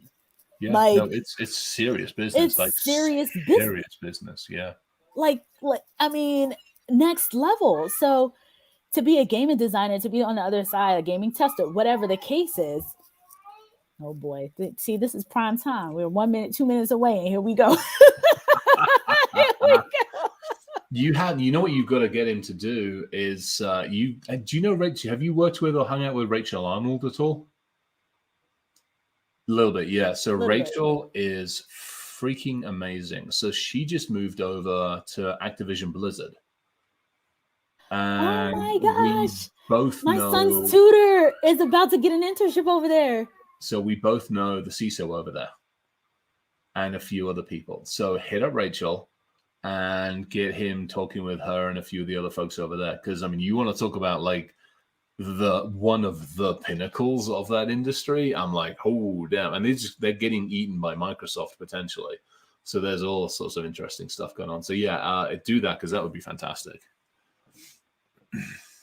Wow. Hold on 1 second, Chris. I'm just trying to make sure this little one doesn't freak out in the last 2 minutes of our like literally like 5 seconds left in our discussion. Oh, you're fine. Oh Welcome to my work from gosh. welcome to work from home, and this is life, and this is life. reality. You balance. This is total life. Total life. Well, sir, I have just sucked up an hour of your time. No, pleasure was all mine. This was fun and is fun. It's so much fun to see you. It's awesome to have you here. Thank you so very much. Folks, thanks for having me on. It's fun. This is so good. I am ending the broadcast at 9 hours. This is nuts. I'm crazy. You are pretty awesome. I'm a little bit crazy, awesome but I love it because of these teams. Y'all, I am texting every single one of you people. Yeah, I want the Zelly thing. I want the Zelly thing. Otherwise, it'll confuse the hell out of me. I'm going to get the Zelly thing. I'm shutting this broadcast down. Thank you, everyone that has participated. Y'all are awesome. And I will be in touch because we're going to snip this up and kind of share it around because it was awesome stuff. Cool. Take care of you.